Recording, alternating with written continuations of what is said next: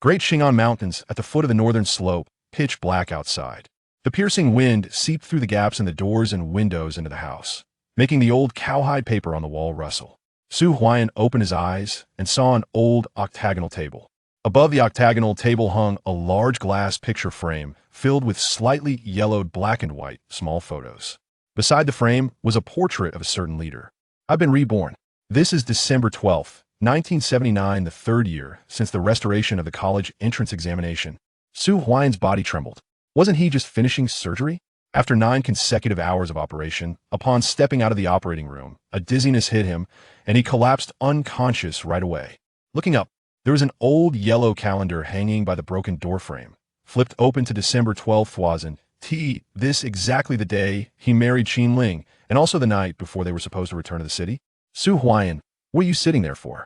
Go fetch a basin of hot water for me to wash my feet. An impatient voice sounded. Su Huai'an turned toward the Kong, a traditional Chinese bed, seeing a familiar face appear. Under the big flowery new cotton quilt lay a beautiful woman. She looked about 20 years old, with 2 braids, fair skin, and proud eyes looking at Su Huai'an. Her name was Qin Ling. She came from Mo City as a sent-down youth 3 years ago. And today, she had just become Su Huai'an's newlywed bride. 3 years ago, after graduating from high school, Su Huai'an was recommended by the production team to train at the Commune Health Center. Upon returning, he worked as a village health worker barefoot doctor. It was then that Su Huai'an met Qin Ling. Qin Ling was assigned to work in Linnan production team. The moment she arrived, Su Huai'an began pursuing her passionately. 3 months later, she moved into Su Huai'an's home. Every meal included fine grains prepared specially for her, and she slept separately on the South Kong. Meanwhile, Su Huai'an's family of 6 squeezed together on the North Kong. When she went back home for the new year, she always carried heavy bags of grain. For 3 years, not only did Su Huai'an spend all his own work points, but his entire family's points were drained too. 3 months ago, Qin Ling suddenly said she wanted to marry Su Huai'an, but demanded he go back to the city with her as a son-in-law living with her parents. In addition, she required Su Huai'an's family to pay a dowry of 100 yuan. Su Huai'an agreed. His family scraped together every penny, finally managing to raise the 100 yuan dowry. Qin Ling didn't even invite her parents from the city. Today, they got married, and tomorrow, Su Huai'an would follow Qin Ling back to the city. I'll never come to this place again. Qin Ling looked at the uneven ground with disdain. You're actually disgusted by it? Looking at the current Qin Ling, Su Huai'an took a deep breath. In his previous life, he followed Qin Ling to Mo City, thinking he had truly found love, but who knew that Qin Ling was already pregnant. Her marriage to Su Huai'an wasn't genuine at all. It was just to find someone to take responsibility. After following Qin Ling back to the city, not only did he have to earn money, but he also had to take care of the child. For 3 whole years, he worked tirelessly, only to be driven out by Qin Ling's family in the end. While Qin Ling herself went to university. After graduation, when Qin Ling returned, the first thing she did was file for divorcee, was directly abandoned. Unable to return home, Su Huai'an struggled in Mo City for another 3 years before getting the chance to attend university. Later, he entered a military hospital, started several top-tier medical companies, and rose to prominence in the field of surgery. But when he returned home 10 years later, he saw only his mother crying until she lost her sight, and his sister-in-law burdened with years of hardship. At that time, he learned that on the day they left, Qin Ling had taken all the family's only 100 jin of new grain, saying she wanted to bring it to her parents to taste, and had also taken the remaining 22 yuan and 7 jiao, claiming travel expenses were high. What remained was coarse grain, barely enough for half a month. With heavy snow blocking the mountain pass, his father, Su Zheng, who had a leg injury from earlier years, insisted on going into the mountains to hunt and never returned. Mother Lu Chui cried until she went blind. The entire burden of the family fell on sister-in-law Chen Xiao.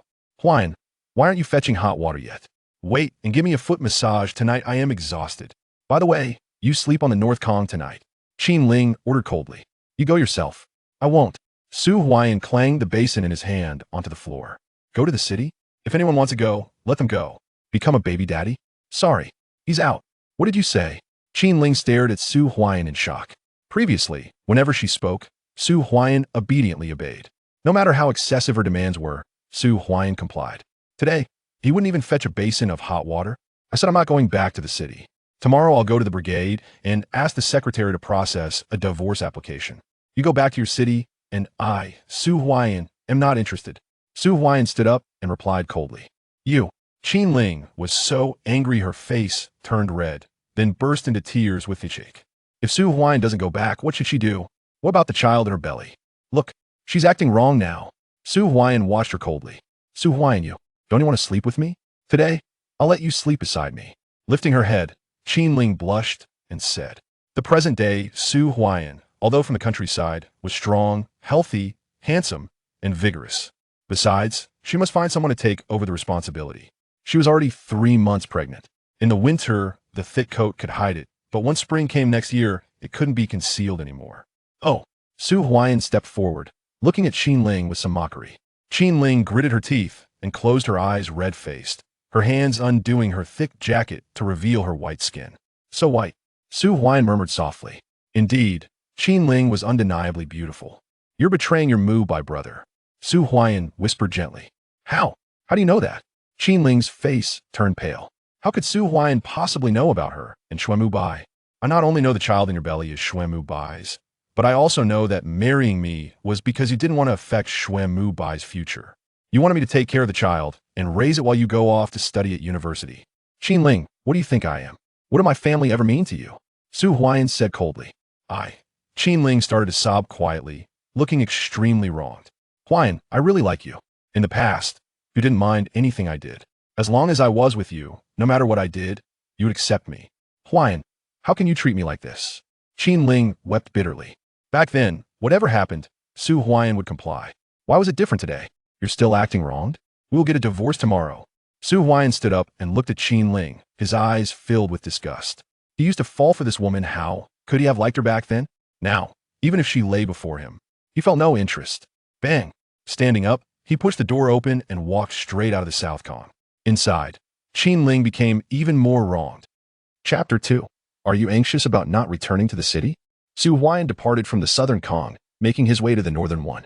As he arrived, the dim lights flickered to life, revealing his mother, Lu Chui, rising from her bed, stirred by the commotion.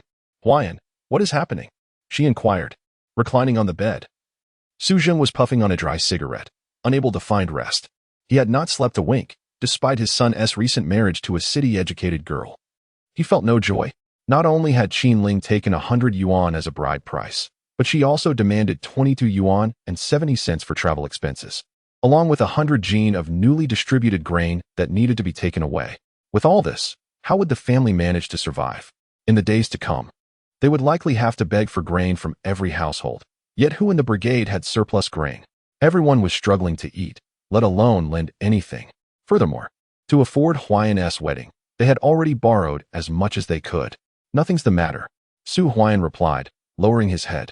Are you bullying Qin Ling, you rascal? She is a delicate girl from the city. You ought to be more considerate. Is tomorrow's fare back insufficient? Should I borrow a little more? Lu Chui insisted. Mother. Su Huai'an's eyes glistened with unshed tears. In his past life, he felt he had let down his parents and his sister-in-law on the Kong.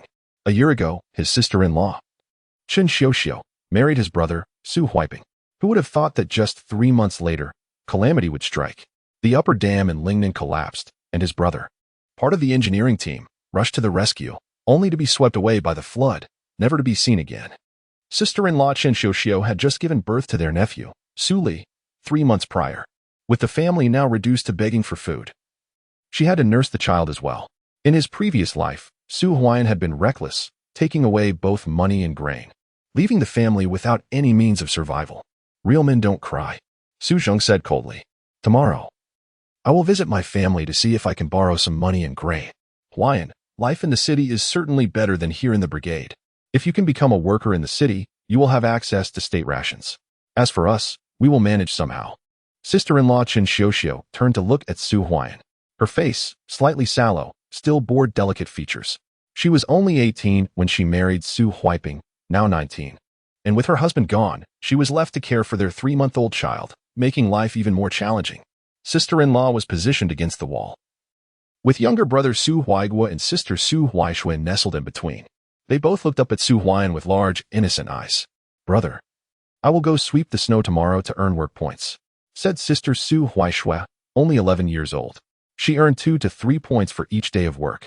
Yet her fragile health made even walking a struggle due to a congenital heart condition requiring treatment at a city hospital, which the family could not afford. "I will go too," declared brother Su Huai'an. "Get some rest." Su Huai'an approached and gently ruffled their hair, whispering, how could he bear to leave his family behind? In this lifetime, he vowed to support them first and foremost. Su Huai'an reflected on how his elder brother had supported his education through middle and high school, while Su Zheng, with limited mobility, had little to spare for Huai'an's studies. It was only after Huai'an graduated from high school and became a barefoot doctor that his brother married. Now, with his brother's misfortune, everything had changed. One cannot forsake the sister-in-law who cares for the infant, nor the 3-month-old nephew, Su Li.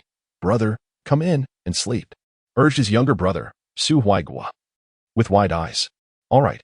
Su Huai'an affectionately ruffled Su Huai'an's hair before settling into bed. In his previous life, due to the family's impoverished circumstances, his brother Su Huai'an was sent away at the tender age of 9, as they could scarcely afford to provide for him. His sister, Su Huaishui, suffered from a congenital heart defect that went untreated, and tragically, she lost her life in an accident at 13. Fate had bestowed upon him another chance, and he was determined to avert the recurrence of such tragedies. In this lifetime, he vowed to ensure that those around him lived prosperous lives. Lu Chui, lit by the flickering oil lamp, went to visit Qin Ling. After a brief moment, the sound of her sobs faded, and Lu Chui returned, extinguishing the light, plunging the entire bedroom into darkness. The cold wind howled outside, yet Su Huai'an's heart found tranquility. Tomorrow, he would proceed with the divorce. The following day, early in the morning, Su Zheng set off for work. The squad leader relayed news that heavy snow had fallen overnight, accumulating over 10 centimeters. Su Zheng was assigned to clear the snow, while his sister, Su Huaishui, accompanied him. Su Huai'an intended to report to the infirmary and simultaneously retrieve his application to return to the city. At the Lingnan Brigade headquarters, Su Kuan, the brigade secretary, remarked, "Huai'an, are you certain about leaving?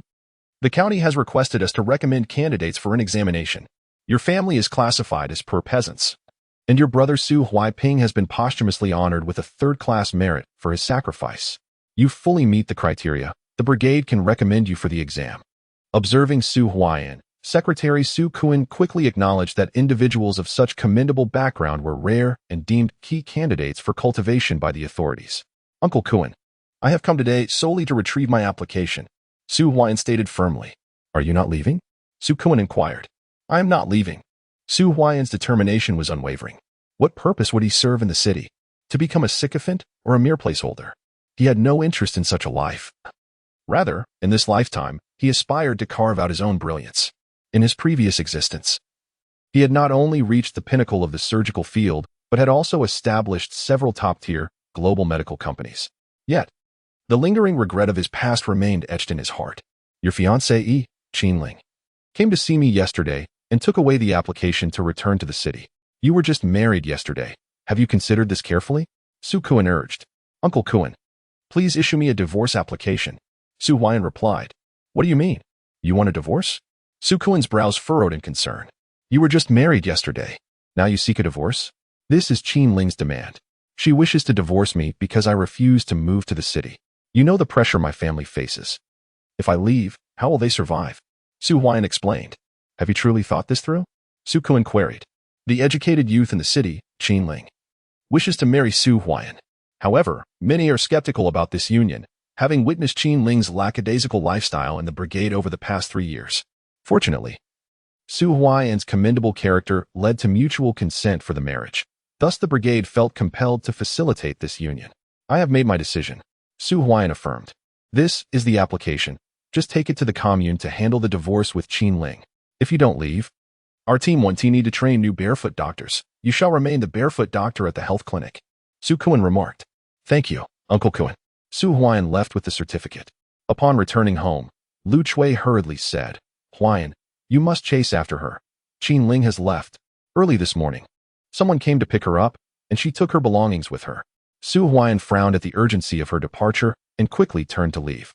He chuckled to himself, not willing to return to the city with her, yet feeling anxious. Chapter 3. I want back what belongs to me. Why are you crying? At the commune bus station, 2 figures stood in the snow, one of whom was Qin Ling, supported by a well-dressed man whose shoes gleamed brightly. Nearby, in the snow, lay a large sack of this year's new grain. Qin Ling was eager to return to the city. She certainly did not forget to take the new grain with her. Qin Ling. As Su Huai'an approached, Qin Ling turned away, her eyes red with emotion, believing that Su Huai'an had come to find her. The well-dressed man looked at Su Huai'an with a hint of mockery. "Is this your partner?" he asked. "Brother Bai, he is merely a temporary partner. If it weren't for you, I wouldn't have endured such humiliation. Initially, I intended to bring him into the city, and after giving birth, I would divorce him in a couple of years. This way, there would be someone to care for the child, and it wouldn't affect your work." "I never imagined he would refuse," Qin Ling said bashfully. "Huai'an, are you planning to come to the city with me? But I must inform you. I won't cover your fare. You must pay for yourself." Qin Ling turned her head, her expression haughty. Su Huai'an approached, thinking she believed he would follow her into the city. "Apologies, but I have come to divorce you." Su Huai'an produced the divorce application, already signed and stamped with his print. All that remained was for Qin Ling to sign and stamp it as well, for convenience. Su Huai'an had even borrowed the team's ink pad. "You want to divorce me?" Qin Ling was taken aback, staring at Su Huai'an, who held the divorce application in one hand and the ink pad in the other. For 3 years, he had fulfilled her every desire. She was from the city. And this return was due to Xuemubai's connections recommending her for the city examination. If she passed, she could enter university and secure a promising job afterward. What right did a mere rural barefoot doctor have to divorce her? Looking at Su Huai'an, Qin Ling felt a surge of injustice. Even if there was to be a divorce, it should have been her to initiate it. She never anticipated that Su Huai'an was serious about this. Yesterday they married, and today he sought a divorce. How could she possibly face the world if word got out? "Huai'an." Just then, a voice called from behind. A figure emerged from the commune, a young woman in her 20s, clad in a cotton jacket with her hair styled in braids, who approached with a light jog. Upon seeing Su Huai'an, her face lit up with surprise. She carried a basket filled with approximately 20 eggs. "Xiao Xiao." Su Huai'an turned to face her, momentarily lost in thought. The visage from his memories intertwined with the charming figure before him, and as the snowflakes danced in the air, his eyes grew misty. Han Xiao Xiao and Su Huai'an had been classmates in high school, sharing the same desk for 3 years. Both of her parents were employed in the city. Thus she was not originally required to go to the countryside. However, driven by her ambition and a desire to avoid the stigma of relying on her parents for employment, she volunteered to serve in the rural area. Even so, she remained at the Lingyan Commune Health Center, becoming the sole announcer in the entire commune. She was not only beautiful but also remarkably capable. "How lovely," Xuemubai remarked, his eyes sparkling as he gazed at Han Xiao Xiao. Beside him, Qin Ling quickly nudged him, snapping him back to reality, although he couldn't help stealing glances at her again. "Huai'an, I was just about to head to your home," Han Xiao Xiao exclaimed. "By the way, you're going back to the city with Qin Ling today, right?" It seemed she recalled something, casting a glance at Qin Ling. Their 3 years as deskmates had fostered an inexplicable sentiment within her, which was part of her motivation for coming to Lingyan Commune. Unfortunately, upon returning to the Lingnan Brigade, Su Huai'an had devoted his attention entirely to Qin Ling. Upon hearing the news of Su Huai'an's marriage yesterday, she had secretly wept. Today, she had intended to bring the eggs to visit Su Huai'an's parents before returning to the city herself. "I'm not going," Su Huai'an replied with a smile. "Not going?" Han Xiao Xiao was taken aback. "Indeed, I'm not going to the city." Su Huai'an took a deep breath. In his past life, after following Qin Ling to the city, he had lost all contact with Han Xiao Xiao. Yet, when he was cast out by Qin Ling, it was Han Xiao Xiao who had recommended him for the college entrance examination. In the subsequent days, Su Huai'an had come to understand Han Xiao Xiao's feelings. But even if he reached the pinnacle of success, he could not bring himself to face the emotions he harbored for her. In his heart, he felt unworthy of Han Xiao Xiao. It was ironic that he would abandon the light of his life to become someone else's fallback. Humph, if it's divorce, so be it. Just a country bumpkin from a village. What else could happen without him? At that moment, Xuemubai's voice broke through the tension. "Su Huai'an, do not regret your decision," Qin Ling said darkly. Seeing Han Xiao Xiao only intensified her displeasure. She had encountered Han Xiao Xiao before, but Su Huai'an had never treated her with kindness, unlike the jovial manner he displayed today. "Xiao Xiao, wait for me," Su Huai'an called to Han Xiao Xiao, then stepped forward to face Qin Ling. "Let us sign. I'm in a hurry." He was determined to clarify the boundaries with Qin Ling. "Fine," Qin Ling replied, pulling a pen from her bag and signing her name, pressing her seal next to it. "Are we leaving or not?" came the impatient voice of the bus driver from the commune. "Let us go," Xuemubai said, beckoning Qin Ling to board the vehicle. Wait. Su Huai'an's voice resonated once more. What more do you desire? Qin Ling retorted coldly. Xuemubai's countenance darkened as well. You may leave. But this new grain is the fruit of our family's labor over an entire year. Do you believe you have the right to take it? Su Huai'an stepped forward, reclaiming the new grain that Xuemubai was clutching and placing it aside. Xuemubai's face flushed crimson, rendered speechless, while Qin Ling's expression soured. She had written a letter intending to bring the new grain back for her parents, brother, and Xuemubai. Little did she expect Su Huai'an would attempt to retrieve it. Huai'an, have you lost your mind? Han Xiaoxiao exclaimed, her eyes wide with disbelief. Su Huai'an had wed Qin Ling just yesterday and was now seeking a divorce. Moreover, the usually accommodating Su Huai'an was now denying even the new grain. What had transpired? Return it. Put down our grain. Su Huai'an approached Qin Ling once more, extending his hand again. What more do you want? Qin Ling retreated 2 steps and inquired. 122 yuan and 70 cents, not a penny less. As for what you consumed over the past 3 years, consider it my family feeding a dog. Su Huai'an replied coldly. You. Tears brimmed in Qin Ling's eyes, overwhelmed by a sense of injustice. How can you be this way? What harm is there in me consuming a little of your food? The bride price for marrying you. What right do you have to reclaim it? Xuemubai exclaimed in anger. Chapter 4. Is it so wrong to be the white moonlight? Why stoop to being a sycophant? Oh, now you feel wronged? What did my family spend to marry you? Over the past 3 years. How much have we sacrificed for you, Qin Ling? If you refuse to comply, I won't hesitate to reveal to everyone whose child you carry. Su Huai'an sneered. What? I am merely reclaiming what is rightfully mine, and you dare feel aggrieved. Here, Su Huai'an retorted. I despise you. Qin Ling hurled a small pouch at Su Huai'an before turning and sobbing as she boarded the bus. Xuemubai's expression was grim, and the onlookers on the bus regarded them with peculiar gazes, particularly Han Xiaoxiao, who looked utterly astonished. Kid, you'd best remain in Lingnan and never set foot in Mo City. Xuemubai scoffed. You are Xuemubai, are you not? There's something I wonder if you wish to hear, Su Huai'an said, suddenly smiling at Xuemubai. What is it? A look of suspicion arose on Xuemubai's face. Come here. Su Huai'an beckoned. Although Xuemubai was reluctant, he approached Su Huai'an. It's actually quite hot, Su Huai'an murmured. Xuemubai's expression gradually twisted into one of rage.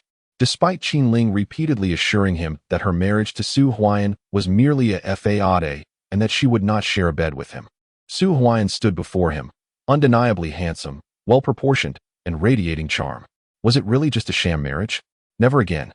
Su Huai'an clutched his own new grain and departed without looking back. For Su Huai'an, liberating himself from the entanglement with Qin Ling was paramount.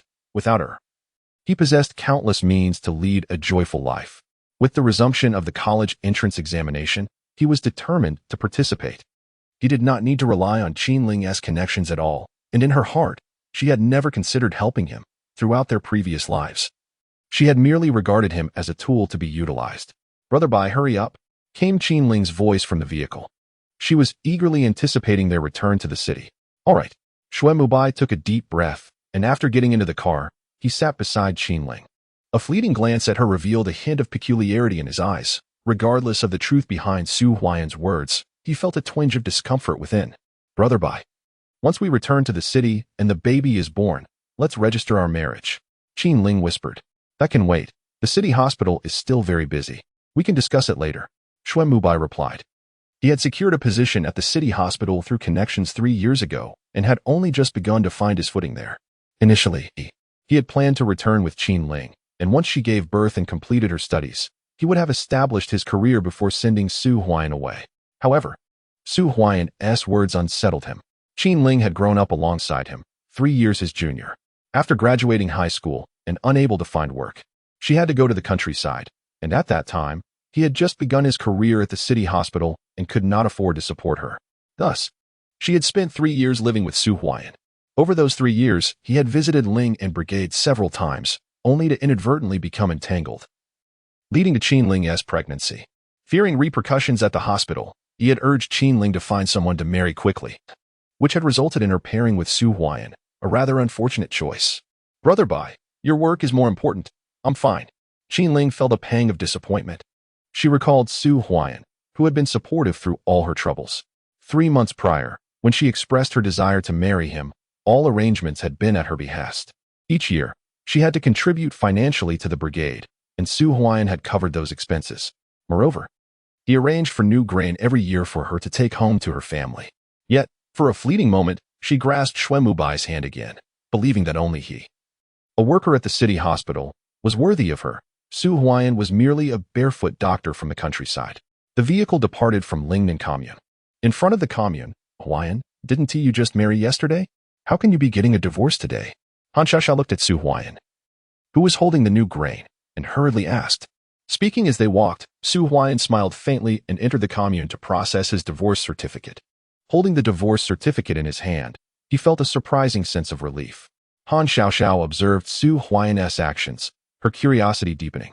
She had initially thought there was a conflict between him and Qin Ling, but seeing Su Huai'an's demeanor, it seemed he was earnest. By the way, you mentioned you were going to my house. Su Huai'an, with the certificate in hand, stood on the road in front of the commune, speaking with her amidst the falling snow, which quickly dusted their hair white, yet he paid no heed. Han Xiaoxiao was similarly unconcerned. Her mind was fixated on one thought. Su Huai'an was divorced. I couldn't attend your wedding yesterday due to prior commitments, but I'll go visit your mother today, Han Xiaoxiao murmured. She was not lacking in time. Rather, she was afraid to go. Upon receiving the news of Su Huai'an's marriage yesterday, she promptly submitted an application to return to the city, intending to visit Su Huai'an's parents before heading back. What is this? Su Huai'an inquired, noticing the small note clutched in Han Xiaoxiao's hand. Oh, it's nothing. Han Xiaoxiao quickly tucked it away, her cheeks flushed. For the note was indeed her return application just obtained from the commune, and she had not yet had the chance to place it in her pocket. She had anticipated that Su Huai'an would catch sight of it. Huai'an, are you truly not going to the city? Han Xiaoxiao asked hastily. I'm not going. Su Huai'an replied firmly, determination gleaming in his eyes. Having lived once more, he aspired to lead a vibrant life. Xiaoxiao, weren't you planning to return to the city? When will you go back? Just then, a figure emerged from the clinic. It was Lu Yining, the nurse from the health center, who Su Huai'an had attended classes with during his training. Dr. Lu. Su Huai'an greeted her promptly. You are Su Huai'an from Lingnan Brigade? Lu Yining nodded. She appeared to be in her 30s, a barefoot doctor from the brigade who came to the commune health center for training every year, and she recognized Su Huai'an. Sister Yining, I. Han Xiaoxiao cast a furtive glance at Su Huai'an, gripping the note tightly. Sister Yining, come help. A voice called from within the clinic, prompting Lu Yining to hurry inside. Han Xiaoxiao visibly relaxed. Xiaoxiao, are you returning to the city? Su Huai'an paused slightly. I am not going back. This Mo commune still needs me. How could I leave? If I go, there will be no announcer, and I am the only anesthetist at Mo Health Center. Han Xiaoxiao declared, lifting her head and speaking loudly. Ha ha. Su Huai'an couldn't help but laugh, the falling snow causing his eyes to glisten. Han Xiaoxiao's desire to return to the city stemmed from her marriage, and after moving to the city, she never sought him out again, wishing to avoid disrupting his life. Yet, it was Han Xiaoxiao who had assisted him in participating in the college entrance examination after being cast out by Qin Ling, allowing him to complete his studies and ultimately reach the pinnacle of success. What are you laughing at? Han Xiaoxiao pouted. I laugh at my own foolishness. Su Huai'an murmured, realizing he could have been the cherished one instead of playing the role of a sycophant. Chapter 5. Hunting with sister-in-law. By the time he returned home, it was nearly noon. From a distance, a blanket of white greeted the eye.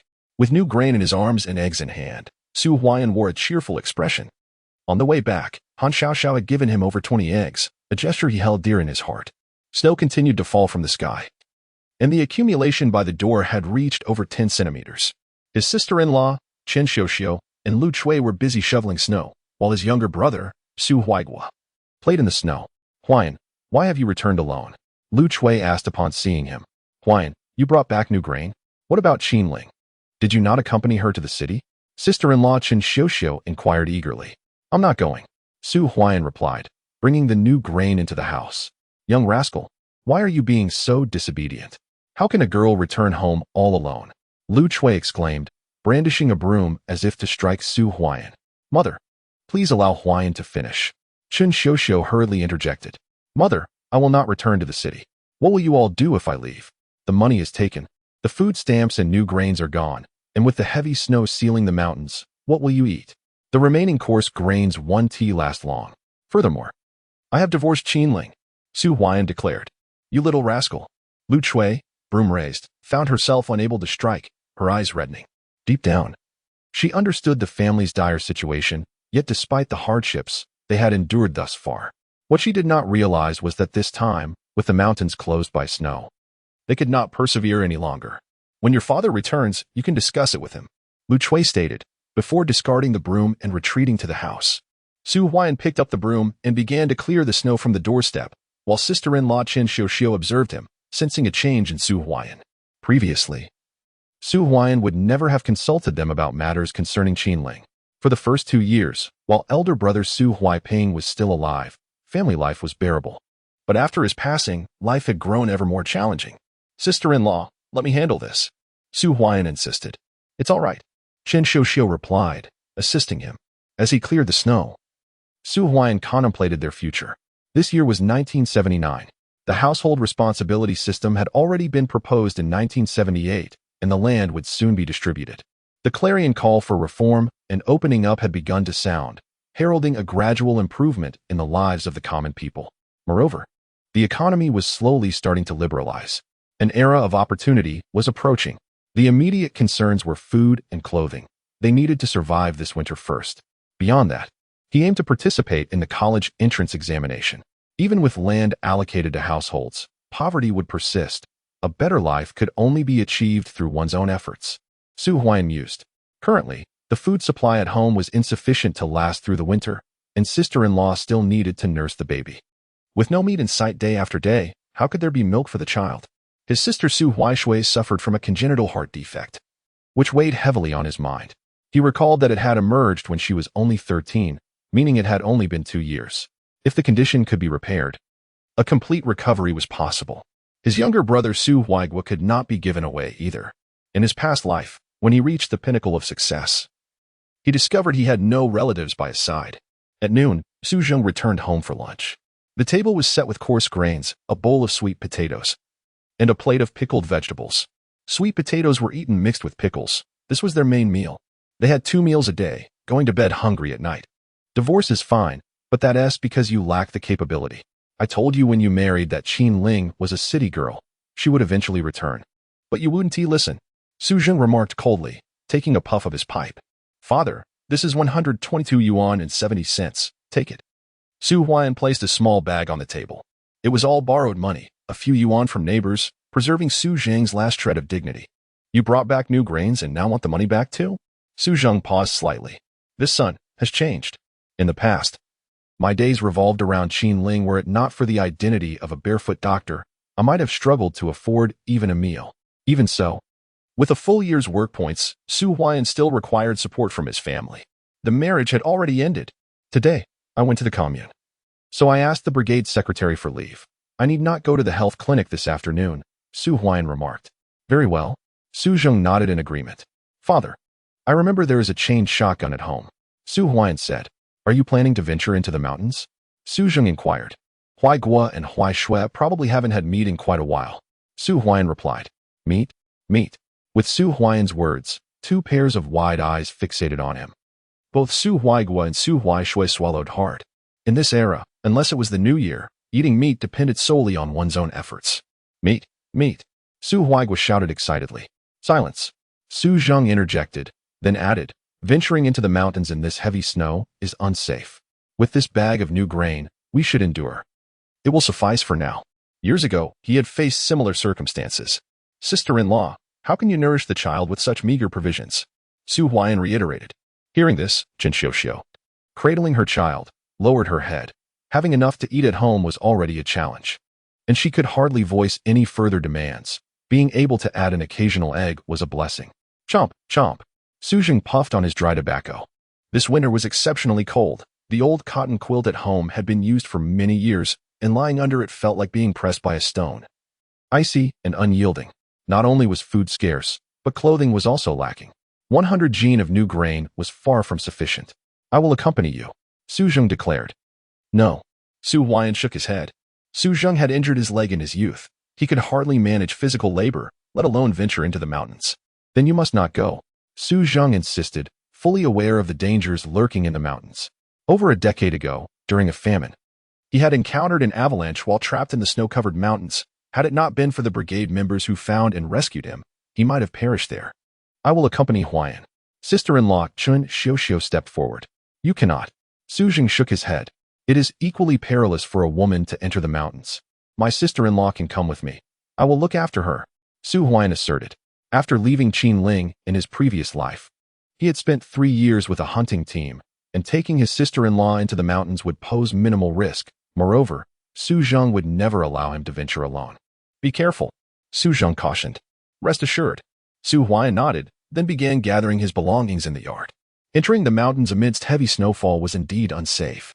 Yet, Su Huai'an was well aware that Ling'an, nestled against the northern foothills of the greater Xing'an range, was rich in resources.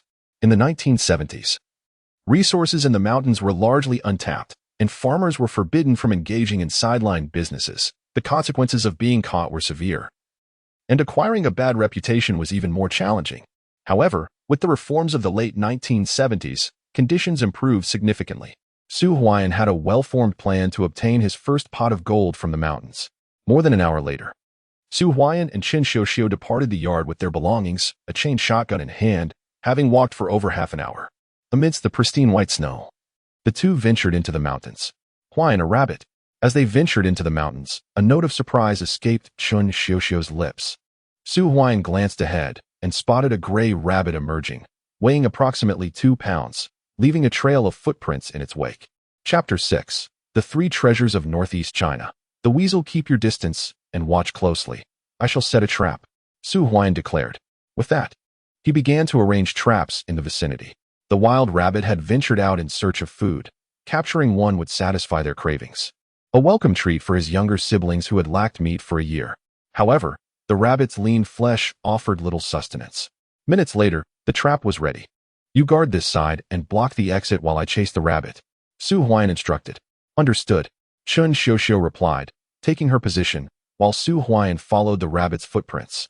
Soon, the gray rabbit reappeared, and Su Huai'an cautiously maneuvered to position himself ahead of it. Upon sensing movement, the rabbit bolted. Here it comes, Qin Xiuxiu shouted, obstructing the exit. A moment later, the rabbit dashed into the trap Su Huai'an had set. We got it, Qin Xiuxiu exclaimed, pouncing on the trapped rabbit and pinning it down. Su Huai'an hurried over and struck the rabbit's neck with a stone, rendering it motionless after a few convulsions. Huai'an. Qin Xiuxiu's eyes sparkled with excitement.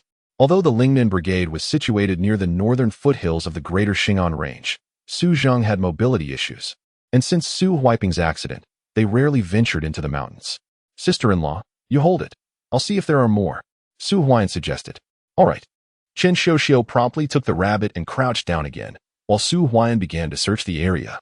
An hour later, 3 more rabbits were flushed out, 2 larger ones weighing around 6 pounds and 1 slightly over 2 pounds. Huai'an, we are fortunate today, Qin Xiuxiu beamed with joy. Yet, this is hardly sufficient, Su Huai'an mused internally. A mere few meals could be derived from the rabbits, and their lean meat was considered the least desirable among mountain dwellers. Inferior even to wild chicken.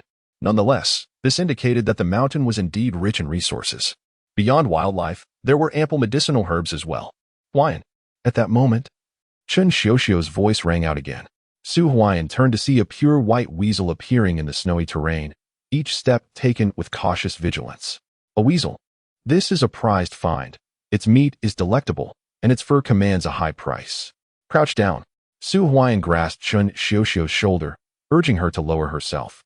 The weasel was far more alert than the rabbit and would scurry away at the slightest noise. All right. Qin Xiuxiu lay beside Su Huai'an, their proximity allowing them to hear each other's breaths. A faint blush colored Qin Xiuxiu's cheeks as Su Huai'an slightly raised his head, gazing at the distant white weasel. With a swift motion, Su Huai'an retrieved a chain gun from his waist, filling it with gunpowder. This chain gun, crafted from a bicycle chain, had limited lethality and required manual loading each time. Instead of bullets, it was loaded with iron pellets. At the outset, Su Huai'an had been reluctant to utilize this fellow. The villagers in the brigade each possessed a few of these contraptions, yet few were willing to employ them, for gunpowder and iron firearms are not easily come by. Bang! A dull sound reverberated. The white weasel collapsed onto the ground. It was hit. Qin Xiuxiu stood up, brimming with excitement. Who? But at that moment, Su Huai'an coldly commanded, grabbing Qin Xiuxiu and urging her to lie down again. The white weasel lay in the snow, blood seeping out and staining the ground crimson. Yet Su Huai'an did not advance. Instead, his gaze was icy as he stared ahead. Someone was approaching. Qin Ling crouched beside Su Huai'an, a hint of tension on her face, as three figures emerged from the snowdrifts. Su Huai'an recognized them. It was Su Guiying from the Western team, accompanied by his two younger brothers. "Ah, it's Huai'an." Upon seeing Su Huai'an, a smile spread across Su Guiying's face as he approached the white weasel. Eager to collect it, he carried a hunting rifle on his back, and the two behind him looked at the white weasel with delight. Such a creature was indeed valuable. Bang! Just as Su Guiying reached for the white weasel, a dull sound erupted. Su Huai'an, clutching a chain shotgun, fired a shot beside the weasel, sending snowflakes flying, which startled Su Guiying to the brink of falling to the ground. "Su Huai'an, do you intend to kill me?" Su Guiying exclaimed in anger. "Control yourself." Su Huai'an stood up and advanced to Su Guiying, picking up the white weasel. Su Guiying's expression darkened, and the other two men wore grim faces, astonished by Su Huai'an's audacity. Typically, Su Huai'an was easygoing in the infirmary and rarely ventured into the mountains, spending his days orbiting around Qin Ling, earning him a measure of disdain from the men in the brigade. "Su Huai'an, that white weasel was clearly shot by us. Just ask those two." Su Guiying retorted angrily. A single white weasel could fetch 50 cents at the supply and marketing cooperative, equivalent to several kilograms of rice. The fur of the weasel is one of the three treasures of northeast China. Indeed, it was Guiying who shot the weasel. We all witnessed it. The two brothers behind Su Guiying chimed in. "You shameless lot. It was clearly Huai'an who shot it just now," Qin Ling exclaimed, rising with fervor. "So it is Qin Ling from the third team." The three men regarded her with newfound interest. Despite her malnutrition, her features were striking, and her old cotton coat could barely conceal her figure due to her nursing. "Su Huai'an, I heard from Qin Ling that you were planning to go to the city to become a son-in-law. Why haven't you gone? Could it be that you're reluctant to part with your sister-in-law?" Su Guiying mocked. "You scoundrel, watch your tongue." Su Huai'an retaliated with a swift kick, sending Su Guiying tumbling into the snow. Before Su Guiying could regain his senses, Su Huai'an seized his hunting rifle and pressed it against Su Guiying's forehead. "Stop." Su Guiying quivered in fear. Today, he ventured out to hunt, motivated by the impending birth of his wife, seeking to procure some game to supplement her nourishment.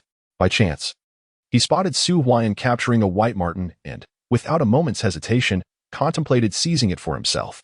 After all, they were all too aware of Su Huai'an's circumstances. His brother had encountered misfortune, Su Zheng was a cripple, and Su Huai'an himself was on the verge of moving to the city to become a live-in son-in-law. It was hardly surprising that they would not be unscathed by bullying. "Su Huai'an, halt. Cease this at once." The expressions of the other two men shifted dramatically. "Who captured that white marten?"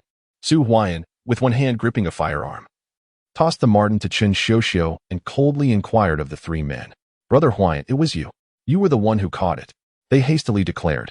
"Get lost." Su Huai'an kicked Su Guiying, sending him sprawling. Su Guiying quickly scrambled to his feet, and the three retreated, wary of approaching Su Huai'an any further. Su Huai'an carelessly discarded the hunting rifle down the slope, a weapon belonging to the team that he could not take. Chapter 7. A difficult labor, life and death. "Let us go." Su Huai'an turned and departed with Qin Ling. Phew. Once Su Huai'an was out of sight, Su Guiying and the others finally exhaled in relief.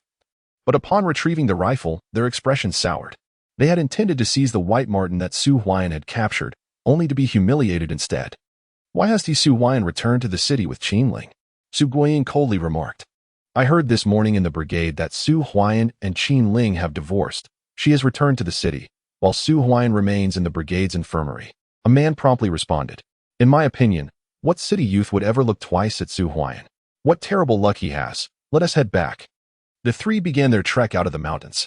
"Huai'an, that Su Guiying is utterly detestable. They want to take the white marten you caught," Qin Ling said, somewhat breathless, her chest rising and falling rapidly. "Let us return home. One white marten and one wild rabbit. Today as fortune has already been quite favorable."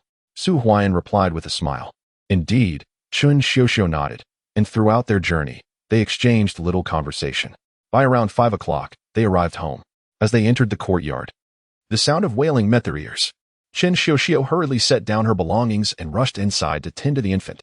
Su Huai'an placed his items on the ground, and Su Zheng along with Lu Chui emerged.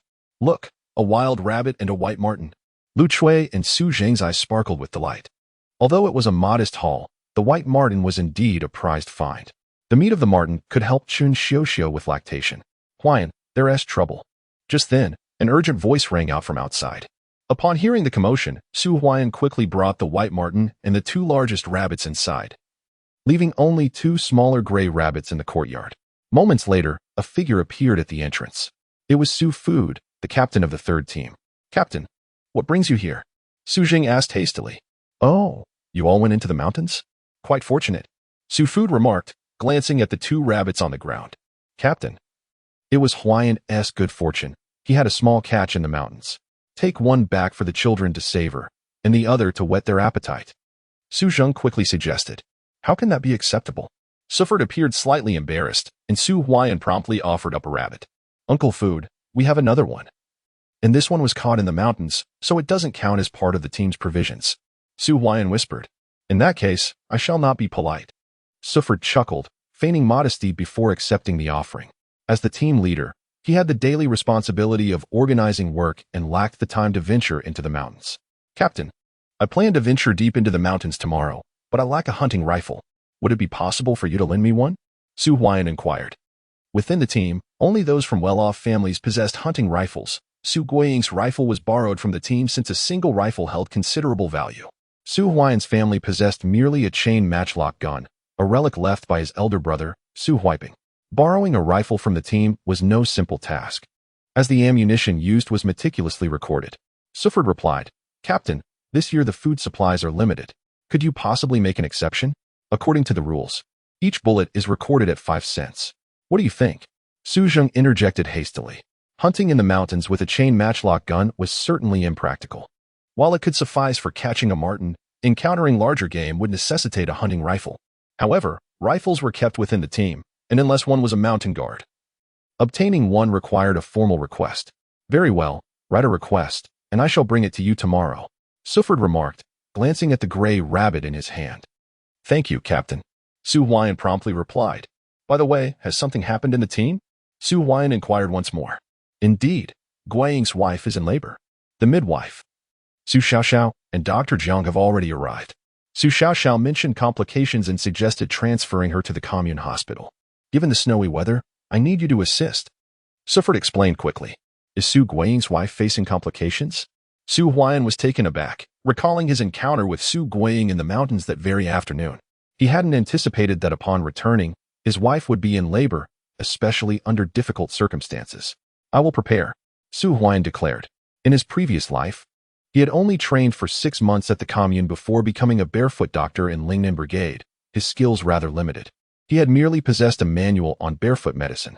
However, after graduating from university, he entered a military hospital and became one of the nation's top surgeons. Upon entering his home, Su Huai'an grabbed his medical kit and swiftly exited. Moments later, he arrived at the brigade. In front of the health station, he was greeted with, Huai'an is here. Upon seeing Su Huai'an, Su Guiying's parents quickly cleared a path.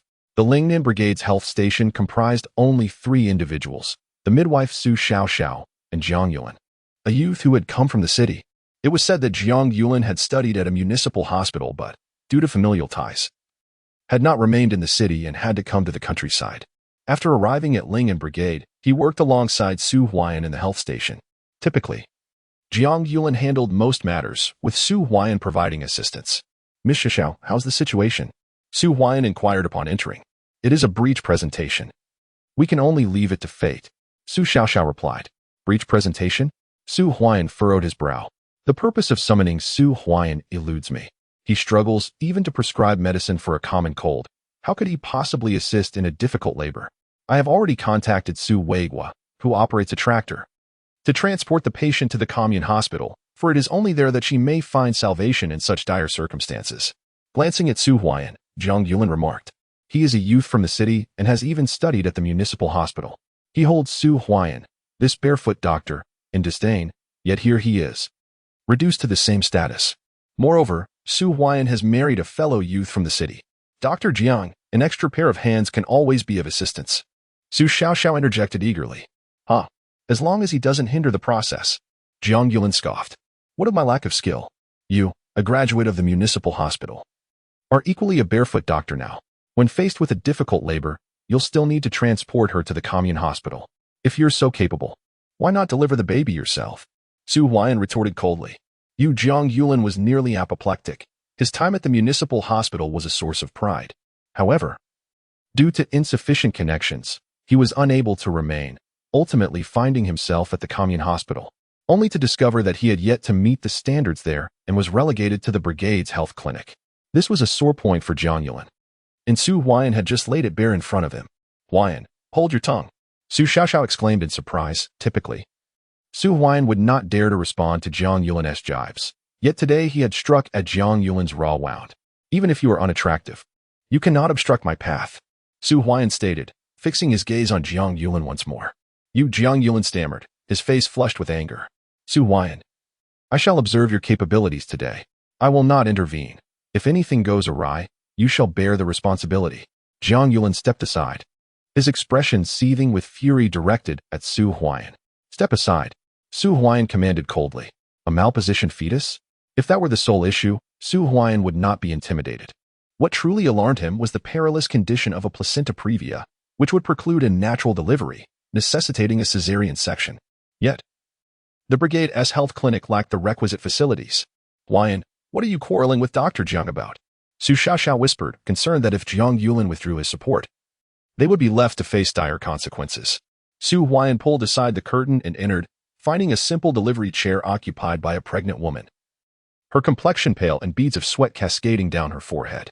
Difficult labor, a matter of life and death. Chapter 8. Breech Conversion Technique. Bang. As Su Huai'an stepped inside, a figure burst through the door of the health clinic. Dr. Jiang, Dr. Xiaoxiao, please save my wife. I implore you, save my wife. The newcomer was Su Guoying, caked in mud, likely having just come from the mountains. He had not even had time to return home before being informed of his wife's labor complications. He rushed over immediately. Quickly, get up. Su Xiaoxiao hastily helped Su Guoying to his feet. Jiang Yulin, upon seeing Su Guoying, immediately sneered, eagerly watching to see how Su Huai'an would respond. Such a difficult labor. Even if she were taken to the health clinic, the chances of survival would be slim. Is there any hope left for Su Huai'an? He knows all too well his own limitations. Guoying, your wife is experiencing a malposition labor. She must be sent to the commune health clinic, Su Xiaoxiao declared. But Dr. Su, Guowei just returned and mentioned that his tractor got stuck in the mud while heading to the commune for work. He hasn't managed to extricate it yet. Came the voice of Su Food from outside the health room. Bang. Su Guoying knelt on the ground. We can't get her to the commune health clinic. What now? Save my wife. I implore you. Su Guoying cried, tears streaming down his face. Outside, the sound of weeping could be heard. Those were Su Guoying's parents. Today, he had planned to hunt some game to nourish his wife, never anticipating this calamity. Had he known, he would not have ventured out. Stop your blubbering. At that moment, a cold snort echoed as Su Huai'an emerged from within. Upon seeing him, a surge of anger flared in Su Guoying's eyes. Surely, Su Huai'an was taking personal revenge.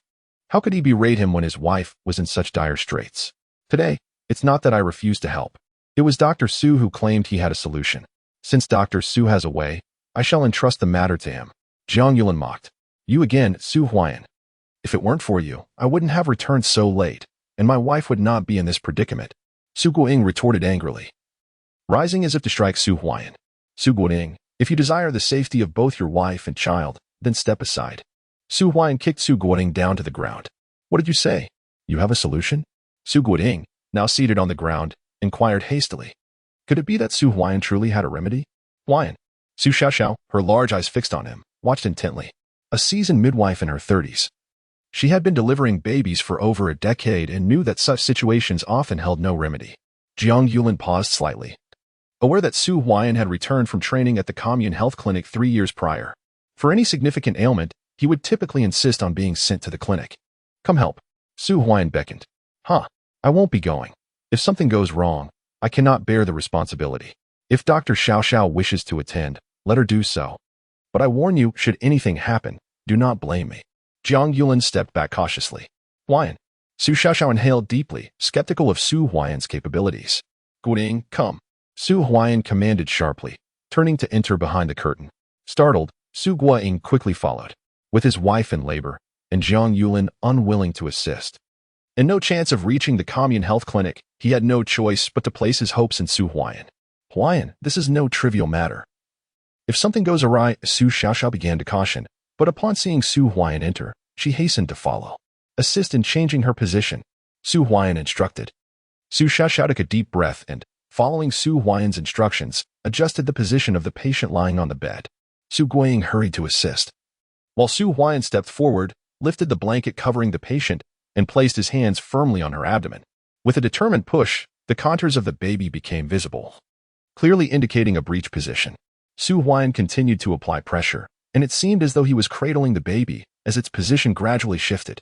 Moments later, the breech presentation transformed into a head-down position.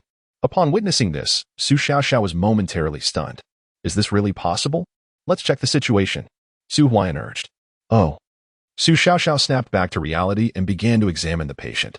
After a brief moment, her voice rang out with excitement. The cervix is fully dilated. The position has changed, and I can see the head. It has truly shifted. This is incredible. Su Xiaoxiao's face flushed with exhilaration. It was the first time she had witnessed such a technique of position reversal. Had it not been for Su Huai'an today, a difficult delivery might have ensued, potentially leading to a tragic outcome. Xiaoxiao, are you saying my wife is out of danger? Su Guiying asked anxiously. She is fine. Go wait outside. Soon. You will have a healthy baby boy. Su Xiaoxiao replied promptly. Wonderful. Su Guiying exclaimed joyfully as he exited. How did it go? As soon as Su Guiying left, Jiang Yulin eagerly inquired. She is fine. My wife is out of danger. Su Guiying quickly responded. How is that even possible? Jiang Yulin entered the curtain area with an incredulous expression. Su Huai'an, when did you learn this? Su Xiaoxiao asked, turning to him. Previously, she had held a low opinion of Su Huai'an, regarding him as someone who merely orbited around Qin Ling and was timid in the face of challenges, always opting to refer patients to the commune hospital. However, today, she suddenly realized that the Su Huai'an before her was different. His earlier actions were quite impressive. This is the external cephalic version for breech presentation. I learned it from a doctor at the city hospital during my studies at the commune hospital, Su Huai'an explained calmly. Noticing Jiang Yulin's arrival. How extraordinary. Su Xiaoxiao gazed at Su Huai'an with admiration. As the village's midwife, she had encountered numerous difficult births, never expecting that Su Huai'an possessed such skills. Meanwhile, Jiang Yulin appeared troubled, questioning whether Su Huai'an truly had the means to assist. Yet, he also harbored doubts. Did the city hospital really teach such techniques? He certainly hadn't heard of them during his own studies there. I will leave the rest to both of you. Call for me if anything arises, Su Huai'an stated. Understood. Su Xiaoxiao nodded as Su Huai'an exited. With a thud, Su Guiying, upon seeing Su Huai'an emerge, immediately knelt and bowed twice. Brother Huai'an, I was blind today and disrespected you, he said, his face flushed with embarrassment. Earlier in the mountains, he had contemplated seizing Su Huai'an's gains, and he had nearly struck him moments ago, only to find that his wife and child had been saved by Su Huai'an's intervention. Go check on your wife. Su Huai'an turned and exited the infirmary. How's the situation? Captain Su Difu inquired anxiously outside the infirmary. It's nothing serious, Su Huai'an replied. That's good to hear. Su Difu breathed a sigh of relief. Outside the infirmary, Su Huai'an continued to wait, and after about an hour, he heard Su Xiaoxiao's voice from within. It's here. It's here. It's a boy. Upon hearing Su Xiaoxiao's voice, the entire Su Guiying family rushed into the infirmary, while Su Huai'an turned to leave, with the birth of Su Guiying's child. He felt there was no longer any need for him to stay. By the time he returned home, night had fallen. Huai'an is back, exclaimed Lu Chui, who quickly turned on the light as the family stirred from their slumber. On the 8 immortals' table lay a pot lid, which, when lifted, revealed 2 well-prepared rabbits and a skinned white marten. Father, has the marten's skin been processed? Su Huai'an asked eagerly. It has been done. The iron hammer struck just right. And the fur is intact, Su Zheng replied. That's wonderful. A smile spread across Su Huai'an's face. The skin of the white marten was indeed a prized possession. The more intact the fur, the greater its value. Even if he chose not to sell it, he could craft garments from it, which would provide warmth and abundance. In the city, a mink coat could fetch hundreds. Chapter 9. A feast of meat. You did well today, lad. If the captain sees how much game you've brought in, especially the white marten, it might stir up some gossip, Su Zheng remarked. While the Beilu Mountain was home to minks, most were purple minks, and even these were seldom hunted due to their elusive nature. Su Huai'an had indeed been fortunate. The team rarely caught many minks in a year. We even gifted a rabbit to the captain, Su Huai'an added. Although the villagers were simple folk, They couldn't help but feel envious upon seeing the valuable catch Su Huai'an had brought back. Knowing he would venture into the mountains again, he had intentionally given a rabbit to Su Difu. With the rabbit gifted to the captain, acquiring a hunting rifle would become feasible, enabling him to capture even more game. I'll find an opportunity to take the marten skin to the purchasing station. I also exchanged some money and ration tickets at the supply and marketing cooperative for food. With the heavy snowfall today, it may be difficult to reach the cooperative in a while. Su Zheng explained. Father, there's no need to rush. Su Huai'an responded. The purchasing station? Purple marten skins sell for 150, while white marten skins are slightly more valuable, yet they won't yield much. However, if I take a larger quantity to the city, it could multiply in worth. The Beilu Mountain is rich in resources, it truly is a treasure trove. But venturing deep into the mountains is perilous. We must form a team to do so. Mother, sister-in-law, please come down and roast this rabbit. Let us stew the marten meat to nourish my sister-in-law, and boil a pot of fragrant porridge. Tonight, we shall feast, Su Huai'an declared. You rascal. You've only caught a few pieces of game, and you're already planning such extravagance. Lu Chui could not help but exclaim, upon hearing Su Huai'an's words. His younger brother Su Huaiguo and sister Su Huaishui eagerly leaned forward, eyeing the meat on the table, unable to suppress their salivation. Mother. Tomorrow, once I acquire a hunting rifle, I shall venture into the mountains again. Henceforth, meat will be a daily delight, Su Huai'an declared. Do you believe such fortune will visit you every day? Lu Chui retorted. Just then, little nephew Su Li began to wail, prompting sister-in-law Chen Xiuxiu to soothe the child. Huai'an, if you summon him, he will go and cook. Xiuxiu cannot feed the baby at night. Look how the child is crying from hunger. Let us eat first. Su Zheng interjected. As you wish, Lu Chui replied, rising from bed to don her clothes and commence with the meal preparations. In no time, the entire household buzzed with activity. Both siblings abandoned their slumber, rising to join in, while sister-in-law cradled 3-month-old Su Li, coaxing him into silence. Su Huai'an lent a hand. After nearly an hour, the enticing aroma of cooked meat wafted through the air. On the table lay a roasted rabbit, a pot of braised marten, and a large vessel of plain congee. Lu Chui, in the end, had not roasted all the rabbits, reserving 2 for the following day. Nevertheless, such a scene had not graced their home in a long while. Brother, we are celebrating the new year, Su Huaiguo exclaimed with excitement. Celebrating the new year? Su Huai'an felt a twinge of melancholy. Logically, as an employee at the health clinic, he should have no issue providing meals for the family, occasionally indulging in some meat. Yet, quite the opposite was true. The family's circumstances had deteriorated. There was barely enough food to sustain them. Mother, please serve me a bowl. And father, sister-in-law. Su Huai'an filled a bowl for himself, tearing into the roasted rabbit. His younger siblings each claimed a rabbit leg. But when Su Huai'an offered the remaining rabbit legs to Su Zheng and Lu Chui, they refused. Aside from sipping congee, they returned the rabbit meat to their bowls. Father and mother, tomorrow I shall hunt again, and you shall partake as well, Su Huai'an promised. Good. The elderly couple slowly savored the rabbit heads, while the younger siblings relished their meal, with Su Huai'an intentionally placing the braised marten meat before Chen Xiuxiu, meant to aid her in nursing. The meal lasted nearly an hour. Once finished, the 2 little ones scampered off to bed, their faces alight with satisfaction. The elders tidied up, gathering the leftover meat from the bones, while Lu Chui set aside what remained of the roasted rabbit, which the elderly couple had hardly touched. Sister-in-law refrained from eating the roasted rabbit, fearing it might upset her stomach, opting instead for congee and marten soup. Su Huai'an had also eaten sparingly. Huai'an, I heard from Xiuxiu that you encountered Guoying today while hunting the marten, and that he caused you trouble? Su Zheng inquired after the meal. Indeed. Su Huai'an nodded. I shall speak with Dongliang about this matter tomorrow, Su Zheng replied. The Dongliang mentioned was none other than Su Guiying's father, Su Dongliang, who belonged to the same brigade as Su Huai'an but was in a different squad. They were in the West team, while the Su Zheng family was in the 3rd team. No need for that. I have already resolved the matter with Guoying, Su Huai'an stated. Today, Su Guiying's wife faced a difficult labor, and he managed to save her himself. It is inconceivable for Su Guiying to be so shameless as to divulge the incident involving Su Huai'an and the White Sable. Brother Huai, are you home? At that moment, a voice echoed from outside the door. Who? Su Zheng's deep voice resonated. It's me, Guoying. The voice came again, revealing Su Guiying's arrival. Come in. Su Zheng went to open the door, and there stood Su Guiying, braving the wind and snow with a small bag in hand. Upon entering, he spotted Su Huai'an by the table. Humph. Sister-in-law Qin Xiuxiu cast a glance at Su Guiying before turning her face away, leaving him feeling somewhat awkward. Guiying, what brings you here? Su Jing asked coldly. Aunt Shui, I have come to express my gratitude to Brother Huai. Su Guiying replied, opening the bag to reveal some millet, weighing nearly 5 pounds, along with a dozen eggs. Gazing at Su Huai'an with gratitude, he placed the items on the table. Gratitude? Lu Chui and Su Zheng looked perplexed. Just moments ago, they had spoken of Su Guiying wanting to see Su Huai'an's prey, yet now he came to express thanks. Had it not been for Brother Huai today, my wife would likely not have survived, Su Guiying said, his eyes reddening.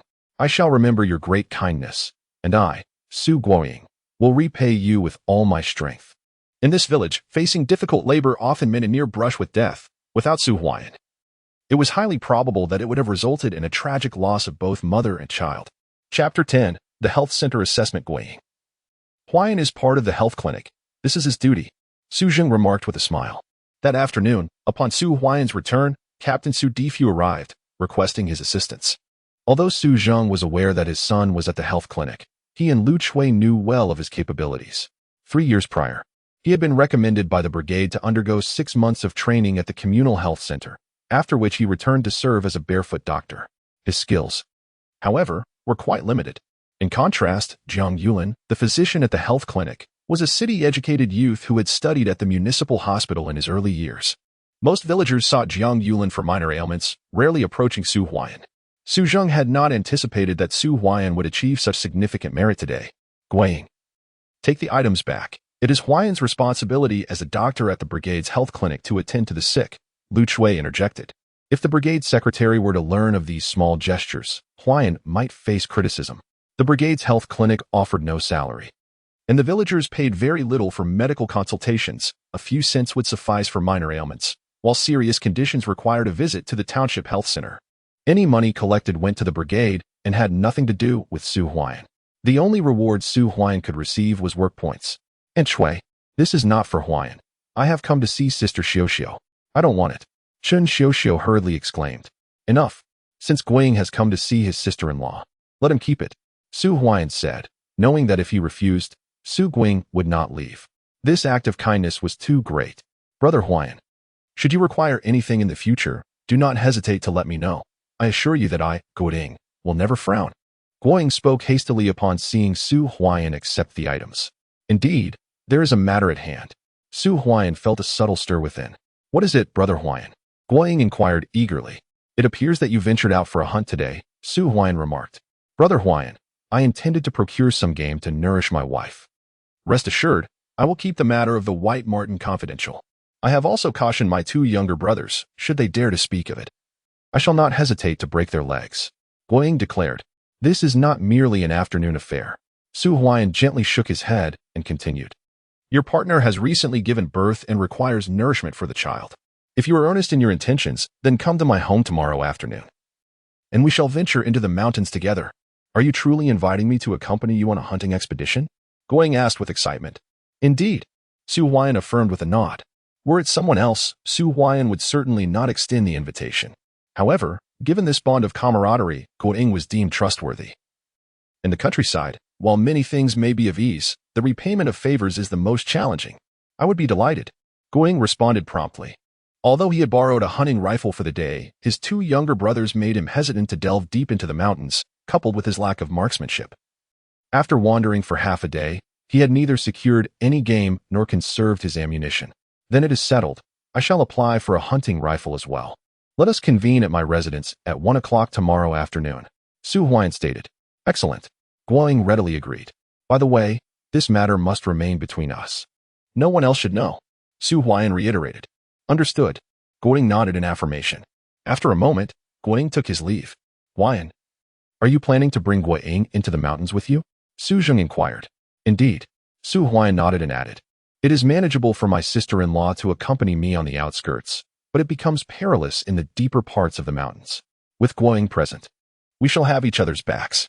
If fortune allows us to capture something worthwhile, we shall weather this winter with ease. Forming a team to enter the mountains, we aim to earn our first bounty. As night fell, the following day dawned. In the morning, Su Huai'an reported to the clinic, and upon his arrival, he found Su Xiaoxiao and Jiang Yulin had already been there. Seeing Su Huai'an, Su Xiaoxiao hurried over to greet him, an evident shift from their usual demeanor. Previously, Su Huai'an was the least esteemed within the clinic. However, after the astonishing turn of events yesterday, Su Xiaoxiao was left in awe, not to mention with his newfound skill. No one in the entire village would dare to offend him lightly, after all, whose wife does not wish to bear children. And who can guarantee that childbirth will not lead to complications? This news had yet to circulate. Once it does, the entire village would surely treat Su Huai'an with a modicum of respect. Humph. Zhang Yulin scoffed, offering no further commentary. Huai'an, as the year draws to a close, the clinic's evaluations are approaching. Should you receive a grade of B in the assessment, you may still have a chance to remain at the clinic, Su Xiaoxiao remarked. Oh. Su Huai'an paused momentarily. The communal health clinic and the brigade health office are not on the same level. The former employs legitimate medical professionals who earn a proper salary, albeit not as much as that of county hospitals, yet they are officially employed. As for barefoot doctors like Su Huai'an, they must undergo an annual assessment at the communal health clinic. The evaluation is categorized into 3 ranks with 9 tiers. Achieving at least a grade C in the assessment is necessary, and if one performs exceptionally well to attain a grade B, a village doctor's certificate will be issued, enabling them to transfer to the communal health clinic, securing a legitimate position with a salary. Do we have to go as well? Su Huai'an inquired. This is an opportunity. If I can go to the health clinic, not only will I receive a salary each month, but I will also meet more people. All 12 brigades under the Mo commune must participate. Su Xiaoxiao nodded, her eyes gleaming with anticipation. If one could enter the health clinic, that would be splendid. I recall that last time, a doctor from the neighboring Xiaomo brigade was rated B and secured a village doctor certificate, allowing him to remain at the health clinic. Achieving a grade B from the commune is no easy feat. Someone has been stuck at grade C for 2 consecutive years. And if they continue to receive a grade C this year, they might even lose their barefoot doctor qualification. Came the mocking voice of Zhang Yulin. That is still better than being stuck at grade C for 2 consecutive years. Su Huai'an replied with a smile. Being merely 1 step away from obtaining the certificate to enter the communal health clinic is far more favorable than facing criticism for receiving a grade C for 2 consecutive years. He added confidently, this time, I will not receive a grade C. Zhang Yulin's expression darkened. How could Lingnan Brigade's health office let you go, Comrade Zhang Yulin? Su Huai'an chuckled. Su Xiaoxiao could not help but laugh, further aggravating Zhang Yulin's displeasure. Huai'an, this time you must aim for at least a grade C. Otherwise, our Lingnan Brigade will be called out again, and you risk losing your barefoot doctor qualification, Su Xiaoxiao warned. All right, Su Huai'an replied cheerfully. Since he began his role as a barefoot doctor, he had already been rated grade C for 2 consecutive years. Being rated grade C would lead to public criticism at the conference, and he had already been singled out twice. A 3rd consecutive rating would result in the loss of his barefoot doctor qualification. Huai'an, weren't you previously most concerned about the health clinic's assessment? Su Xiaoxiao teased. That was in the past. Su Huai'an chuckled lightly.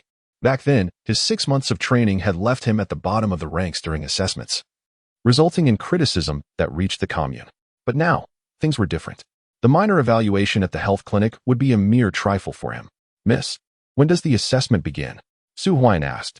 It starts on the 20th and ends on the 22nd, Su Xiaoxiao replied. That is soon. Su Huai'an nodded. Today is December 15th. Meaning there are only 5 days until the assessment, which conveniently allows him an opportunity to head into the city to process the sable fur. Chapter 11. Teaming up to enter the mountains in the morning, Su Huai'an spent a relatively uneventful time at the brigade's clinic, attending to the occasional case of minor colds, which Zhang Yulin swiftly remedied with a few prescribed medications. By midday, Su Huai'an announced his departure from the clinic. At the home of the 3rd team leader, Su Food, Uncle Food, Su Huai'an greeted as he knocked on the door. He had mentioned yesterday his intention to apply for a hunting rifle. Were it not for the heavy snow blocking the mountains, there might have been others in the team seeking permission to hunt. However, bullets were charged separately, making deep mountain hunting a rare endeavor. Most relied on their homemade firearms. It had been quite some time since Su Huai'an last ventured into the mountains. Huai'an has arrived. Upon seeing him, Su Food and his wife, Wang Yeye, emerged warmly, their expressions brimming with enthusiasm. They inquired about the events of the previous day, which was a stark contrast to their usual demeanor. Huai'an, I heard that when Gui Ying's wife faced a difficult childbirth, it was you who skillfully repositioned the baby. Wang Yeye asked. During his time studying at the commune clinic, an elderly doctor from the city hospital had taught him this technique, which everyone else had hesitated to learn. but he embraced it. To his surprise, it proved effective. You've truly made a name for yourself. Since Guo-ying returned home, he has been proclaiming that you are a great bodhisattva who saved his wife's and child's lives. Wang Ye exclaimed, if Huai'an possesses such abilities, it is indeed a blessing for our Ling'an brigade, especially since he is part of our third team. In the future, if any of our wives face complications during childbirth, it would be wonderful if Huai'an could assist. Team leader Su Fu chuckled. Of course, should any difficulties arise within the team, I shall certainly lend a hand. Su Huai'an affirmed. News travels swiftly. However, this incident spreading is advantageous for him. The ability to assist in repositioning a fetus is indeed remarkable. And Su Huai'an's skill has significantly elevated his standing with the Food family. Who wouldn't desire children? Uncle Food, I have come today to apply for a hunting rifle. Su Huai'an spoke softly. Ah, so it's about the hunting rifle. Let me send a word. I will escort you to my home. With this heavy snow, our squad has ventured into the mountains for several days. How many would you like?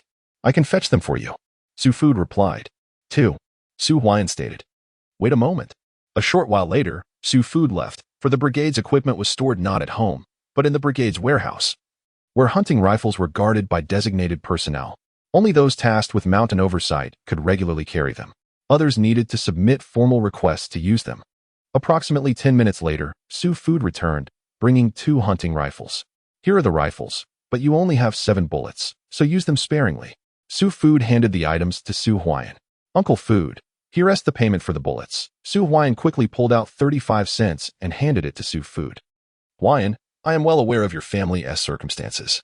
I have 3 extra bullets that I have no use for. Consider them a gift. Su Food rummaged through his pocket and produced 3 bullets. Uncle Food, I can't accept this. Su Huai'an protested. Be sure to stay safe. Su Food insisted, shoving the bullets into Su Huai'an's pocket. Thank you, Uncle Food. Su Huai'an expressed his gratitude. Huai'an, come in and take a seat. Wang Ye promptly invited. No, I have matters at home. Su Huai'an replied as he took his leave. This young man Huai'an truly has potential. When Guiying's wife was in labor, he managed to shift the baby's position with a slight adjustment. Truly remarkable, Wang Ye remarked, gazing in the direction Su Huai'an had departed. By the way, why did you give him extra bullets? Wang Ye turned to Su Food. That is from Su Xingchuan, who lost to me last time we went hunting. Su Food replied.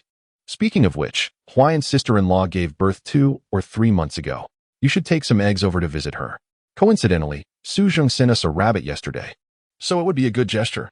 All right. Wang Ye nodded. Isn't your younger sister about to give birth? Have her come to our home. If she encounters difficulties during labor, perhaps Huai'an has a solution, even in this heavy snow. Su Food suggested. I'll send someone with a message shortly. Wang Ye responded.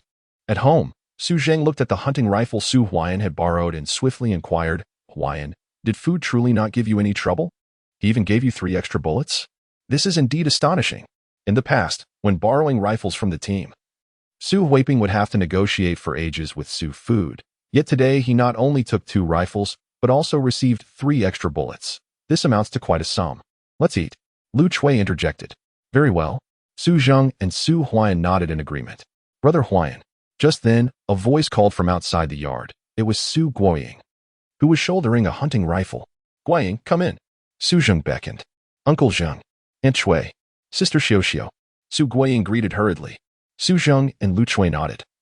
While Chen Xiao chose to ignore Su Guoying, clearly still displeased about the incident yesterday when Su Guoying had outdone her in hunting a marten. Have you eaten yet, Guoying? Su Huai'an asked. Not yet. Su Guoying replied, glancing at the spread on the table.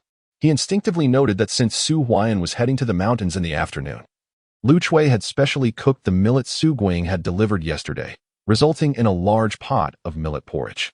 There was also a roasted rabbit, along with a dish of pickled vegetables. This year's harvest had been poor, and such a generous pot of millet porridge was a luxury for many families. Although Su Guoying was slightly better off than Su Huai'an, his wife had just given birth, and their situation was not much better. Otherwise, he wouldn't have ventured into the mountains during such heavy snowfall. I brought something. Coming back to his senses, Su Guoying quickly spoke up, patting his chest, where a small pouch lay containing 2 boiled sweet potatoes, saved for his wife who had just given birth. Eat when you're told. Su Zheng insisted. Thank you, Uncle Zheng. Su Guoying hesitated for a moment, but eventually sat down. Lu Chui served him a bowl of rice, and Su Guiying began to eat pickled vegetables, leaving the roasted rabbit untouched. After about 10 minutes, Su Zheng said, Huai'an, wait for your uncle. Su Huai'an nodded. Su Zheng had 3 brothers in total, the eldest uncle Su Fong, and the second uncle Su Yuan. Uncle Su Fong had a son named Su Huaiming, while Uncle Su Yuan had 2 sons. At 18, there was a young man named Su Huailua, and at 11, another named Su Huaizhou. Among the 3 brothers, Su Zheng and Su Fong shared a cordial relationship. However, tensions existed between Su Zheng and their second uncle, Su Yuan. In the past, when Su Huaiping was still alive, these issues were negligible, but after the unfortunate incident involving Su Huaiping, the second uncle's family not only refrained from offering assistance but frequently stirred up trouble. Zheng Shu, a voice echoed a few minutes later, and 2 figures appeared outside the courtyard. One bore a striking resemblance to Su Zheng, while the other, appearing to be around 17 or 18, carried tools intended for venturing into the mountains. The speaker was none other than Su Huaiming. Chapter 12. A Windfall Last Night. Su Huai'an and Su Zheng conferred about their expedition into the mountains. In addition to inviting Su Guiying, they also included their uncle Su Fong and Su Huaiming, ensuring their venture would be considerably safer with 3 hunting rifles at their disposal. Su Fong maintained a good rapport with Su Huai'an's family, and following the incident involving Su Huaiping, he had been a significant source of support. After Su Fong's wife, Chun Xiuxiu, gave birth to their nephew Su Li, he frequently brought eggs and provisions. Elder brother, Su Zheng rose to his feet. This is for Xiuxiu's nourishment. Su Fong placed half a smoked game hen on the table. Although the family had not ventured into the mountains for over half a year, their uncle occasionally supplied them with wild game, primarily intended for Chun Xiuxiu's recovery. Brother, you need not bring anything. Su Zheng hurriedly interjected. Just take it. Su Fong replied. Did sister-in-law have any objections? Lu Chui quickly inquired. Life was not particularly easy for Su Fong's family. His wife, Li Lan, would often raise a ruckus upon discovering he had brought gifts, and on several occasions, she insisted he return the items. Consequently, Su Zheng seldom confided his troubles to Su Fong. Otherwise, in his previous life, Su Zheng would not have limped into the mountains, as he wished to spare Su Fong from discomfort. This half-hen was insisted upon by my mother for us to bring. Su Huaiming interjected eagerly. Oh, both Su Zheng and Lu Chui were momentarily taken aback. Mother learned that Huai'an saved Guiying's wife from a difficult labor yesterday, and since she will join us on our expedition today, she requested we deliver half a hen for sister-in-law's nourishment. She even said Huai'an is becoming quite accomplished. Thank my aunt on my behalf, Su Huai'an replied. Smiles blossomed on the faces of Su Zheng and Lu Chui. Their son was proving his worth, which brought them pride. Previously, they had watched Su Huai'an orbit around Qin Ling, and many in the community looked down upon him, dismissing him as merely a rural youth. Look at yourself, lad.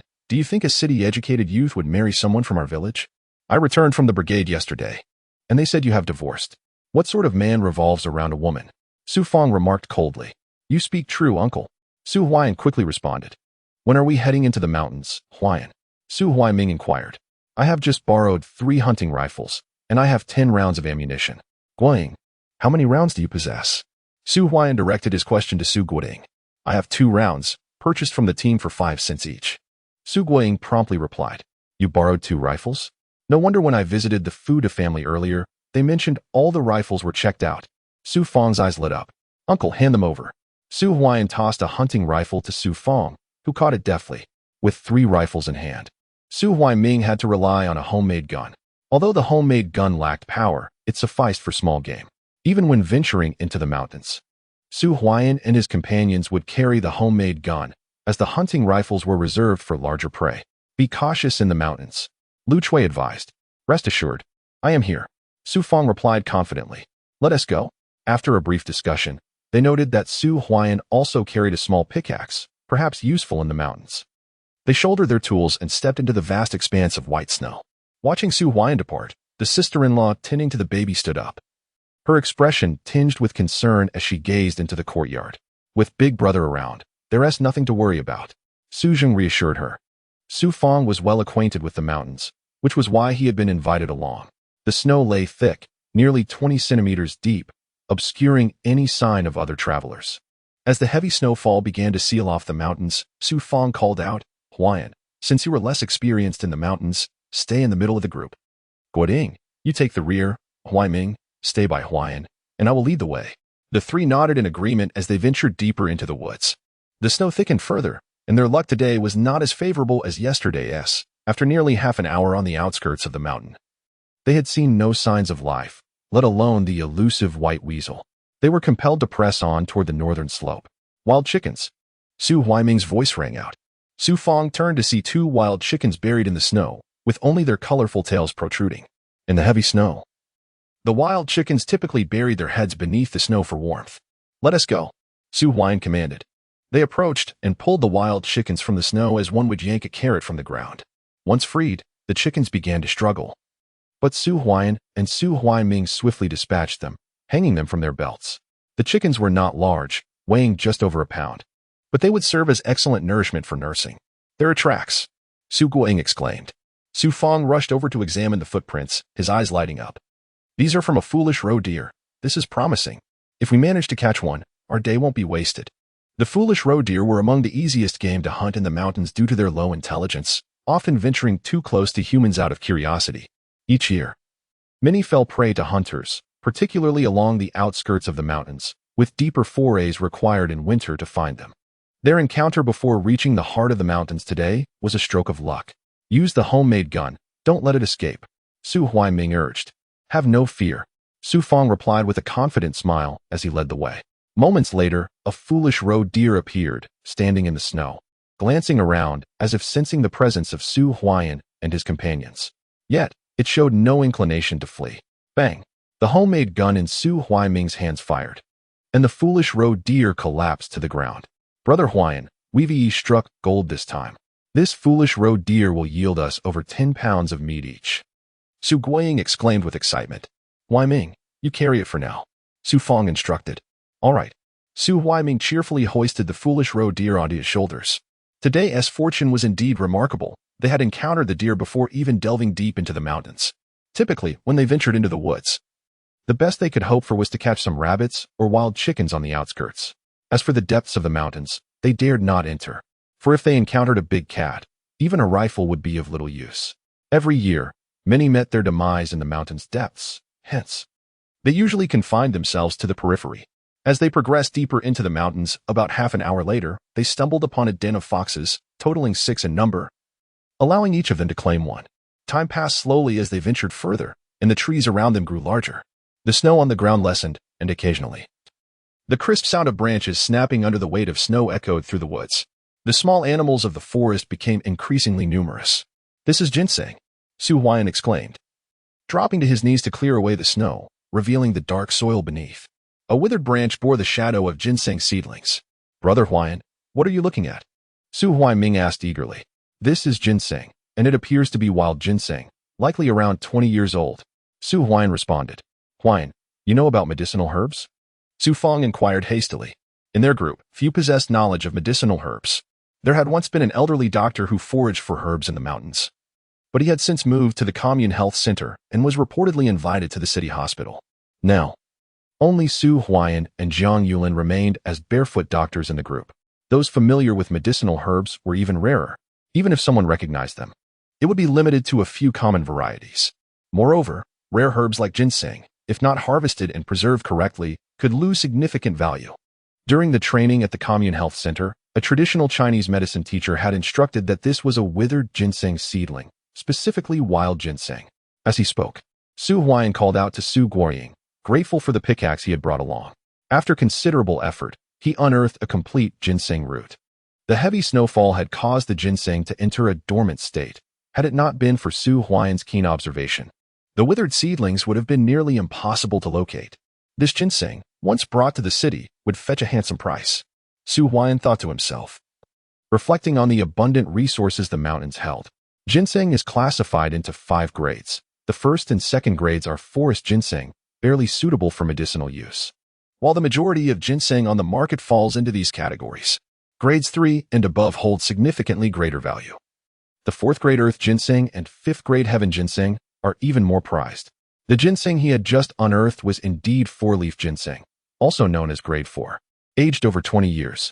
Huai'an, bringing this ginseng back 1 TB of much use. It would be better to gather more wild produce, Su Huaiming suggested. No, Su Huai'an gently shook his head and then said, Uncle, Huai Ming, Guaring, please venture westward and see if there are any ginseng roots. If you find some, I can afford to share a bit less of today's catch. Just bring me the ginseng.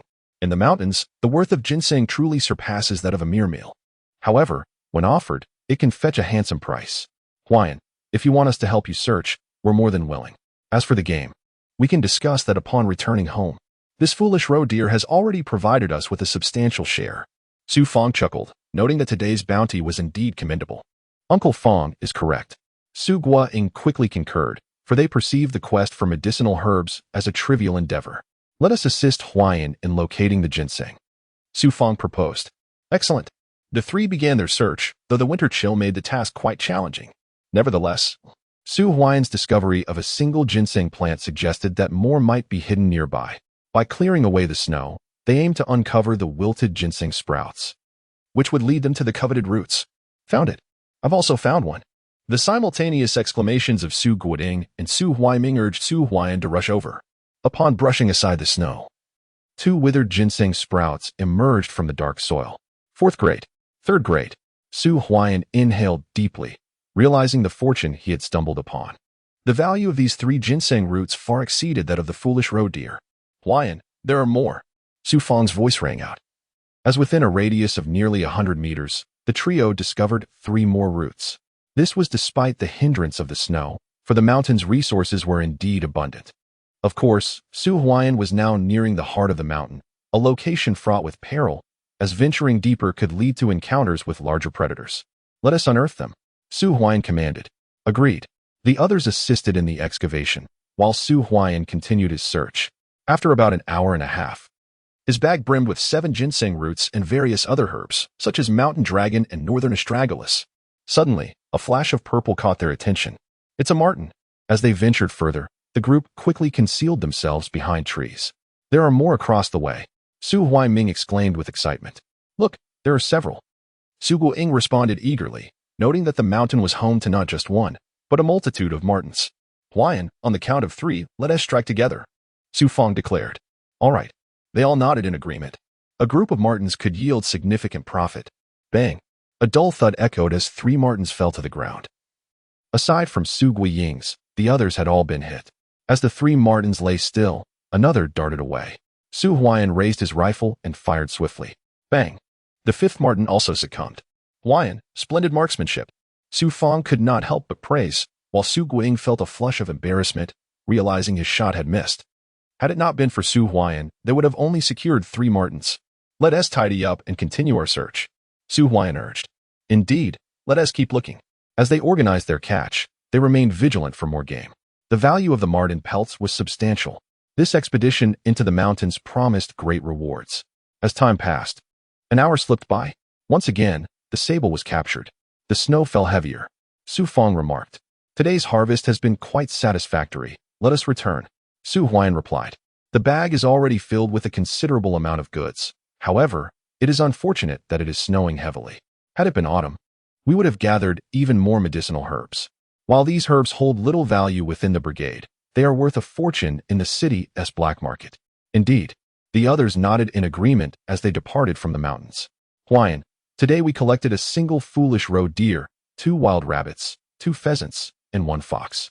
How about we divide the pheasants, with you and Guiying each taking 1, and the fox shared between us? As for the roe deer, we can split the meat after processing it, with each of us receiving 2 pelts, Su Fong proposed. I have no objections to anything else. I only require 1 sable, with the other being for Huai'an. Su Guiying quickly added. Typically, he would venture into the mountains for a stroke of luck, but he seldom dared to enter the deep woods. This time, achieving such a bountiful harvest was already remarkable. 1 pheasant and a dozen pounds of roe deer meat would suffice for his wife for quite some time. Huai'an, what are your thoughts? Su Fong inquired of Su Huai'an. Sounds good. Su Huai'an nodded. With today's harvest, alongside the previous sable skin, if we manage to sell them all, we need not worry about food for this winter. The roe deer meat and pheasant can be reserved for my sister-in-law's nursing. Huai'an, shall we take the roe deer to my home for processing first, and then distribute it? Su Fong suggested. No problem. Everyone nodded in agreement. Su Huaiming carried the foolish roe deer, while Huai'an had a pheasant and a fox hanging from his waist, and and 2 wild rabbits were secured at Su Feng's side. The group hurriedly made their way home, bidding farewell to Su Huai'an and Su Guaying along the way. At Huai'an's home, a loud bang echoed through the yard before he even entered, followed by the sounds of commotion and sobbing. Huailuo, what is the meaning of this? This white sable was caught by Huai'an. Do you intend to take it away? An angry voice erupted from within the house. It was his sister-in-law, Chen Xiuxiu. Upon hearing the commotion, Su Huai'an's expression darkened, and he quickly set down his belongings and rushed inside. Inside, the table lay overturned on the floor. Su Zheng's face was ashen, while Lu Chui and Chen Xiuxiu seethed with fury. His younger siblings were weeping nearby. Beside the upturned table sat a young man in his 20s, lounging with his legs crossed, gripping the white sable skin that belonged to Su Huai'an. Third uncle. Repaying debts is a matter of principle, Su Huailuo declared smugly. Owe you money? Who owes you anything? Su Huai'an's cold voice cut through the tension. Startled by his entrance, Su Huailuo hesitated, but upon recognizing Su Huai'an, he leisurely produced a promissory note from his pocket and slapped it onto the stool. Huai'an, this is a promissory note you personally signed. Do you deny it? Su Huailuo sneered. A promissory note? Su Huai'an picked it up and his expression darkened. This was borrowed by Qin Ling. At the time, Qin Ling had asked him to sign without much explanation, and it stated an amount of 180 yuan owed. Huai'an, since Qin Ling has left for the city, you must repay this borrowed sum. Su Huailuo said coldly. This promissory note, he never intended to present it, but rather to wait until Su Huai'an followed Qin Ling away, using it to force Su Zheng's family to mortgage the old house to them. Unexpectedly, Su Huai'an did not return to the city with Qin Ling. This morning, as he passed by Su Huai'an's residence, he caught a whiff of meat. After interrogating Su Huaigua, he learned that Su Huai'an had ventured into the mountains yesterday and, by fortune, had caught a western rabbit and a white marten.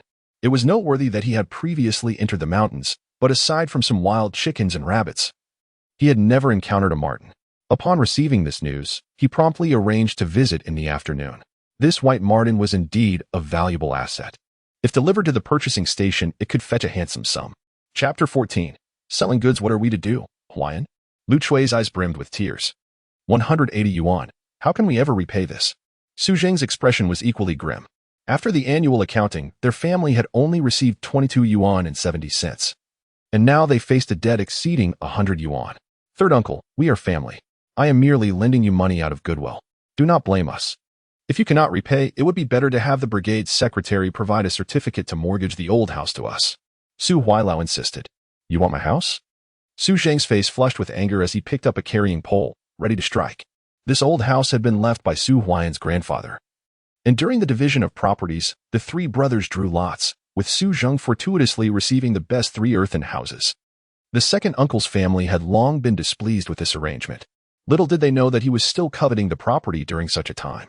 Third uncle, if you strike me, I will report you to the brigade. Then, there will be no hope for Huai'an to continue working in the clinic, Su Huailao coldly declared. With a resounding crash, Su Zheng slammed the carrying pole beside Su Huailao, who wore a smug expression, oblivious to Su Huai'an's icy gaze. It was no wonder that upon returning in his previous life, the other 2 houses had been locked. They had indeed been mortgaged to the second uncle's family. Brothers should stand united against outsiders. Yet Su Huailao only knew how to bully within the family. Su Huailao, let me see how you plan to report me to the brigade. Go ahead, Su Huai'an retorted, picking up the carrying pole and striking Su Huailao's leg. Ouch! Su Huailao jumped up. Huai'an, I will report you this instant. He shouted in fury. Ha ha ha, go ahead. I was just about to inquire where you acquired the 180 yuan you lent to Qin Ling. If you have proof, then I shall repay you. Su Huai'an replied with a smile. 180 yuan?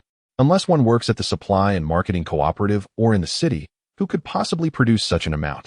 Just having enough food for the year is a blessing. The second uncle's family may be slightly better off, but not by much. Su Huailao took a deep breath. What 180 yuan? Initially, Qin Ling borrowed merely 3 yuan from me. He wrote a promissory note for 180 yuan, after all. He was returning to the city, and Qin Ling was too lazy to bother, so he simply had Su Huai'an sign it. 3 yuan had magically transformed into 180 yuan in his hands. Release the marten. Su Huai'an raised the carrying pole in his hand. Huai'an, you wait. Su Huailao tossed aside the marten's skin and scurried away in defeat. Truly despicable. Leaving Su Huai'an's courtyard, Su Huailao felt a surge of anger. He had initially thought he could easily manipulate Su Huai'an, only to discover that Su Huai'an was unafraid and even suggested reporting him to the brigade. The mere thought of such action daunted him. After all, the 180 yuan on the IOU had no legitimate source. If Su Huai'an were to pin a label on him, it would spell trouble for his entire family. Under normal circumstances, Su Huai'an would not dare to act so aggressively, but today he seemed like a different person. The blow from the carrying pole had left his legs in great pain, likely bruised. No, he could not let Huai'an off so easily. Su Huailuo vowed silently. Will Huai'an go to the brigade to stir trouble? Lu Chui asked anxiously at Su Huai'an's home. He wouldn't dare. Su Huai'an replied confidently. Indeed, he wouldn't dare. Su Jing added. Initially, Su Huailuo had demanded money, taking advantage of Su Jing's mobility issues, and had barged in aggressively. Their family had been frightened into submission. How was your harvest today, Huai'an? Su Jing inquired. Not bad. Su Huai'an responded, taking a wild chicken from his waist and placing it on the table. It weighed over a pound, and upon seeing it, the eyes of his younger siblings sparkled with excitement. They were thrilled at the prospect of eating meat for 2 consecutive days. Mother, please stew this wild chicken tonight, Su Huai'an requested. This chicken is for Xiao Xiao to nourish her milk. Lu Chui interjected hastily. Mother, don't worry about me. I still have some weasel soup left from yesterday. I can continue drinking that today. You all enjoy. Sister-in-law Chun Xiao Xiao said. Let us stew it. Besides this wild chicken, there is also a fox. The fox meat is minimal and has a strong odor, so it can only be stir-fried. Furthermore, I also hunted a silly roe deer today, which is being processed at Uncle's house. We'll divide it once it's ready, Su Huai'an said with a smile. Silly roe deer? The eyes of the entire family lit up. That was quite a substantial catch, weighing dozens of pounds. Let us share it, Su Huai'an added, noting that he also had over 10 pounds of meat and offal. 8 weasels have been caught, so each person can receive 2, Su Huai'an declared once more. Everyone's breaths quickened in excitement. 8 weasels. What a windfall. Wonderful. Su Jing's eyes glistened with tears. Ever since Huaiping's incident, he had felt as though a mountain pressed upon his heart, suffocating him. Su Huai'an was set to accompany Qin Ling to the city, and the weight of the family's burdens had rendered him nearly mute. Father, mother. The heavy snow outside is nearly blocking the mountains, and the brigade won't be working. Please help process the ginseng and medicinal herbs, Su Huai'an said, bringing in a sack and opening it.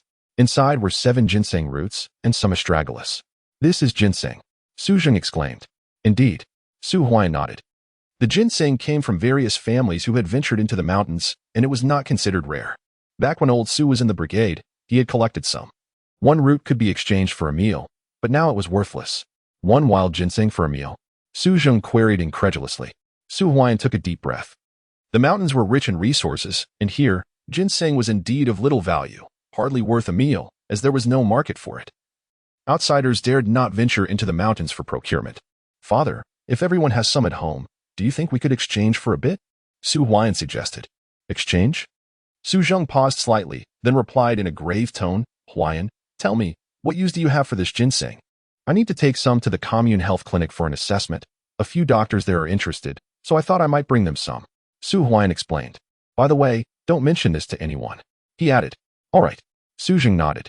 That evening, Su Huai'an and Su Jing set about sorting the medicinal herbs they had dug up. I went to the commune supply and marketing cooperative today. The grain situation in the village is quite dire, Su Jing remarked. Father, have you exchanged all the money for grain?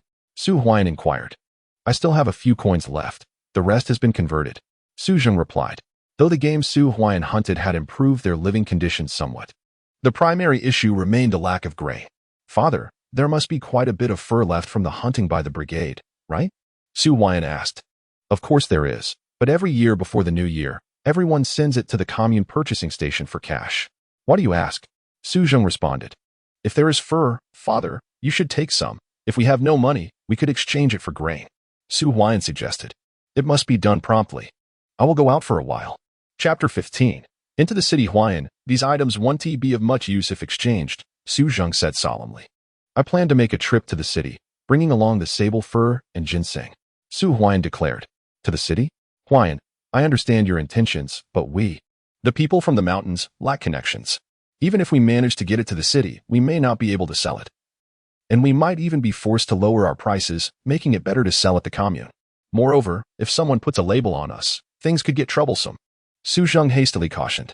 Everyone knows that these furs fetch a higher price in the city, but ordinary folks simply have no connections. And that is the crux of the matter. Besides, the fare to the city is $1.50. People from the mountains generally don't go to the city. Some have never set foot in one in their entire lives. Father, you need not worry about that. I have my connections, Su Huai'an replied with a smile. Having mingled in Mo City for several years in his past life, Su Huai'an was quite familiar with the local circumstances. Entering the black market required a code. And the economy was beginning to open up, which meant that many apothecaries and merchants would gradually come to the countryside to procure herbs and furs. Who could ever have too much sable fur and high-quality ginseng? Let your uncle accompany you, Su Zheng urged. I can manage on my own, Su Huai'an asserted. Getting into the city costs $1.50. If Su Fong goes, one Tianny come out and cause a scene, that might attract unwanted attention. And if someone gets envious and labels us, it could lead to trouble. Be careful, Su Zheng advised. Yes, Su Huai'an nodded. By the way, father, later on, go find uncle and bring the sable fur from his house. Just say I'll be going to the commune tomorrow to help out, and we'll pay him then. Also, bring Su Guiying's fur, Su Huai'an instructed.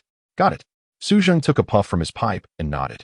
That evening, Su Huai'an delivered the goods, presenting an entire silly deer weighing 18 jin, which calculates to 12 jin per person, along with some offal. However, Su Huai'an brought 20 jin, complete with the heart and a full set of intestines. This was clearly an excess meant for Su Huai'an. Additionally, there were 3 skin makes.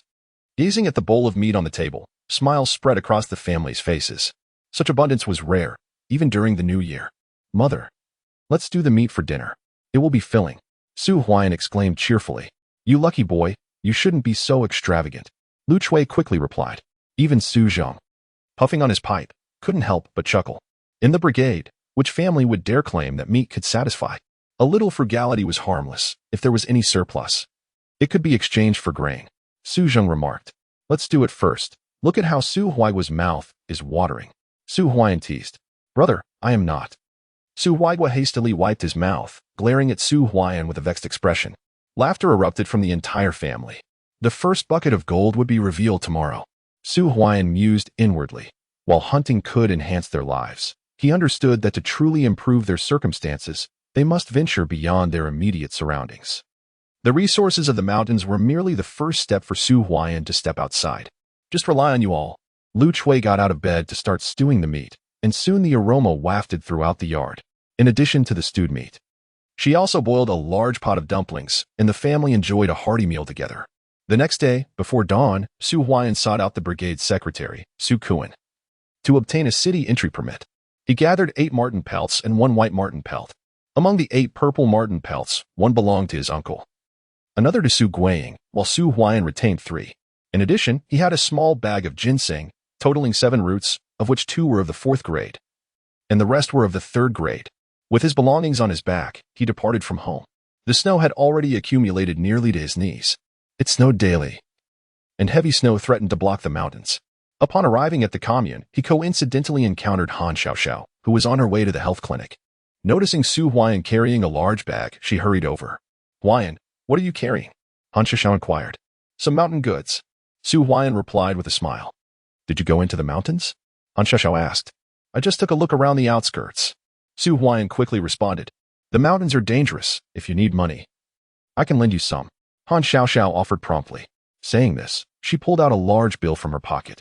As a legitimate doctor at the health clinic, she earned a monthly salary of 23 yuan, and this gesture represented nearly half a month's wages. No, it wouldn't look good if others saw, Su Huai'an quickly interjected. His radiant companion was indeed a little wealthy. Just take it for now, Han Xiaoxiao insisted, pressing the money into his hands. Unable to refuse, Su Huai'an could only murmur. I'll borrow it from you. Consider it a loan. In a few days, the assessment for barefoot doctors will commence.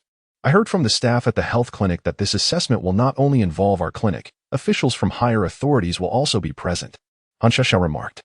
Are you referring to the county hospital and the city hospital? Su Huai'an inquired. Precisely. Han Xiaoxiao nodded and continued. The city hospital plans to expand and is reportedly short-staffed. They intend to select some individuals from the lower health clinics to work there. That is splendid news, Su Huai'an replied. Just ensure you don't receive a grade of C this time. Han Xiaoxiao shot Su Huai'an a glance, then handed him the 2 steamed buns and an egg she was holding before dashing into the clinic. Su Huai'an stood there, momentarily dazed, holding the white buns and egg. Aren't you going to eat? He snapped back to reality and asked quickly. I'm full, came Han Xiaoxiao's voice. Thank you. Su Huai'an clutched the big unity in his pocket. It's essential. I must earn my first pot of gold. At the very least. I must prove myself worthy of Han Xiaoxiao. Off to the city I go. Su Huai'an took a deep breath, shouldered his belongings, and departed. At the commune bus station, he paid a fare of 1 yuan and 50 cents, and around 8 o'clock, the vehicle roared to life and departed from the commune. The bus jostled along as it headed toward Mo City. What business does Huai'an have in the city? Han Xiaoxiao mused as she watched the bus leave. The fare from Mo Commune to Mo City cost 1 yuan and 50 cents, which could buy a dozen pounds of rice at the supply and marketing cooperative. Xiaoxiao, what are you staring at? Lu Yining asked with a smile as she approached Han Xiaoxiao. Nothing. Han Xiaoxiao's face flushed. I heard you withdrew your application to return to the city. You're not going back? Lu Yining questioned. I'm not going back. Han Xiaoxiao lowered her head even further. Just days prior, she had been resolute about leaving, yet something seemed to have clicked within her, leading her to rescind her return application. It's about Huai'an, isn't it? Lu Yining whispered. Absolutely not. Han Xiaoxiao quickly retorted. He. I just saw you give him steamed buns and an egg. Are you trying to make him strong? But if I'm not mistaken, Su Huai'an has received a grade of C for 2 consecutive years. Lu Yining said. Sister Yining, are you laughing at me? Han Xiaoxiao's face turned crimson. And she whispered, this time, the city is sending my second aunt. Huai'an will definitely not receive a grade of C. Lu Yining, Chapter 16, The First Pot of Gold. The bus jostled for nearly an hour before finally arriving in Mo City. Stepping out of the station, Su Huai'an took a deep breath. Inhaling the familiar streets in the old district, he was intimately acquainted with this place. Tightening his coat, Su Huai'an hurried towards the department store. Upon his arrival at the department store, he observed a myriad of individuals bustling about. The market was alive with activity, with many others, like Su Huai'an, entering while carrying their belongings. Behind a clothing store, Su Huai'an slipped into a narrow alley. At the end of the alley stood a dilapidated door. Approaching it, Su Huai'an knocked. Bang, bang, bang. Each knock was spaced by 3 breaths, a covert signal. Who is it? What do you want? A voice, aged and weathered, resonated through the air. Matters of the Mountain. Su Huai'an's voice echoed. Matters of the Mountain signified his role as a courier. Requests for goods were represented by fresh news. A clandestine code for the black market, where one could procure anything from flashlights to bicycles, and even sewing machines and watches. However, there was a defining characteristic. The prices were exorbitant, often exceeding those found outside by at least 50%, if not double. Likewise, this place also served as a collection point for goods. This was the way of the world, before the economy had fully liberalized. No one dared to engage in large-scale trading. Yet, if one had connections, the authorities would often turn a blind eye unless one offended someone and earned a tarnished reputation. With a creak, the door swung open minutes later, revealing a woman in her 30s, clad in a cotton jacket, her complexion fair, and holding a smoking pipe. Upon entering, Su Huai'an remained silent, navigating through several turns until he arrived at a grand hall. There, an elderly gentleman dressed in new attire was sipping tea. Upon noticing Su Huai'an, he set down his cup. Father, matters of the mountain. The woman said. Luer, stand by the door. The elder commanded. Understood. The woman named Luer departed. And with her exit, the elder rose and inquired, a fresh face. What do you bring? Jinseng. Sable pelts. Su Huai'an replied in a low voice. With a clatter, he dumped his wares onto the ground. 8 pieces of violet sable, 1 piece of white sable, and 7 roots of ginseng. Ah! The elder's eyes sparkled. Sable pelts were exceedingly rare, typically only obtainable by seasoned hunters. The general populace seldom hunted them, especially with the deep snow, making mountain incursions even scarcer. 5 for the violet sable, 10 for the white, totaling 50. He declared. As for the ginseng, the quality is rather poor, $2 for each root. Sanye. The market does not consist solely of your demands. If you find them unsatisfactory, I shall take my leave. Su Huai'an swiftly began to gather his belongings, clearly indicating that he was aware of the prevailing market conditions. In the city, a single piece of violet sable was worth at least $8, and prices soared in the winter. The white sable was rare, fetching over $15. Regarding ginseng, even the lowest quality roots reached the 3rd grade, with black market prices around $10 and 4th grade ginseng exceeding $30. Quality ginseng always had eager buyers. Furthermore, Such fine goods from the mountains could either be dug up personally or awaited the arrival of the sellers, as they dared not venture into the larger market for collection. Do you know me? The elder paused momentarily. Who doesn't he recognize the prowess of San Yi? Su Huai'an smiled. In a previous life, he had dealings with Yang San, who possessed everything imaginable, provided one had the means to pay. This very connection had facilitated Yang San's departure from Mo City to establish a grand factory. What price do you seek? The elder inquired with a grin. In this frigid winter, sable prices are at least double their usual rates, and I assure you, these are first-rate goods. I do not require more. A purple marten costs 10 coins, while a white marten is 20 coins. As for ginseng, the third grade is 10 coins, and the fourth grade is also 10 coins. Su Huai'an spoke in a low voice. Good lad. The old man gazed at Su Huai'an, a flicker of intrigue in his eyes. Both ginseng and marten fur are prized commodities, particularly the latter, which is rarely delivered in such quantities. Yet, Su Huai'an had brought 9 pieces. Furthermore, the ginseng he presented was indeed of excellent quality and impeccably preserved, indicating his knowledge of medicinal herbs. With the recent economic liberalization, and having just opened a pharmacy in the provincial capital, he was in need of such high-quality materials. Which commune are you from? The old man inquired. The origin of goods is not to be questioned. Su Huai'an replied. This is the rule of the black market. By the way, we entered with a password, purchased our goods, and left. There's a lookout at the door. After business, we remain strangers. I can offer you the price for the marten fur, but the ginseng will need to be priced lower. 10 coins for the third grade and 30 coins for the fourth grade. How does that sound? Yang San proposed. Agreed. Su Huai'an responded with a smile. Why can't the goods from the mountains be transported out? It's because there are no connections. If you don't have a way in, they won't even open the door for you. The total for the 8 pieces of purple marten fur came to 80 coins, while the 1 piece of white marten fur was 20 coins, summing up to 100 coins. For the ginseng, 7 stalks, 2 of the fourth grade totaling 60 coins and 5 of the third grade priced at 50 coins, making a total of 110 coins. Altogether, that amounts to 210 coins. Su Huai'an stated. Lure, fetch the money. Came the voice of San Yi. Wait. Su Huai'an called to Yang San, then smiled. San Yi, I would like 50 pounds of white flour and 50 pounds of rice, to take away immediately. Additionally, 6 cotton jackets, 2 for adults and 2 for children. The rice and flour are priced at 30 coins per pound, totaling 30 coins. The adult jackets are 30 coins each, and the children's are 15 coins each, summing up to 150 coins. San Yi replied, That's rather expensive. Su Huai'an took a deep breath. This price was at least double that of the outside market. However, the advantage here was that one did not need tickets to purchase. They could acquire as much as they desired. I need the flour and rice immediately. I will return for the jackets in 5 days. Su Huai'an asserted. Not a problem. San Yi nodded. Lure, count the money. San Yi directed at the approaching woman. She hung the smoking pipe and stepped before Su Huai'an, retrieving a pouch from her bosom and producing bundles of cash. Aside from the money for the flour and rice, you still have 180 coins left. A deposit of 30 coins is required for the jackets, leaving you with 150 coins. Lure handed 13 bundles to Su Huai'an. Grasping the money, Su Huai'an took a deep breath and asked once more, San Yi, do you have a hunting rifle? I want a good one. You've come to the right person. Yang San replied. A double-barreled is 300 coins, while a single-barreled is 150, and I'll include 30 rounds of ammunition, a deposit of 50 coins.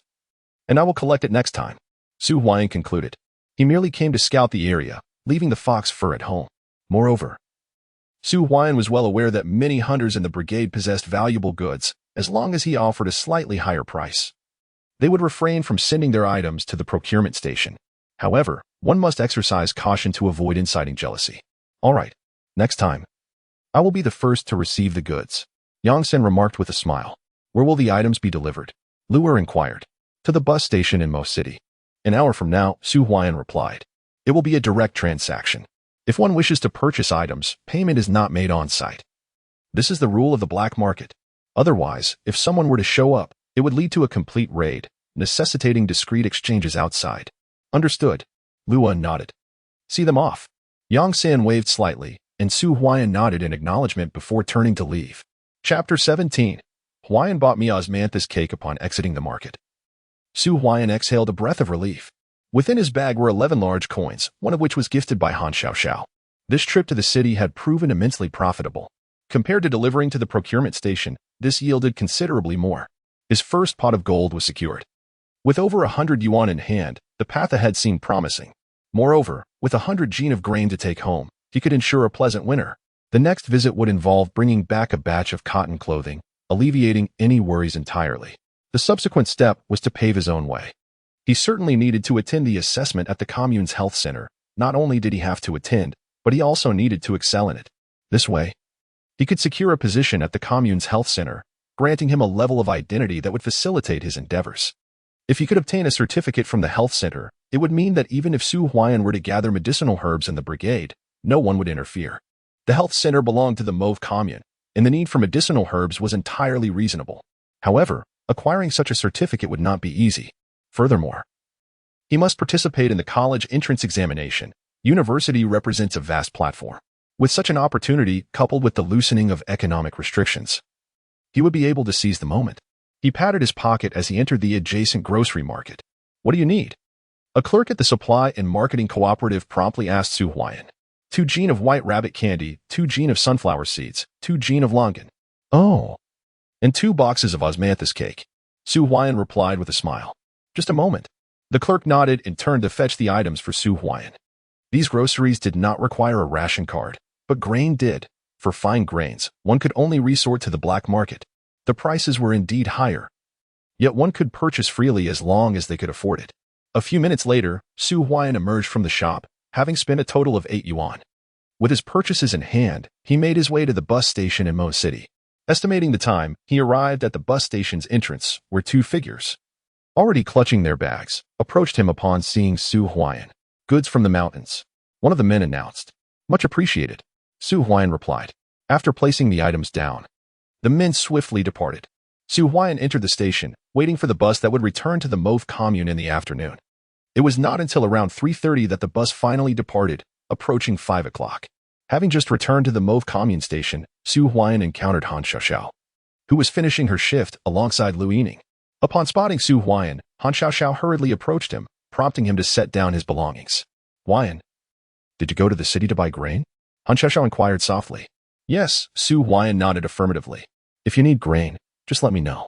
I still have plenty of grain tickets. You can purchase it directly from the supply and marketing cooperative at a lower price. Han Xiaoxiao suggested. This is for you. Su Huai'an revealed a box of osmanthus cake from within his coat.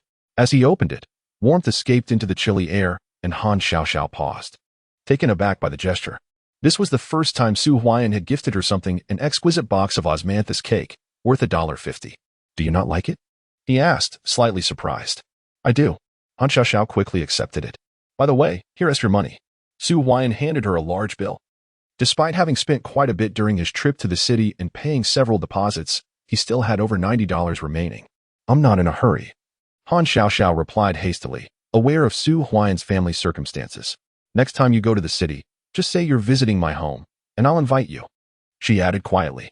Okay. Su Huai'an nodded, feeling grateful for her support. Xiaoxiao, if you're not leaving, I shall take my leave. Lu Yining interjected. Wait for me. Yiningjia. Han Xiaoxiao quickly called out. Then, as if reminded of something, she turned and handed Su Huai'an a small key, saying, Huai'an, as a fellow student, I'll lend you this grain for now. You can borrow my bicycle to ride back. I'll return with Yiningjia today. And you can give it back to me the next time you come for the health clinic assessment. Su Huai'an was momentarily taken aback. Han Xiaoxiao then turned and departed with Lu Yining. Beside the health clinic, a sturdy bicycle was securely locked. It was indeed Han Xiaoxiao's. Not only am I not repaying the money, but now I owe her for a bicycle as well. Su Huai'an thought wryly. How can one not repay a debt? I must ensure I return the money next time. If I pursue Han Xiaoxiao in the future, it must be done honorably, without taking advantage of her kindness. Moreover, with Xiaoxiao's shout, Lu Yining would naturally assume that the grain had come from her, thereby clarifying the origin of his provisions. I have already owed enough in my past life. I shall repay it throughout this lifetime. Taking a deep breath, Su Huai'an rode away from the commune. Despite the heavy snowfall, the roads were still manageable, allowing him to cycle home. After about 10 minutes, he arrived at his residence. In the courtyard, Lu Chui was shoveling snow, though her mind seemed elsewhere. The sky had darkened, and although Su Zheng had remained silent, he had not even smoked his usual pipe today. occasionally glancing towards the door. Meanwhile, Qin Xiuxiu, holding her nephew Su Li, appeared restless. Things have finally settled a bit at home. We cannot afford any more troubles. Mother. I'm back. As Su Huai'an's voice resonated through the courtyard, Lu Chui's eyes sparkled with joy. She hastily discarded her broom and rushed outside, followed by Su Zheng and Qin Xiuxiu, all of whom beamed upon seeing him. The sky has darkened, Lu Chui exclaimed. No worries, Su Huai'an replied with a faint smile. Having deliberately entered the village as twilight descended, minimizing attention, brother, Su Huaishui and Su Huaiguo also emerged. This is rice and flour. Together, they must weigh over 100 jin. But wait, where did you acquire that bicycle? As they beheld Su Huai'an pushing a bicycle into the yard, Lu Chui and the others stood in stunned silence. They were aware that Su Huai'an had ventured into the city, yet they had not anticipated his return laden with such a bounty. In Su Zheng's eyes, Su Huai'an was youthful and impetuous. He feared this excursion would yield disappointment. Without connections in the city, it was not easy to sell goods, and he assumed Su Huai'an would return empty-handed. Yet, contrary to expectations, Su Huai'an returned with over 100 jin of fine grain and the bicycle, a rare sight in their collective village. Father, mother, why do you stand there? Come help carry the goods inside. Su Huai'an chuckled. Yes, let us get the items inside first. Su Zheng quickly moved to assist, and together, father and son transported the bounty into the house. In the courtyard, Su Huaiguo and Su Huaishui stood beside the bicycle, curiously examining it with great excitement. Huai'an, what exactly transpired? Su Zheng inquired urgently. Inside the house, Qin Xiuxiu and Lu Chui also looked at Su Huai'an. With this abundance of grain, their winter would surely be more bearable, not only with ample provisions, but also with the promise of fine grain daily. I went into the city this morning, and fortune smiled upon me. I encountered a significant employer, and all the goods sold. I purchased this grain from the city, Su Huai'an said with a smile. Huai'an, we did not provide you with any grain coupons, Lu Chui interjected. One can still buy in the city without coupons, albeit at a higher price, around 30 cents per jin. Nearly double the 15 cents at the supply and marketing cooperative, Su Huai'an explained. 30 cents per jin? The group gasped in astonishment. 100 jin would amount to 30 yuan. By the way, I still have 92 yuan left. Su Huai'an produced a bundle of cash from his bag and placed it on the table. 92 yuan? Su Zheng, Lu Chui, and the others stared in disbelief. How much had their family labored to earn in a year?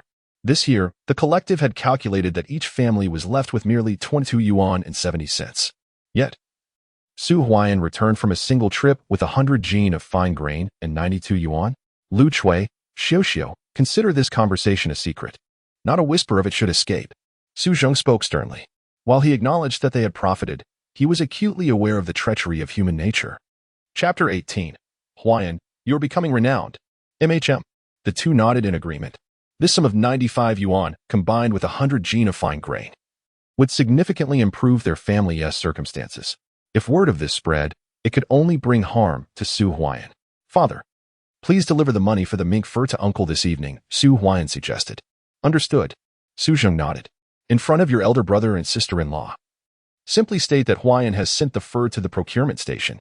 The price is 1 yuan and 50 cents per piece. Refrain from mentioning anything else. Su Zheng instructed. All right. Lu Chui and Qin Xiuxiu nodded in agreement once more. Although the Su family was quite caring towards Su Huai'an, this was not the time for gratitude. Such matters must remain confidential. If anyone were to become envious, it could lead to trouble. Do not forget to deliver Gui Ying's money for the mink fur as well. Su Huai'an added. Su Zheng nodded affirmatively. Huai'an, where did you acquire your bicycle? Qin Xiuxiu inquired, seemingly recalling something. This bicycle belongs to my high school classmate. Han Xiaoxiao. You all know her. She has visited our brigade before. She currently works at the commune hospital and is also a broadcaster for the commune.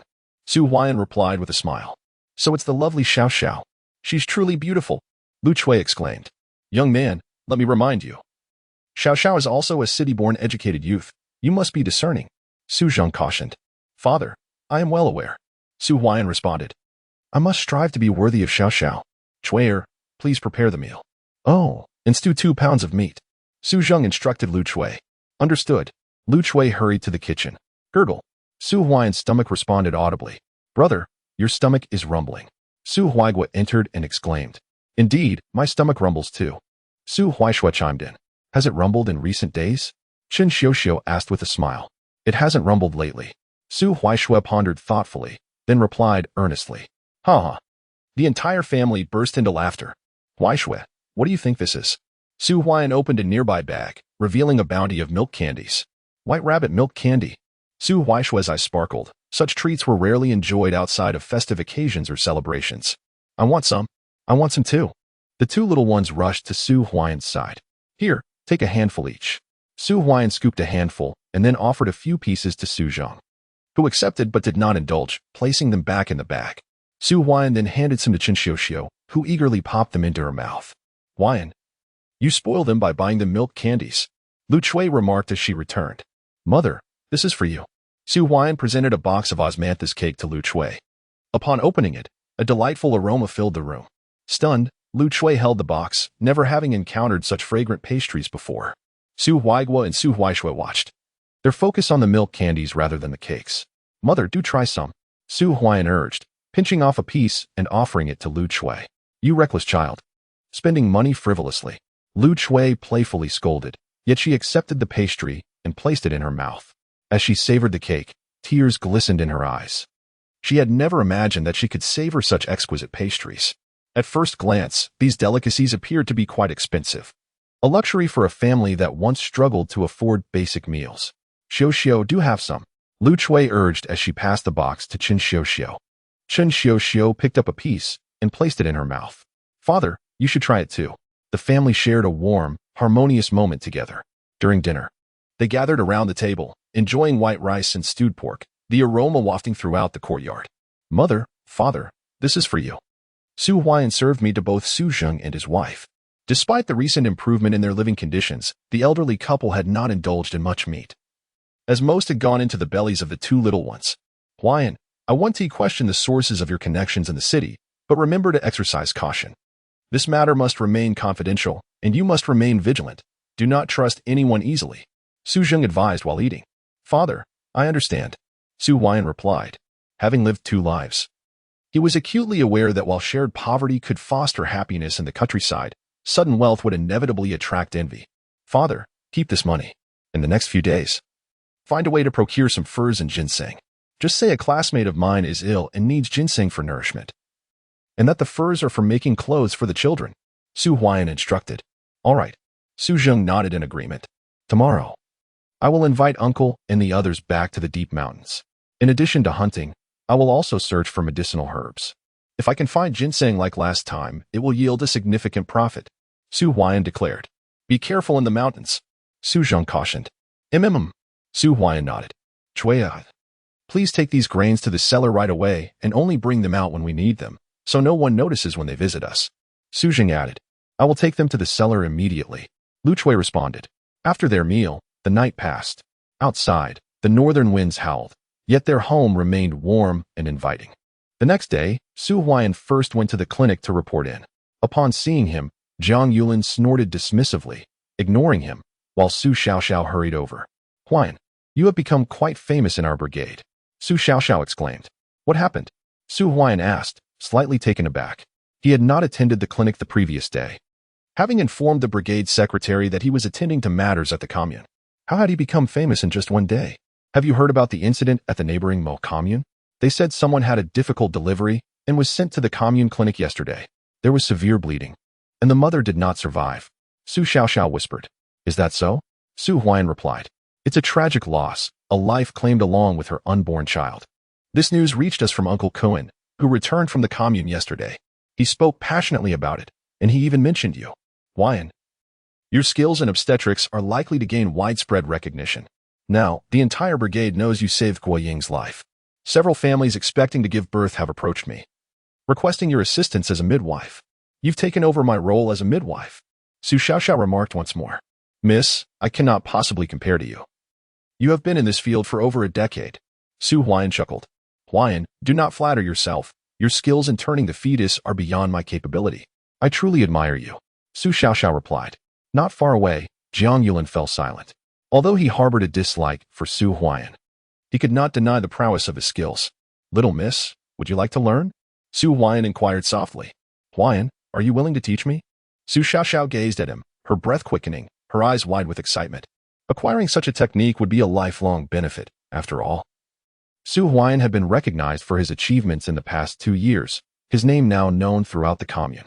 It's nothing too extraordinary. If you wish to learn, I will teach you. Su Huai'an responded with a smile.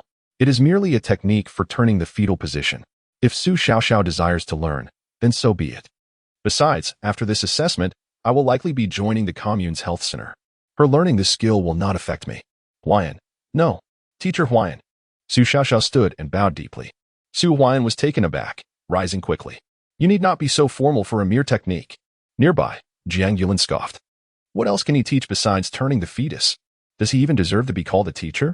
His voice dripped with sarcasm. Chapter 19. Into the mountains again, Dr. Jiang. If you wish to learn, I can teach you as well. After all, you will be remaining in our Ling and Brigade's health center, and imparting this knowledge to you would benefit our community. Su Huai'an said with a smile. Be silent. I will pass the assessment this time and secure a position in the commune's health center, and then transfer to the city. Jiang Yulin retorted angrily. Indeed. He desired to learn Su Huai'an's technique, but the latter's remark about remaining in the brigade's health center struck a nerve, as it reminded him of his greatest frustration, being relegated to the role of a barefoot doctor. Huai'an, Su Xiaoxiao called out. Su Huai'an smiled lightly, choosing not to provoke Jiang Yulin further. Instead, he began to discuss the technique with Su Xiaoxiao, who listened intently. However, mastering it would require time and effort. Nearby, Jiang Yulin eavesdropped attentively. At noon, Su Huai'an returned home. In the afternoon, he had arranged to venture into the mountains with Su Guiying and his cousin. The heavy snowfall continued, and if they did not hurry, the mountains would soon be impassable. Brother Huai'an. As soon as he stepped inside, a familiar voice called out. In the courtyard, Su Guiying and Su Huaiming were present, cleaning their hunting rifles, waiting for Su Huai'an to return before they set off into the mountains. Uncle, have you had lunch yet? Su Huai'an quickly inquired. Brother Huai'an, we have already eaten. You should hurry and have your meal. We are waiting for you. Su Huaiming replied. All right. Su Huai'an nodded and entered the house. Lunch was already prepared, a large plate of dumplings and a dish of pickles. Upon seeing him return, Su Huaishui and Su Huaiguo rushed over. Brother, dumplings. I want dumplings. They exclaimed eagerly. Just the two of you and your appetites. Huai'an needs to eat first. He will be working hard in the mountains this afternoon. Lu Chui admonished. Mother, there are so many dumplings. Let us all enjoy them together. Su Huai'an exclaimed with a smile. Picking up a dumpling and taking a bite, a burst of savory grease enveloped his mouth, filled with the rich aroma of meat. After having lunch, Su Huai'an tidied up his belongings, preparing to set off. Huai'an, be careful. Su Zheng urged hastily. Su Huai'an nodded in acknowledgement. Upon entering the courtyard, he and his companions once again ventured towards the northern foothills. As they approached the back of Su Huailuo's courtyard on their way to the northern foothills, Su Huailuo observed Su Huai'an and the others forming a team to continue into the mountains, his expression tinged with envy.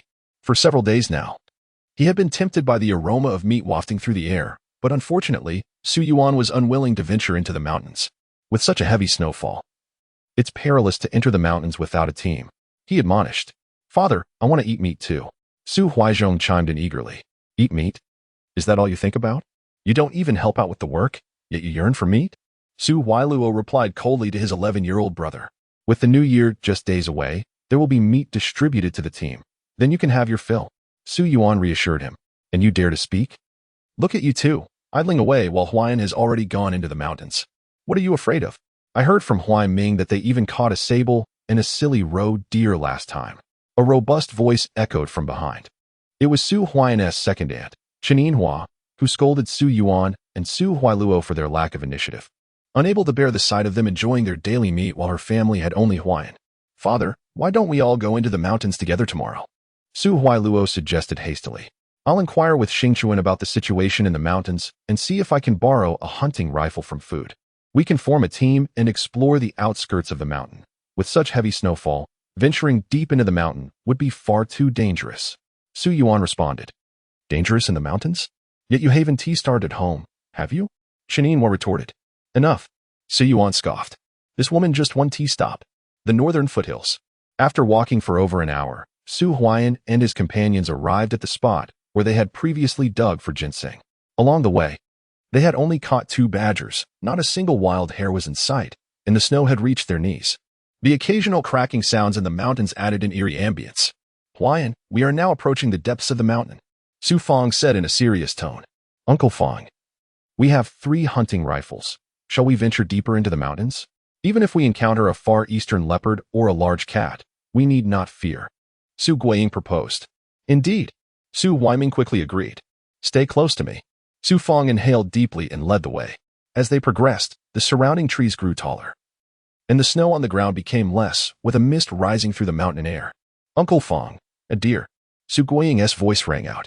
The group turned their gaze forward to see a spotted deer grazing, occasionally lifting its head to scan its surroundings with utmost caution. Stay back, don't approach. Su Fang quickly instructed. The sika deer is exceptionally vigilant, disappearing in the blink of an eye amidst the mountains. A single deer weighs approximately 50 to 60 pounds. Should it escape, it would indeed be a significant loss, one that would likely disturb my rest upon returning home. Here I come. Su Huai'an crouched beneath a tree. Raising his hunting rifle, he loaded the gunpowder and cautiously approached. 100 meters, 80 meters, 60 meters, 50 meters. This distance marks the limit of his smoothbore shotgun's lethal potential. Bang! A dull thud resonated through the woods, causing much of the accumulated snow to cascade down from the tall trees. Meanwhile, a sika deer, 50 meters away, collapsed to the ground. Excellent marksmanship. Su Fang couldn't help but exclaim. Hunting deer is indeed a formidable challenge, for they are highly alert. Even the slightest rustle while feeding sends them fleeing, and their speed makes them nearly impossible to pursue. One must strike them down in a single shot from a sufficient distance. Huaiming, carry it, Su Huai'an said with a smile. Brother Huai'an, I suspect your time at the clinic was not spent studying medicine, but rather honing your marksmanship. In our village, your shooting skills are among the finest, Su Huaiming remarked. You flatter me. It's merely luck, Su Huai'an replied with a faint smile. In his past life, after being abandoned by Qin Ling, he had joined a hunting team and had even taken down a Siberian tiger and a brown bear. A sika deer was nothing in comparison. This deer made the venture worthwhile. Su Fang laughed. Guiding, let us search the area. There may be more nearby, Su Huaiming suggested. No need to, after the gunshot. I doubt there are any sika deer within 2 or 3 kilometers, Su Huai'an stated. Huai'an, isn't that the ginseng you were looking for? At that moment, Su Guiying's voice broke through. Oh. Su Huai'an's eyes lit up. A large 5-leaf ginseng. His heart surged with delight as he observed the withered leaves on the ground, recognizing that this ginseng was undoubtedly around 50 years old. This was a 5-leaf ginseng, also known as 5-grade celestial ginseng, a rare treasure even within the vast greater Xing'an range. Let us look around to see if there are more, Su Huai'an urged eagerly. All right. The group assisted in the search for ginseng, and after a short while, they uncovered 13 more specimens. The sparse snow in the deep mountains made the search considerably easier. Su Huai'an promptly retrieved his tools from his bag and began to dig for ginseng. An hour later, 10 ginseng plants were successfully unearthed. 1 5-grade, 3 4-grade, and the rest were 3-grade, along with a few 1 and 2-grade forest ginseng, which Su Huai'an chose not to harvest. What a windfall, Su Huai'an mused to himself, contemplating the immense value of these 10 ginseng plants. Furthermore, there were likely more ginseng in the vicinity, as ginseng tends to grow in clusters. Where there is one, there are often many more. Huai'an, what do you need the ginseng for? Su Fang inquired. A friend of mine requires ginseng for nourishment. Uncle, should you encounter any during your next expedition into the mountains, please dig them up first. Ensure they are intact, and I will gladly purchase them from you, Su Huai'an replied. Oh, Su Fang nodded, refraining from further questions. He was acutely aware that Su Huai'an certainly did not procure the herbs for a friend, for he had already harvested 7 ginseng roots during his last excursion. In recent years, the economy had relaxed somewhat, allowing some individuals to discreetly transport mountain goods out of the region. However, without proper connections, carrying such goods was futile. Upon arriving at the commune health clinic, one would inevitably require a certificate. Su Huai'an mused internally, recognizing the necessity of adopting a credible identity to legitimately acquire these medicinal materials. Fur pelts might be manageable. Yet these herbs represented a veritable treasure trove in the vast expanse of the greater Xing'an range. Chapter 20. Forcing my sister-in-law to marry? Have you consulted me? For Su Huai'an, the present reality dictated that he could only engage in clandestine financial endeavors. Just then, a furious roar reverberated through the air, prompting Su Huai'an and his companions to hastily lean against a large tree and peer toward the ravine ahead. There, atop a stone, stood a large cat. Baring its sharp teeth while pressing down on a sika deer, which had already been mangled beyond recognition. A big cat. Su Guiying gasped, his face paling. Su Feng and Su Huaiming shared his grave expression, but Su Huai'an narrowed his eyes slightly. This magnificent creature was a treasure in itself. However, extracting it from these deep mountains would prove exceedingly difficult. Moreover, such a rudimentary hunting rifle would be ineffective. A single shot that did not strike a fatal spot would not kill it, and the rifle required repeated loading of gunpowder, leaving a prolonged gap during which the cat could become enraged, posing a significant danger. Remain silent and retreat. Su Feng commanded in a low voice. Understood. Su Guiying and Su Huaimiao nodded in agreement, while Su Huai'an's eyes sparkled with intent. He felt confident about capturing the big cat. But the quality of his hunting rifle was inadequate. If only he had a double-barreled shotgun, it would be much easier to hunt. Let us go. Heaving the sick deer. They quickly retreated. As they emerged from the mountains, darkness had already descended. Upon passing by his uncle's yard, Su Huai'an noticed Su Huaiming carrying the sick deer, causing Su Huaimiao's eyes to nearly bulge out of his head, while Qin Ling looked on with envy. Huai'an, once we process it, I will share the meat. Su Feng stated. All right. Su Huai'an nodded in response. A moment later, they each returned to their respective homes, but Su Huai'an had not yet arrived, just outside his courtyard. He heard raised voices. Xiao, now that Huaiping is gone, what are you still doing here? Are you planning to raise this 3-month-old child for the rest of your life? I heard that Qin Erden from the neighboring village has secured a position as an apprentice in the city factory, earning 18 yuan a month. Marrying him would be a life of comfort. He doesn't mind you, so why are you still reluctant? Mother, I will not marry. Huaiping merely went missing in the water. I must see him alive or dead.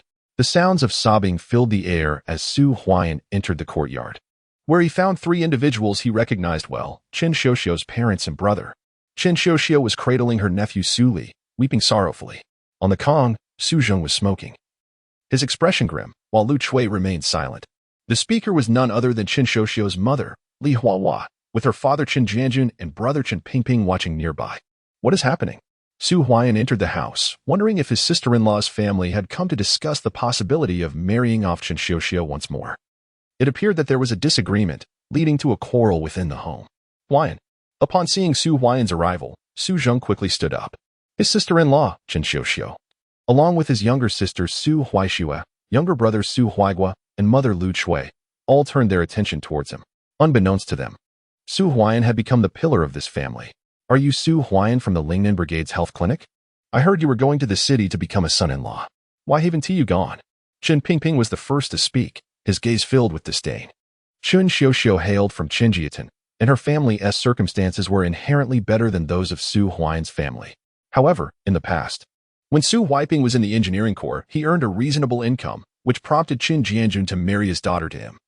Who could have foreseen that just 3 months later, Su Huaiping would encounter misfortune? After the incident, Qin Jianjun visited Su Huai'an's household, but Qin Xiaoxiao refused to return.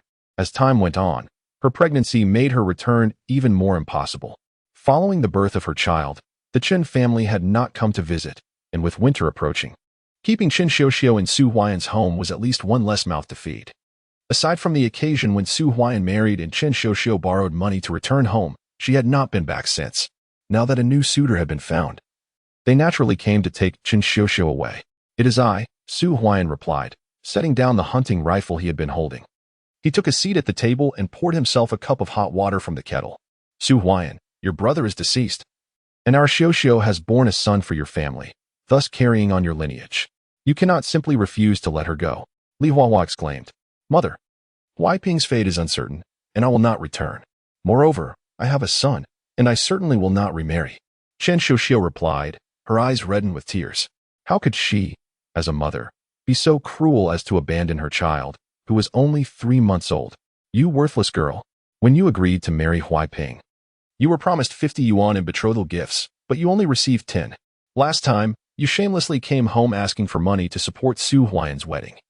And now you want to keep everything for yourself?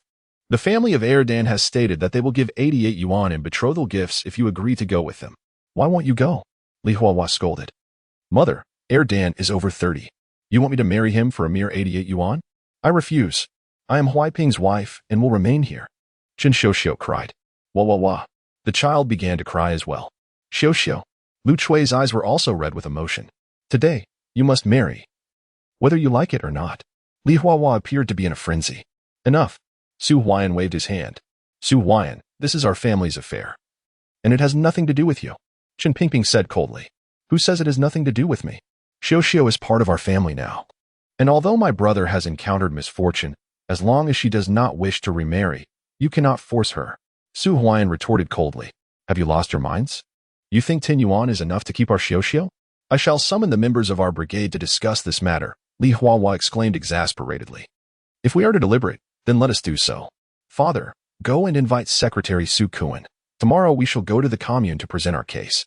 I must see how you can compel my sister-in-law to marry a man over a decade her senior when my nephew is but 3 months old.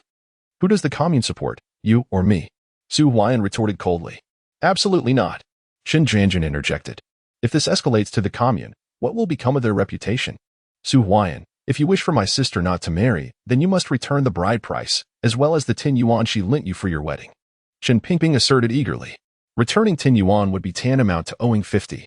Precisely, repay the entire amount, or we shall not leave, even if this reaches the commune. It remains your debt. Your brother's demise is of no concern to us.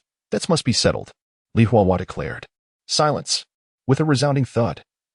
Su Huai'an rose and slammed his hand on the table. If my sister wishes to remarry, I would not impede her, but this coercion is unacceptable. Our family has long regarded Qin Xiao as one of our own, and your words are disrespectful to my brother, Su Huaiping. I will give you the money you are owed. Now, leave. Su Huai'an asserted coldly. Father, fetch the money. Su Huai'an gestured to Su Zheng. Very well. Su Zheng, his expression grim, stood up and retrieved a bag from beneath the Kong, handing it to Su Huai'an. This was the very bag of money Su Huai'an had brought back the previous day, containing 92 yuan. From this day forth, my sister-in-law Qin Xiao is a member of the Su family. You cannot compel them to do anything. Holding the money, he declared, now leave. His voice was devoid of warmth as he placed 5 large bills on the table. The 3 onlookers stared in disbelief at the money laid out before them. How could you have amassed such a sum when just days ago Xiao borrowed money from her family? Li Huahua questioned hurriedly. That is of no concern to you. My apologies, but I shall not see you out, Su Huai'an replied calmly. Su Huai'an, I respect you as a man. I shall accept the money, and from now on, my sister may do as she pleases. By the way, I heard that the educated youth from the city you married has fled. If you desire, my sister could marry you, Qin Pingping said with a smile as she pocketed the money. With a swift motion, Su Huai'an executed a sweeping kick, sending Qin Pingping sprawling to the ground with a cry of pain. Inside the room, Su Zheng and Lu Chui wore expressions of fury, while Qin Xiao's face flushed with embarrassment. How shameless to utter such words. Do you dare strike me, Su Huai'an? Qin Pingping seethed. If you do not leave now, I will break your legs, Su Huai'an threatened, brandishing a pole from the corner of the room. Were it not for Qin Xiao, Qin Pingping would have been ejected long ago. You have some nerve. Father, mother, let us depart, Qin Pingping hastily asserted. Xiao, do visit your family more often, Qin Jianjun said, rising with a smile. Indeed, do visit your family more frequently, Li Huahua promptly remarked, and upon hearing her words, Lu Chui and Su Zheng on the Kong exchanged knowing smirks. Just moments ago, they had been scolding Qin Xiao, and now they were advising her to return home more often. Such a swift change of heart was astonishing. You may leave. Huai'an is correct. From now on, I shall be a member of the Su family, Qin Xiao stated, holding her child with an expression devoid of emotion. This family had finally found some semblance of stability. Yet she never anticipated that her own family would once again produce a mere 50 yuan. Qin Xiao was acutely aware of the arduous journey this household had undertaken to reach its current state beneath these mountains. How long would it take to earn that 50 yuan through labor? Then we shall take our leave. Qin Jianjun, beaming alongside Li Huahua, turned to depart. After watching them leave, Qin Xiao could no longer hold back her tears. Xiao, do not weep. This place will henceforth be your home. With Huaiping gone, should you wish to remarry, your mother will not stand in your way, Lu Chui said, her eyes reddened. Thank you, mother, Qin Xiao replied through her sobs. Huai'an, how did your trip into the mountains fare today? Su Zheng inquired of Su Huai'an. We managed to catch 2 badgers at the mountain's edge. 1 for each of us, brought back to nourish my sister-in-law, Su Huai'an replied with a smile. He then opened the bag to reveal a badger weighing around 7 or 8 pounds, along with the ginseng they had unearthed that day. Huai'an, thank you, Qin Xiao said. Her gaze lowered. The 50 yuan earned today had also been provided by Su Huai'an. Without him, her parents would surely not have left, and she would have been forcibly returned to marry. We are all family, Su Huai'an declared as he emptied the jinseng onto the table and continued. Upon entering the depths of the mountains, we not only unearthed these ginseng roots but also encountered a sick deer, which is currently being processed at Uncle's home. Once the meat is ready, it will be sent over. A sick deer? Su Zheng exclaimed. In the northern foothills of the greater Xing'an range, various wild beasts roamed, but sick deer were seldom seen outside the deeper recesses of the mountains. We also encountered a big cat today, Su Huai'an added. That is exceedingly dangerous. Lu Chui interjected swiftly, alarmed at the thought of encountering a large cat in the mountains. Huai'an, do not venture into the mountains tomorrow, Su Zheng insisted. Very well, Su Huai'an nodded. The snow in the mountains had already accumulated significantly, and soon it would be impossible to enter. With these provisions, they would be able to weather the winter. By the way, I visited Su Xingchuan today. He is a mountain guardian and frequently ventures into the woods. He has no ginseng, but he possesses plenty of furs of various kinds, along with deer antlers. He asked if I was interested. Su Zheng noted. I am. Su Huai'an's eyes sparkled. Deer antlers were indeed a prized commodity, fetching a price in the city that rivaled that of ginseng, depending on their quality. However, Su Xingchuan's prices are not low. He asks 2 yuan for a marten pelt. Su Zheng added, 2 yuan? This price was slightly higher than that offered by the commune's purchasing station, but lower than the black market in the city, indicating only one possibility. Xingchuan had ventured into the black market, yet unlike Su Huai'an, he lacked connections in the city. His only avenue was the town's marketplace. With the economy gradually liberalizing, many individuals have taken to clandestinely visiting the urban black market. Some linger at the town's market, while hunters often choose to sell their furs to these individuals rather than deliver them to the commune's procurement station, as the prices offered are slightly more favorable. These traders receive the furs and transport them to the city for resale.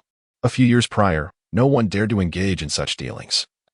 But as the economy is loosened, many enterprising minds have emerged. Provided that they do not act excessively brazen, such minor resales are often overlooked. Father, we can acquire everything from Uncle Xingchuan. He sets the prices, but we must not disclose this to anyone, Su Huai'an stated. Understood. Su nodded in agreement. That night, Su Huai'an delivered venison, an ample supply amounting to 60 pounds. Su Huai'an took 20 pounds, while the others received 10 each. Furthermore, Su Huai'an also brought a deer stomach, which Su Huai'an initially hesitated to accept in such quantity. However, Su Huai'an insisted, stating that since it was Su Huai'an who hunted the deer, it was only fair that he received an extra 10 pounds. As the night passed, in the following days, Su Huai'an returned the hunting rifle and refrained from venturing into the mountains. Instead, he spent his days at the brigade's clinic, engaging in discussions about the art of manipulation with Su Xiaoxiao whenever he had the chance. On December 19th, in the afternoon, Su Xiaoxiao remarked, Teacher Huai'an, Uncle Qin has summoned the 3 of us. He mentioned he has something to discuss. Is it regarding the assessment at Mo Health Center? Su Huai'an inquired with a smile. That must be the case. Tomorrow is the 20th, and our assessment is scheduled for then. Once it concludes on the 22nd, we will celebrate the Little New Year on the 23rd with a meeting. This time, you must avoid being singled out for criticism, Su Xiaoxiao urged. I will do my utmost. Su Huai'an replied with a faint smile. Hearing this, Zhang Yulin could not suppress a derisive chuckle. Although Su Huai'an possessed a skill in manipulation, what else did he truly know? This upcoming assessment would likely result in another grade of C, and during the meeting, he would be the one to embarrass himself again. The trio exited the clinic and proceeded to Su Kuan's office. Xiao, Dr. Jiang, Huai'an, you have all arrived. Upon seeing them enter, Su Kuan set aside his work and smiled, saying, the assessment at the Commune Health Center is imminent. You must perform well. I hear that someone from the city hospital will be present. Someone from the city hospital? Is that true? Secretary Kuan, do you know who it is? Zhang Yulin exclaimed excitedly. I do not know the specifics, but you shall find out during the assessment tomorrow. Prepare yourselves well, especially you, Huai'an. You cannot afford another grade of C this time. I have mentioned your manipulation technique to the health center's director, and even he has shown interest. Su Kuan remarked with a smile. Absolutely. Su Huai'an responded confidently. What good is interest? Can a grade of C allow you to transfer to the health center? Jiang Yulin retorted coldly. Chapter 22. Farewell Qin Ling. Dr. Jiang, you have historically performed the best in our brigade's assessments, this time. You must strive to secure a position at the health center. Su Kuan encouraged. Secretary, I am certain that I will succeed this time. Jiang Yulin exclaimed eagerly. Yes, yes. Everyone prepare well. We will gather at the commune at 8 o'clock tomorrow morning. I will arrange for Su Weiguo to drive the tractor and take you all to the commune. Su Kuan remarked. All right. The three departed from Su Kuan's office. Teacher Huai'an, you must give it your all, Su Xiaoxiao encouraged. In recent days, aside from guiding her in the art of manipulation, Su Huai'an had shared a wealth of knowledge. In the realm of medicine, Su Xiaoxiao discovered that Su Huai'an was far more capable than she had initially perceived. Contrary to her assumptions, his theoretical understanding was remarkably strong. He articulated concepts that the teachers at the commune health clinic had never even mentioned, presenting them with great clarity. You must also strive hard, little miss. Su Huai'an replied with a smile. That evening, Su Huai'an returned home. The following day, after a hearty breakfast, he gathered with the team at the brigade before heading to the commune on a tractor. Upon arriving at the commune health clinic, the atmosphere was already bustling. Today's assessment would see the barefoot doctors from the 12 brigades of Moat commune in attendance, totaling 36 individuals. Typically, a brigade was comprised of 2 barefoot doctors and a midwife. Should someone be reassigned, the brigade would apply to the commune health clinic for a new recruit to ensure the brigade's medical services remained intact, although the proficiency of barefoot doctors was often questioned. During the 1970s and 1980s, they were the backbone of rural healthcare. Without them, the most basic medical services in the countryside would be non-existent. Have you heard? Someone from the city hospital is coming today? I heard that long ago. The city hospital in Mo is expanding and needs to reassign some personnel from below. They are here to evaluate the medical staff at the commune health clinic. Our assessment is merely a side note. It's a pity we haven't even set foot inside the commune health clinic, let alone the city hospital. Just achieving a grade of C would be satisfactory this time. The atmosphere within the health clinic was lively.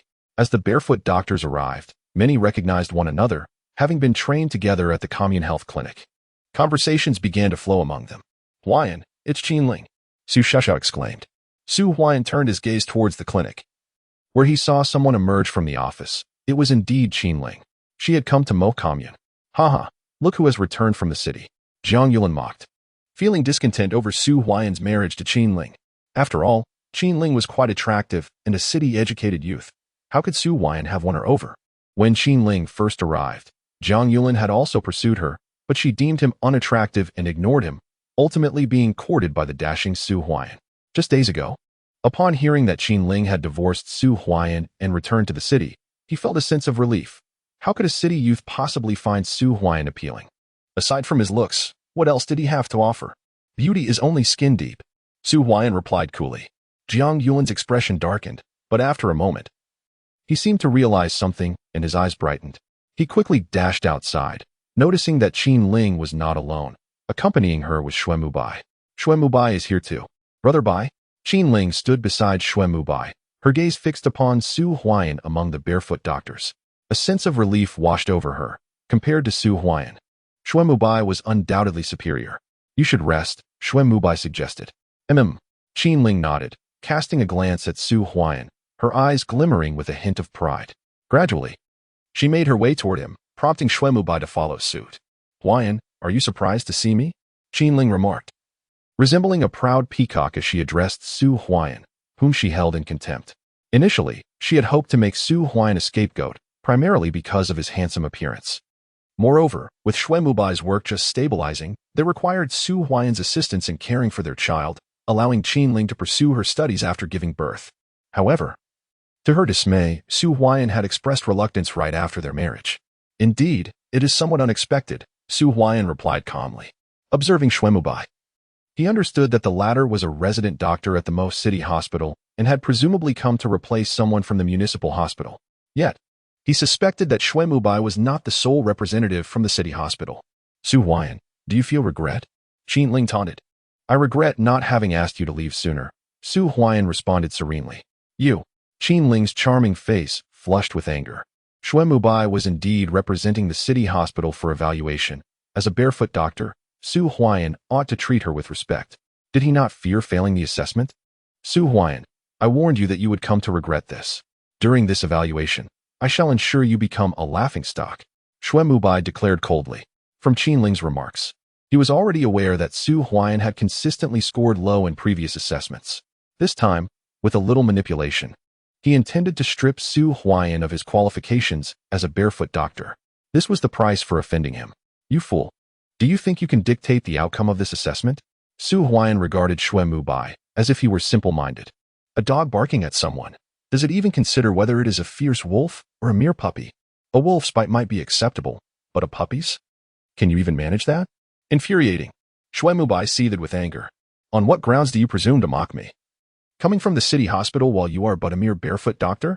Yet, Su Huai'an was not entirely wrong, although Shui Mubai represented the city hospital. He lacked the authority to make decisions. He was merely a resident doctor. The true authority lay with the chief physician, one of the top directors from the city hospital, who had previously been transferred from the provincial hospital to aid in establishing the city hospital. It was said she had come to personally inspect the grassroots medical conditions in Mo. However, this director's purpose was to evaluate the medical personnel at the Mo Health Center, and it was unlikely she would personally oversee the assessments of the barefoot doctors.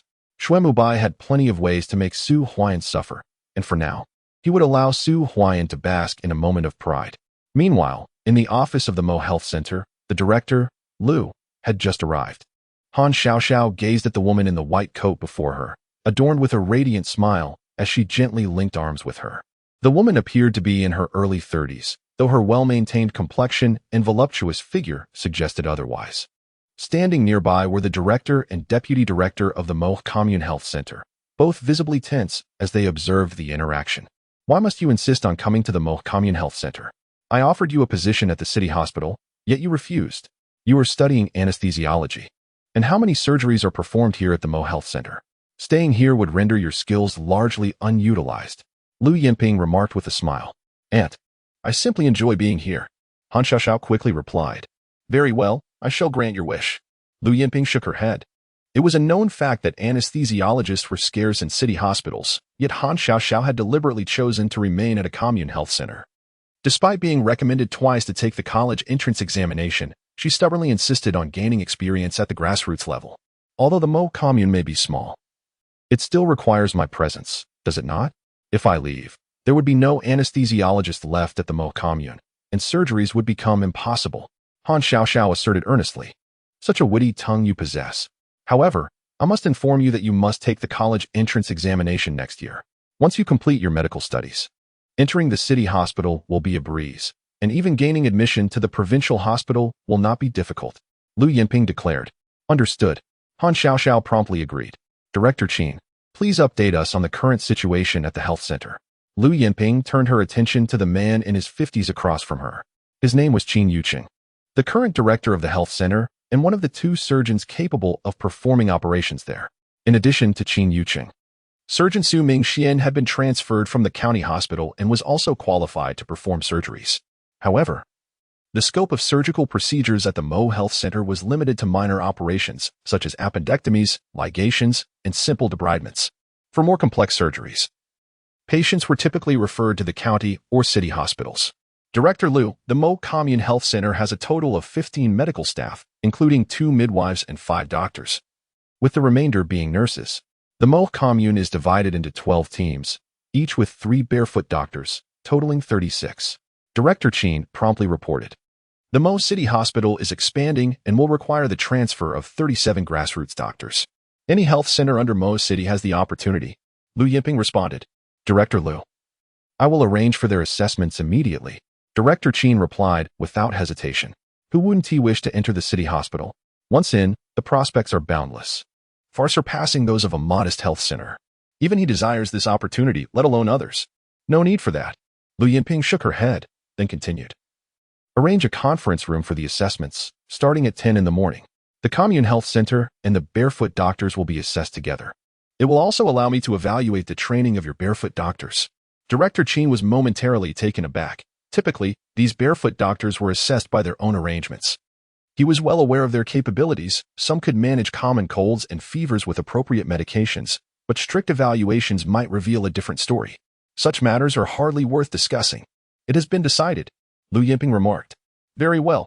Dean Qin nodded, for those in higher authority had spoken, leaving him with no alternative but to proceed with the arrangements. He could only hope that this time the barefoot doctors would perform satisfactorily, thus allowing for a semblance of dignity to be preserved. After all, such an evaluation of barefoot doctors by the municipal hospital had never occurred before. Moments later, Dean Qin took it upon himself to make the arrangements. Dear Aunt, I must tell you, among these barefoot doctors, there is one quite remarkable individual named Su Huai'an. It is said that he possesses the skill to perform the fetal position turning technique, even converting breech presentations into head presentations. Han Xiaoxiao whispered. Oh. Lu Yinping's eyes brightened slightly. A fetal position turning technique? She had witnessed an esteemed traditional Chinese medicine practitioner demonstrate this during her time at the provincial hospital. It had left her in awe. Could it be that even in this modest commune clinic, someone possesses such knowledge? Xiaoxiao. The fact that this Su Huai'an has captured your attention suggests he is extraordinary. Lu Yinping chuckled, recalling something amusing. How could that be? Han Xiaoxiao blushed. If he has garnered such praise from our dear Xiaoxiao, I am genuinely looking forward to witnessing Su Huai'an's performance. Lu Yinping declared. Aunt, I shall not engage with you any further. At the health center, in the main hall, the arrival of Dean Qin silenced the room. Although Shui Mubai longed to mock Su Huai'an once more, he steadied his breath upon seeing Dean Qin approach. Just wait. I shall make Su Huai'an regret his arrogance. Dean Qin. Shui Mubai greeted with a smile. Dr. Shui, Director Lu has informed me that our health center's medical staff and the barefoot doctors will be assessed together. According to protocol, today we shall conduct a theoretical examination, followed by a practical assessment tomorrow, with results to be announced the day after. Dean Qin explained. Together? Shui Mubai was momentarily taken aback. He had initially presumed that the barefoot doctors and the health center staff would undergo separate evaluations. This meant that Director Lu would oversee the assessment of the health center personnel, while he would evaluate the barefoot doctors, allowing him to ensure Su Huai'an would fail his assessment. However, this new arrangement would increase the stakes considerably. As the evaluation would adhere to the municipal hospital standards, 60 points would suffice to pass, while 80 would denote excellence.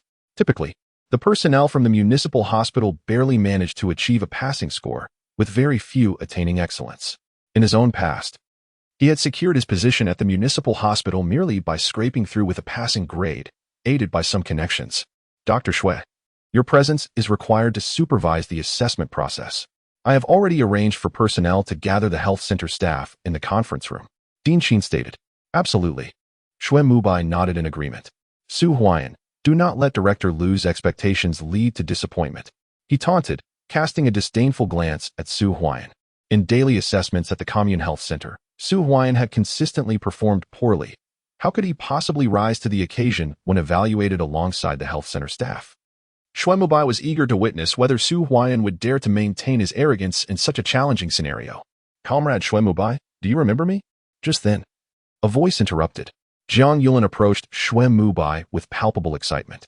As he gazed upon Shui Mubai, a rush of exhilaration coursed through him. They had once studied together at the municipal hospital, where Shui Mubai managed to pass the assessment thanks to connections, while Jiang Yulin, regrettably, did not, leading him to serve in the countryside as a barefoot doctor. The contrast between them was now stark. One was a physician at the municipal hospital, while the other remained a grassroots medic in the brigade. Comrade Jiang Yulin. Shui Mubai's eyes lit up. I never expected to encounter you here. Are you currently at the Mo Commune Health Center? Jiang Yulin's face flushed, and he quickly replied, I am at the Lingnan Brigade Health Station. Lingnan Brigade? You're in the same brigade as Su Huai'an, if I recall correctly. Are you acquainted with Su Huai'an, Comrade Jiang Yulin? Shui Mubai paused slightly before continuing. You know Su Huai'an as well? Jiang Yulin was taken aback. Was it possible that Su Huai'an was also familiar with Shui Mubai from the municipal hospital? Indeed. Shui Mubai smiled faintly. I have heard that Comrade Su Huai'an has failed the assessment at the Mauve Commune Health Center twice in a row. This time, I shall ensure he receives proper attention. If he fails a third time, his qualification as a barefoot doctor will be revoked. Upon hearing this, Jiang Yulin's eyes brightened. He had initially thought Su Huai'an had connections to the municipal hospital, but it seemed that Shui Mubai was not inclined to assist him. Rather, Su Huai'an had evidently offended Shui Mubai. The earlier sight of Qin Ling approaching Su Huai'an suddenly made sense to him. Comrade Shui Mubai, I truly envy you. You must be among those coming to the Mauve Commune for assessment this time. Jiang Yulin remarked. Indeed.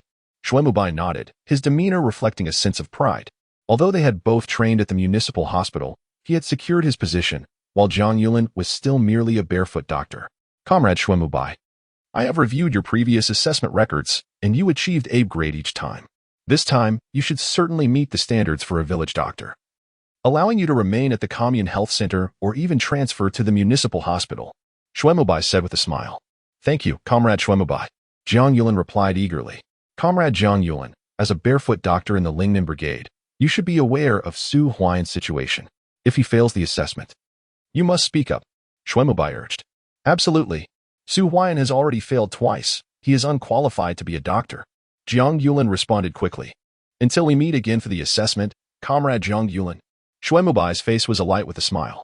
When Su Huai'an inevitably failed, coupled with Jiang Yulan's testimony, the matter would be firmly established, rendering any attempt at resistance by Su Huai'an futile. This time, Su Huai'an would face dire consequences, becoming the subject of ridicule throughout the entire Mo commune. Take care, Dr. Xue. In Jiang Yulan's eyes, there was a glimmer of excitement. With Xuemoba present, this assessment posed no challenges whatsoever. More importantly, Su Huai'an had crossed Xuemoba, as evidenced by the familiarity between Qin Ling and Xuemoba. It was clear that Qin Ling had abandoned Su Huai'an, and it was undoubtedly due to Xuemoba's influence. A barefoot doctor working in a health clinic could only earn labor points, while a physician at the municipal hospital received a proper salary and enjoyed a prestigious social standing. Thus, it was apparent how Qin Ling would choose. Huai'an, look at Jiang Yulan and Xuemoba getting together, exclaimed Su Xiaoxiao hastily. Let them be. Su Huai'an replied with a faint smile. What does it matter if they have come together? Do they think they can undermine me? They ought to consider their own capabilities. At least, Xuemoba and Jiang Yulan are not in a position to challenge me. Dear colleagues, today marks your annual assessment for barefoot doctors. This time, the evaluation is different. You will be assessed alongside the medical staff of our commune health center. The assessment is divided into 2 rounds. Today is the theoretical examination, while tomorrow will be the practical assessment.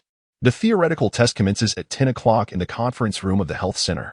Director Qin's voice rang out. Is this for real? We, the barefoot doctors, are going to be assessed alongside the doctors from the commune health center? That seems exceedingly difficult, murmured many barefoot doctors. Indeed, everyone should strive hard. As long as you score above 50 in the theoretical test and achieve at least a B in the practical assessment, you will gain entry into the commune health center.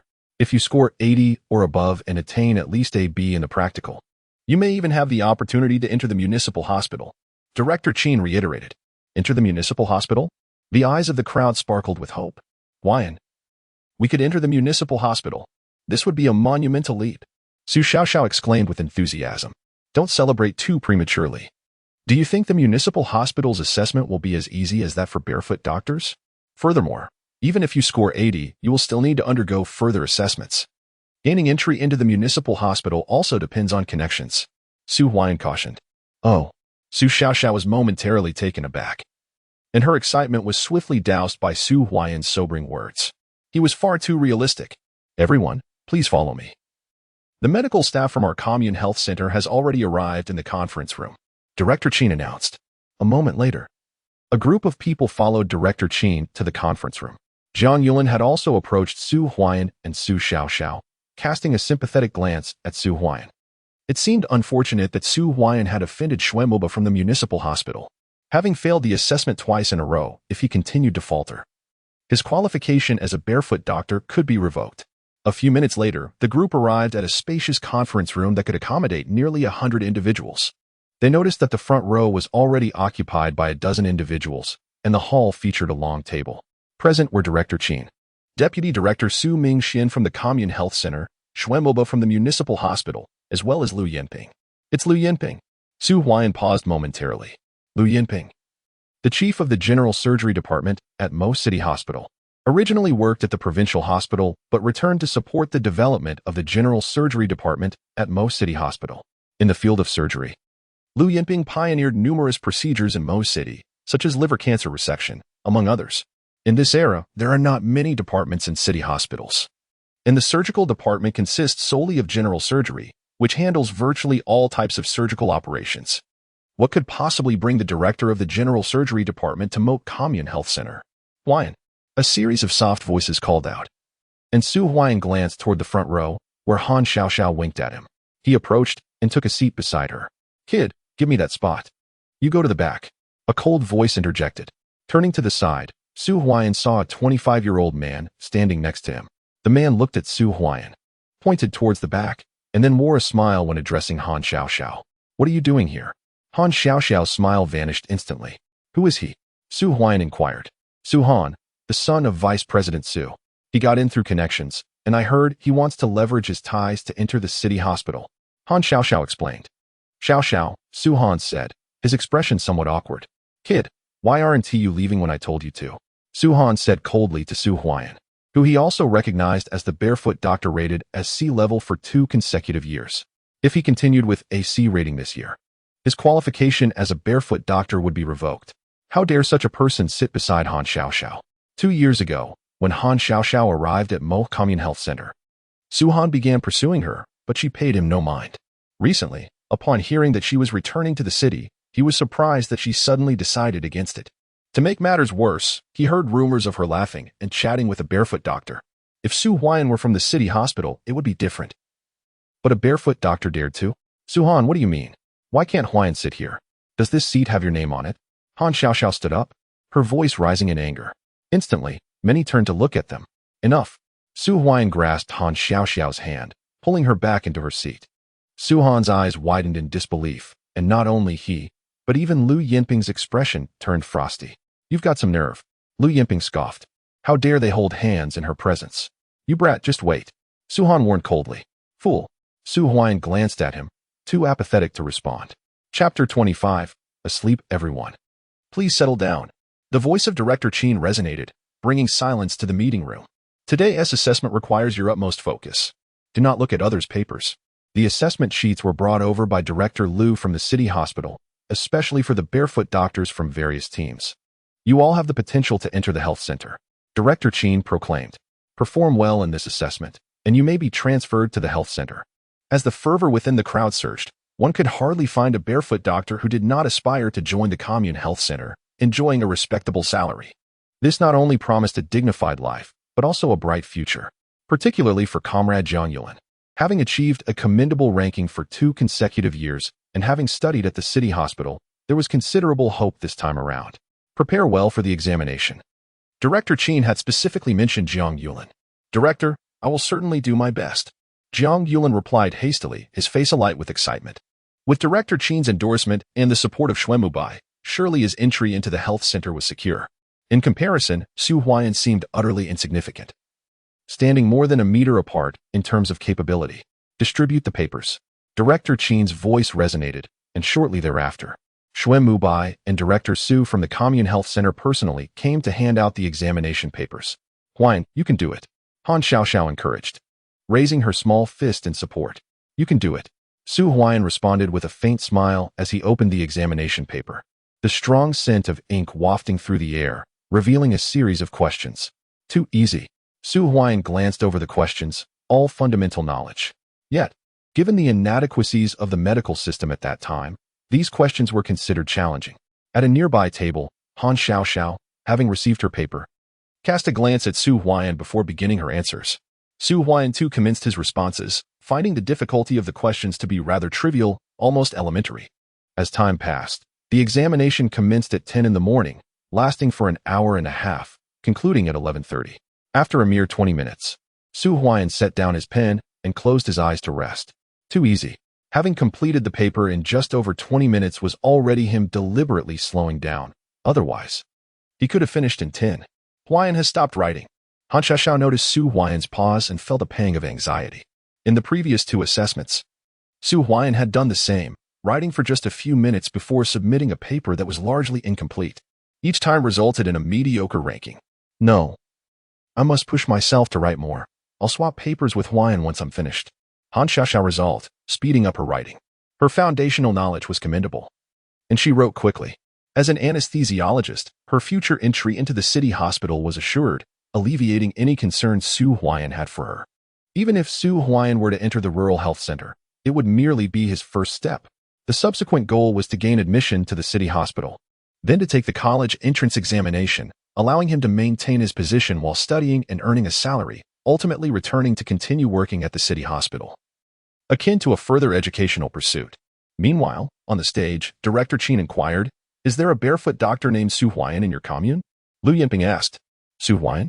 Director Qi paused momentarily. While he might not recall other barefoot doctors, he distinctly remembered Su Huai'an, who had ranked poorly twice in succession. Should this assessment yield another mediocre result, his qualification as a barefoot doctor would be jeopardized. What does Lu Yinping want with Su Huai'an? Director Lu, do you know this Dr. Su?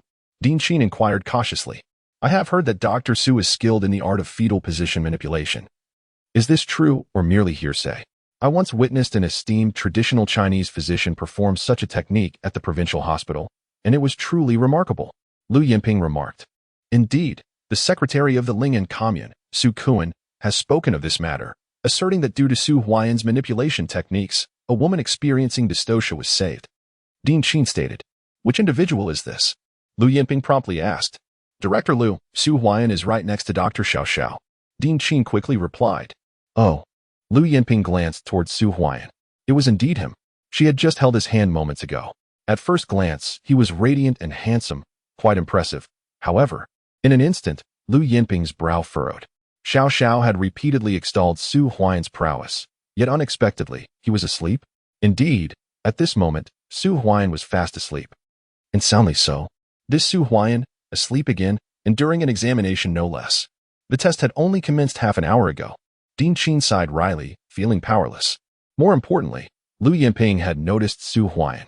He had hoped to offer Su Huai'an an opportunity based on his manipulation skills, but now that Lu Yinping had noticed, if Su Huai'an performed poorly, he would surely face repercussions. How amusing. Su Huai'an is asleep. Xue Mubai observed the slumbering Su Huai'an and couldn't help but chuckle. Initially, he had contemplated how to undermine Su Huai'an, but now it seemed that Su Huai'an was sabotaging himself by sleeping during an examination. Could it be that he had completed the exam so swiftly? This test paper was presented by the municipal hospital. Even he would need to perform diligently to achieve a score above 60. How could Su Huai'an, a barefoot doctor, possibly finish the paper in just 20 minutes? There was only one explanation. Su Huai'an simply couldn't write it.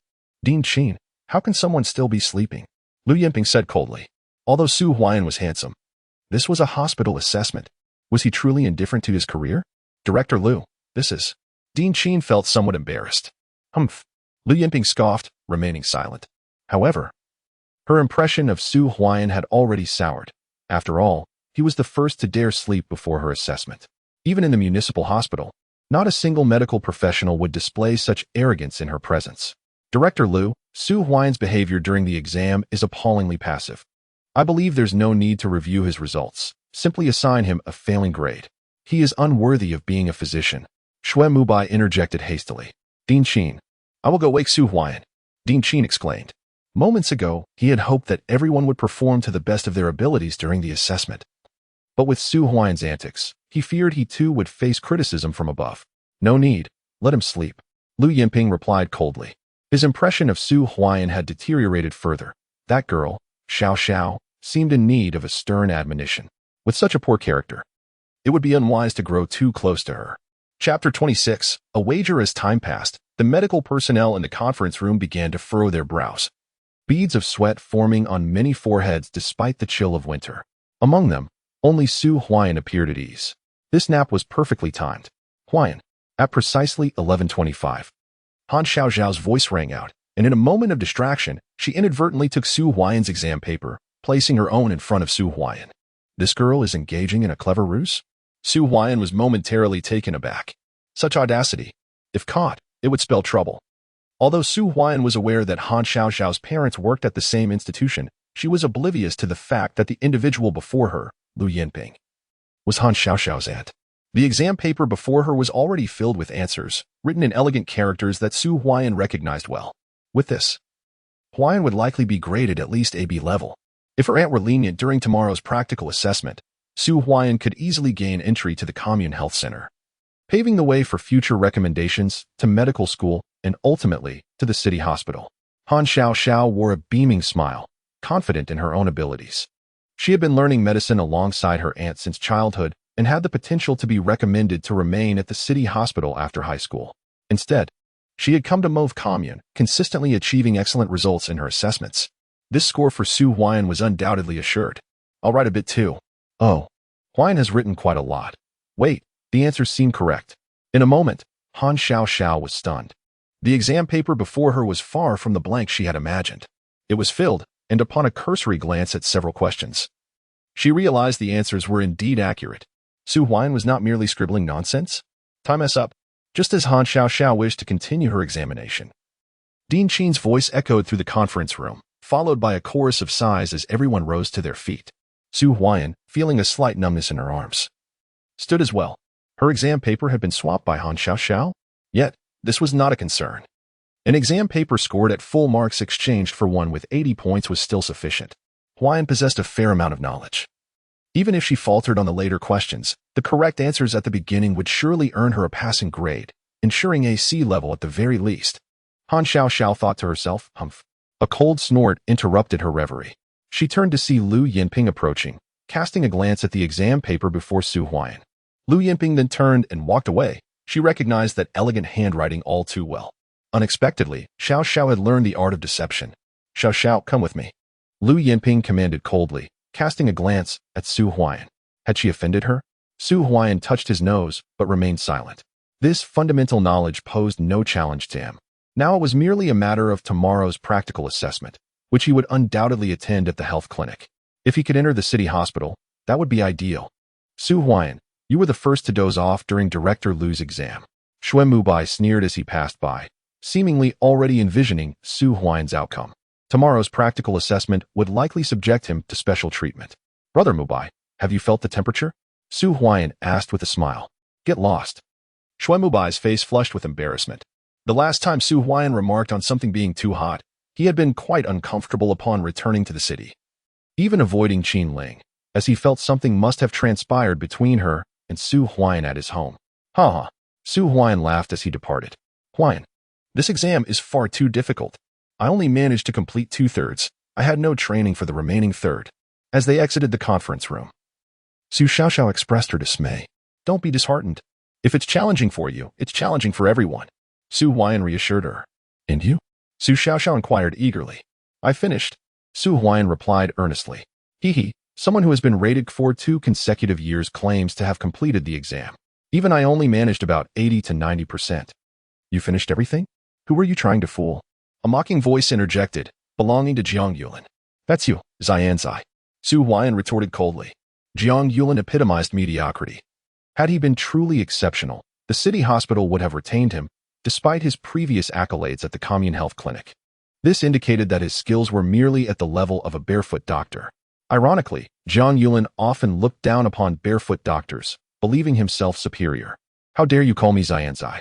Jiang Yulin exclaimed angrily, accustomed to wearing glasses and pretending to be refined, thinking himself different from others. He never anticipated Su Huai'an would label him as such. Everyone, the practical assessment begins at 8 o'clock tomorrow morning. The results of both the practical assessment and theoretical exam will be released the day after, along with ratings. At that moment, Director Qin's voice echoed through the hall. We will see the results tomorrow. Su Xiao remarked. What someone least wishes to see is the score. Jiang Yulin said coldly, eagerly anticipating the outcome. Xianzai, are you interested in a bet? Su Huai'an proposed nonchalantly. What do you want to wager? Jiang Yulin replied, his tone frosty. If your rating is higher than mine when the results are announced, you may demand anything of me. Conversely, if my rating exceeds yours, you must address me as Teacher Su whenever you encounter me. Su Huai'an smiled. You. Jiang Yulin glared at Su Huai'an, who he habitually scorned. If he accepted this wager, how could he maintain his pride afterwards? Aren't you brave enough? Su Huai'an taunted with a smile. Huai'an, just forget it.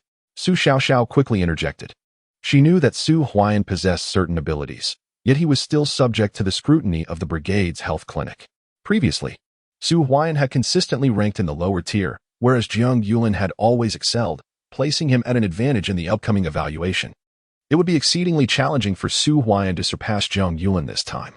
I have made a promise to you, Jiang Yulin declared solemnly. He was filled with confidence, determined that should he outshine Su Huai'an, he would ensure that Su Huai'an would be utterly humiliated in the brigade's health clinic, thereby earning his rightful place in the health center. Let it be settled then, Xianzi. You must exert yourself in tomorrow's practical assessment. Su Huai'an replied with a faint smile before turning to leave. In the afternoon, Su Huai'an returned home on a village tractor, where a meal awaited him, prepared by his family. To his surprise, there was an unfamiliar guest present, Shou Shanren, Su Xingchuan. Huai'an, Uncle Xingchuan has come. Su Zheng exclaimed upon seeing Su Huai'an's arrival. Uncle Xingchuan. Su Huai'an greeted him promptly. Huai'an has truly made something of himself. I heard you saved Gui Ying's wife during her difficult labor, Su Xingchuan remarked. As the brigade's guardian of the mountains, he often carried a hunting rifle on his back and had previously been part of a hunting team. He was one of the few households in the brigade that lived relatively comfortably. Uncle Xingchuan, you flatter me. It was merely a small matter. Su Huai'an replied with a smile. Huai'an, I hear you are in need of furs and medicinal materials. Su Xingchuan inquired in a lowered voice. Are you willing to procure them? If so, I can offer prices a third higher than the commune's purchasing station, with no limit on quantity. You could even buy them yourself in the brigade and sell them to me. Su Huai'an stated earnestly. He had anticipated Su Xingchuan's purpose for visiting, recognizing it as an attempt to gauge his intentions. Thus, Su Huai'an chose to be forthright, acknowledging that Su Xingchuan often frequented the black market but lacked connections in the city. Huai'an, do you have avenues into the city? Su Xingchuan asked with a smile. Indeed, Su Huai'an replied candidly. Hearing this, Su Zheng quickly ushered Lu Chui and Su Huai'an to the southern Kong, leaving only Su Huai'an and two others in the northern Kong. Su Zheng secured the door tightly and cast a glance outside. The brigade had seen its share of hunters who ventured into the mountains and engaged in black market dealings. A few years prior, such actions could lead to severe consequences, though recent years had seen a relaxation of enforcement, albeit with caution against brazen acts. Huai'an, do you have connections in the city? Su Xingchuan pressed eagerly. He had entertained the idea of sending goods to the city but lacked the means to do so. Indeed, Su Huai'an maintained a calm demeanor. Huai'an, could you possibly introduce me to someone? Su Xingchuan implored quietly. That request is rather excessive, Xingchuan. Su Zheng interjected coldly. My apologies. Su Xingchuan chuckled awkwardly before continuing. Huai'an, I happen to have a batch of goods that I need to send to town for disposal. Since you have connections, I will sell them to you at a price double that of the supply and marketing cooperative's purchasing station. That is far too high. I delivered it to the city, and the price there is merely double that of the supply and marketing cooperative. A piece of sable fur is priced at 150 at the cooperative's collection station, and delivered to the city it would cost 3. I cannot accept this price, Su Huai'an remarked. The black market in town certainly does not command such exorbitant rates.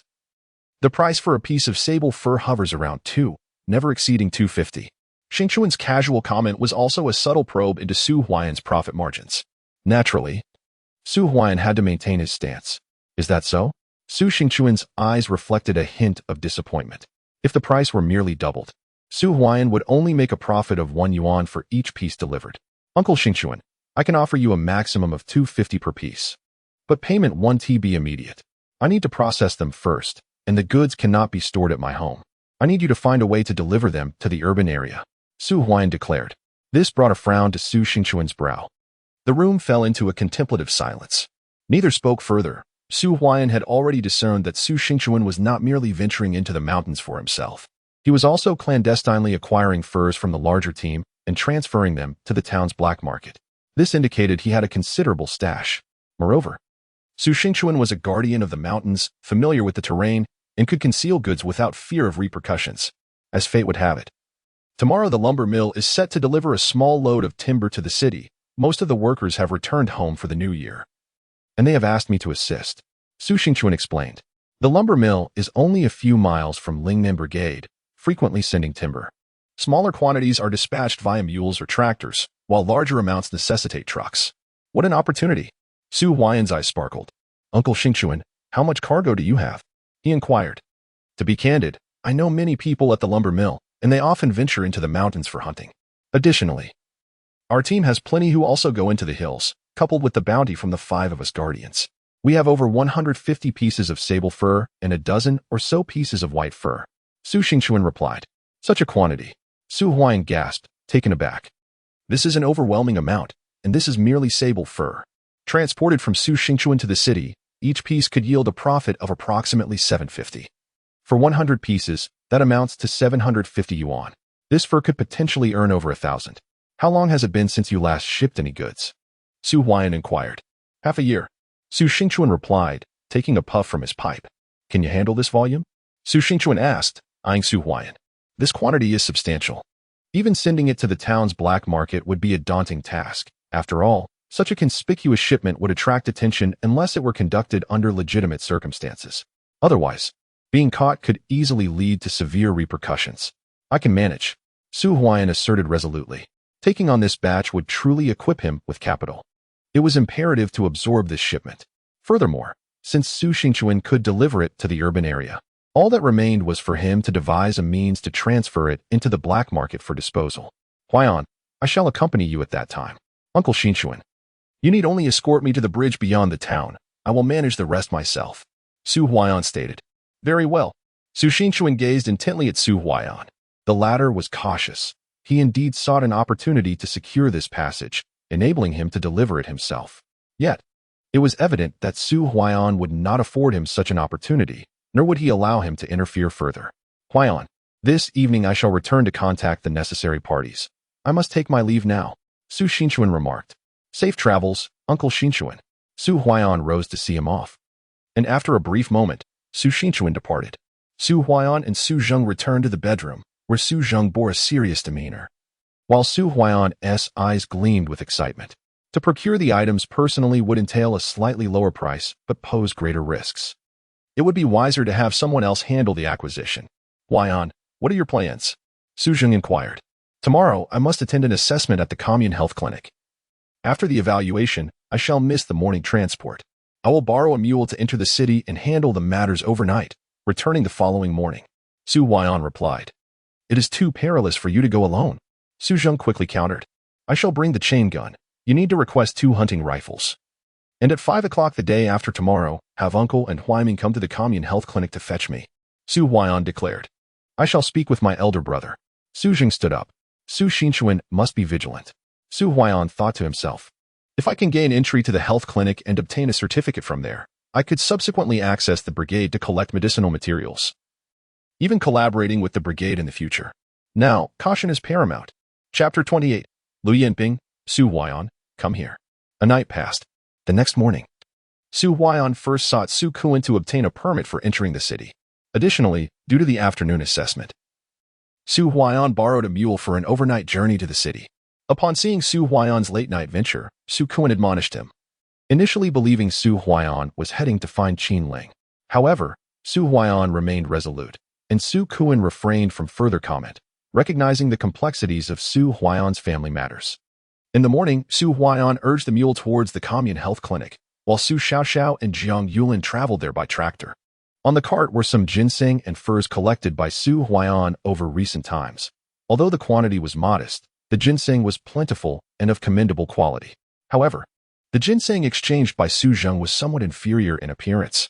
At the commune health clinic, Han Xiaoxiao exclaimed, Huai'an, why are you riding a mule here? I plan to enter the city for a visit with relatives. Su Huai'an replied with a smile. You have relatives in the city? Han Xiaoxiao paused, uncertain, as she was unaware of this detail. However, given that Qin Ling was currently at the commune health clinic, Su Huai'an had no need to venture into the city.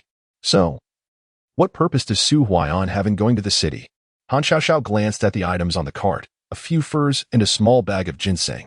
Was he truly traversing to the city for these? The last time Su Huai'an went to the city, he returned with grains and osmanthus cake. Was this another similar endeavor? I am merely going to take a look, Su Huai'an murmured. Thank you, Huai'an. As she gazed at Su Huai'an, Han Xiaoxiao was suddenly filled with emotion. If her memory served her right, Su Huai'an came from a humble background. Yet, during his daring venture into the city to visit the black market, he had bought her osmanthus cake, which cost a staggering $1.50 a box. This amount was quite exorbitant even for city workers, let alone for someone like Su Huai'an. Nevertheless, he had purchased it for her. Why are you thanking me? Su Huai'an inquired. Huai'an, if you ever go to the city again, just mention that you were looking for Lu Yinping. She is your second aunt, working as the head of the general surgery department at the municipal hospital. I will provide you with a letter of her employment to facilitate your entry into the city. Furthermore, these items are gifts for Lu Yinping. Han Xiaoxiao explained.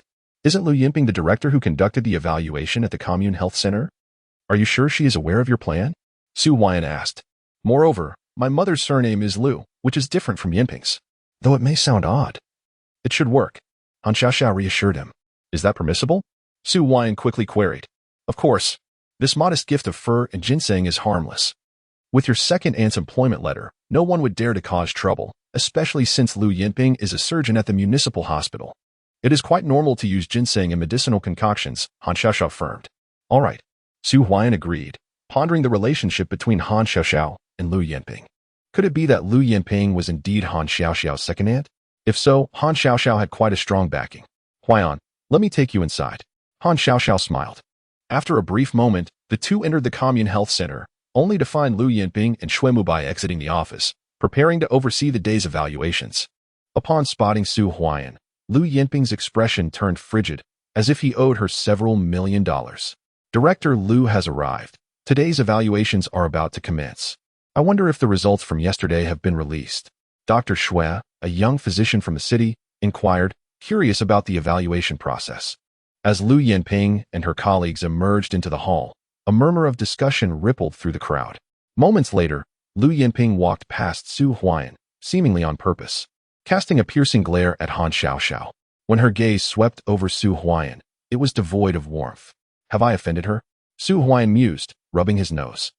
He had diligently completed the exam yesterday and had not exchanged a word with Lu Yinping, so how could he have incurred her displeasure? Perhaps she was irked by his proximity to Han Xiaoxiao, or maybe Han Xiaoxiao had performed poorly on the exam. However, that seemed improbable, as even if Han Xiaoxiao had switched test papers, she would surely score between 70 and 80, which was far from failing. Under the weight of Lu Yinping's gaze, Han Xiaoxiao lowered her head. The previous day, after finishing her exam, she had been reprimanded by Lu Yinping, who had specifically singled out Su Huai'an's test paper. The elegant handwriting on it could only belong to Han Xiaoxiao. However, Han Xiaoxiao, in the face of her aggressive stance, gritted her teeth and insisted that she had not changed. This was indeed written by Su Huai'an. As a result, Lu Yinping didn't even bother to review the papers. She handed everything over to Shui Mubai for evaluation, awaiting the announcement of results tomorrow. Today's practical assessment was divided into two teams, with all the medical staff from the commune health center coming to be evaluated here. The barefoot doctors were sent to be assessed by Dr. Shui. And among these barefoot doctors, there were several outstanding individuals from previous evaluations who also came here for assessment. Jiang Yulin, Lu Mubai, and Su Huai'an. Lu Yinping's voice resonated once more. Upon hearing his name, Jiang Yulin's eyes lit up with joy. The director from the city hospital had called him for evaluation. This was a recognition of his abilities. Glancing at Su Huai'an, Jiang Yulin walked with a sense of pride towards the line of medical staff from the commune health center. Huai'an, you're here too. Su Xiaoxiao exclaimed in surprise. What is going on? How is Su Huai'an here as well? In previous evaluations, Su Huai'an had only received a grade of C in one instance, while the rest were D grades, and even she had not been named by Lu Yinping. So how is it that Su Huai'an, who had received D grades for 2 consecutive assessments, was singled out by Lu Yinping? Jiang Yulin was puzzled. Shui Mubai frowned, initially. He had the opportunity to ensure that Su Huai'an would not pass the assessment, but with Lu Yinping calling her away, that possibility was now out of reach. Nevertheless, under Lu Yinping's scrutiny, it was unlikely that Su Huai'an would receive a high rating, as the surgical director was notoriously stringent in her expectations. What is the matter? I know this Su Huai'an. She seemed to have received a D grade last year. Is that considered excellent? Not only last year, but the year before as well, 2 consecutive years of D grades. If she receives a D grade again this year, wouldn't that disqualify her as a barefoot doctor? Is Director Lu mistaken? Whispers of disbelief spread among the barefoot doctors. Director Lu, Su Huai'an has received D grades for 2 consecutive assessments. Is that truly considered excellent? Jiang Yulin stepped forward, clearly displeased. Why should Su Huai'an, with 2 consecutive D grades, be considered excellent? How could she be named alongside me by Lu Yinping for the practical assessment? Do you know the procedure for the breech delivery? Lu Yinping asked coldly. I don't know. Jiang Yulin's face flushed crimson. He genuinely did not know the breech delivery technique. How is it that Su Huai'an, who trained at the commune health center, had the fortune to learn such a procedure while he, studying at the city hospital, had not? Chapter 29. The situation is grim. Jiang Yulin never expected Lu Yinping to make such a statement publicly, leaving him utterly humiliated. The breech delivery technique, what was that? Su Huai'an was capable of such a procedure? No wonder she had garnered the attention of the director from the city hospital. It was rumored that there had been complications during childbirth in the Mo Brigade, leading to a crisis when the patient was sent to the health center. In the hall, many began to discuss among themselves. If they had initially looked down on Su Huai'an for her 2D grades, their gazes towards her had now softened considerably. Such a breech delivery technique, that could indeed be a matter of life and death. In rural areas, who among the wives does not desire to bear children? Is it guaranteed that childbirth will be free from complications? Sometimes, when complications arise and one is rushed to the clinic, there may still be no solution. With Su Huai'an present, however, there is an increased chance of survival. Su Huai'an, don't go just yet. Su Xiaoxiao hastily interjected. This is undoubtedly a good thing. Yesterday, Su Huai'an had dozed off during the theoretical exam, so the results would surely reflect poorly. Yet now that Su Huai'an's technique of turning the fetus had reached Director Lu's ears, her rating might improve significantly. Miss Su, do your best. Su Huai'an smiled gently and joined the line at the commune clinic. Huai'an, come here. Han Xiaoxiao called out urgently. Su Huai'an approached Han Xiaoxiao's side. Observing this scene, Lu Yinping's expression grew colder. This Su Huai'an actually believed she could perform the fetal position turning technique, a skill that even the city hospital lacks. Did Su Huai'an truly possess this ability? Lu Yinping was skeptical. Dr. Shui, take the others for assessment. The personnel from the commune clinic will follow me. Director Lu commanded. A group of individuals trailed behind. Along the way, no one dared to utter a word. Huai'an, perform well. Perhaps this time, you could be rated as a level B. Han Xiaoxiao whispered.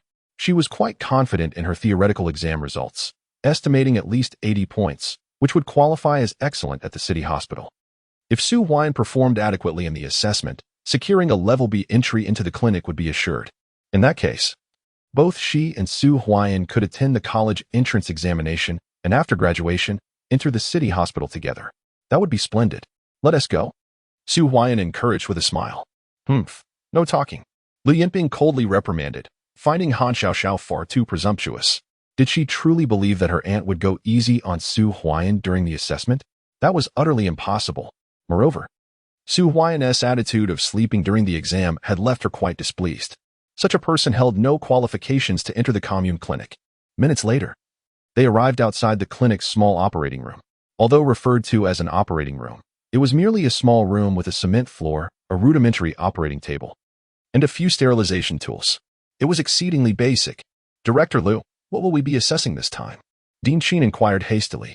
Dean Qin, you will observe from outside. Lu Yinping shot a glance at Dean Qin, who forced a smile and retreated a few steps.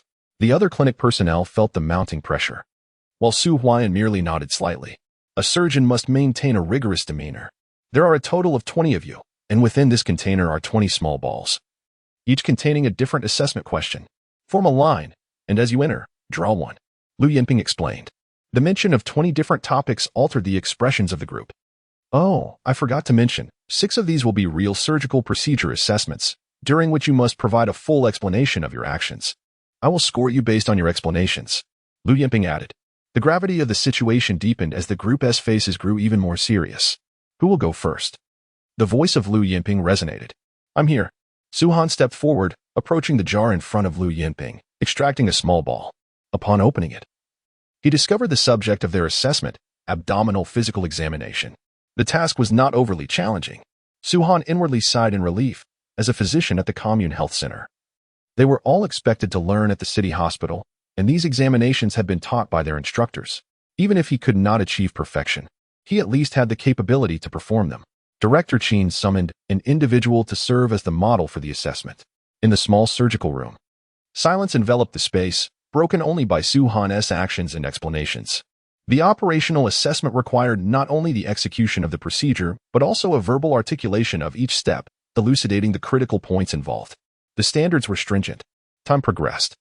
After 10 minutes, Su Han stood before Lu Yinping, his demeanor slightly anxious, as the entire process had not been executed very smoothly, and he had indeed overlooked some aspects. Grade B, Lu Yinping stated calmly.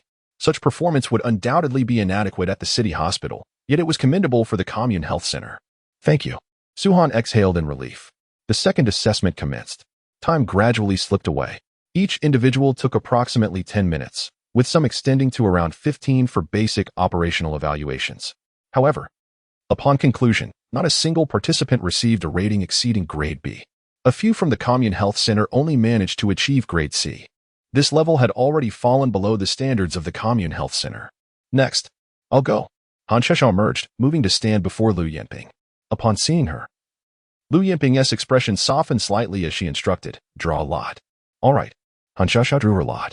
Upon revealing it, she discovered the task was a thyroid physical examination. Begin, Lu Yinping commanded. MHM. Han Xiaoxiao nodded and commenced her operation. The thyroid examination primarily involved 3 steps: inspection, palpation, and auscultation. First, the patient should be in a well-lit room, seated with the neck fully exposed and the head slightly tilted back. The inspection aimed to observe the size and symmetry of the thyroid. Palpation included assessments of both the isthmus and lateral lobes, with the examiner positioned in front of the subject, utilizing their thumb. As Han Xiaoxiao articulated her process while executing it, the entire procedure flowed seamlessly, concluding in approximately 10 minutes. Those present were captivated, clearly able to observe each action and its key points. Han Xiaoxiao is truly impressive, murmured the audience in admiration. Indeed, they could not help but whisper.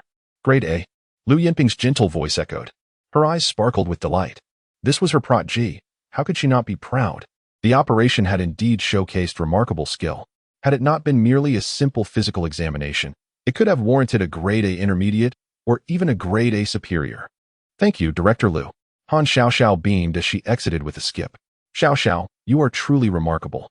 Su Huai'an whispered. Of course. Han Xiaoxiao lifted her head, brimming with pride. Huai'an, after inquiring with my second aunt, learned that today's 20 operational assessments had revealed the results of the first 6 surgeries. The remaining 2 assessments consist of a surgical suturing evaluation and the proper donning of surgical attire, both exceedingly straightforward tasks. Han Xiaoxiao promptly interjected. Indeed, they are quite simple. Su Huai'an replied with a subtle smile. The techniques of suturing and the standard application of surgical garments are merely foundational skills in surgery, ingrained deeply within a surgeon's expertise. Chapter 30. Is this your departmental assessment? Next, Jiang Yulin. Dean Qin's voice resonated as Lu Yinping selected 5 barefoot physicians, of whom only Su Huai'an had not been rated as a C in previous years. The first 3 performed adequately. Jiang Yulin was his foremost candidate. Present. Jiang Yulin took a deep breath and entered. Draw 1. Lu Yinping instructed indifferently. Very well. Jiang Yulin hastily approached the jar, and upon reaching inside, he was taken aback to find only a crumpled piece of paper. But weren't there supposed to be 18 in total? What about the remaining? Su Huai'an? Never mind. I'll focus on my assessment first. Jiang Yulin unfolded the paper, revealing the prompt, Surgical Suturing Operation Assessment. It was a simple task. He had previously studied at the municipal hospital and even scrubbed in for surgeries. While he had limited opportunities to suture, he had indeed performed some basic sutures, so he felt confident in his technical abilities. The assessment commenced. Lu Yinping's voice echoed. Jiang Yulin began his task. 5 minutes later, Grade B, Lu Yinping announced. Jiang Yulin exited with a beaming expression, finally achieving a Grade B. With the municipal hospital assessing him, as long as his theoretical examination went well, earning a comprehensive Grade B would be entirely feasible. At that moment, he envisioned himself joining the community health center, perhaps even catching the eye of the municipal hospital. Dr. Jiang, your assessment is complete. It's my turn now. Su Huai'an's voice called out. Hearing Lu Yinping's rating, Jiang Yulin stood in a daze for a couple of minutes, overwhelmed by his desire for progress. Huai'an, aside from that fortunate breech delivery technique, what other procedures do you know? Jiang Yulin asked coldly. What I know is of no concern to you. Just wait outside and observe. Su Huai'an retorted. Entering the operating room. Humph. Jiang Yulin stepped out, eager to see what Su Huai'an could demonstrate. He was acutely aware that there were no more crumpled papers left in the jar.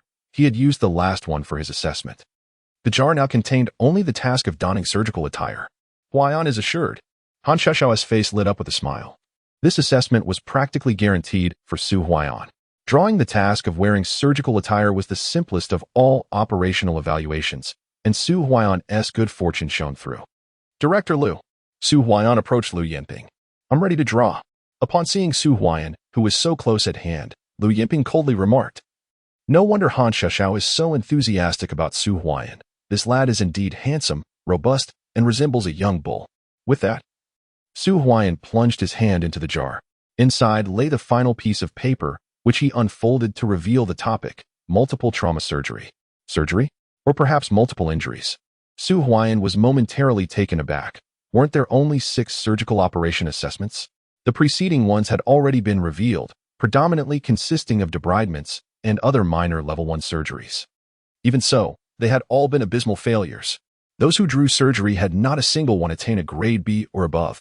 Was this the 7th surgical assessment? Not only was it a surgery, but it was also one concerning multiple traumas. The management of multiple trauma is the most intricate and challenging within the realm of surgery.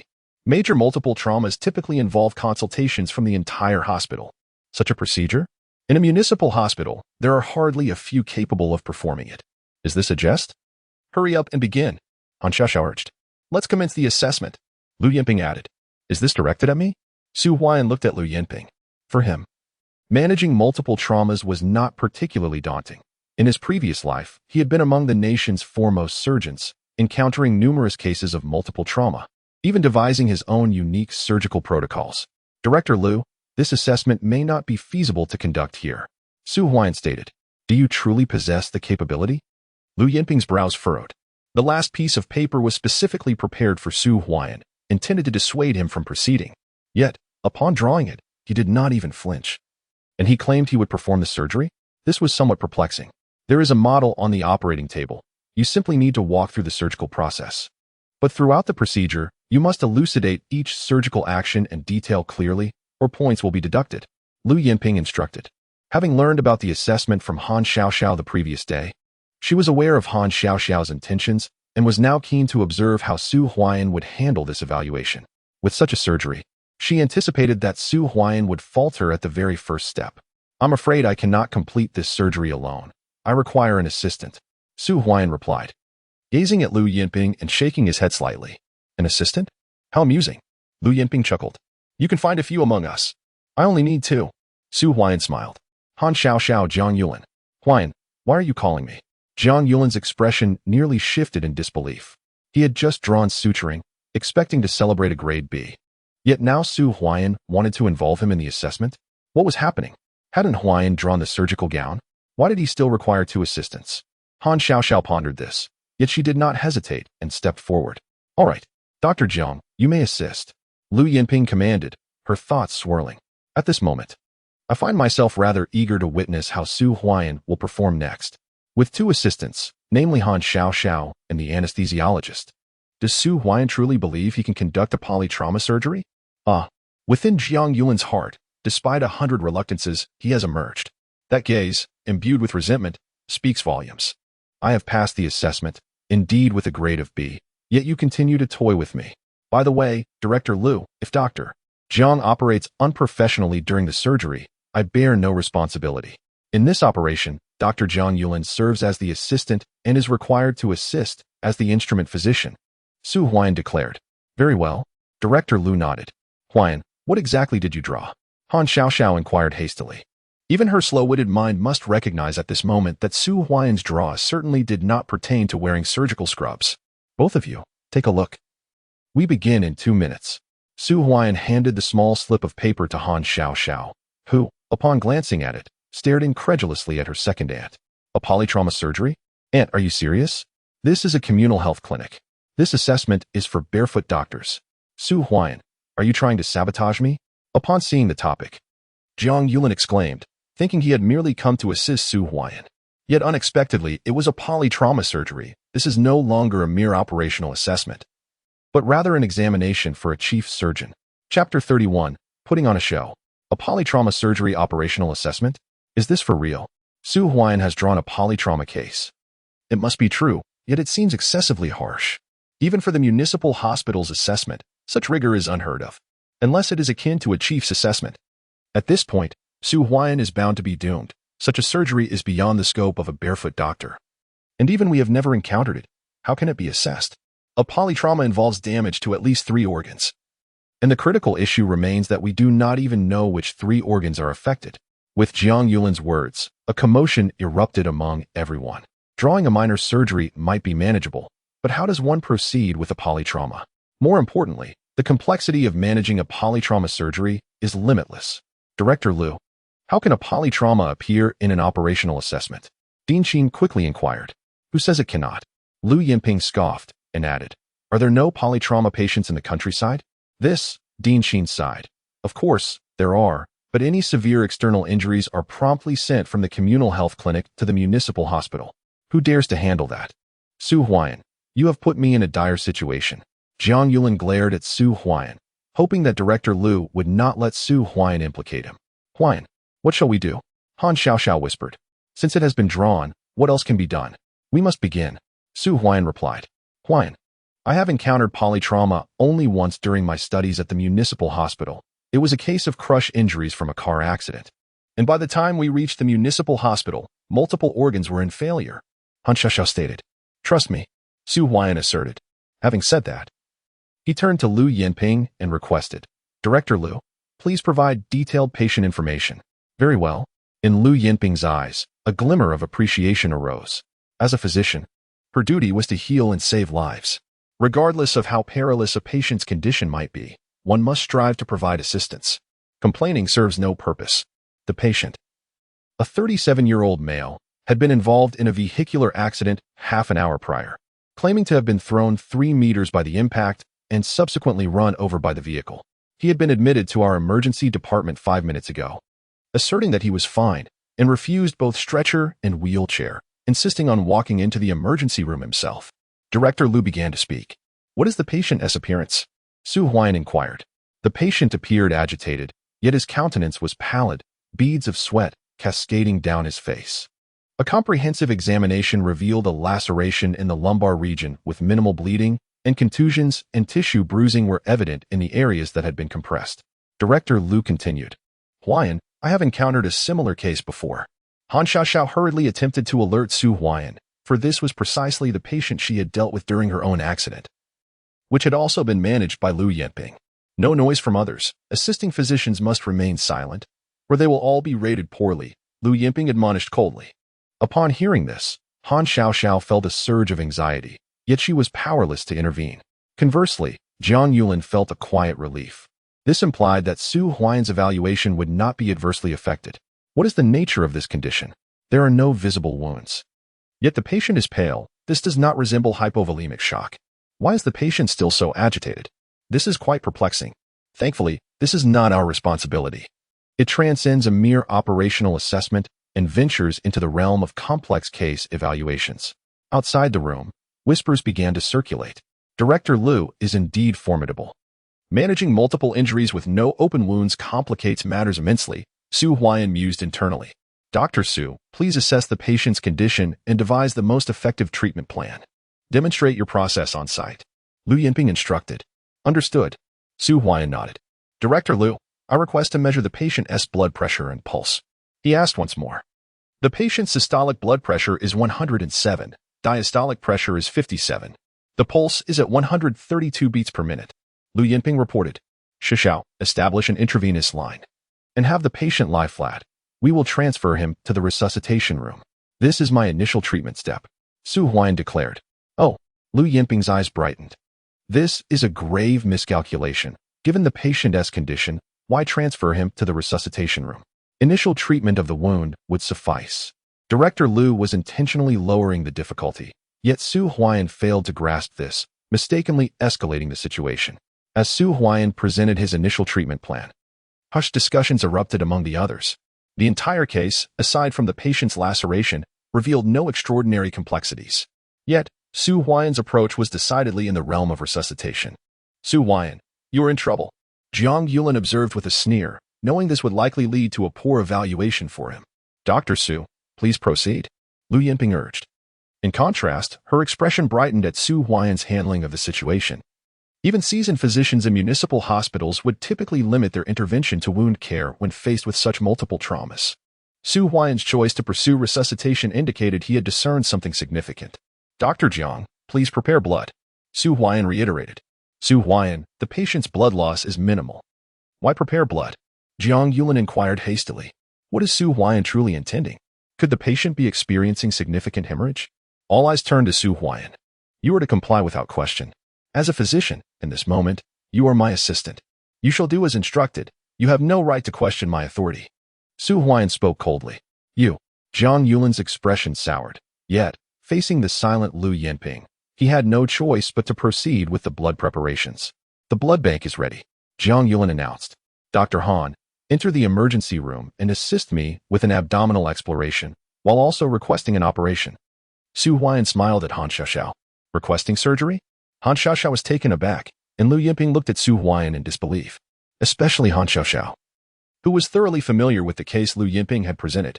Initially, the patient seemed fine. However, within half an hour, they collapsed, succumbing to unconsciousness and shock, ultimately leading to unsuccessful resuscitation. This is absurd. Performing surgery when the patient appears perfectly healthy? You intend to explore the abdominal cavity? The crowd outside began to murmur. Doctor Su, could you elucidate your justification for the abdominal exploration, as well as the rationale for blood preparation and surgery? Lu Yinping asked. Coincidence? Or does Su Huai'an truly possess remarkable skills? At this moment, Lu Yinping's perception of Su Huai'an shifted. She sought his explanation. The patient had sustained injuries from a vehicular accident, yet externally, there was no significant bleeding, and the patient appeared to be in relatively stable condition, with only a single wound on the lower back. Moreover, the patient was responsive and alert, albeit with a pale complexion. Given these circumstances, there is a strong suspicion of internal bleeding, coupled with the possibility of organ rupture, Su Huai'an stated calmly. Impressive, Huai'an, Han Xiaoxiao exclaimed, giving Su Huai'an a thumbs up. This case had been discussed previously during a mortality review, where the cause of death was identified as multiple organ ruptures leading to multi-organ failure. Regarding the surgical indication, the high suspicion of internal organ hemorrhage warranted immediate surgical intervention, for organ bleeding can be life-threatening. Su Huai'an reiterated. The small operating room fell silent. Su Huai'an's assertions were not without merit. Su Huai'an, do you assert that a suspicion of major organ bleeding equates to actual major bleeding? If there is indeed substantial hemorrhage, why is the blood pressure stable? Jiang Yulin interjected. Fool. Su Huai'an shot Jiang Yulin a glance, then met Lu Yinping's gaze once more. The patient's rapid heart rate paired with stable blood pressure is inherently abnormal. Furthermore, considering the patient's pale complexion in conjunction with the vehicular injuries, only one possibility remains. Su Huai'an declared again. What possibility? Jiang Yulin asked urgently. Lu Yinping too looked at Su Huai'an, her eyes filled with anticipation, as he deduced potential internal bleeding from the patient's symptoms, establishing an intravenous line and opting for resuscitation without hesitation. This demonstrated remarkable awareness. Compensation. Su Huai'an articulated succinctly. In the realm of surgical emergencies, the most daunting scenario is encountering an individual who, upon arrival at the hospital, exhibits an alarming state of mental agitation. One moment, they appear completely normal, yet in the next heartbeat, they may collapse to the ground, leaving little to no opportunity for resuscitation. This phenomenon exemplifies the body's compensatory mechanisms. When there is significant internal hemorrhaging, the body releases adrenaline, causing blood vessels to constrict and prioritizing blood flow to the brain and heart. Surprisingly, even in the face of grave injuries, pain may not manifest. This is the most terrifying moment. Once the effects of adrenaline dissipate, even the most skilled resuscitation efforts in an emergency room may yield minimal results. What are you talking about, Su Huai'an? Do you think you can just fabricate nonsense and fool us? Jiang Yulin remarked, his expression darkening as he regarded Su Huai'an. Enough. Lu Yinping interjected sharply. Her gaze fixed on Su Huai'an. Her eyes reflected a complex mixture of emotions. Had this barefoot doctor truly received a low rating twice in succession? If he were rated poorly, he would not even qualify to enter the commune health center. Yet, how did he possess such knowledge? It is worth noting that within the municipal hospital, few are aware of the peculiarities associated with traumatic injuries. Director Lu, shall we continue? Su Huai'an inquired. Today's assessment has already exceeded the standards set for the commune health center. Your performance is commendable, and I will consider you passed. Lu Yinping declared. Thank you. Su Huai'an replied with a faint smile. Passed. Lu Yinping, as the chief of the general surgery department at the municipal hospital, could not possibly be unaware of these crucial facts. The assessment topics she had chosen likely stemmed from her intention, especially considering that Han Xiaoxiao had exchanged his exam paper the previous day. Su Huai'an grasped the underlying implications. Huai'an, you passed. Han Xiaoxiao exclaimed excitedly. Jiang Yulin's expression darkened further. Was it really that simple? Throughout the assessment, Su Huai'an had only uttered a few words and had not engaged in any practical demonstrations. To him, Su Huai'an's responses seemed to be mere attempts at deception. Su Huai'an truly is fortunate. How could he pass with so little effort? Others whispered among themselves. Except for Dean Qin, who regarded Su Huai'an with renewed interest. That Lu Yinping would affirm Su Huai'an's capabilities caught him off guard. He had anticipated that only Jiang Yulin would perform adequately among the selected barefoot doctors. Director Lu, what rating will you assign to Su Huai'an for this assessment? Han Xiaoxiao inquired eagerly. Rating? Lu Yinping shot a glance at Han Xiaoxiao, recalling how she had swapped exam papers for Su Huai'an the previous day. Had Su Huai'an's performance not been coincidental, would the paper exchange have been necessary? Dr. Han, Su Huai'an merely spoke a few sentences. What rating could he possibly receive? It would be impressive if he were rated as average. Jiang Yulin interjected hastily.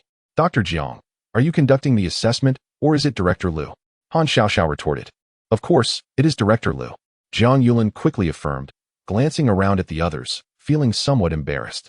He had observed his own rating drop, which significantly diminished his chances of entering the commune health center, and he had hoped to strike up a conversation with Han Xiaoxiao, given her striking beauty. Yet, he never anticipated the unfolding events. Han Xiaoxiao is akin to a hedgehog, untouchable by anyone save for Su Huai'an. Are you aware that Director Liu is the one conducting the evaluation? Humph.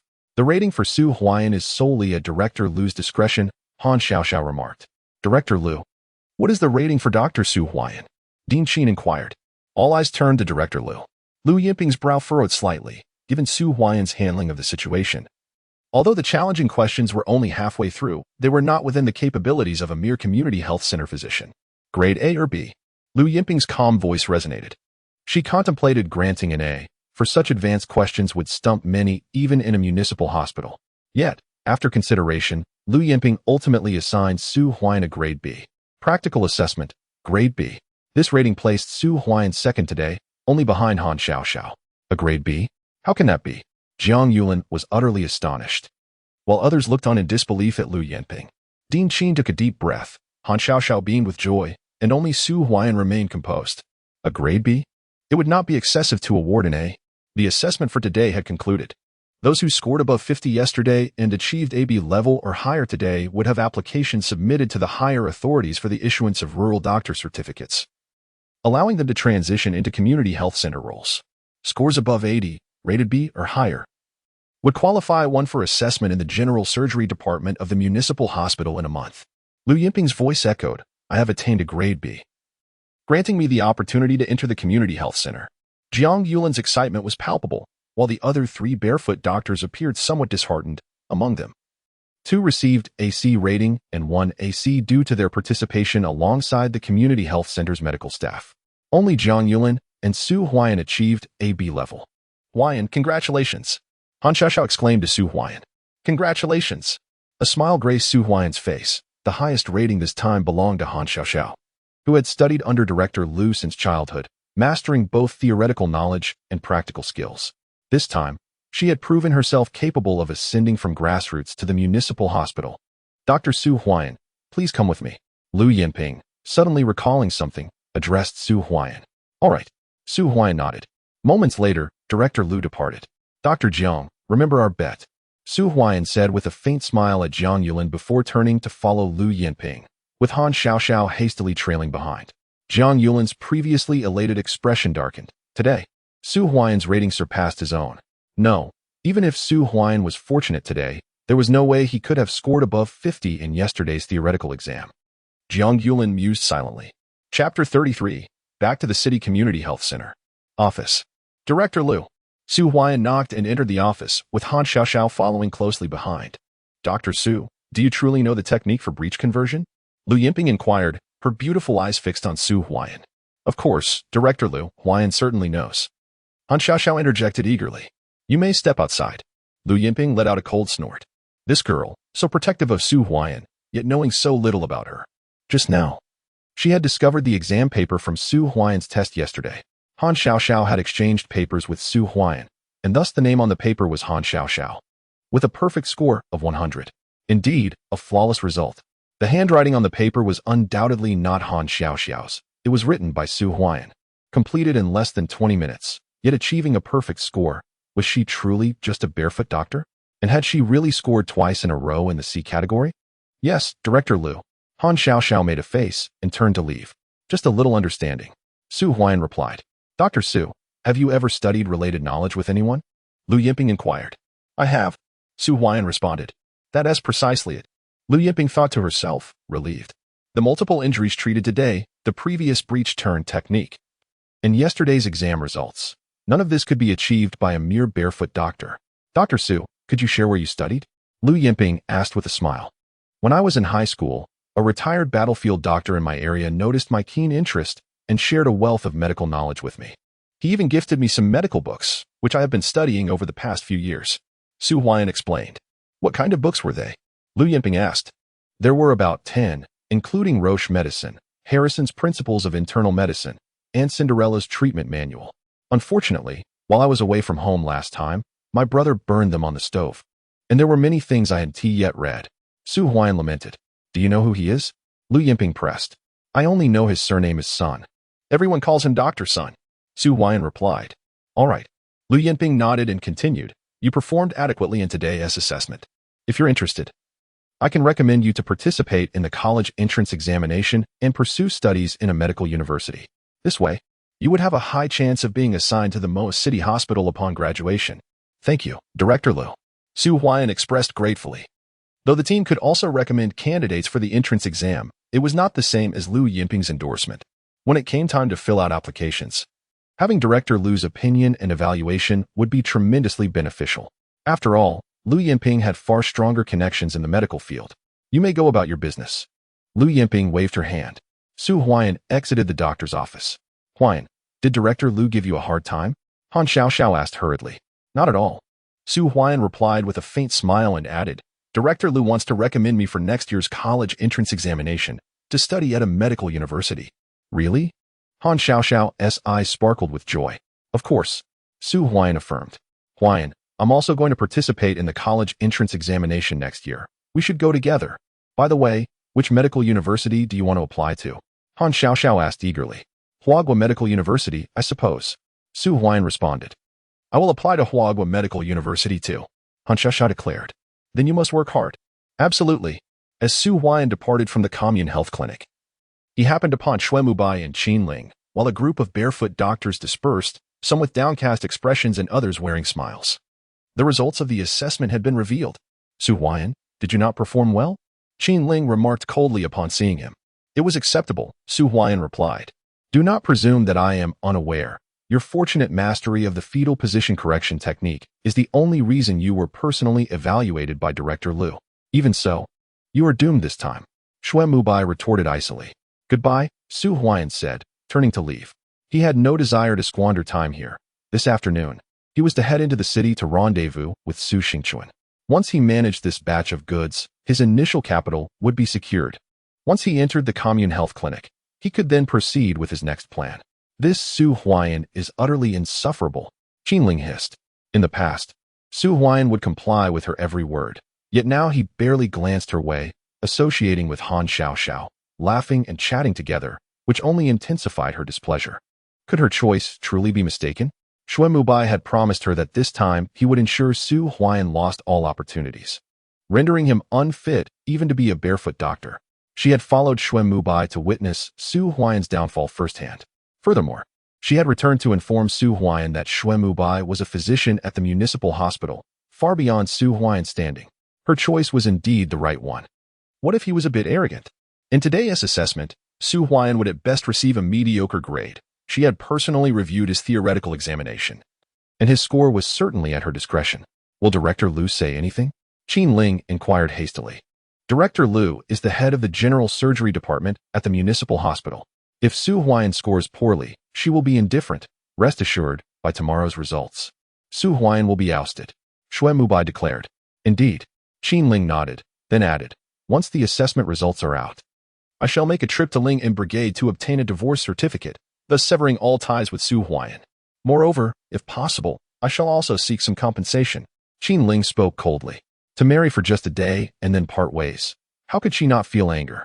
Had she not been so eager to return to the city last time, she would have certainly made a scene, at the very least. She was determined that more than $100 would not be fully returned to Su Huai'an. Agreed. Xue Mubai nodded.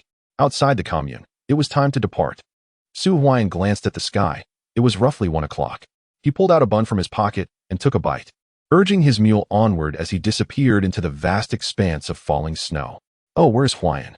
Just as Su Huai'an left, Han Xiaoxiao arrived, holding a large porcelain bowl filled with a generous serving of white rice topped with glistening fatty meat. Xiaoxiao, did you prepare this for me? Just then, Lu Yinping emerged, her face alight with a smile. Though this girl is somewhat mischievous, her discernment remains commendable. At the very least, her impression of Su Huai'an has already transformed. Ah. Han Xiaoxiao paused for a moment.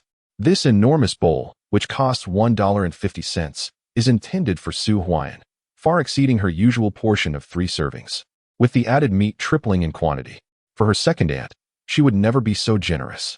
Chapter 34. A large batch of goods with so much food. How can I possibly consume it all? You are bound to make me burst, Lu Yinping remarked. Dear aunt, in this cold winter, I cannot let you go hungry. Do you think I am unaware of your fondness for me? Otherwise, why would you travel such a distance to assess the commune in Mo? Han Xiaoxiao quickly replied with a smile. Only you can flatter. Lu Yinping beamed. By the way, where is Huai'an? Seemingly recalling something, Han Xiaoxiao hurriedly inquired. You mean that robust lad? He has left, just now hastening away with the mule towards the city. He must be going there for some business. But any errands can wait until tomorrow. At this rate, he will likely reach the city by nightfall. Lu Yinping explained. At this hour, entering the city without having had lunch, how long could he endure hunger? Han Xiaoxiao murmured. What are you saying? Lu Yinping quickly asked. Nothing. Aunt, please eat quickly, lest it cools. Han Xiaoxiao promptly thrust the large bowl towards Lu Yinping and turned to flee. Observing the vanishing figure of Han Xiaoxiao, Lu Yinping couldn't help but shake her head, yet soon a trace of envy flickered in her eyes as she gazed at the vast expanse of snow. If only I could return 20 years, she sighed. Heaving and puffing, the mule, under Su Huai'an's urging, ambled slowly into the city. Although the heavy snowfall did not hinder the vehicles on the road, their pace was considerably reduced, and it would be dark by the time they reached the city. Meanwhile, at Su Huai'an's home, third brother, you are being foolish. Su Fong set down his pipe and stood up abruptly. Just moments ago, Su Zheng had approached him, discussing matters concerning Su Huai'an, and even mentioning Su Xingchuan. Upon hearing this, Su Fong's expression shifted dramatically. Who is Su Xingchuan? He is a mountain guardian, previously part of the hunting team. I have heard he returned after getting into trouble. Su Huai'an is collaborating with him to transport goods to the city for resale? This is exceedingly perilous. Huai'an is carrying a chain gun. Su Zheng quickly interjected. Third brother, if this situation is discovered, it could lead to dire consequences. Even if they must go, I should accompany you and Huai Ming. Su Fong insisted. What should we do now? Su Zheng was momentarily at a loss.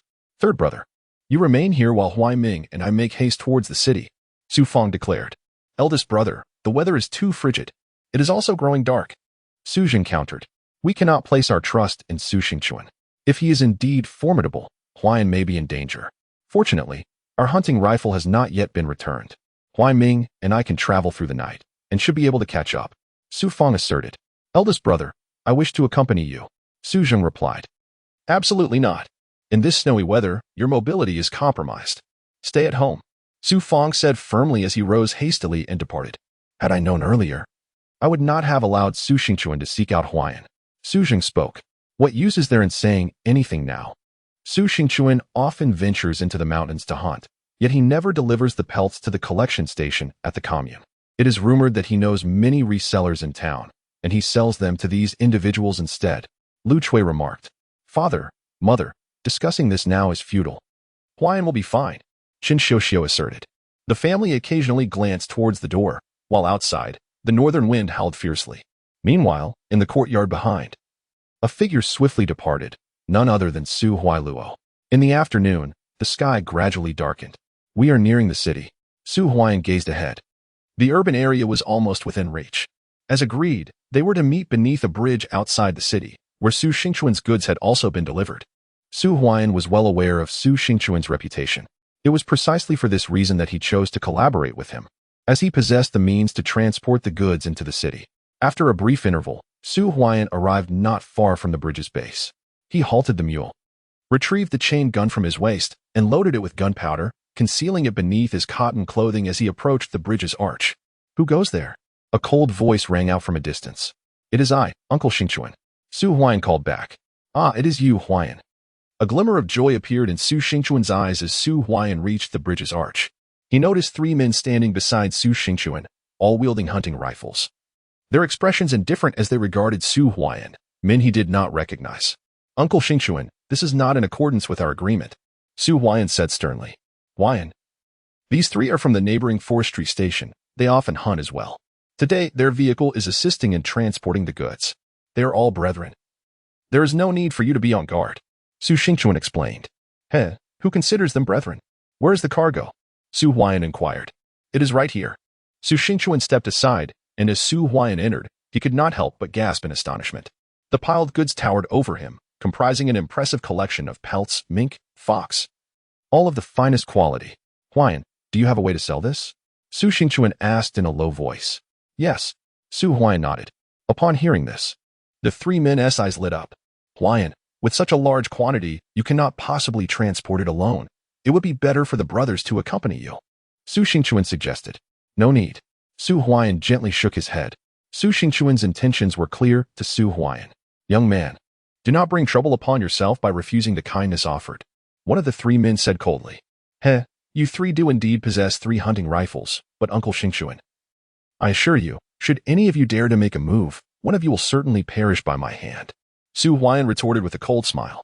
Beneath the cotton clothing, the barrel of the chain gun was aimed directly at Su Xingchuan's chest. The demeanor of Su Xingchuan darkened subtly. Ha ha. We are all brethren here. What words are these? Huai'an and I have already agreed upon the terms, according to the market price in the town's black market. For each pelt, Huai'an shall give me an additional 50 cents to 1 yuan. Su Xingchuan quickly added with a smile. Uncle Xingchuan, please assist in loading the items onto the cart. Su Huai'an implored. Huai'an, where is the money? Su Xingchuan inquired. Are you afraid I might default on my debts? To be frank, I have no funds for you until this batch of goods enters the city. Moreover, I, Su Huai'an, intend to return. So why would you fear my escape? Su Huai'an retorted. You scoundrel, are you attempting to deceive us? Anger flickered in the eyes of the three men. Enough. Su Xingchuan inhaled deeply and stated, Huai'an mentioned yesterday that payment would only be made upon the delivery of goods, yet you insist on payment before your return. That seems quite tardy. When shall you provide the funds? Su Huai'an replied in a low voice, We await your return. Payment is due once you exit the city. Farewell. Su Huai'an turned on his heel and departed. Su Xingchuan felt a pang of greed for this shipment, but safety was paramount. Would he foolishly flaunt a large sum of money? Such recklessness could lead to dire consequences, perhaps even death without a trace. Huai'an, I jest. You see, even a slight delay can be costly. I shall personally visit your home by tomorrow evening at the latest to settle our accounts. As Su Huai'an approached his cart, ready to leave, Su Xingchuan called out, Load the goods onto the cart.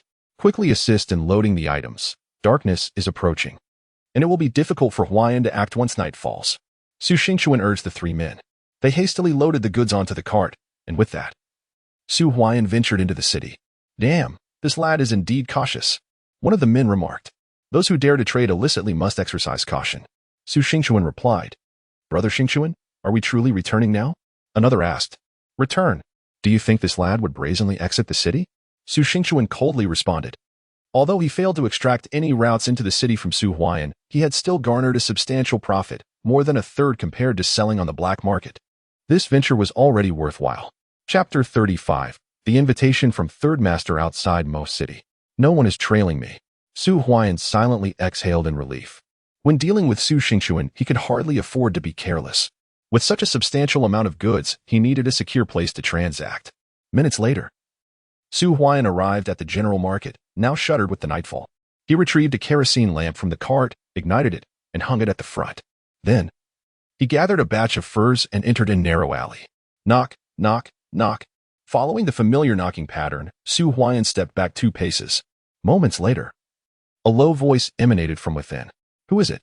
Goods from the mountains. Su Huai'an announced. The door creaked open.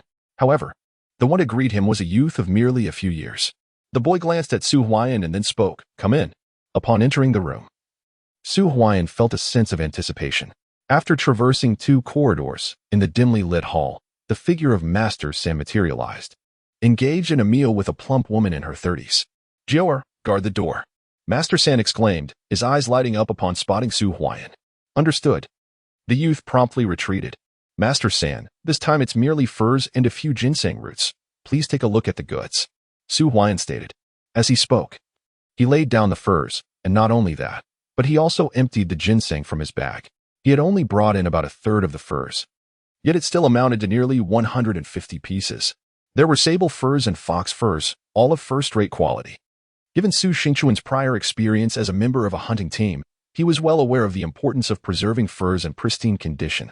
This batch was indeed of genuine first-rate quality, with hardly any damage observable. Such a quantity.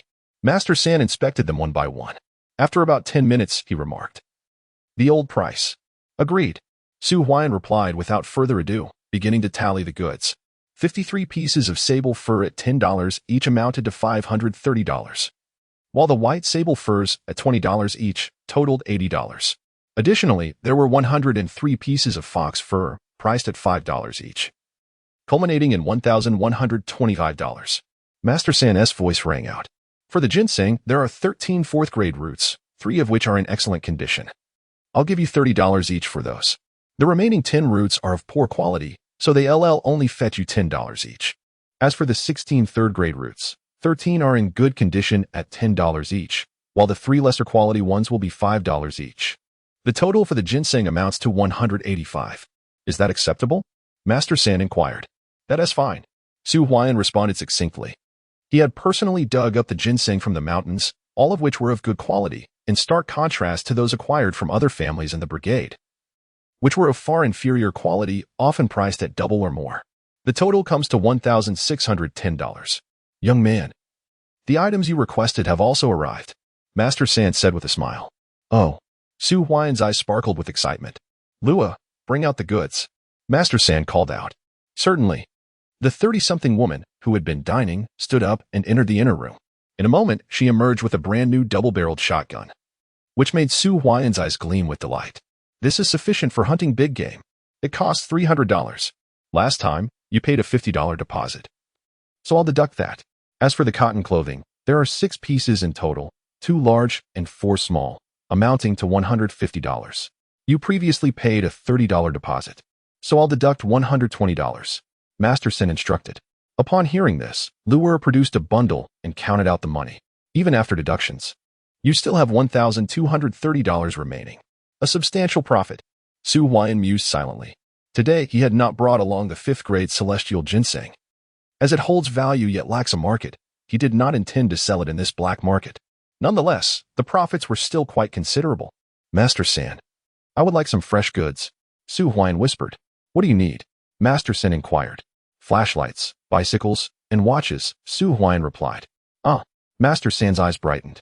The flashlight is priced at 15 yuan each, while the bicycle is somewhat more expensive, costing 300 yuan. As for watches, the inferior ones are 80 yuan each, and the superior ones are priced at 180 yuan each. Is it truly that expensive? Su Huai'an inhaled deeply. This price is a third more than that at the department store. Nevertheless, these items are in high demand and can only be obtained with a ticket. Even if one possesses wealth in the countryside, it does not guarantee the availability of such goods. Ordinary families in the Lingnan Brigade struggle to afford meals and naturally cannot indulge in such expenditures. However, if I manage to infiltrate the Mo Commune Health Center, the situation would be entirely different, for the people there receive salaries. Han Xiaoxiao earns 23 yuan a month. Thus, 100 yuan, though seemingly substantial, amounts to less than 5 months' wages. I will take 10 flashlights, 1 bicycle, and additionally, I want 5 watches, 3 priced at 80 yuan and 2 at 180 yuan, 1 for a gentleman and 1 for a lady. The other 3 should all be for ladies. Su Huai'an declared. Please wait. I need to make arrangements for the goods, replied Third Master. Such fresh merchandise is not available in his current stock. 3 hours later, at the Mo City Station. All right, Su Huai'an affirmed. Third Master nodded and continued. The total for these items comes to 600 yuan for the 5 watches, 300 for the bicycle, and 150 for the flashlights, amounting to 1,050 yuan in total. After deductions, you will have 160 yuan remaining. Please count the money. Third Master signaled. 16 large notes of unity were handed to Su Huai'an. He accepted them, shouldering his hunting rifle and ammunition as he turned to leave. Young man, should you acquire medicinal herbs, next time you can deliver them to the Qin Ling pharmacy. At that moment, Third Master recalled something and spoke up. Su Huai'an paused but did not respond. The black market typically caters to regular customers, and newcomers are usually met with caution. The last time Su Huai'an visited, he was able to provide the secret sign. Otherwise, he would not have been acknowledged at all, as such transactions rely on mutual recommendations. While there are many in the city, they require assurance. This is a token. Third Master gestured, and Lua handed a small piece of Huangjing to Su Huai'an. A piece of Huangjing serves as a token. There is no doubt that it is in bloom above, yet they do not dare to recklessly acquire medicinal herbs below. Nor do they venture to the brigade for such matters. However, Third Master is indeed a remarkable individual, capable of perceiving the value of Beilu Mountain under the policy changes. The Qin Ling pharmacy is the largest in all of Mo City, serving as the foundation for Third Master's future pharmaceutical factory. After the reform and opening up, Third Master began to procure medicinal materials, and the rich resources of Beilu Mountain quickly elevated his pharmacy's reputation in the provincial capital. Su Huai'an secretly thought, "The market is opening up. Once I enter the Mo Health Center, if I can establish connections to obtain a certification, I could transport batches of medicinal herbs to the Qin Ling pharmacy and seize the opportunity to profit." "Third Master, do you have any big cats or ginseng?" Su Huai'an, preparing to leave, seemed to recall something and said in a low voice, "Do you possess big cats and ginseng?" Mr. San gazed at Su Huai'an in astonishment. The great cat was a treasure trove, with most of its body being medicinally valuable, and its worth was exceedingly high. As for the celestial ginseng, it was even more precious. A single root would be a prized possession in his apothecary. Chapter 36. Homeward Bound. Name your price. Su Huai'an spoke in a low voice. He had previously encountered the great cat at Beilu Mountain, where he noted that such creatures possess territories they seldom abandon unless another great cat encroaches upon their domain. As for celestial ginseng, he already had some at home. 800 for the ginseng, Su Huai'an asserted. The great cat is worth at least 1,000. Mr. Yang took a deep breath. I'll double the price. But you must deliver the goods only to the commune road. I'll handle the transport myself. Agreed. After a moment's deliberation, Mr. Yang readily accepted, primarily because such goods were exceedingly rare, and his newly established apothecary urgently required quality stock to bolster its reputation. Await my message. With that, Su Huai'an vanished into the vastness of the night. Mr. San, where did this young man come from, possessing both the great cat and the celestial ginseng? Luer could not help but inquire. Do not ask too many questions, Mr. Yang replied. He had been in business for many years and understood the intricacies involved. Probing too deeply would yield little benefit to himself. It was best for both parties to remain strangers after the transaction, outside the general merchandise market. Su Huai'an thought to himself that with a buyer for the great cat and celestial ginseng, matters would be much simpler. As he spoke, he urged his mule onward and soon disappeared from sight. Minutes later, he arrived in another alley, laden with numerous pelts, and proceeded to continue his sales. 3 hours later, he reached the bus station in Mo City, his cotton coat now bulging with large bundles of goods from Su Xingchuan, having made deliveries to 7 different clients. Mr. Yang received the largest share, while the others each received a modest number of pelts. The unit sizes were small, ensuring greater safety. The batch included approximately 150 minks and about 200 fox pelts, yielding him over 2,500 yuan. With the addition of the ginseng funds, he had surpassed 3,000. Now, he had 1,535 yuan remaining. His expenses totaled nearly 600 yuan, 250 for each mink and 150 for each fox. Thus, Su Huai'an stood to earn 900 yuan. Additionally, he possessed a hunting rifle, 6 cotton coats, a bicycle, 10 flashlights, and 5 wristwatches, all profits from his ventures. Goods from the mountains? Just then, a voice pierced the air. At the station entrance, a youth stood amidst the snowstorm, several items piled at his feet. Mr. San. The boy uttered those 2 simple words before turning and vanishing into the night. This was the signal. Su Huai'an hurried towards him.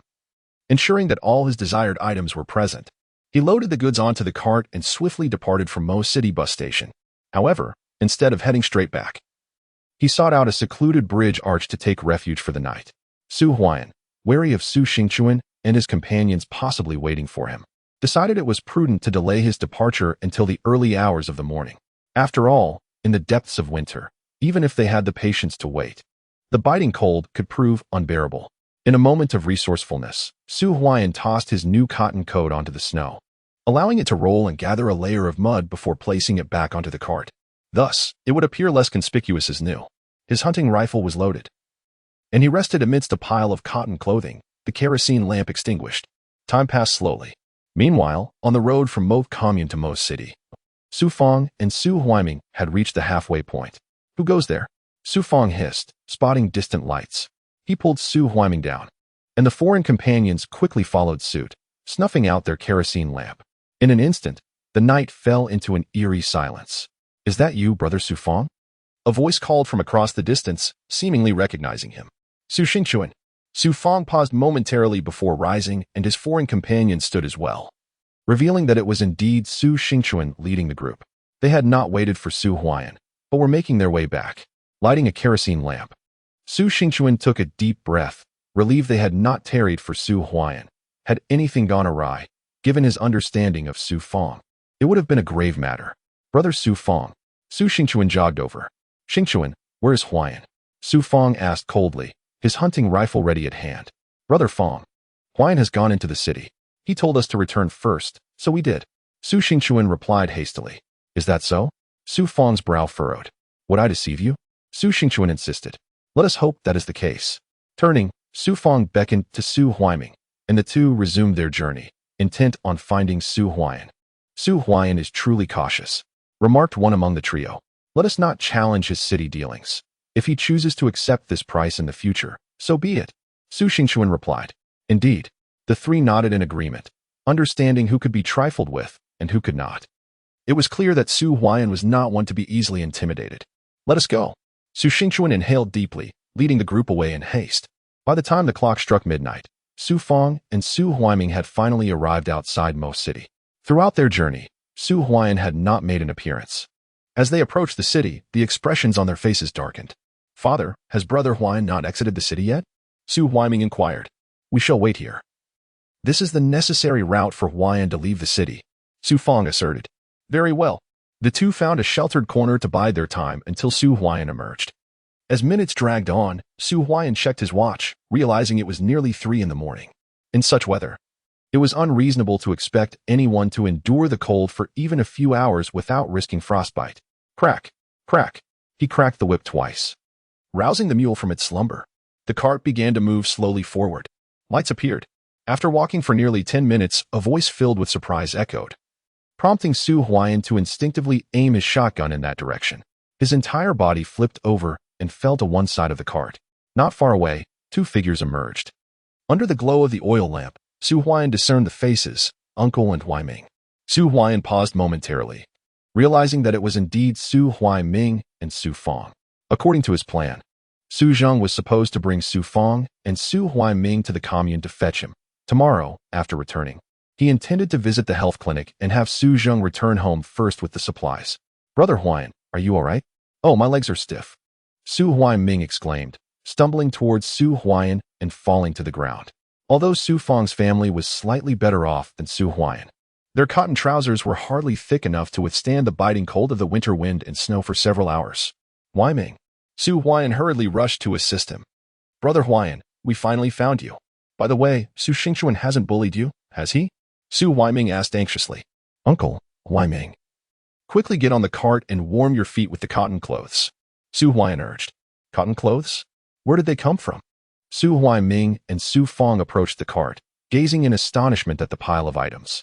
There were 6 complete sets of cotton clothes, as well as a bicycle and several small packaged boxes of unknown contents. Huai'an. Su Fong swallowed hard, his eyes glistening with emotion. So many cotton clothes. They feel soft and plush. These are high-quality garments, each worth dozens of yuan. You've managed to haul 5 or 6 of them. How much is this worth? And a bicycle. That's a rare find. There are hardly any in the entire Ling brigade. Chapter 37. Su Huai'an scored 0? The two climbed onto the cart as Su Huai'an guided the mule home. On the cart, Su Huaiming wore an expression of excitement, while Su Fong regarded Su Huai'an as if seeing him for the first time. He had suspected some of Su Huai'an's undertakings in the mountains to procure jinseng, but he had not anticipated the staggering profits involved. Huai'an, tell me, are you engaged in trading? Su Fong inquired. Indeed. Su Huai'an nodded affirmatively. Brother Huai'an, is all of this yours? How much have you earned? Su Huaiming asked eagerly. About 100 yuan. Su Huai'an replied. He did not disclose the full amount, not out of distrust towards his uncle's family, but rather to prevent them from divulging the information. With 2 trips to the city, the earnings approached 3,000 yuan, such a sum would surely incite envy. These cotton clothes are truly warm. Su Huaiming remarked enviously. Huai'an, once we return, do not speak of this matter. It must remain a secret, understood? Su Fong instructed. Su Huai'an nodded in agreement. The cart gradually approached the Mo commune. Under the cover of night, the journey was slow, taking until around 6 o'clock to arrive at the commune. Kid, that's a double-barreled shotgun you have. Even the big cats would tremble at its sight. Su Fang marveled at the shotgun slung over Su Huai'an's back. Such a firearm. The entire Ling team possesses but a single shotgun, capable of bringing down even the largest of felines. One could assert that venturing into the depths of the mountains with such equipment would certainly enhance safety. Alas, there is only one. Otherwise, I would gladly gift one to my uncle, remarked Su Huai'an. Your thoughtful intention suffices. Su Fang responded with a smile. Su Huai'an was basking in his newfound glory. And naturally, he felt elated. Having previously witnessed Su being bullied within the team, he was not unaffected by it, especially since his wife was quite strict, often reclaiming any game he might bring home. Brother Huai'an, why are these cotton clothes covered in mud? Su Huai'an could not help but inquire. I rolled in it. Su Huai'an replied. How could you ruin perfectly new cotton clothes like that? Su Huai'an was perplexed. You don't understand. These clothes, now adorned with mud, are just as warm as new ones, and they no longer appear fresh. Huai'an has made a wise choice. Su Fang praised. Uncle, you and Huai'an should take the cart back shortly. By the way, once you return, please store the goods in your cellar, and we shall transport them from your home once I return. Su Huai'an instructed. Understood. Su Fang responded with a slight pause, then nodded in agreement, acknowledging the wisdom in being cautious. Although many were opportunistic post-liberalization, Su Huai'an's considerable haul would undoubtedly attract envy, and he supported Su Huai'an's prudent approach. By 6:30 in the morning, the vehicle arrived at the Mauve commune. Su Huai'an disembarked, leaving a message at the commune, while Su Fang and Su Huai'an drove off. Outside the health clinic, Su Huai'an found a place to sit, and after about half an hour, the clinic staff arrived to commence their duties. Su Huai'an entered the clinic and situated himself. Huai'an, what brings you here? Upon spotting Su Huai'an, Han Xiaoxiao hurried over to inquire. I arrived early. Su Huai'an replied with a smile. Did you return to the city overnight? Han Xiaoxiao whispered. Indeed. Su Huai'an nodded. You need not exert yourself, so, if you lack funds, just let me know, for I have plenty, Han Xiaoxiao said, preparing to retrieve money from her pocket. You again! Su Huai'an quickly stopped her. While his beloved was indeed affluent, he did not wish to rely solely on her wealth. He needed to learn the value of earning his own money. Besides, he genuinely did not find himself in one at present. Come, let us have breakfast, Han Xiaoxiao urged, leading Su Huai'an to the cafeteria. On their way, they encountered Xue Mubai and Qin Ling, with Lu Yinping also present. Following the conclusion of yesterday's assessment, they had chosen to remain in the commune to await today's results, after which they would partake in a 3-day rural medical outreach across the 12 brigades beneath the Mo commune before returning to the city. Su Huai'an. Upon seeing him, Xue Mubai scoffed, while Qin Ling's expression darkened, particularly as Han Xiaoxiao was still holding Su Huai'an's hand. Ahem. Lu Yinping cleared her throat. Good morning, Director Lu. Han Xiaoxiao blushed and promptly released her grip. Su Huai'an, why have you arrived so early today? The results won't be announced until 10 this morning, Lu Yinping remarked. I had nothing pressing, so I came early. Su Huai'an quickly replied. Huai'an, I am off to get breakfast, Han Xiaoxiao exclaimed to Su Huai'an. All right. Su Huai'an nodded. Moments later, Han Xiaoxiao departed, and a large platter was placed before Su Huai'an, comprising 5 steamed buns, 3 bowls of thin porridge, 5 eggs, and a small dish of pickled vegetables. Do you think I am a cow? Su Huai'an chuckled bitterly. Lu Yinping glanced at the spread on the table and recalled the large bowl of rice from the previous day. Her face darkened instantly. Originally, the meal Han Xiaoxiao had prepared was intended for Su Huai'an, but in his absence, it had been offered to her. You didn't eat lunch yesterday. You should eat more, Han Xiaoxiao remarked. Lu Yinping replied. So I ended up consuming Su Huai'an's lunch. Thank you, Xiaoxiao. Su Huai'an smiled faintly and began his meal. Humph. After today, I shall see how this fellow manages to enter the health clinic. He won't even qualify as a barefoot doctor, Xue Mubai commented coldly. Qin Ling chewed on her bun, oblivious to any flavor. Su Huai'an had once treated her kindly, but now she felt as if she were facing a plague. A disparity she found hard to bear. The meal lasted an entire hour. Su Huai'an forced himself to finish, and upon seeing him done, a smile illuminated Han Xiaoxiao's face. Huai'an, the people from the various teams have arrived. Around 8:30, the personnel from Lingnan Commune came, including Su Xiaoxiao and Jiang Yuan. Today, Jiang Yuan had even donned new attire, awaiting the results. Huai'an, Su Xiaoxiao greeted him. Humph, this fellow arrived quite early. Does he think that being early guarantees a passing score of 60 in the theoretical examination? Jiang Yuan remarked coldly. Xianzai, remember our wager? Su Huai'an replied with a smile. Of course I remember. This time I will enter the commune's health clinic. while you will lose even the qualification to be a barefoot doctor. Jiang Yulin sneered. Let us wait and see. Su Huai'an maintained a calm demeanor. Ladies and gentlemen, we shall now announce the results of this assessment. Director Qin stepped forward, and the crowd fell silent. Han Xiaoxiao, first place, theoretical exam score of 100, practical exam grade of A, overall rating A-. Director Qin's voice resonated. 100? Incredible. This is astonishing. I would be grateful to score 50. How could Dr. Han achieve full marks? Voices of astonishment echoed. Many gazed at Han Xiaoxiao with newfound admiration, while Xuemubei appeared utterly shocked. 100? How formidable must she be? I barely managed to pass back then. It was evident that Han Xiaoxiao was destined for the city hospital and would be given special training. Moreover, it seemed that she had some connections with Director Liu. If he could win Han Xiaoxiao's affection, it would elevate him immensely. Yet regrettably, she hardly acknowledged him, only showing kindness in Su Huai'an's presence. How could I have scored 100 in the theoretical exam? This must be a mistake. Han Xiaoxiao was equally bewildered. 100? Impossible. My exam paper belonged to Huai'an. How could it possibly be a perfect score? Even if it were my own, it would only be 80 or 90, never 100. The case analysis at the back of the examination paper is exceedingly challenging. In second place, Lu Yining scored 78 in the theoretical exam, achieved AB in practical assessment, and received a comprehensive rating of B. In third place, Chen Lu scored 67 in the theoretical exam, attained AB in practical assessment, and garnered a comprehensive rating of B-. As the results were announced, a wave of tension swept through the crowd, particularly affecting Jiang Yulin, whose forehead glistened with sweat. As long as the practical assessment achieved AB rating and the theoretical score exceeded 50, a comprehensive rating of B could be attained. His practical performance met the standards. But what was his theoretical score? The evaluation results for the medical staff at the Commune Health Center were now revealed, followed by the barefoot doctor's assessment results. In first place, Jiang Yulin, the barefoot doctor from Ling Commune, scored 50 in theory, received AB in practical assessment, and was rated B-. The voice of Director Qin resonated. I have finally passed. Jiang Yulin's face radiated excitement. A theoretical score of 50 was a narrow escape. Congratulations, Comrade Jiang Yulin, Xuemubei said with a smile. Jiang Yulin paused slightly, and upon catching the somewhat ironic gaze of Xuemubei, he realized that his theoretical score might have some connection to Xuemubei. Otherwise, how could it have landed precisely at 50? Thank you, Comrade Xuemubei. Jiang Yulin responded eagerly. Strange, why isn't Huai'an's score announced? Han Xiaoxiao furrowed her brows. Su Huai'an had a practical rating of B, and although his theoretical score fell short, he could still reach AB overall. Yet, the first place was Jiang Yulin, who barely passed. How could Su Huai'an not make it? But that examination paper was indeed his own. In second place, Chen Lili from Zymov Commune scored 37 in theory, received a C in practical assessment, and was rated C.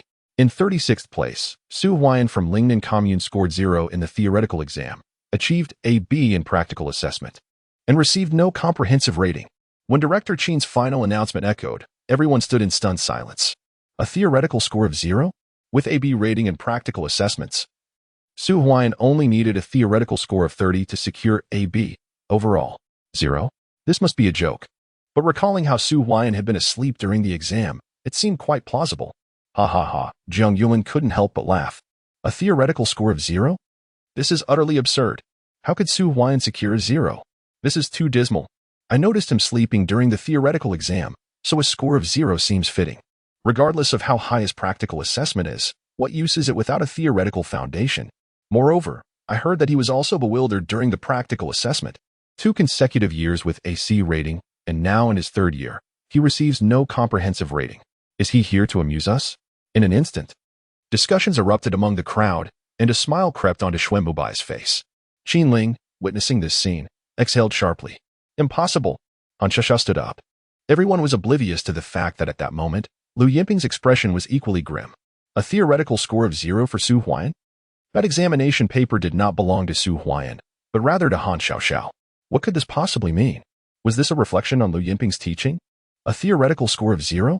Dr. Han, we are aware of your amicable relationship with Dr. Su, yet I am more than anyone else acquainted with his true nature. He is a disgrace to our Ling and team and unworthy of the title of a physician. Jiang Yulin interjected hastily.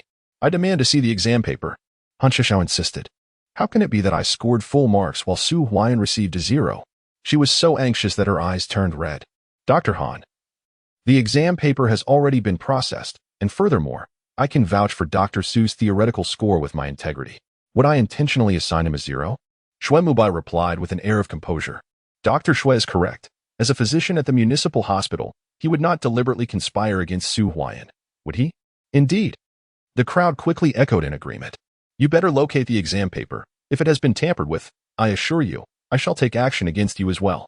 At that moment, a voice laced with suppressed fury resounded, and Lu Yinping felt a surge of anger within her. Chapter 38. Reinvestigation, The Tragedy of Jiang Yuan. Director Jiang. Shui Mubai's expression shifted instantly. In his view, assigning Su Huai'an a 0 in the theoretical exam would not provoke much comment from Lu Yinping. Considering Su Huai'an is merely a barefoot doctor, while he is a resident physician at the municipal hospital. Moreover, he had recently been transferred to the general surgery department, meaning he was effectively a colleague in Lu Yinping's unit, and she would surely extend him a measure of favor. However, Shui Mubai did not anticipate Lu Yinping's public outburst. What is happening? Does Director Lu intend to investigate the exam paper? Yet, as a physician from the municipal hospital, Dr. Shui would not intentionally create obstacles for Su Huai'an. Would he? Things felt amiss.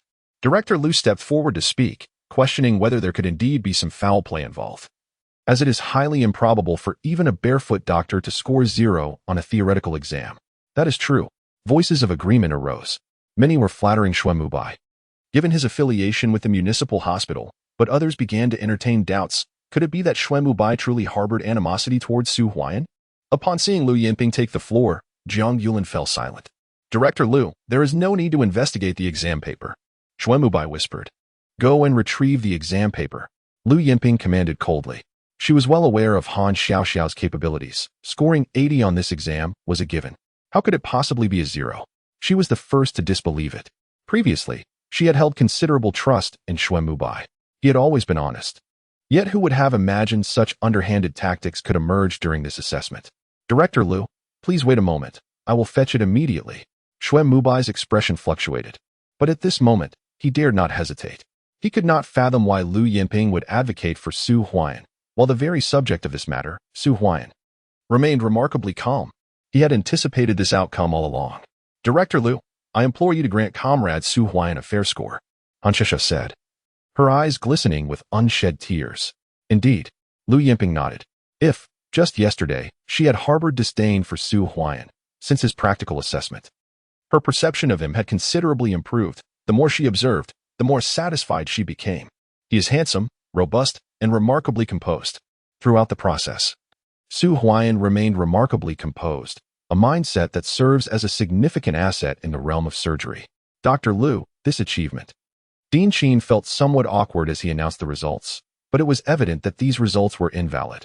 The examination papers have arrived. Moments later, Shui Mubai appeared, holding the sealed test papers, which he handed to Lu Yinping. Lu Yinping cast a cold glance at Shui Mubai, instilling a sense of trepidation within him. At this moment, he regretted giving Su Huai'an a score of 0. Even though Su Huai'an had previously irritated him, he had no reason to jeopardize Su Huai'an's future. If he were to be implicated because of this, it would be a significant loss. Contemplating this, Shui Mubai shot a glare at Qin Ling, recalling how she had been the first to encourage him to accompany Director Lu to the Moth Community Health Center for evaluation.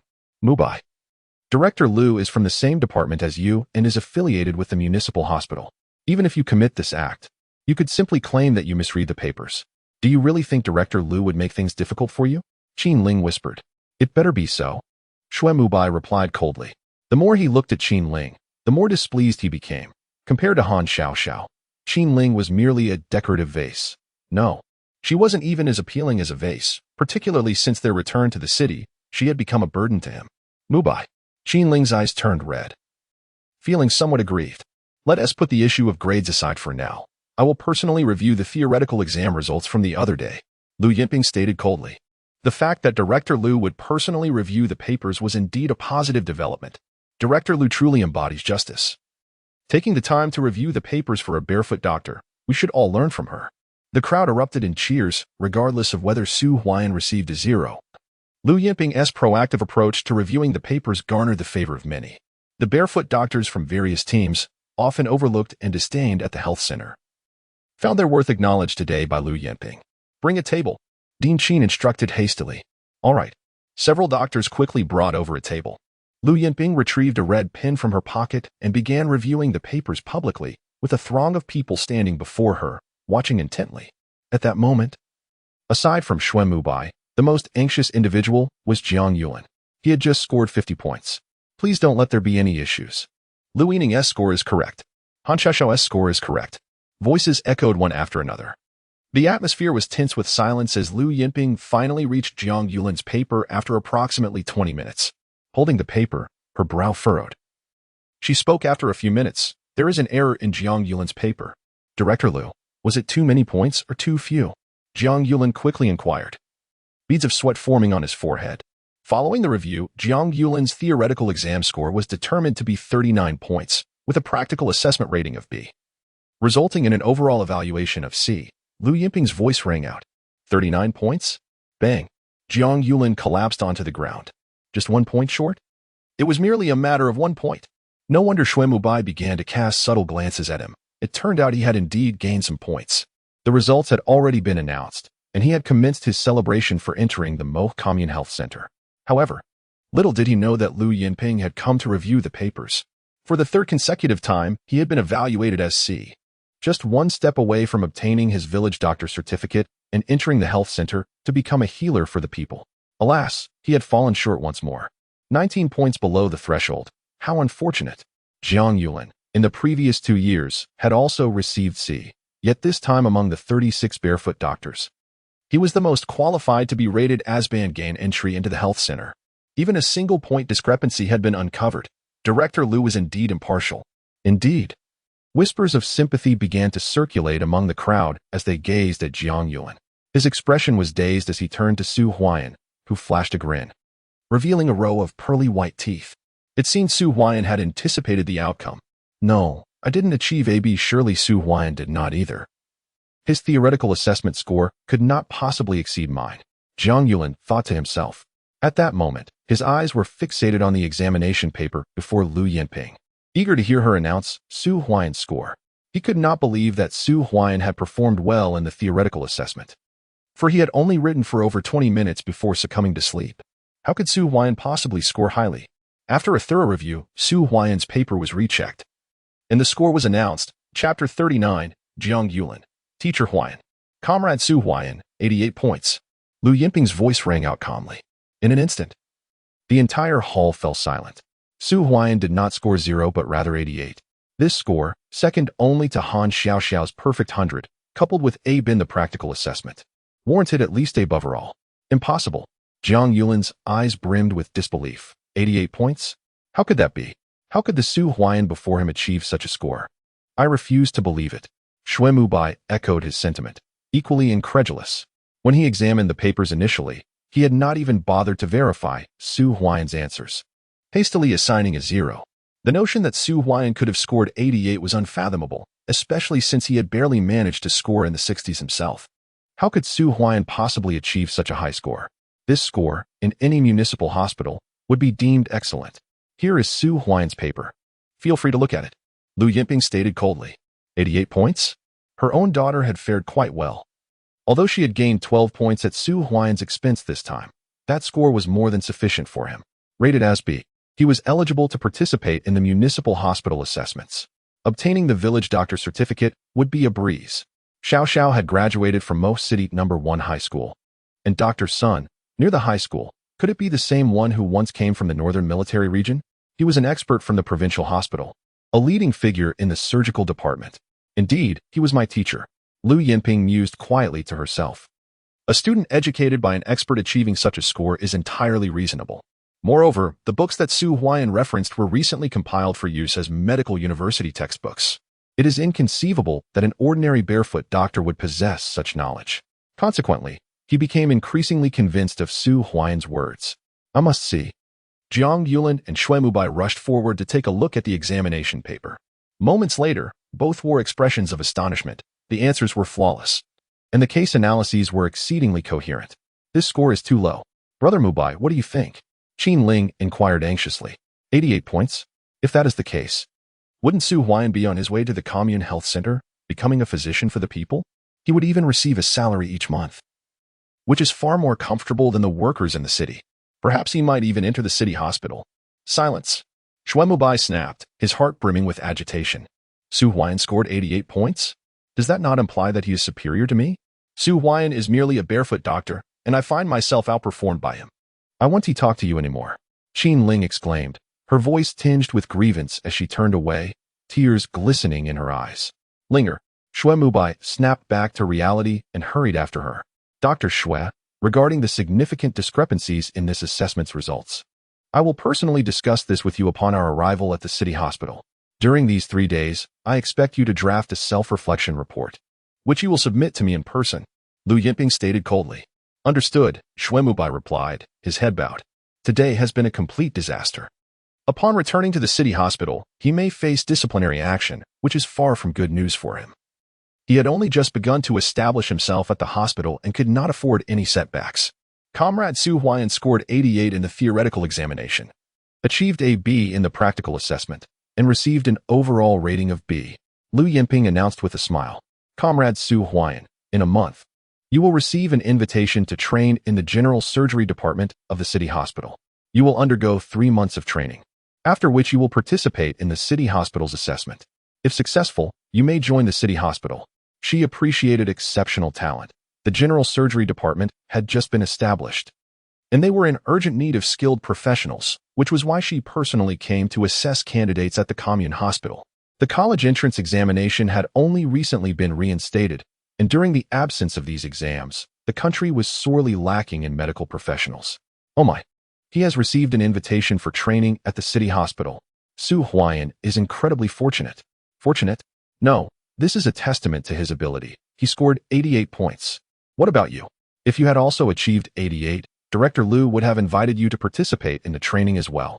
Su Huai'an's ascent to greatness is remarkable. I heard that he previously saved a patient facing complications during childbirth in the Ling Brigade. This must be true.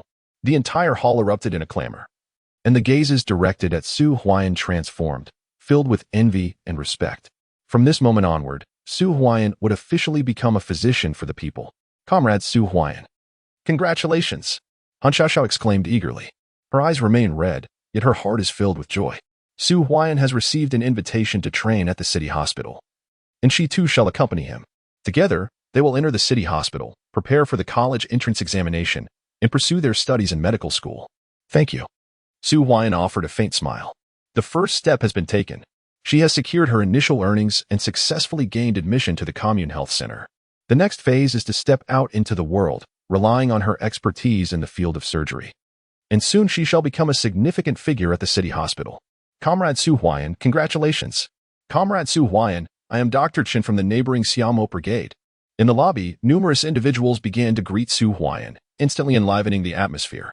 Director Qin personally sought out Su Huai'an and escorted her to his office. Comrade Su Huai'an, congratulations on becoming a doctor for the people. Here is your rural doctor certificate. Starting tomorrow, we will report your name to the health department, and you will officially become a part of our Moat Commune Health Center. Director Qin handed her a red booklet. Thank you. Su Huai'an accepted it. From this day forth, she is a true doctor. Upon exiting the health center, the snow had nearly reached her knees. She saw Su Xiaoxiao and Jiang Yulan waiting for her on the tractor, while Su Weigua, the driver, hurriedly descended upon spotting her. Dr. Su. Su Weigua greeted her eagerly. Teacher Huai'an. Su Xiaoxiao exclaimed, her face brimming with excitement. Initially, she had worried that Su Huai'an might be downgraded to a third-tier status, which could jeopardize her barefoot doctor qualifications.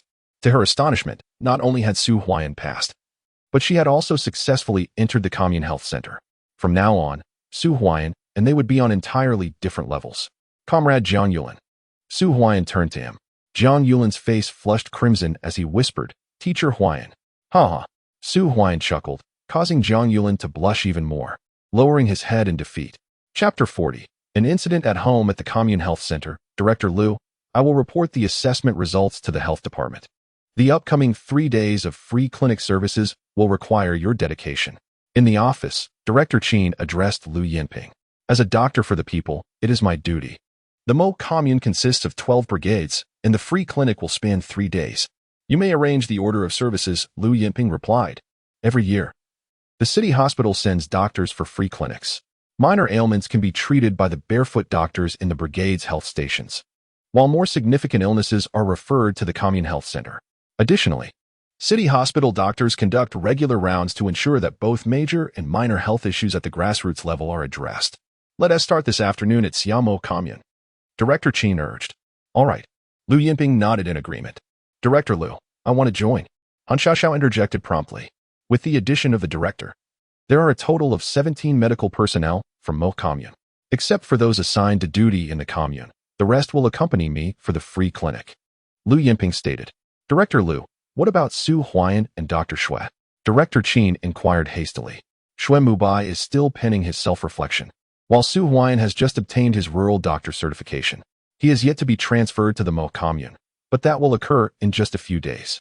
Su Huai'an intends to wait until he is assigned to the Mo Commune before proceeding further, whereas Dr. Xue will continue his introspection. By the way, since everyone has departed, and since Xiao Xiao is on duty tomorrow, she need not attend. Additionally, let 2 more individuals remain at the Mo Commune Health Center. The rest shall accompany me for free medical consultations.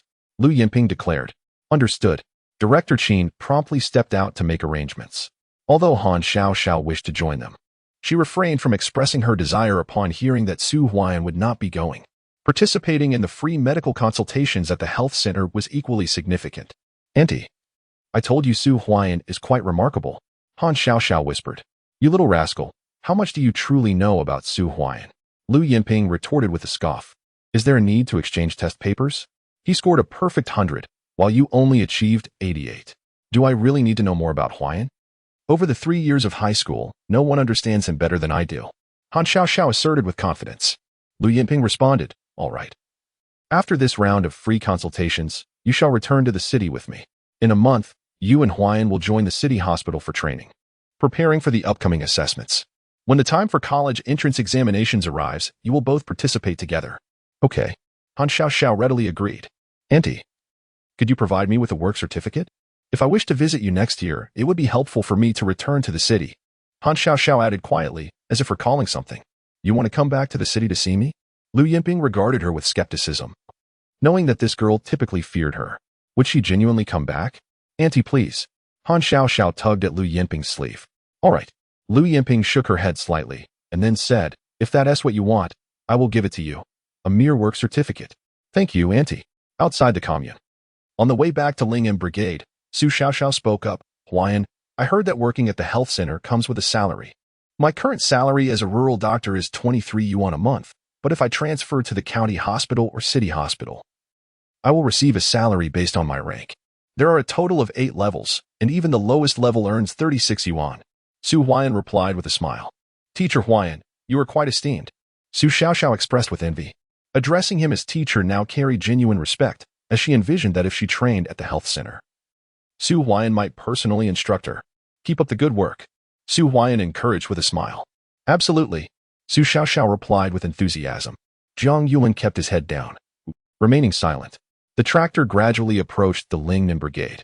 Upon arriving at the brigade's headquarters, Su Guang hurriedly called out, Huai'an, you must return home immediately. Something has happened. What is going on? Su Huai'an asked as he dismounted from the tractor. Uncle Zhang sent me to find you. The brigade members have gone to your home. Sent there by Su Huailua. They are currently inside your house and intend to search it. Claiming that your thoughts are improper and that you are not diligent in your work. You must hurry back. Su Guiying urged. Su Huailua. Su Huai'an's expression turned cold, and he swiftly turned to jog home. In the distance, a gathering of neighbors encircled the front of the courtyard. Within the yard, Su Zheng wore a grim expression, while Lu Chui stood beside her 2 children, who were softly sobbing. Su Huaiguo and Su Huaishui were tearful, and their sister-in-law, Chen Xiuxiu, clutched a child in the midst of the courtyard. Meanwhile, Su Huailuo was embroiled in a heated argument with a group of people. What was the matter? A few minutes later, Su Huai'an returned to the front of the courtyard and surveyed the crowd. As he entered, Su Huailuo recoiled, still nursing pain in his leg. Yet, recalling the words he had heard the previous day, he suddenly regained his bravado. Huai'an had returned. Lu Chui and Chen Xiuxiu secretly breathed a sigh of relief. Su Huai'an, Su Huailuo accuses you of harboring improper thoughts, claiming you deceived everyone by selling fur in the city. Is there any truth to this? Questioned Deputy Secretary Su Ji. Humph. Secretary. Have you even considered who uttered such words? Whom have I deceived regarding fur? If my thoughts were indeed improper, would I possess these? Su Huai'an retorted, pulling a red booklet from his pocket, revealing it to be the certification of a village doctor. What is this? So vividly red, exclaimed the crowd, perplexed by Su Huai'an's revelation. Deputy Secretary Su Ji's expression shifted to one of shock as he gazed at Su Huai'an, stammering, Su Huai'an. Have you entered the commune hospital? The commune hospital was of a significantly higher caliber than the brigade's health center. Ladies and gentlemen, this is the village doctor's certificate. Comrade Su Huai'an achieved an excellent score in the commune assessment, and the director from the city hospital has stated that he will be sent to the city for training in a month, with the potential to join the city hospital in the future. Su Xiao, who had come along, interjected eagerly. Jiang Yulin scoffed, but remained silent, internally envious of Su Huai'an. The city hospital was a dream destination for him, yet he found himself still working in the Lingnan Brigade's health center after 3 years. Is it true? Su Huai'an has joined the commune hospital? Murmured the crowd, astonished. Su Huai'an has truly excelled. I heard he saved Gui Ying's wife last time. I knew he was impressive. And he is going to the city hospital? That is quite an honor, exclaimed Xiao, affirming the news. Indeed. The atmosphere in front of the courtyard grew lively as Su Zheng and Lu Chui stared at Su Huai'an in disbelief. Su Huailua was also taken aback.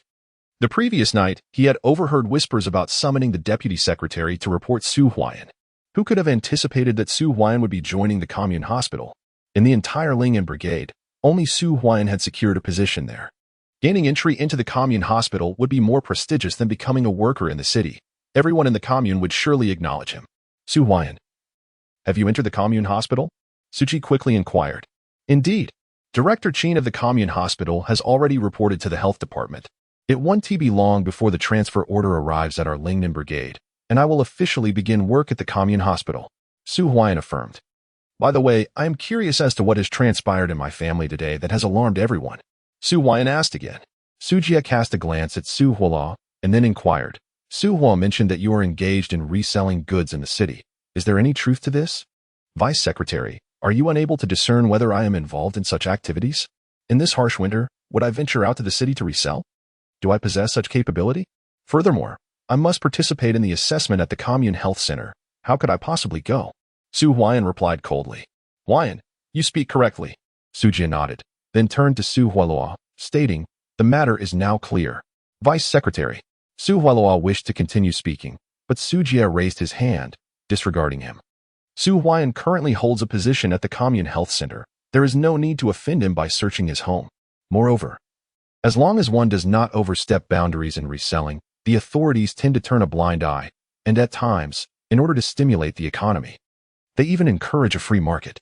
If no one reports it, naturally, no one will intervene with Su Huai'an. Vice Secretary Su Jia, why not stay for dinner? Su Huai'an suggested with a smile. Perhaps next time. Su Jia replied with a grin as he departed, dispersing those around him. Consequently, news of Su Huai'an's entry into the commune health center swiftly spread throughout the entire brigade. In the courtyard, only Su Huailua and Su Huai'an's family remained. Observing Su Huai'an, Su Huailua shrank back. You worthless scoundrel. With a swift strike, Su Huai'an admonished Su Huailua, who dared not utter a sound, gritting his teeth in silence. Huai'an, I heard there has been trouble at your home? At that moment, Uncle and Su Huaiming arrived, immediately noticing Su Huai'an reprimanding Su Huailua, with Su Zheng and Lu Chui displaying evident anger. Why is Huailua here? Su Fong asked in a stern tone. He went to the brigade to report Huai'an, claiming that Huai'an is involved in reselling. If it weren't for Huai'an's new position at the commune health center, Su Jie might have come to search the premises. Su Zheng remarked coldly. Ungrateful wretch. Bang. Su Fong charged at Su Huailua, delivering a flurry of punches and kicks. Su Huailua fell to the ground, beginning to cry. Uncle. Brother Huai'an, please stop. You're going to kill me. Then let me finish the job. Su Fong replied coldly. Enough. Su Zheng intervened, pulling Su Huai'an and Su Fong apart. You should leave at once. Su Fong commanded. I'm leaving. Su Huailua scrambled away in haste. Huai'an, your cleverness is commendable. Had the items not been delivered to my home, bringing back such a quantity would have certainly led Su Jie to uncover everything without needing to enter. Su Fong stated. Uncle, let us discuss this inside. Su Huai'an smiled. All right. Su Huaiming and Su Fong quickly followed Su Huai'an into the house. Brother, What exactly is going on? Su Zheng inquired urgently. The situation is as follows. Su Fang recounted the events to Su Zheng. After hearing the details, Su Zheng broke out in a cold sweat. Although the authorities often overlook reselling, being labeled for such activities could lead to serious trouble. Fortunately, Su Huai'an had exercised caution, ensuring everything was concealed within the house. Huai'an, let's go to my home and move the items. Su Fang suggested. Let us wait until nightfall. Su Huai'an replied. Very well. The group nodded in agreement. In the afternoon, the family shared laughter and conversation. Meanwhile, at Su Huailua's home, a lament echoed. Su Huailua lay on the bed, grimacing in pain, while Aunt Qin Hua applied medicine to his wounds, exclaiming in frustration that Su Huai'an is truly ruthless, and Su Fang too. They only dare to torment you because your father has ventured into the mountains. And you, why did you go and report him? The Huai'an family has only feasted on meat a few times. You foolish child. I distinctly heard my uncle and third uncle discussing that Su Huai'an went to the city to engage in trade, but who knew this was false? Su Huai'an has even entered the commune clinic. Oh, it hurts so much. Su Huailua expressed his discontent. Are there not many in the brigade engaging in trade? It requires connections to transport goods to the city, and you believe such nonsense? Qin Yinhua retorted. How should I know? Su Huailua exclaimed in exasperation. Today, due to Su Huai'an's failure to succeed, he had instead received a beating. Perhaps when Brigade Secretary Su Kuan returned, he would be summoned to write a self-criticism, facing criticism from the entire brigade. By the way, why has your father not returned from the mountains yet? Qin Yinhua inquired, seemingly recalling something.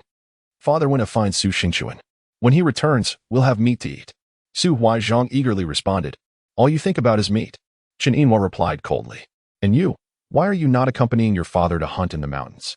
What trouble do you seek with Su Huai'an? Wait a moment.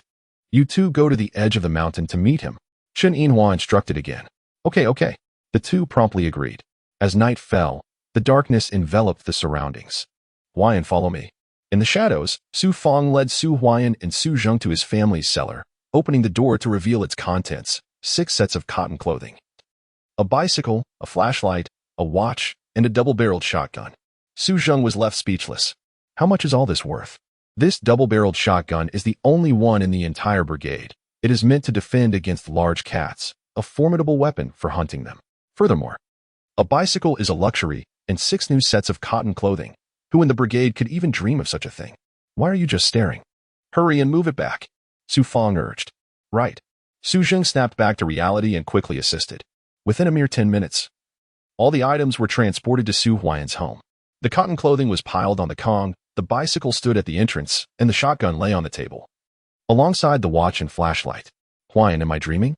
Lu Chui exclaimed, her eyes wide with disbelief. 6 sets of cotton clothing were beyond her wildest dreams.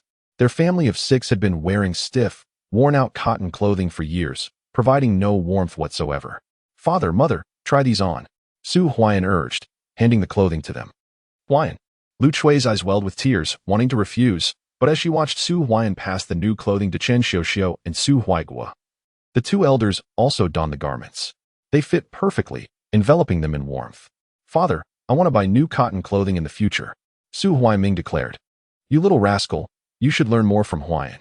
Su Fang chuckled, though he too had been taken aback by the sight of these items. However, seeing his brothers prosper brought him a sense of comfort. The family has finally found someone to hold it together. Uncle, here is a flashlight. Take one back with you. Su Huai'an handed a flashlight to Su Fang. How can this be? This flashlight is quite precious. Su Jingde from the brigade mentioned that he exchanged a wild goat for just 1 flashlight, which is equivalent to a goat. Su Fang exclaimed hastily. Take it. Just accept it. Su Huai'an insisted, pressing the item into Su Fang's hands. Moreover, Su Huai'an produced 2 large bills and stuffed them into Su Fang's grasp. The gesture of uncle risking the night to find him was of great significance, and such a small trinket hardly mattered. I will take the flashlight. But I cannot accept the money, Su Fang declared, clutching the flashlight and calling Su Huaiming to leave. The 2 large bills remained on the table. Chapter 42. The astonished Su Xingchuan new clothes. How warm. Su Huaigua and Su Huaishui beamed in their new cotton jackets. Sister-in-law Chen Xiuxiu held her nephew Su Li. Tears glistening in her eyes, she had never worn such new cotton clothing at her natal home, as each piece cost over a dozen yuan. Huai'an, why is there so much mud on these? Lu Chui inquired promptly. Our family has suddenly acquired so many new cotton jackets. It wouldn't make sense to wear them out. A bit of mud allows us to claim they are borrowed old jackets from relatives to avoid inciting envy. Su Huai'an explained. Huai'an is right. When you wear them out, just say they are borrowed.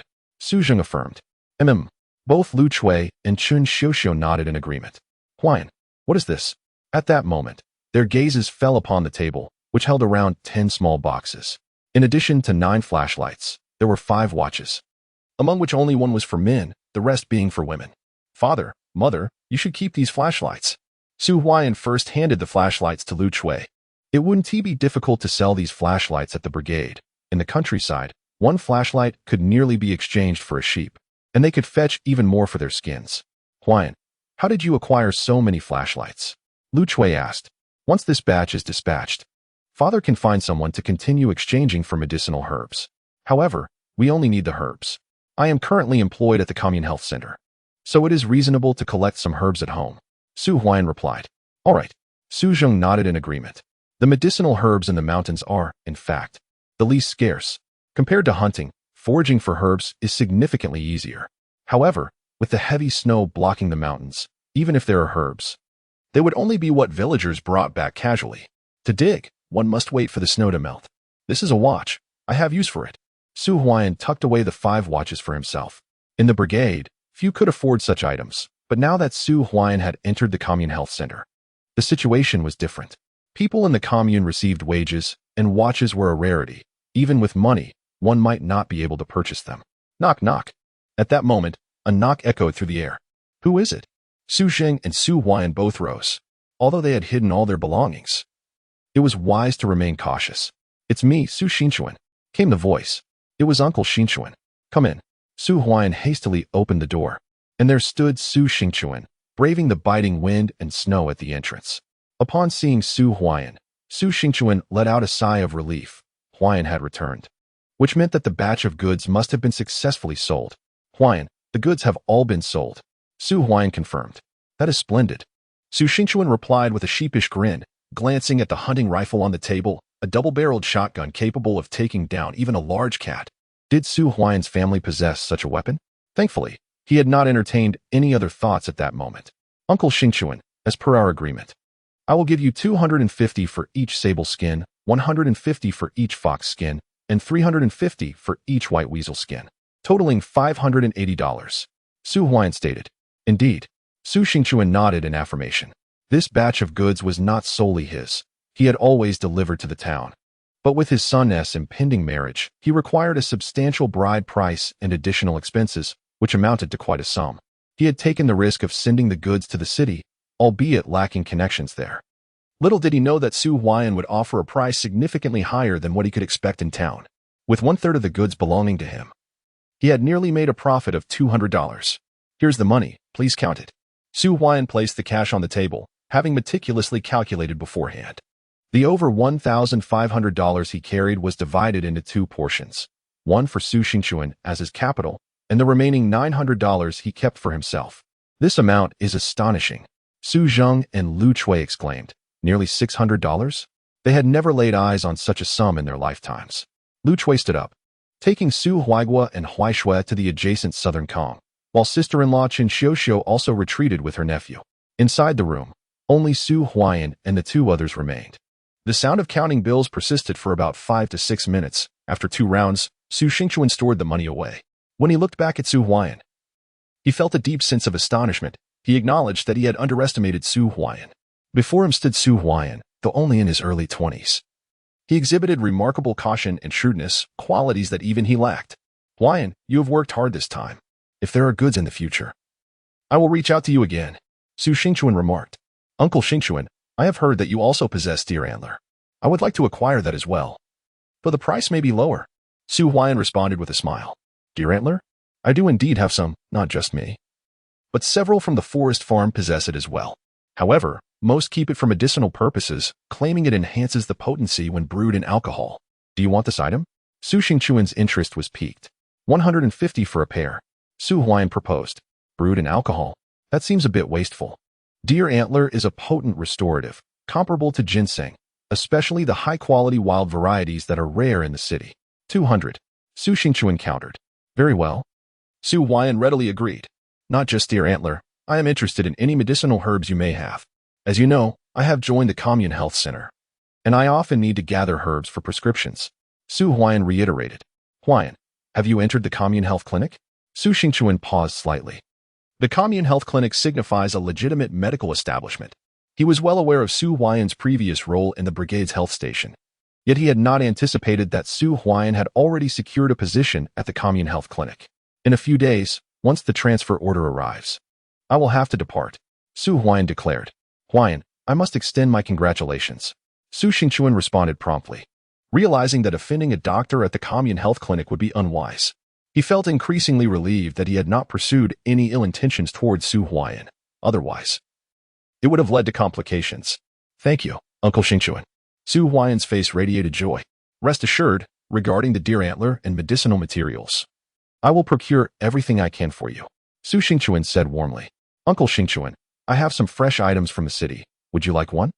Su Huai'an asked with a grin. Oh. Su Xingchuan's eyes brightened.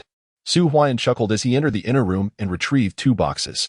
The first contained a flashlight, a common item that Su Xingchuan frequently encountered in the town's black market.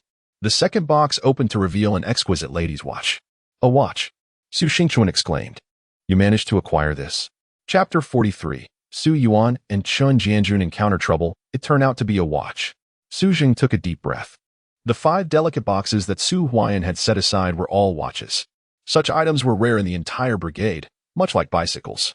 It was said that even with money, one could not easily procure them. Uncle Xingchuan, I heard your son is getting married. Presenting a watch as a gift would be quite splendid, Su Huai'an remarked cheerfully. How much does one cost? Su Xingchuan inquired hastily. The price is somewhat steep. A lady's watch is 200 yuan. Su Huai'an replied. 200 for one. Su Zheng inhaled sharply. That was exorbitant. More than 90% of the brigade's members could only dream of affording such a luxury. Huai'an, we are all from the same brigade. We are practically relatives. Is there any chance you could reduce the price? Su Xingchuan urged. 18 yuan, that is the lowest I can offer. If it weren't for our business dealings, I wouldn't be able to lower it at all, Su Huai'an stated. 18 yuan. Su Xingchuan pondered. His son was set to marry a city-educated young woman who had already mentioned the traditional 3 pieces and 1 sound, a request that complicated matters for him. Previously, he had been part of the hunting team, but upon returning to the brigade, he focused on mountain conservation. His family was considered well off in the brigade, often venturing into the mountains, accumulating not only meat but also additional income. They could save a considerable amount over the year. However, purchasing the 3 pieces and 1 sound would require a substantial sum. And most importantly, such items were not easily obtainable in the city, especially rare commodities like watches. Uncle Xingchuan, I will only bring back one this time. If you want it, it's yours, Su Huai'an declared. All right. Su Xingchuan readily agreed. Counting 18 large unity cards, Su Xingchuan first placed them on the table. Money can be earned if lost, but this watch was not procured. It may be difficult to find someone to buy it next time. Perhaps even over 200 might not suffice, and one would owe a favor. Uncle Xingchuan, here. Su Huai'an pretended to be reluctant as he handed the cards to Su Xingchuan, who took them and turned to leave. Uncle Xingchuan, if you need anything else, you can come to me. I won't charge you. Su Huai'an smiled. Huai'an, do you have sources for bicycles, sewing machines, and tape recorders as well? Inquired Su Xingchuan. Indeed. However, the prices might be a bit steep, replied Su Huai'an. Huai'an, I shall return to find you in a few days. Su Xingchuan then departed, primarily because he had nearly exhausted the money he carried. During this trip to the city, he had only about 200 from a third of the goods he secured. Continuing the conversation would risk losing others' funds. 180, netting a profit of 100. Su Huai'an felt quite pleased. His accumulated funds now exceeded 1,000, making him one of the wealthiest within the Lingnan Brigade. Who else possessed such a sum in cash? Huai'an, be cautious with these dealings, cautioned Su Zheng. Father, I am aware, Su Huai'an replied with a faint smile, entering the Commune Health Center. Although he would not collect the fur himself, he could have Su Xingchuan do so, avoiding the risk while still profiting. As for medicinal materials, his position as a commune doctor meant that collecting a few would not raise suspicion. Father, here is 100. Keep it for now. If anyone in the brigade has medicinal materials, accept them, but keep this under wraps. Do it discreetly. After all, everyone knows I am at the Commune Health Center and will not suspect much, said Su Huai'an. All right. Su Zheng took the money. A night passed. The next day, Su Huai'an went to the Lingnan Brigade's health room early in the morning. Upon arrival, the entire brigade was bustling with excitement as Su Kun approached, beaming with joy. Dr. Su, Dr. Su. Everyone greeted him. Even Jiang Yulin quietly called out, Teacher Huai'an. The news of Su Huai'an passing the assessment to become a Level B doctor had already spread throughout the brigade. Su Huai'an of Lingnan Brigade was set to enter the Commune Health Center. Dr. Su, congratulations. You were highly praised at the Commune yesterday. They said our Lingnan Brigade is a model among the 12 brigades. Comrade Su Huai'an has passed the assessment by Director Liu of the City Hospital and will be transferred to the Commune Health Center. Su Kun exclaimed. The transfer order has been issued today. You will go to the Commune Health Center tomorrow. Su Kun added with a smile. Good. Su Huai'an nodded. It would be beneficial to visit the Commune Health Center early. If he could obtain a certificate from the health center, he could legitimately procure medicinal materials. Secretary, you must help my father. At that moment, a plaintive voice was heard as Aunt Chen Yinhua and the two brothers, Su Huailua, hurried to the brigade office. Su Huailua looked utterly dejected, while Chen Yinhua was in tears, her face contorted with sorrow. What is the matter? Su Kun inquired. It is as follows. My husband ventured into the mountains to seek Su Xingchuan yesterday morning, and by the afternoon he had yet to return. Now, as the morning has dawned, Huai Luo and Huai Zhong remain outside the mountain, yet there is no sign of him. If something has befallen him, how shall my entire family survive? Chen Yinhua wept. In such heavy snowfall, who dares to enter the mountains? Is life so easily squandered? Aside from the threat of wild beasts, should an avalanche occur, it is likely that no trace of him would ever be found. What was Su Yuan's wife thinking? Indeed, I saw Su Xingchuan this morning. He was patrolling the outskirts, certainly not deep within the mountains. Surely Su Yuan did not venture in alone. Upon hearing this, the crowd erupted in commotion, with Aunt Chen Yinhua collapsing to the ground, crying out loud, and even Su Hua was in tears, while Su Huai'an frowned deeply. Huai'an, brother. Su Huiming and Su Fong arrived, accompanied by Lu Chui and Su Zheng, likely drawn by the commotion. Brother, you must rescue Su Yuan. Chen Yinhua grasped Su Fong's leg, weeping. Uncle, third uncle. Su Huailua and Su Huaizhong also knelt. The snow has reached knee height. Even Huai'an and I dared not enter the mountains, yet you allowed Su Yuan to go in alone? Su Fong's countenance darkened. I merely mentioned it because your family and Huai'ans are feasting daily, and the children are enticed by the prospect of meat, so I spoke a few words. Su Yuan said he was going to find Su Xingchuan to enter the mountains together. Who could have known that Su Xingchuan did not accompany him? And he went in alone. Chen Yinhua sobbed. Uncle Kun, please organize a search party to venture into the mountains. Su Huai'an implored Su Kun. I shall arrange it at once. Su Kun nodded. Huai'an. Just then, a figure appeared in the distance, and upon closer inspection, it was Chen Xiuxiu. Clutching her nephew Su Li, tears streaming down her face, followed closely by her mother, Li Huahua. What has happened? Lu Chui inquired hastily. My father has also entered the mountains. Yesterday, my second uncle sought out Uncle Xingchuan, but upon failing to find him, encountered my father, who accompanied Su Yuan into the mountains. They did not return last night. Chen Xiuxiu cried out. Chapter 44. One dead, one injured. What is the situation? Has Chen Jianjun from the neighboring Chen family village also entered the mountains? And alongside Su Yuan? A night has passed without a return. This surely indicates calamity. To venture into the mountains during such heavy snowfall is tantamount to courting death. The headquarters of Ling and S Brigade erupted into chaos, and Su Huai'an's expression darkened. Yet internally he felt a sense of relief. If Chen Jianjun had indeed joined, it would provide a measure of safety. A group entering the mountains is far more secure than a solitary venture. Su Fong, go door to door to summon people. Gather your team at once to enter the mountains in search of them. Remember, a minimum of 5 individuals is required to enter, and ensure to bring the hunting rifles. Su Kun instructed. Understood.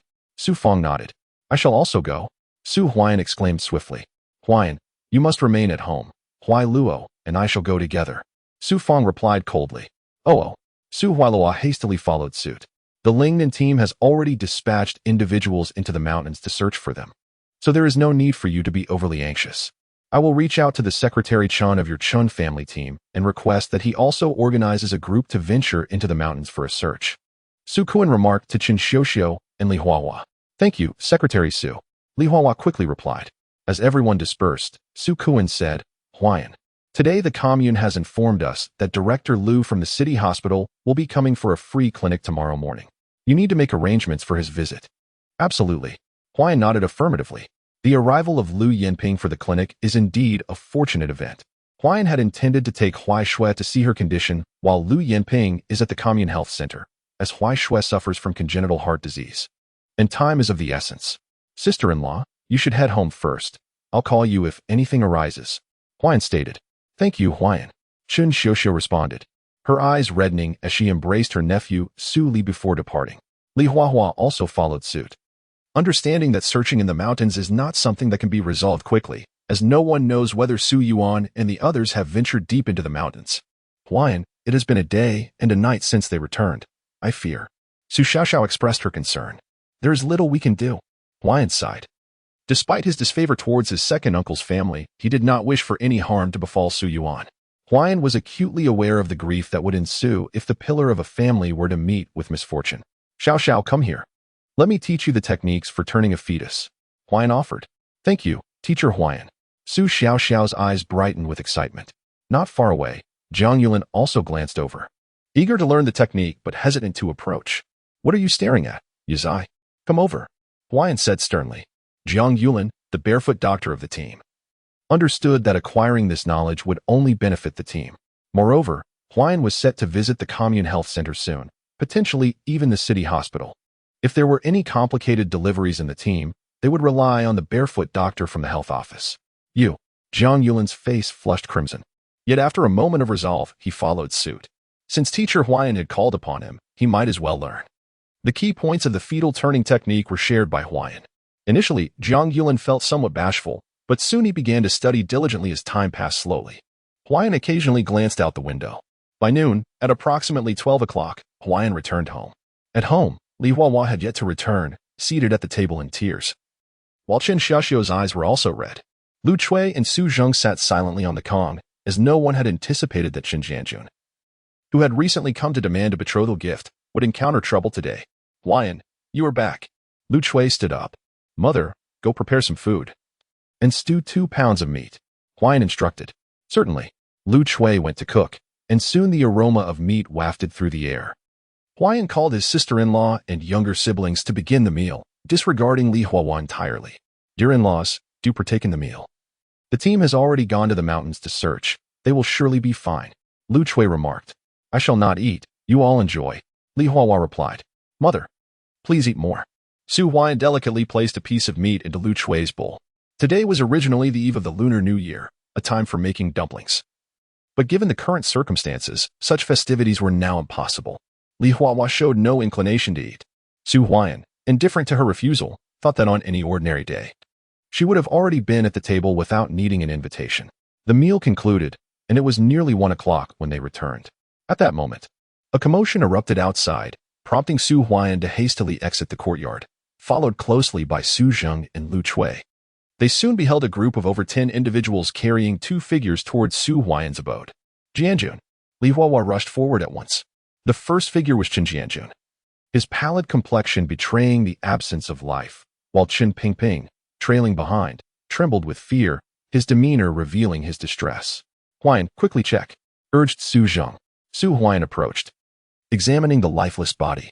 There is no breath. His left arm has been torn off, and he has bled out, he declared. My Jianjun. Li Huahua burst into tears. Father. Qin Xiuxiu emerged, collapsing onto the ground in grief. Despite her father's insistence on her remarrying and his unkindness towards her, he was still her father, and no one could have anticipated such a fate. Huai'an, come and see your second uncle, came Su Fang's voice. Su Huai'an rushed over to see Su Fang, Su Huaiming, and Su Huailua carrying Su Yuan, whose body was now rigid, his cotton clothing shredded to tatters. Upon inspecting, Su Huai'an noted that Su Yuan still bore a hint of color, his breathing rapid. What transpired? He inquired. We discovered the 3 of them at the site where we previously encountered the big cat. Qin Jianjun was lifeless, his arm brutally severed, dragged several 100 meters away. Su Yuan's abdomen was torn open, his intestines spilling out. Su Fang spoke gravely. This was a scene he had never witnessed before. Yesterday, we ventured into the mountains intending to hunt some small game. We encountered nothing on the outskirts, and Su Yuan suggested we venture deeper, with 2 hunting rifles in hand. We proceeded inward. Shortly thereafter, we encountered the big cat. We fired twice, but it remained unscathed. Instead, we accidentally killed one of its cubs. The enraged mother charged at us. My father was the first to be dragged away, and Uncle Su Yuan was also knocked to the ground. Qin Pingping recounted. Tears streaming down his face, his eyes wide with terror. A big cat with cubs? The expressions of the onlookers shifted dramatically. It was no wonder.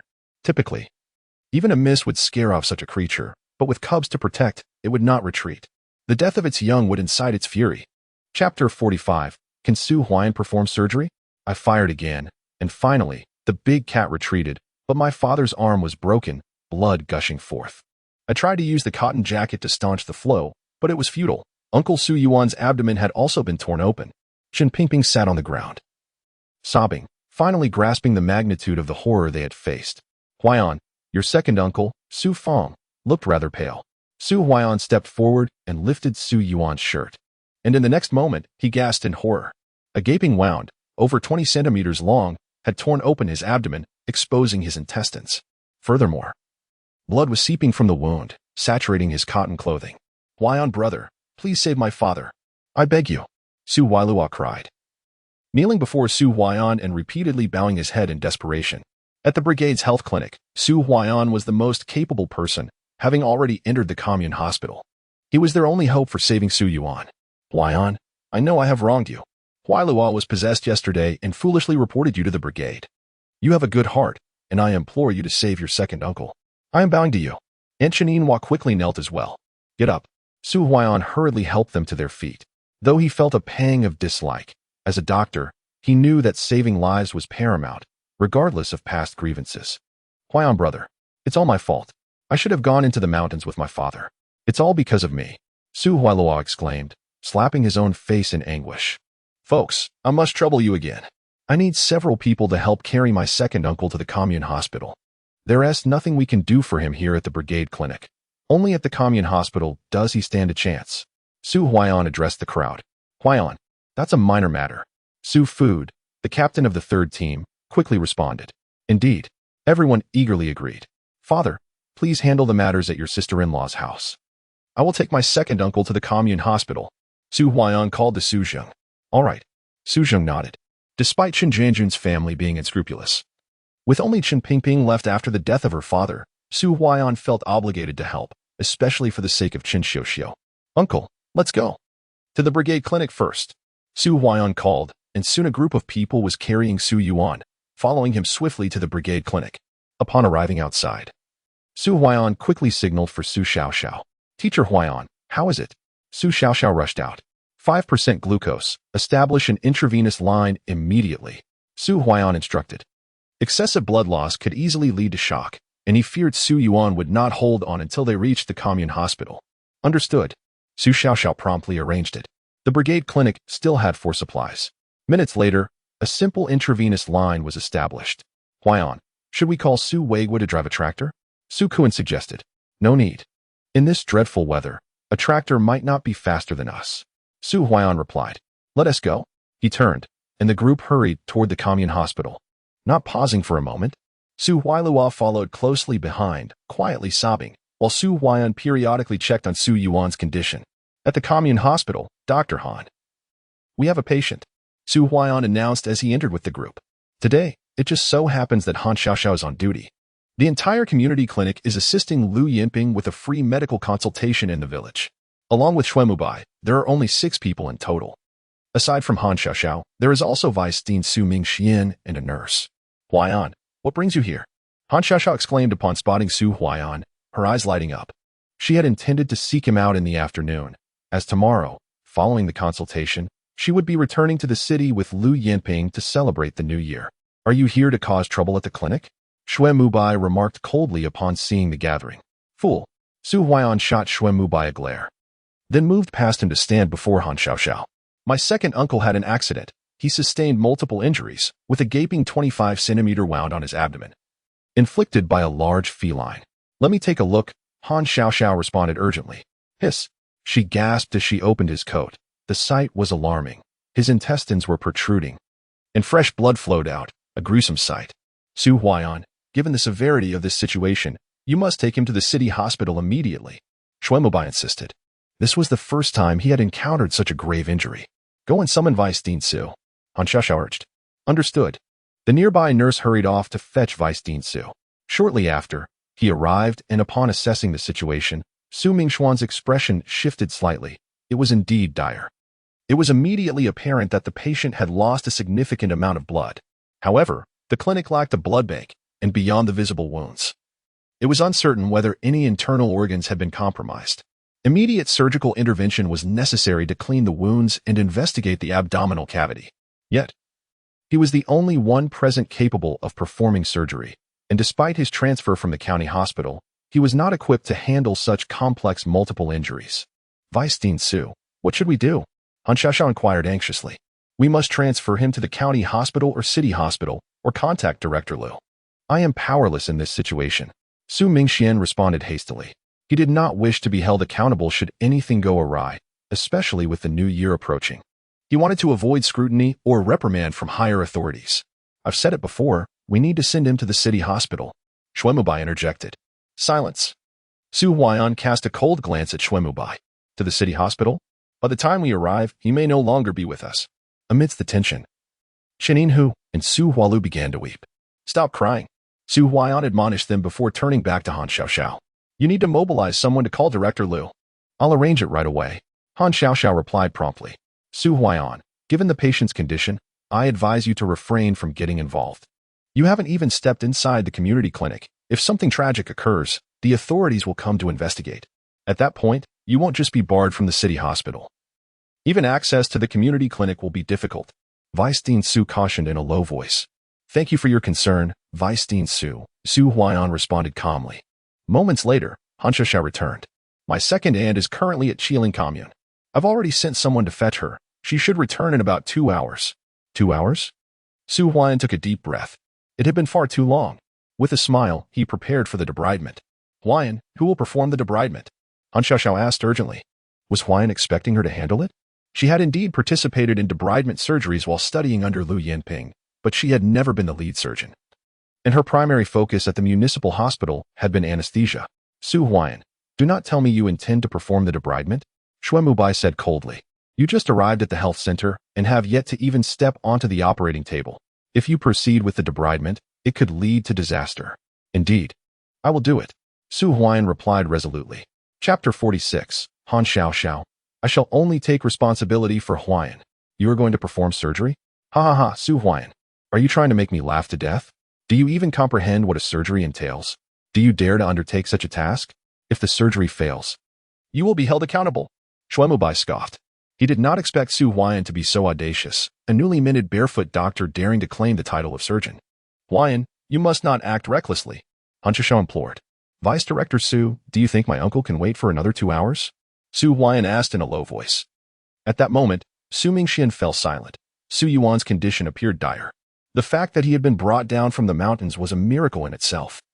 And if no action were taken, he might very well perish in the community health center. Vice Director Su, this surgery is to be performed by Su Huai'an. Just have him write a consent form, and should anything go awry, it will be his responsibility, not ours. Xuemubai stated. Xuemubai. Is this how you learned at the municipal hospital? Han Xiaoxiao retorted angrily. It was clear that this was a trap for Su Huai'an. Should anything go wrong, the blame would fall squarely on him. However, if they did not act, it was highly likely that Su Yuan would not survive until Liu Yinping returned. Huai'an, I beg you, save my father. Su Huai'an knelt before Su Huai'an once more, repeatedly slapping his own face in remorse for his past actions towards Su Huai'an. Enough. Su Huai'an waved his hand slightly. I will not perform this surgery. If you wish for me to proceed, then you must write a consent form. Should anything happen, it will be your responsibility, and we shall have no part in it. Su Mingxian took a deep breath. He opted for Xuemubai's suggestion, though it felt rather dishonorable. It was better than risking a surgical mishap. After all, it was due to a previous incident that he had been transferred from the county hospital to the community health center. Huai'an, either write the consent form, or do not conduct the surgery. You brought the patient here. If he dies without surgery, you will also bear the responsibility. Xuemubai sneered, secretly hoping that Su Huai'an would proceed with the surgery. If anything went wrong, Su Huai'an would be the first to face consequences, even risking the revocation of the rural doctor certificate recently bestowed upon him. You are shameless. Han Xiaoxiao glared at Xuemubai in fury. Fool. Su Huai'an cast a glance at the two of them, and then retrieved a pen from his chest pocket. Huai'an. Han Xiaoxiao wished to express something, but did not interrupt Su Huai'an. After a brief moment, she approached the front desk, retrieved 2 sheets of paper, handed one to Su Huai'an, and kept one for herself. Su Huai'an, you need to write that after Vice Dean Su Mingxian and Dr. Shui examined the patient, they recommended transferring them to the municipal hospital for treatment. If Dr. Su Huai'an chooses to disregard the guidance of the senior physician and insists on proceeding with the surgery, any issues that arise during the operation will be solely his responsibility, and neither Vice Dean Su Mingxian nor Dr. Xuemubai will bear any blame, Xuemubai asserted. How despicable! Han Xiaoxiao glared at the two before her, appalled by their shamelessness. If something were to go awry during the surgery, Su Huai'an would face dire consequences for defying the senior physician's directive and insisting on the operation. Is that acceptable? After finishing writing, Su Huai'an signed the document and handed it to Su Mingxian, who appeared somewhat embarrassed yet accepted it. With this document in hand, should anything happen to Su Yuan today, it would no longer be his concern. Xiaoxiao, arrange for the surgery, Su Huai'an instructed. Wait a moment. Han Xiaoxiao took out her pen and drafted an identical document, substituting her name for Su Huai'an's. Huai'an, if anything goes wrong, I will stand by you, she declared. Dr. Han, you must think this through, Su Mingxian quickly cautioned. Aware of Han Xiaoxiao's connection to Liu Yanping, he believed that if Su Huai'an faced disciplinary action, it would not matter much since he was merely an unlicensed doctor who had passed the assessment. Furthermore, his son Su Han had a favorable impression of Han Xiaoxiao, and if trouble befell Su Huai'an, it might present an opportunity for him. Vice Dean Su, I only know that if the patient is not properly treated today, they will surely perish. Of course, if Vice Dean Su fails to recognize this, I do not hold it against you, Han Xiaoxiao stated, standing resolutely beside Su Huai'an. Humph. Su Mingxian scoffed, fully aware of the sarcasm laced in Han Xiaoxiao's words. Xuemubai observed Su Huai'an with a grim expression, perplexed as to what charm Su Huai'an possessed that made Han Xiaoxiao willing to share the burden of responsibility. The document is prepared. Xiaoxiao, you should proceed with the surgery arrangements, Su Huai'an urged. We cannot afford any delays. Understood. Han Xiaoxiao promptly descended to make the necessary arrangements. With only a handful of personnel available at the Commune Health Center, neither Su Mingxian nor Xuemubai would lend a hand. Eventually, the last nurse went to summon Liu Yanping, leaving only Han Xiaoxiao and Su Huai'an for the surgery. Brother Huai'an, thank you, Su Huai'an said, his eyes reddened. Everyone, please assist in transferring the patient onto the stretcher, Su Huai'an instructed. Quickly, lend a hand, Su called out, and everyone helped place Su Yuan onto the stretcher, who at that moment was barely conscious. Su Huai'an, I am eager to see how you will handle this surgery, Xuemubai remarked with a cold smile. Given the severity of the patient's condition, even in a municipal hospital, only a senior-level physician would dare to perform the operation. Su Huai'an's attempt at debridement was likely to result in complications, and at that moment, Su Huai'an's fate would be sealed. With this thought, Xuemubai's spirits lifted considerably. Look, your second-hand cotton jacket has arrived. Su Huai'an suddenly smiled and said you. Xuemubai's expression darkened. Upon turning around, he noticed Qin Ling approaching. Xuemubai was acutely aware of whom Su Huai'an's second-hand cotton jacket referenced, and it was precisely this knowledge that fueled his anger. Huaijiao, uncle, please wait here. Everyone else should return first, Su Huai'an instructed Su Fang. Huai'an, leave the matter here to me. You can focus on the surgery, Su Fang replied.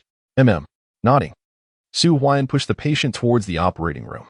Watching Su Huai'an's retreating figure, Xuemubai snorted coldly, anticipating trouble for Su Huai'an. As a resident doctor at the municipal hospital, he should have been held in high esteem upon arriving at the Mauve Commune. Yet he repeatedly found himself at a disadvantage in Su Huai'an's presence. Brother Mubai, what is the matter? I just heard that Su Huai'an has arrived. Qin Ling approached and inquired. What does Su Huai'an's arrival have to do with you? You're already divorced from him. Besides, weren't you supposed to go to Ling'an Brigade to obtain the divorce certificate from the commune? Why haven't you gone? Do you still harbor feelings for Su Huai'an? Xuemubai stated with an icy demeanor. The thought of Qin Ling reminded him of Su Huai'an's words. Brother Mubai, why do you say that? I thought you were busy writing a self-reflection, so I didn't ask you to accompany me. Qin Ling replied, her voice tinged with grievance. In recent days, Xuemubai's temper had worsened significantly, especially in comparison to the previously accommodating Su Huai'an, who seemed to indulge her every whim. Furthermore, Su Huai'an had recently joined the Commune Health Center and was rumored to be training at the municipal hospital in 3 months, potentially becoming a doctor there. Is this something I need to accompany you for? Can't you go by yourself? Shui Mubai turned to leave, his irritation flaring at the sight of Qin Ling brother Mubai. Qin Ling's eyes glistened with unshed tears. In the operating room, Xiao, there's no need for you to write a letter of responsibility, Su Huai'an remarked. Huai'an. How can one person be solely responsible for a surgery? Moreover, my second aunt has said that in front of patients, even if one lacks certainty, one must strive to do their utmost. This is the hallmark of a qualified physician. Han Xiaoxiao replied. On the path of medicine, if you lack confidence, you shouldn't take responsibility, or you will suffer the consequences. Su Huai'an laughed. Oh. Han Xiaoxiao nodded and then earnestly said, then I will only take responsibility for you, Huai'an. Chapter 47. Abdominal Cavity Lavage Surgery. First, save the person, then we can talk, Su Huai'an declared. Han Xiaoxiao quickly followed suit. The two of them wheeled Su Yuan into the operating room. Although it was termed an operating room, it was merely a small red brick room of a few dozen square meters, with a layer of whitewash on the walls, some areas damaged to reveal the straw inside. The floor was hardened but uneven from frequent use, and in the center stood a small operating table, with a place for medical instruments nearby, and a curtain separating the area. This was the operating room of the Commune Health Center. In terms of standards, it barely met the minimum requirements, however. This modest operating room fulfilled a critical role in rural surgical treatment, as the humble operating table represented a beacon of hope for life. Xiao. Carefully examine the patient's condition and prepare for anesthesia, Su Huai'an instructed. The original makeshift surgical table was pushed aside as Su Huai'an wheeled in the stretcher bearing Su Yuan. Engaging in conversation with Han Xiaoxiao, Su Huai'an began to prepare the surgical instruments. Within the operation room, there were neither designated sterilization zones nor sterile surgical packs. Instead, there existed a large iron box containing high-temperature sterilized surgical tools, all of which were reused after thorough disinfection. Given the limited resources of the commune, possessing such surgical instruments was considered quite commendable. Huai'an, the anesthetic assessment for the patient has been approved. Han Xiaoxiao's voice chimed in after 5 minutes. In this era, anesthetics were exceedingly scarce. During the 1950s and 60s, surgeries often employed needle puncture anesthesia. However, with the onset of reform and opening up, there was a concerted effort to cultivate anesthesiologists, and the domestic production of anesthetic medications had begun. Yet, the purity of these drugs was often low, leading to allergic reactions, thus necessitating prior anesthetic evaluations. Otherwise, the effects of the anesthesia might not take hold before an allergic reaction occurred.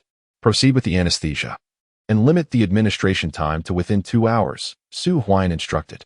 Understood, Han Xiaoxiao nodded, and Su Huai'an began to wash his hands and disinfect them.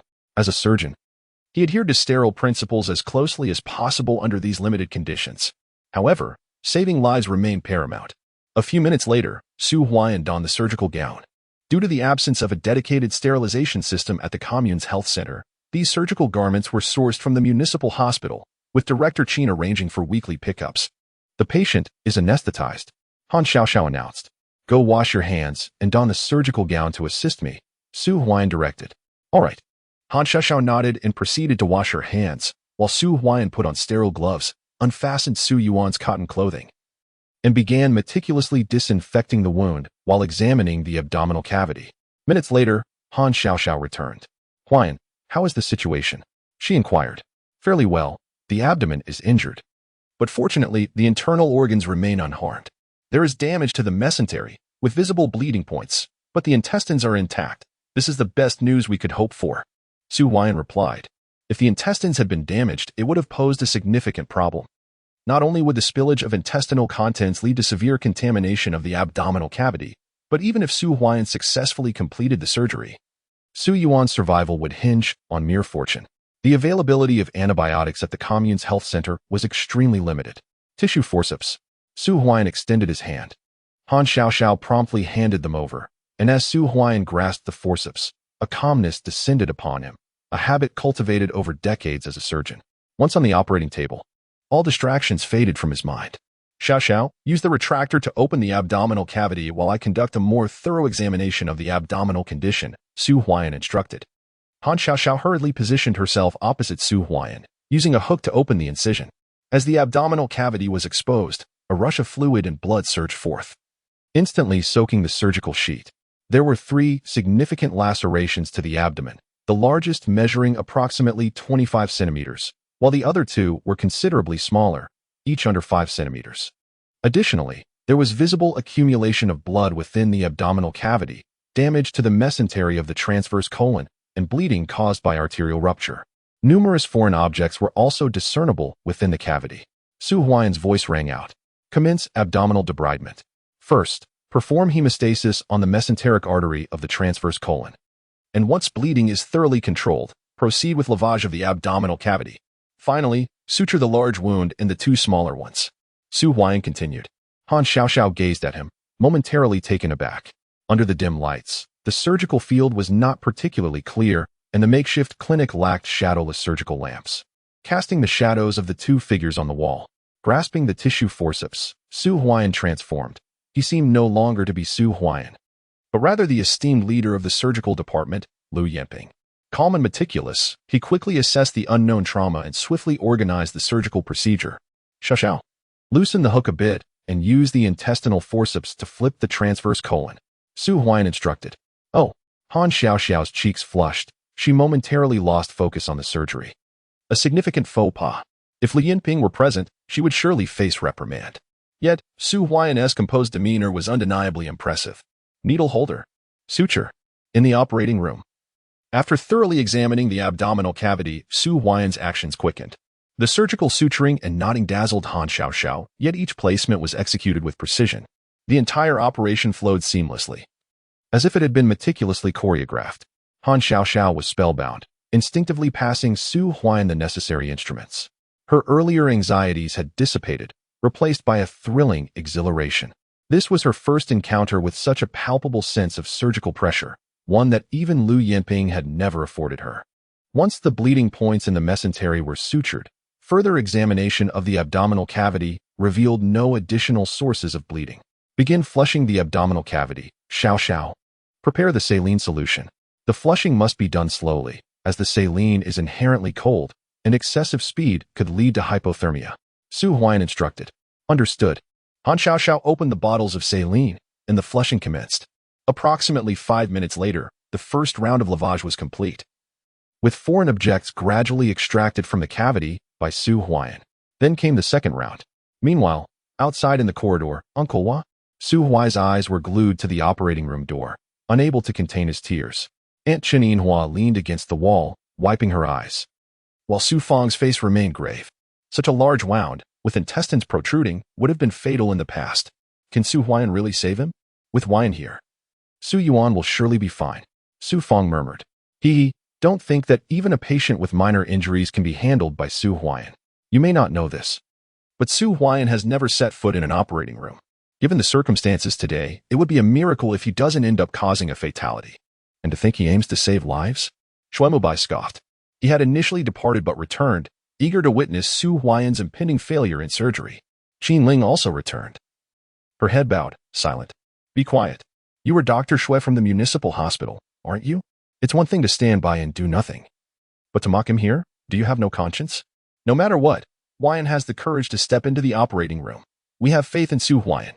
Su Fang stated coldly, casting a frigid glare at Shuaimubai. Indeed, we believe in Huai'an. I believe in Huai'an. Su Huiluo and Qin Yinhua chimed in eagerly. Humph. Shuaimubai snorted dismissively. You all believe now, but when the patient is lost, you'll turn against each other. At that moment, Director Lu returned. Just then, a cheer erupted outside the Commune Health Center as a group of over 10 people rushed in, led by Lu Yanping, who was returning with the nurse who had gone to fetch them. How could you be back so soon? Shuaimubai quickly inquired of the nurse. They left to call for help less than an hour ago. The Qin Ling Brigade is not close to Mauve Commune. If you were to walk, it would take over 2 hours for a round trip, especially with the snow yesterday reaching knee-high. Even a tractor wouldn't be faster than walking. Lu Yanping should have taken at least another hour to return. We encountered Director Lu on the way back. She completed the free clinic at Qin Ling Brigade ahead of schedule and returned early. The young nurse explained. What a coincidence, Shuaimubai inhaled deeply. With this news, it seemed he would not witness Su Huai'an's failure after all. However, Lu Yanping's return was fortuitous. He was eager for her to see just how foolish and arrogant Su Huai'an truly was. Director Lu, you have returned. Su Mingxian stepped out of the office.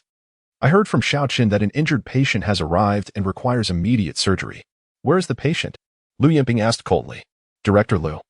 The patient was brought in by Su Huai'an from Lingnan Brigade. After Su and I assessed the situation, we both recommended transferring the patient to the municipal hospital. But Su Huai'an disregarded our superior's guidance and insisted on performing the surgery himself. Su and I couldn't dissuade him. He even deceived Dr. Han into assisting him. Shuemubai hurriedly reported. What nonsense! Lu Yinping's expression changed as she hurried towards the operating room. Han Xiaoxiao is competent, having learned alongside her for many years. But what of Su Huai'an? He had come in as a barefoot doctor and had never even been on an operating table. How could he possibly perform surgery? Even if Su Huai'an had studied under someone else for 3 years in high school, theory and practice are worlds apart. One could only hope that nothing had gone awry. Chapter 48. The Perfect Surgery. Lu Yinping stunned. Hee, this is going to be quite a show. Shuemubai chuckled coldly, in his view. It would be a miracle if Su Huai'an managed to avoid disaster after being in the operating room for so long. With Lu Yinping's return, Su Huai'an would surely face consequences, perhaps even have his rural doctor qualifications revoked. Father, why didn't you lend a hand? Su Han murmured. Fool, have you forgotten how we arrived at the Mof commune? Su Mingxian retorted coldly. He had once been a surgeon at the county hospital, but after a mishap during surgery, he was reassigned to the Mof commune. Consequently, Su Han, who could have gone to the county hospital, was now compelled to accompany him to the Mo Commune Health Center. Vice President Su is indeed wise. Xue Mubai remarked. Dr. Xue works at the city hospital. His future is undoubtedly bright. Su Mingxian smiled. You flatter me, Vice President Su. Xue Mubai replied, his face alight with joy. Securing a position at the city hospital was a source of pride for him. As the two conversed, they kept a watchful eye on the operating room door, eager for the unfolding drama. They were not alone. Other doctors returning from the Commune Health Center were also buzzing with chatter. Su Huai'an is performing surgery? Wasn't he just a barefoot doctor? Can he even operate? I just heard Dr. Xue say that when the patient arrived, his abdomen had been torn open by a large cat for over 20 centimeters, with intestines protruding. Even the vice president dared not perform surgery. That is utterly terrifying. This Su Huai'an just received his rural doctor S certificate yesterday, yet today he is acting so recklessly? In such a situation, it would require a head surgeon at the city hospital to handle it. Where does he find the audacity? The atmosphere was abuzz with excitement. Observing this scene, Xue Mubai felt a sense of relief. When Su Huai'an emerged, it was likely that no one would speak on his behalf, and he would face repercussions. Meanwhile, in the operating room, they were counting the surgical instruments, preparing to close the abdominal cavity. After rinsing 3 times and confirming that there were no foreign objects or bleeding points in Su Yuan's abdomen, Su Huai'an and Han Xiaoxiao began to prepare for closure. Huai'an. It has even been an hour, Han Xiaoxiao exclaimed excitedly. Su Huai'an's movements were remarkably swift. It had only been a little over 10 minutes. With the bleeding points controlled and fluids replenished, Su Yuan's complexion had regained some color and his blood pressure began to rise. Almost an hour? I'm feeling a bit rusty. Su Huai'an mused internally. Ordinarily, he could complete his surgery in just over 10 minutes, but the extensive rinsing had consumed considerable time. Are all the instruments accounted for? Su Huai'an inquired. All present. Han Xiaoxiao quickly assured him. Then let South prepare to close the abdomen. Remove the retractors. Su Huai'an instructed. Understood. Han Xiaoxiao complied, removing the retractors and handing Su Huai'an the needle holder. Grasping the instrument, Su Huai'an commenced suturing. Su Yuan's abdomen had sustained severe muscle damage from the large cat's attack. Su Huai'an needed to first trim the tissue before aligning and suturing it. Time passed slowly. After a few minutes, the final large wound was nearly sutured shut. With the last stitch passing through the skin, 3 smooth lines remained on Su Yuan's abdomen. The surgery was a success. Just as Su Huai'an's words echoed in the air, the door to the operating room burst open. Entering first was Lu Yinping. Her eyes filled with fury, striding directly towards the operating table, followed closely by Director Qin. Xiaoxiao, you're being reckless. Lu Yinping exclaimed angrily. In this surgical procedure, did Han Xiaoxiao accompany Su Huai'an onto the stage? This is utterly absurd. Su Huai'an's audacity is astounding. Auntie. Han Xiaoxiao hastily bowed her head. Director Lu? Su Huai'an set down the needle holder and removed his gloves, while Dean Qin beside him wore a wry smile, realizing that with Han Xiaoxiao's presence, Su Huai'an had truly crossed the line. Strangely, whatever Su Huai'an did, Han Xiaoxiao followed suit.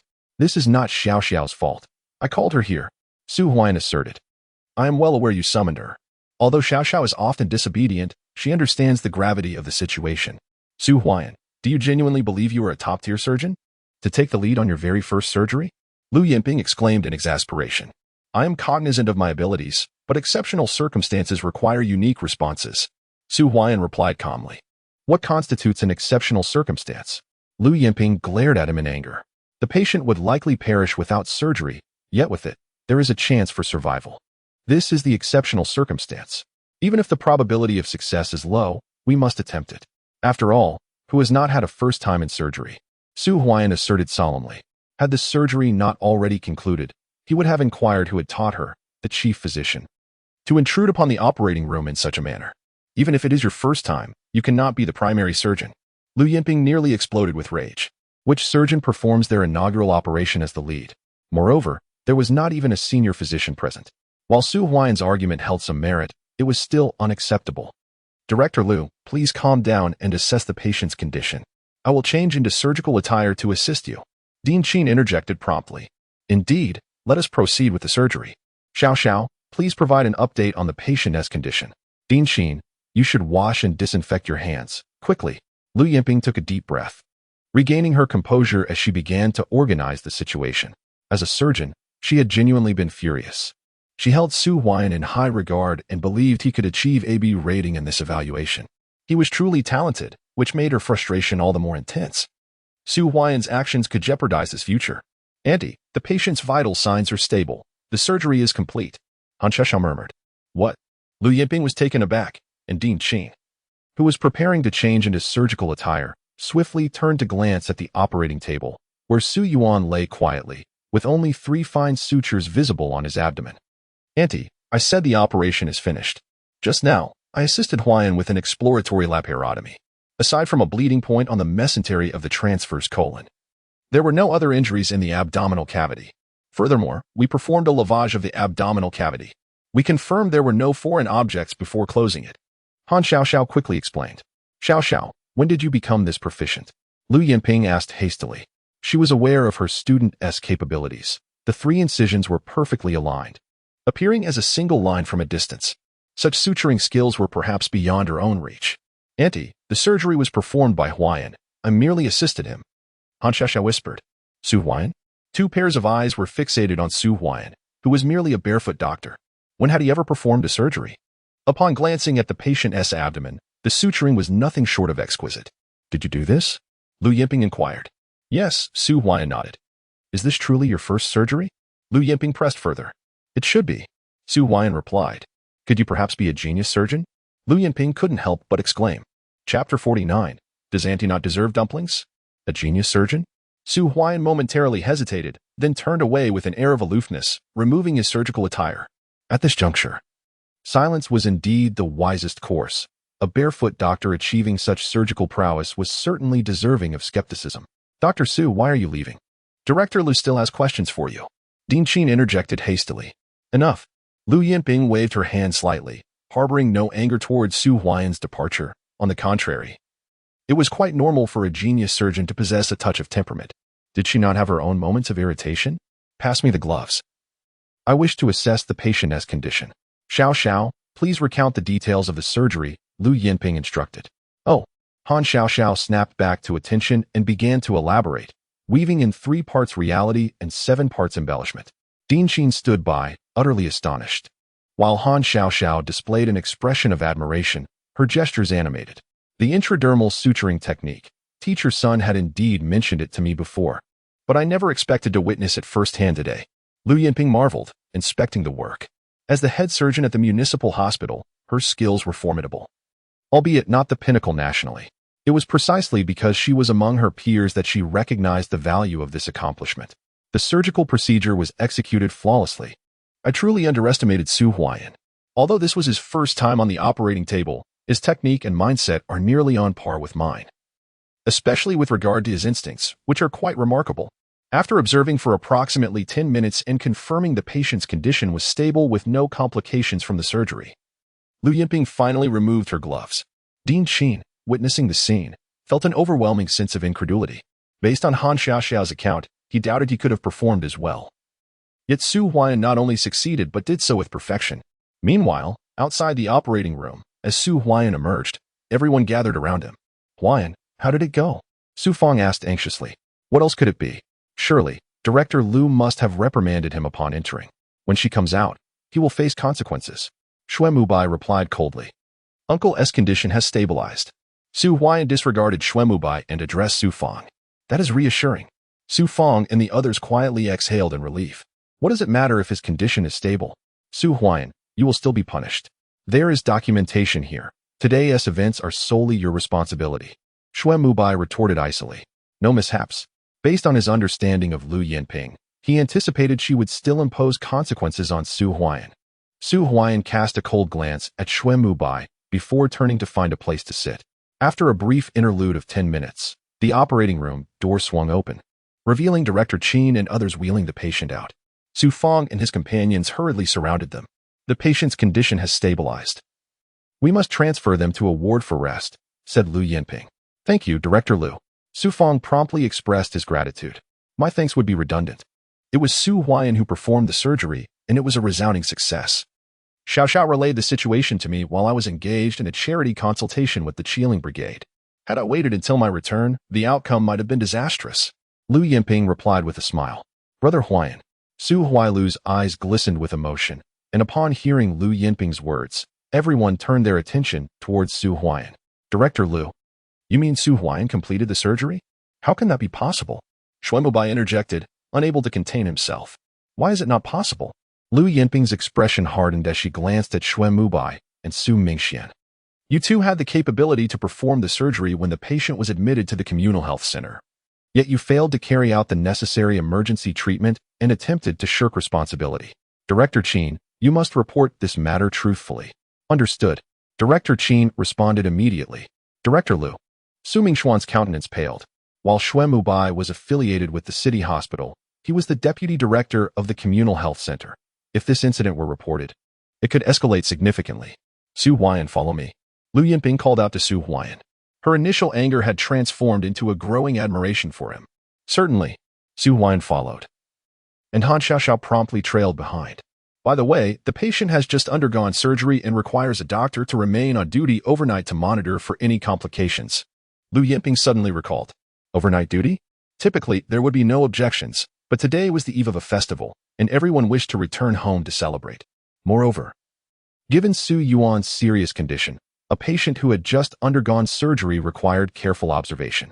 Director Liu, the doctors at the communal health center are primarily local, and given the festival, they will certainly want to return home to celebrate. However, Dr. Xue is from the city hospital, possessing both the skill and responsibility. Perhaps he should remain on duty tonight, Su Huai'an suggested with a smile. Su Huai'an, why are you not staying? Xue Mubai's face darkened. Dr. Xue, Su Huai'an is correct.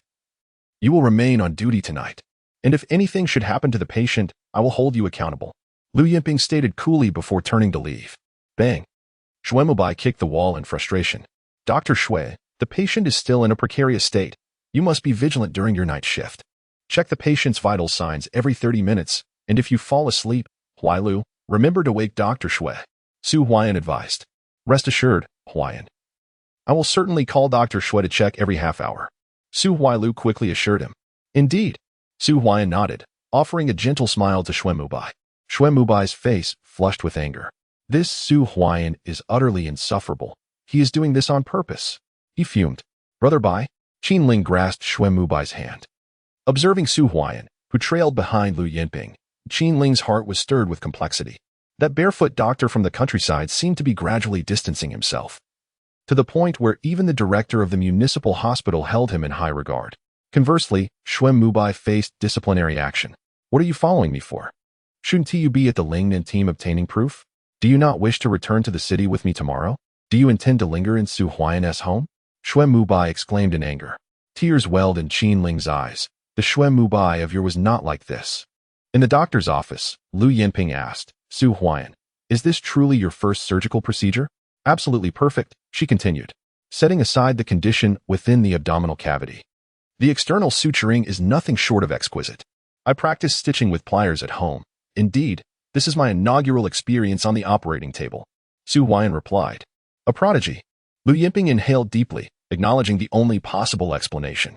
Although you completed the surgery today, your conduct was inappropriate. Such behavior must not recur. However, considering the unique circumstances, I shall refrain from disciplining you. Report to the General Surgery Department at the Municipal Hospital in a month, and I will personally train you for 3 months. Thank you. Director Liu. Su Huai'an smiled faintly. It was evident that merit spoke volumes. Lu Yinping, who had initially appeared furious, now softened her tone, promising personal training. Lu Yinping was indeed the leader of the General Surgery Department at the Municipal Hospital. Besides Han Xiaoxiao, who else had she ever taken under her wing? Xiaoxiao, we'll be making dumplings at home tonight. Would you like to join us? Su Huai'an suddenly asked. Of course. Han Xiaoxiao's eyes sparkled with excitement. I shall join as well. Lu Yinping interjected. Auntie, why would you go? Han Xiaoxiao quickly inquired. Lu Yinping replied, with Su Huai'an here. Does Auntie not deserve to enjoy dumplings? Chapter 50, Congenital Heart Disease. Tetralogy of Phallat Xiaoxiao. I was just thinking of asking Director Liu to examine my younger sister. She has been wheezing since childhood when she walks and likely has some underlying condition, but the commune health clinic could not identify it. I would greatly appreciate Director Liu's assistance. Su Huai'an earnestly stated. See, this young man has extended an invitation to me. Lu Yinping remarked coldly. Yet her mood had lightened considerably upon looking at Su Huai'an. Huai'an, I will go purchase some gifts. That won't be necessary. Su Huai'an quickly protested. That won't do. Han Xiaoxiao dashed out, leaving Su Huai'an and Lu Yinping alone in the office. With Han Xiaoxiao's departure, the office fell silent. I heard from Dean Qin that you have been divorced? Lu Yinping inquired. Indeed, I married Qin Ling on December 12th and divorced the following day. You know Qin Ling. She is the one next to Xuemubai. Su Huai'an explained. Married for just 1 day before divorcing? How do you view that young lady? You can marry and divorce at will. Lu Yinping responded coldly. On the night of our wedding, I discovered she was pregnant, with Xuemubai's child. Su Huai'an reiterated. In truth, Lu Yinping was also Han Xiaoxiao's guardian. In her presence, Su Huai'an felt no need to conceal the truth. Xuemubai's personal issues are quite significant. The organization should investigate thoroughly. Upon hearing this, Lu Yinping, who initially intended to voice her thoughts, found herself cursing Xuemubai instead. Xiaoxiao is indeed a wonderful girl. After a brief pause, Lu Yinping reiterated, I will not let her down. Su Huai'an stood up, acknowledging that he was merely a country doctor, recently divorced, and coming from humble beginnings. The fact that Lu Yinping did not ask him to distance himself from Xiaoxiao was already quite generous, which was undoubtedly related to Su Huai'an's recent commendable behavior. You've quite the audacity. I must inform you that Xiaoxiao is not Qin Ling. If you wish to earn my sister's approval, you must exert considerable effort. Lu Yinping remarked with a hint of indifference. In Han Xiaoxiao, she seemed to glimpse a reflection of herself from 2 decades prior, when she had unflinchingly become a battlefield medic for the sake of her beloved, never regretting the unforeseen events that transpired. I will strive to be worthy of Xiaoxiao, Su Huai'an declared earnestly, having journeyed from the Lingnan Brigade to the Commune Health Center, which was merely the first step. Who would have imagined that just 10 days ago, he lacked even enough grain to survive the winter? Yet now, Su Huai'an's family situation ranked among the best in the entire Lingnan Brigade. Let us not forget that Su Huai'an possessed over 1,000 yuan, a substantial sum indeed. A little over 10 minutes later, Han Xiaoxiao returned, carrying 2 bags filled with provisions, including 2 to 3 pounds of pork and some dried fruit candies. Enough to amount to 5 or 6 yuan collectively that totaled over 10 yuan. Xiaoxiao, why did you purchase so much? Su Huai'an inquired hastily. 1 portion for me. And 1 for my second aunt, Han Xiaoxiao replied softly.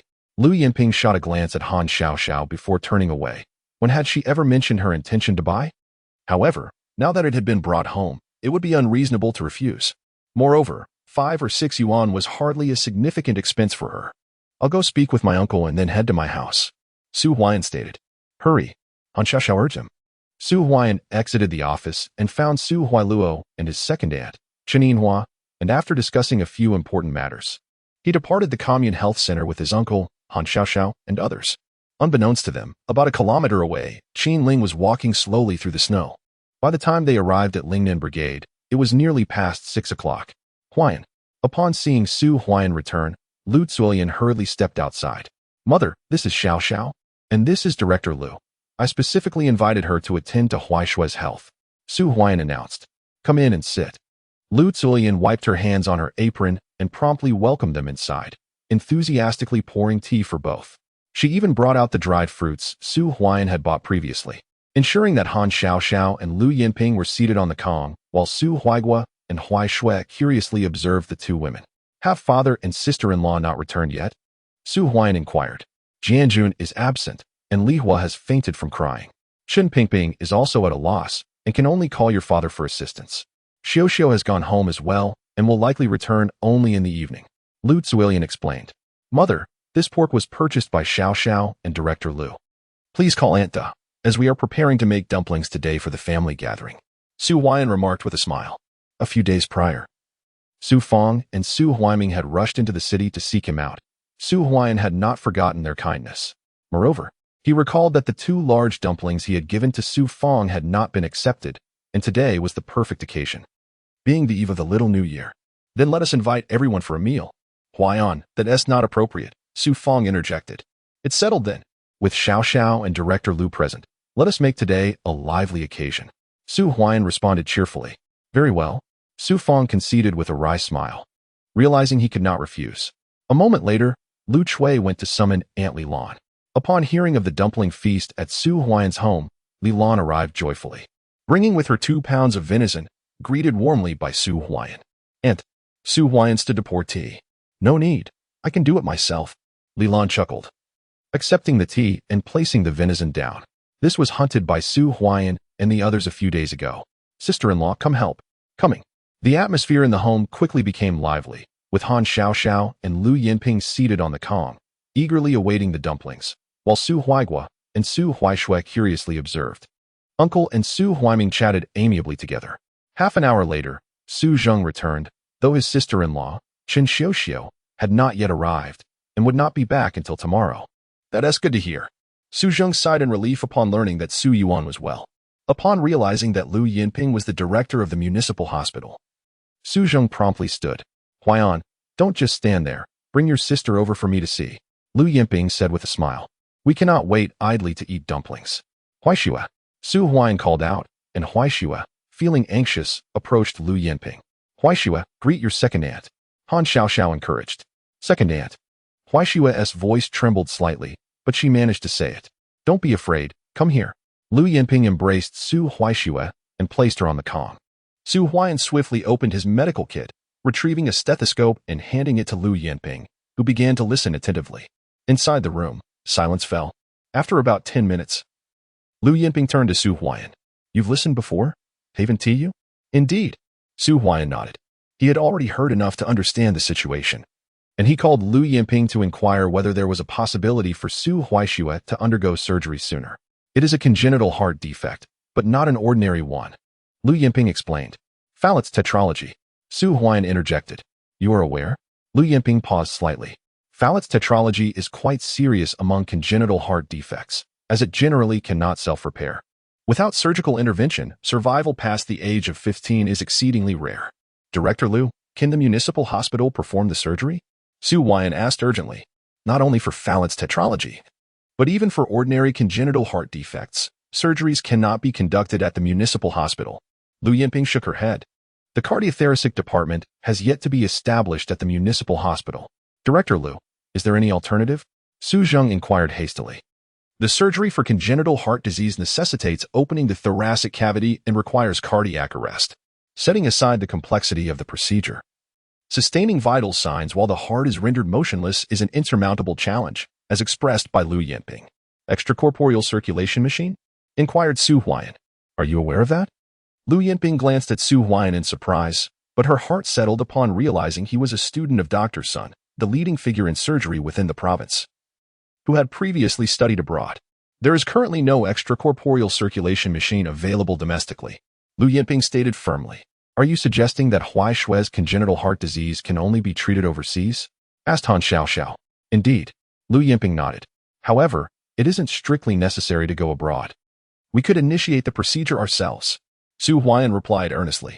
Your idea is commendable, but to conduct congenital heart surgeries ourselves, disregarding other equipment, we would require an extracorporeal circulation machine, which costs no less than $300,000. Lu Yinping articulated. $300,000? In dollars? Gasps resonated around the room. Such a sum was already astronomical, and considering the current exchange rate, it amounted to over $1 million. Silence once again enveloped the room. In this era, encountering congenital heart disease often leads to a grim prognosis, even for those who survive, as life expectancy remains limited. This is an unfortunate reality, as the field of Western medicine still lags far behind in our country. Let us not be hasty. Perhaps there are alternative solutions, Su Huai'an remarked with a smile. The options were either to go abroad or to conduct the surgery independently. While Su Huai'an was indeed capable of performing the surgery, the lacking element was the extracorporeal circulation machine. However, initiating such procedures was far from straightforward. It was not merely a matter of desire. Su Huai'an needed to attain a certain standing and authority. Furthermore, financial resources were essential. The family's living conditions had improved, but it was still insufficient. The winds of reform had begun to stir, and it was imperative to seize this opportunity to amass wealth. $300,000 was a significant figure, yet not entirely unattainable. Huai'an is correct. There may be other opportunities. Han Xiaoxiao quickly added. Dumplings are ready, Lu Chui's voice announced, as she and Li Lan emerged with a large basin filled with steaming dumplings, instantly dissipating the somber atmosphere. At the table, there was much excitement, with Su Huaigua and Su Huaishui eagerly eyeing the dumplings. This bowl is reserved for Xiao. Lu Chui first set aside a generous bowl, then filled large bowls for Lu Yinping and Xiao. Today's dumplings were plentiful, with each person receiving a substantial portion of pork dumplings, the rich juices spilling over with each bite. The dumpling feast lasted nearly an hour. Just as they finished, a faint rustling sound emerged from the courtyard. Su Jing opened the door, his wide eyes peering into the room, yet hesitating to enter. It was Su Huaizhong, the second son of the second uncle. It's Huaizhong, come in quickly, Lu Chui urged. Su Yuan remained in the hospital, and neither Qin Yin nor Su Huaila had returned. Naturally, Su Huaizhong was left unattended. Hearing some commotion, he ventured into Su Huai'an's courtyard, but hesitated to knock and enter. Uncle San, Aunt San, Su Huaizhong murmured, lowering his head while his gaze lingered on the leftover dumplings on the table. Come, Aunt San will serve you a bowl, Lu Chui promptly offered, bustling to prepare the dumplings. Thank you, Aunt San. Su Huaizhong's eyes sparkled with delight. Outside, the night gradually deepened. Huai'an, tomorrow I shall return to the city with my second aunt. After the new year, I will visit the Mo Health Clinic. By then, you will likely have already been assigned there, and we shall be colleagues, Han Xiaoxiao remarked. Oh, and about the 10 yuan I borrowed last time. Su Huai'an retrieved a bill from his pocket. Huai'an, there's no rush, Han Xiaoxiao quickly replied. Please, keep it for now, Su Huai'an insisted, handing the money to her. He then produced a small box from his pocket and placed it in Han Xiaoxiao's hands, saying, This is a gift for you. Open it once you return to the city. Oh, Han Xiaoxiao's eyes brightened. Her small hands clutched the box tightly, eager to see its contents, but recalling Su Huai'an's words, she refrained from peeking. This is for you. Seemingly reminded of something, Han Xiaoxiao pulled a document from her pocket and handed it to Su Huai'an. Upon opening it, he found it to be the work certificate from Lu Yinping at the city hospital. Han Xiaoxiao had indeed procured it for him. Isn't this certificate required for returning to the city? Su Huai'an inquired. Does my second aunt not need an identification document at the commune health clinic? Since we are heading back tomorrow, this work certificate will be of no use to me, so I obtained it from Director Qin for you, Han Xiaoxiao explained. Thank you.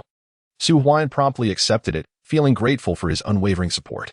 As time passed, around 6 o'clock, Su Huai'an saw the two off. On the way, they coincidentally encountered Qin Ling, who was resting by the roadside in her padded coat, appearing somewhat forlorn. Su Huai'an. Upon seeing him, Qin Ling's eyes glimmered with surprise. However, her demeanor shifted to silence upon noticing Han Xiaoxiao beside him. Qin Ling, what brings you to Lingyan Brigade? Han Xiaoxiao inquired. Nothing much, Qin Ling replied, lowering her gaze. She had come to obtain a divorce certificate. In the past, she had dismissed Su Huai'an, but after their separation, she realized not only his kindness but also his ambition. Throughout the journey, Su Huai'an remained silent. He had little to say to Qin Ling, as he sought to distance himself from her in this life. If memory served him correctly, after the new year, Mo City would become a pilot city for implementing family responsibility contracting in a free economy. This was a matter of information disparity. Su Huai'an's current objective was to accumulate capital, seizing the opportunity once the pilot program commenced. That night, by the time Su Huai'an arrived home, it was already past 8 o'clock. However, the lights inside the house remained on. Besides his uncle Su Feng, there was another familiar figure present, Su Xingchuan. Huai'an has returned. Upon his arrival, Su Xingchuan promptly stood up. Uncle Xingchuan, how have things been? Su Huai'an quickly inquired. Huai'an, I have brought everything you requested, including 78 pairs of deer antlers. Su Xingchuan said eagerly. Oh. Su Huai'an's eyes sparkled. The price of deer antlers in the city does not fall below that of third-grade jinseng, and may even be slightly higher, with each pair priced around 20 yuan. However, the price I discussed with Su Xingchuan was merely 2 yuan, allowing for a profit of 18 yuan per pair. With over 70 pairs, that amounts to over 1,000. In addition to the deer antlers, I require other medicinal herbs as well, Su Huai'an declared. Huai'an, to be candid, we at the forest farm are somewhat acquainted with various herbs, and we have a few at home. However, regarding the prices, Su Xingchuan looked at Su Huai'an. Uncle Xingchuan, rest assured that I will not shortchange you for anything you bring. Tomorrow, come by, and I will provide you with a list. I will accept the herbs based on that list, Su Huai'an assured him. Excellent. A broad smile spread across Su Xingchuan's face. This was far safer than venturing into the mountains to hunt. Chapter 52. The Jeep. My brother-in-law has arrived. Uncle Xingchuan, here are 156 yuan. Su Huai'an counted out 15 large bills and handed over 6 coins to Su Xingchuan, who beamed with joy. This was significantly better than their hunting exploits, where he barely acquired any furs in a year. Even selling in the black market in town yielded little profit.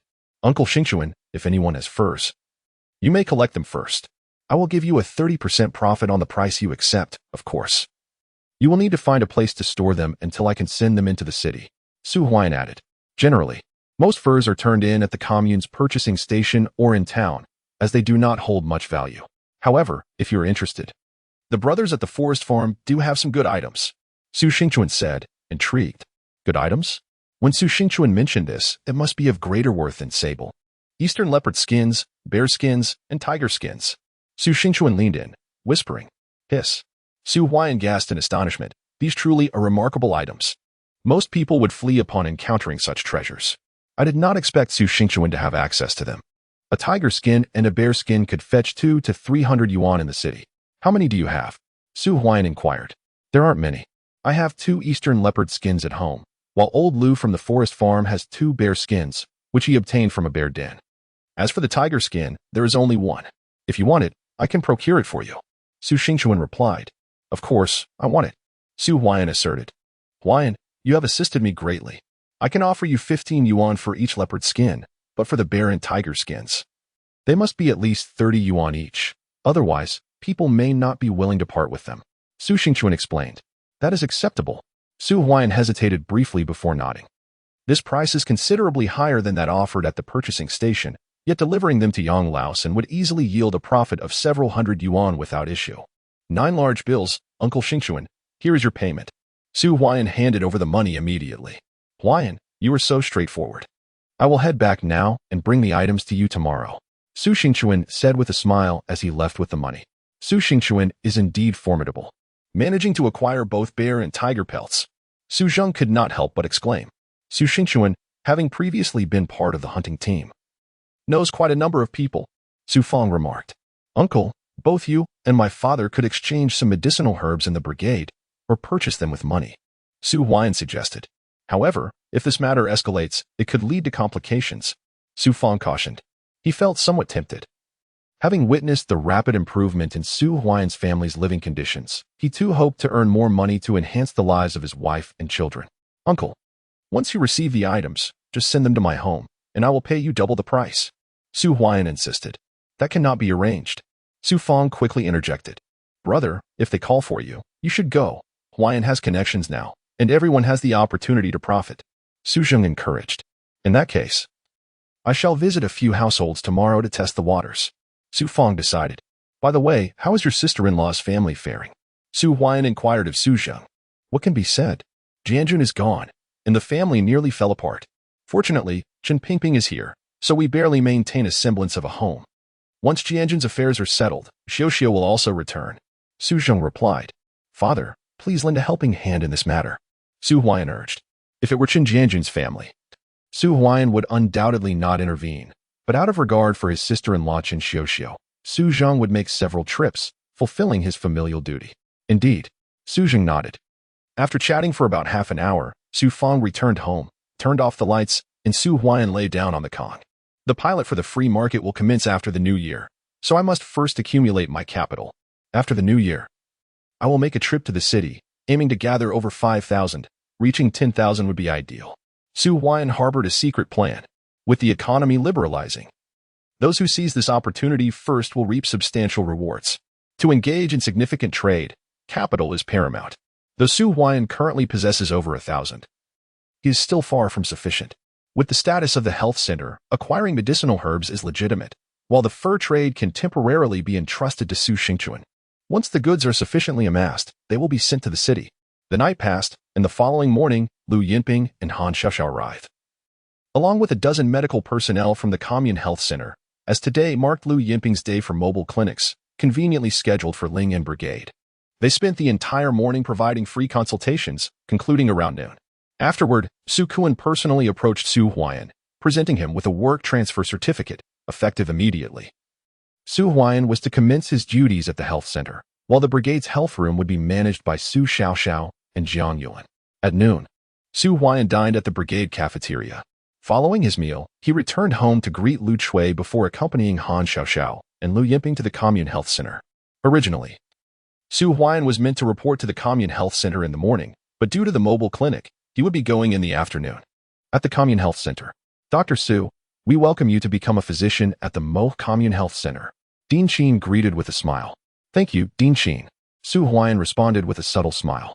Dr. Su, the scheduling and routine matters in the hospital are managed by Vice President Su.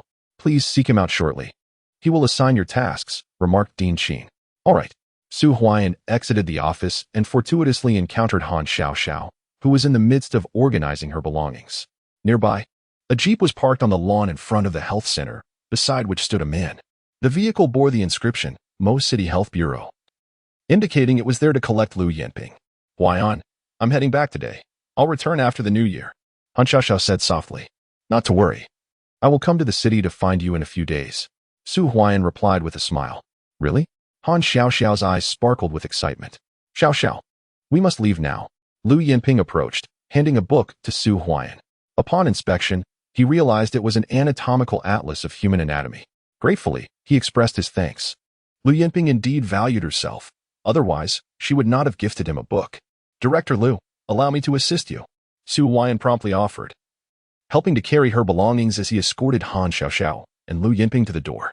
Just then, Xuemubai and Qin Ling arrived. Qin Ling kept her head down while Xuemubai let out a cold snort, remaining silent. Xuemubai longed to escape this sorrowful place. Aunt, I must take my leave. In front of the car, a young man in his 20s, clad in leather shoes and a coat, slicked back his hair. Upon spotting Lu Yinping, he hurriedly approached. Han Xiaoxiao, upon seeing him, cheerfully walked over. Third brother. Han Xiaoxiao greeted. Third brother? Is that my brother-in-law? Chapter 53. Su Mingxuan's target. Late night trouble for Master Yang. You still remember I am your third brother. Father recommended you for the college entrance exam, yet you refused. He suggested you attend medical school, but you still declined. What is so valuable about remaining at this commune health center? The man snorted disdainfully.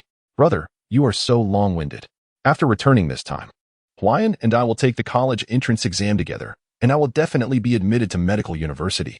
Han Xiaoxiao declared confidently. Huai'an? Your high school classmate Su Huai'an? The man cast a glance at Han Xiaoxiao before his gaze settled on Su Huai'an. He recognized Xuemubai, a doctor at the city hospital. But this handsome young man assisting with the bags was unfamiliar to him. Hello, I am Su Huai'an. Su Huai'an greeted with a smile. The attire of the brother-in-law was quite impressive. Han Xiaoxiao's family background exceeded his expectations. I am Han Qing, the man said, eyeing Su Huai'an. As their gazes met, the atmosphere grew tense. After a brief silence, Han Qing coldly remarked, in high school, Xiaoxiao mentioned you. She said you were her desk mate, eventually training to become a barefoot doctor for the brigade. Indeed, Su Huai'an affirmed. Keep your distance from Xiaoxiao. Bang. Han Qing abruptly shut the car door, rolling up the window with a huff. Hee, a toad aspires to eat swan meat. Xuemubai cast a cold glance at Su Huai'an before turning away to accompany Qin Ling into the car. Today, he had only just learned of Han Xiaoxiao's true identity. Even if Han Xiaoxiao were working at the Commune Health Center in the countryside, she was far beyond Su Huai'an's reach. Lingo, let's go. The two of them got into the vehicle. Inside the car, Han Xiaoxiao exclaimed, Brother, why do you speak to Huai'an like that? What of it? I am merely exercising restraint. If it were my elder brother here, he would have shot him on sight. Do you think I am unaware of the circumstances? You insisted on going to the countryside solely for this Su Huai'an, didn't you? What future can a barefoot doctor hope for? Han Qing replied coldly. Who says Huai'an is a barefoot doctor? He has already passed the assessment and is now a village doctor at the commune health center. If you don't believe me, ask my second aunt. She was the one who personally conducted his evaluation. Han Xiaoxiao retorted eagerly. Lu Yinping, overhearing this conversation, gazed out the window. Young man, keep it up. She called out to Su Huai'an with a wave, genuinely optimistic about his prospects.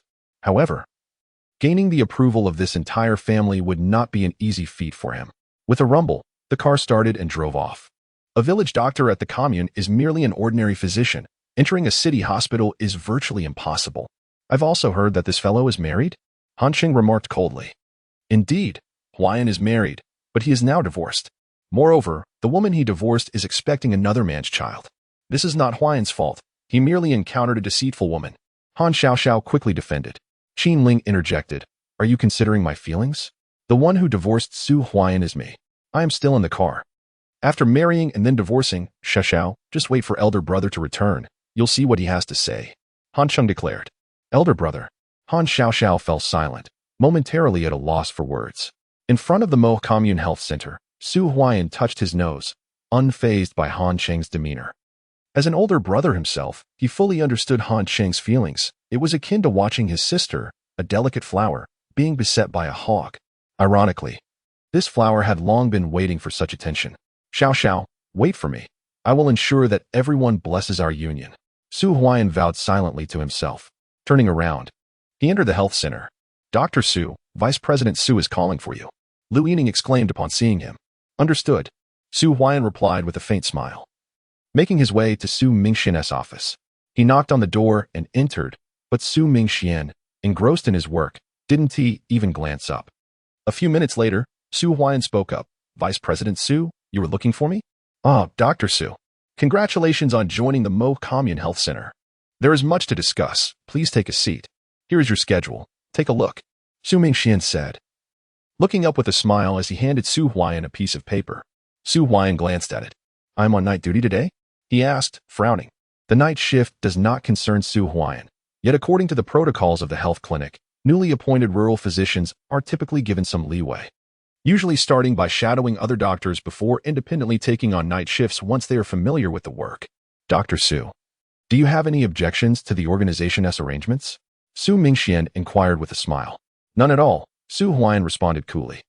Colleagues at our commune health center are quite satisfied with my arrangements. Night shifts are an essential duty for us physicians, and since you are new here, it is imperative that you undergo proper training. The junior staff must learn to endure hardships. Su Mingxian asserted. Deputy Director Su is indeed correct. But is it really necessary to have me on night shifts for 3 consecutive days? Su Huai'an replied again. If Dr. Su is dissatisfied with the organization's arrangements, perhaps it would be better for you to return to the brigade's health room and train there for a few more years, Su Mingxian suggested. Yesterday, due to Su Huai'an, Su Mingxian had been reported to the organization. Although no disciplinary action had yet been taken, he knew he would at least face criticism. This situation was all instigated by Su Huai'an. Had it not been for him, he would not be facing such reprimands. Deputy Director Su. It seems you lack the authority to transfer me, Su Huai'an stated in a low voice. I will report your thoughts to the organization, Su Mingxian shot back. Deputy Director Su, I will take over the duty roster. I understand you reside in the Commune Health Center's dormitory. Director Qin has informed me that if any issues arise at night, I should first contact you. Rest assured, I will not disturb you unnecessarily. Su Huai'an replied with a faint smile before turning to leave. Kid, do you think you can outmaneuver me? Su Mingxian's expression darkened after Su Huai'an departed. Lu Yinping was gone. In this commune health center, as the deputy director, he was in charge of the arrangements. Did Su Huai'an dare to defy him? Is he trying to play games with me? We shall see who truly plays whom, Su Mingxian thought with a cold smirk. Su Huai'an then made his way to the doctor's office, aware that he would not be returning home that night. The night shift at the commune health center spanned from 6 in the evening until 8 the following morning, requiring 2 personnel, 1 doctor and 1 nurse. He could only return home after the shift changed the next day. However, typically, the health center experienced little activity during the night. As the afternoon passed at 5 o'clock, Su Huai'an had his meal in the cafeteria and then sat in the doctor's office, where the nurse on duty, Li Donglin, was nearby. Doctor, How come you're already on night shift so soon after joining the Commune Health Center? Li Donglin asked. It was arranged by Deputy Director Su. Su Huai'an replied with a smile. Su was rather petty. Just yesterday, he was reported to the organization because of you. It's surprising he isn't making things difficult for you. Moreover, Deputy Director Su oversees the clinic's routine affairs and manages the duty roster. Having offended him, you may find it challenging in the future, Li Donglin whispered. Who truly faces difficulties is hard to say, Su Huai'an replied with a faint smile. Outside, the night began to deepen.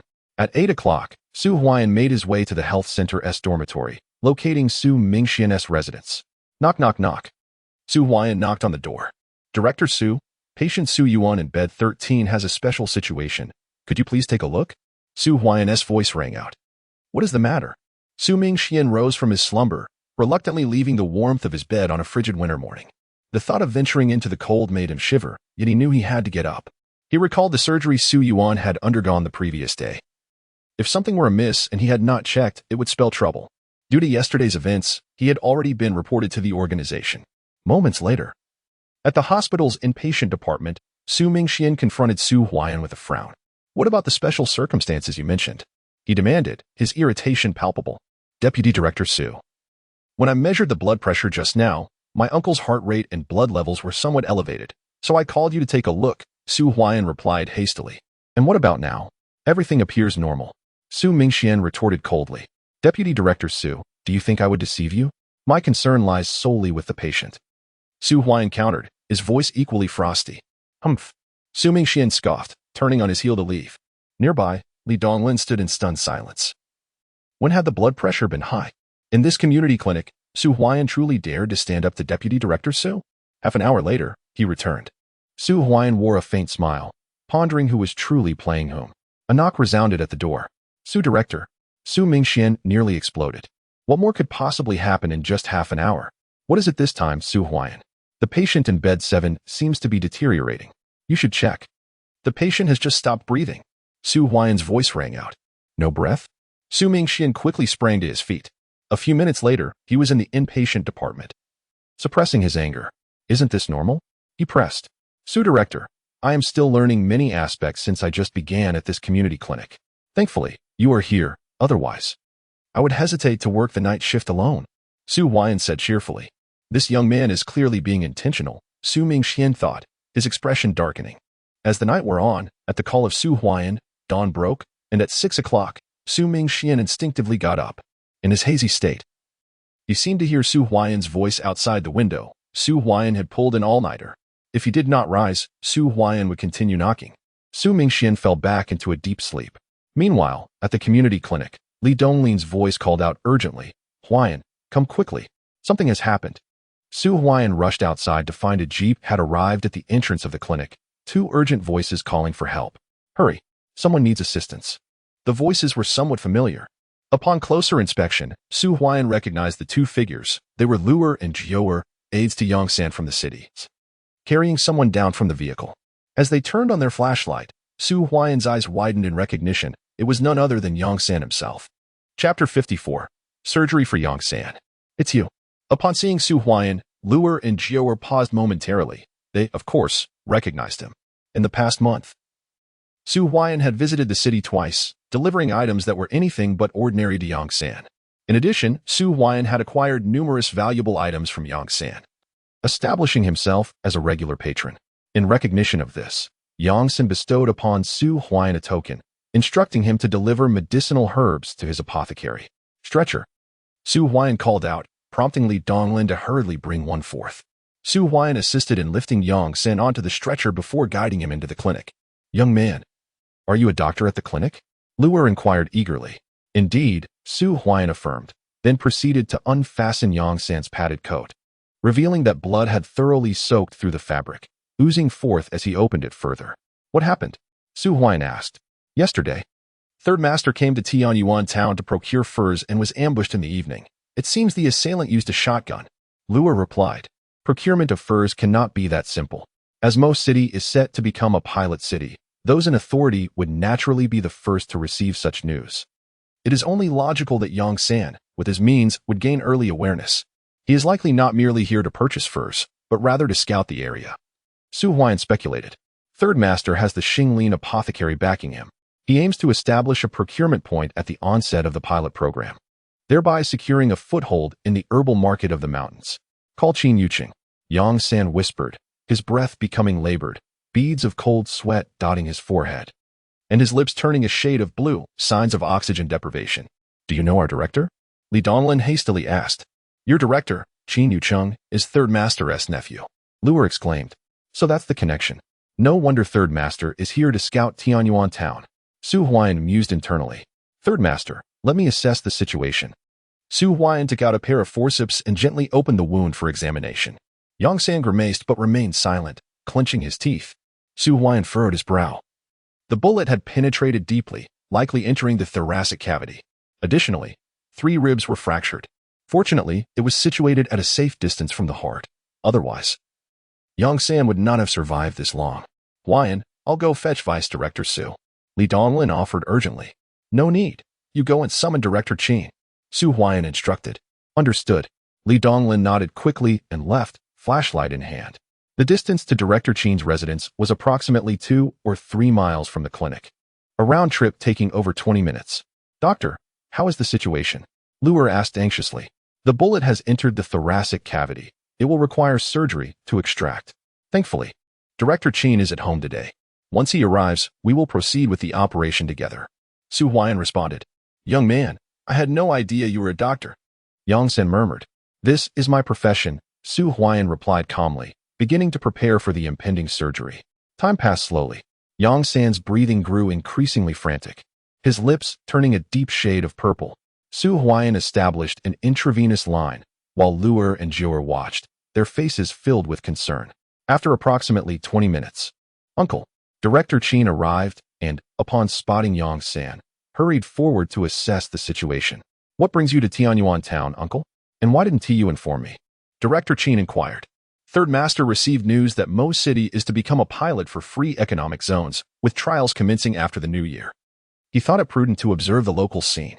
Unexpectedly, he encountered a group engaged in smuggling, who, upon learning our intentions, assumed we were there to undermine their business and immediately turned hostile. They even fired at us while we were leaving. Qin Good. You must quickly examine Third Master's condition, Luer exclaimed. Director Qin began his examination, and moments later, his expression grew grave.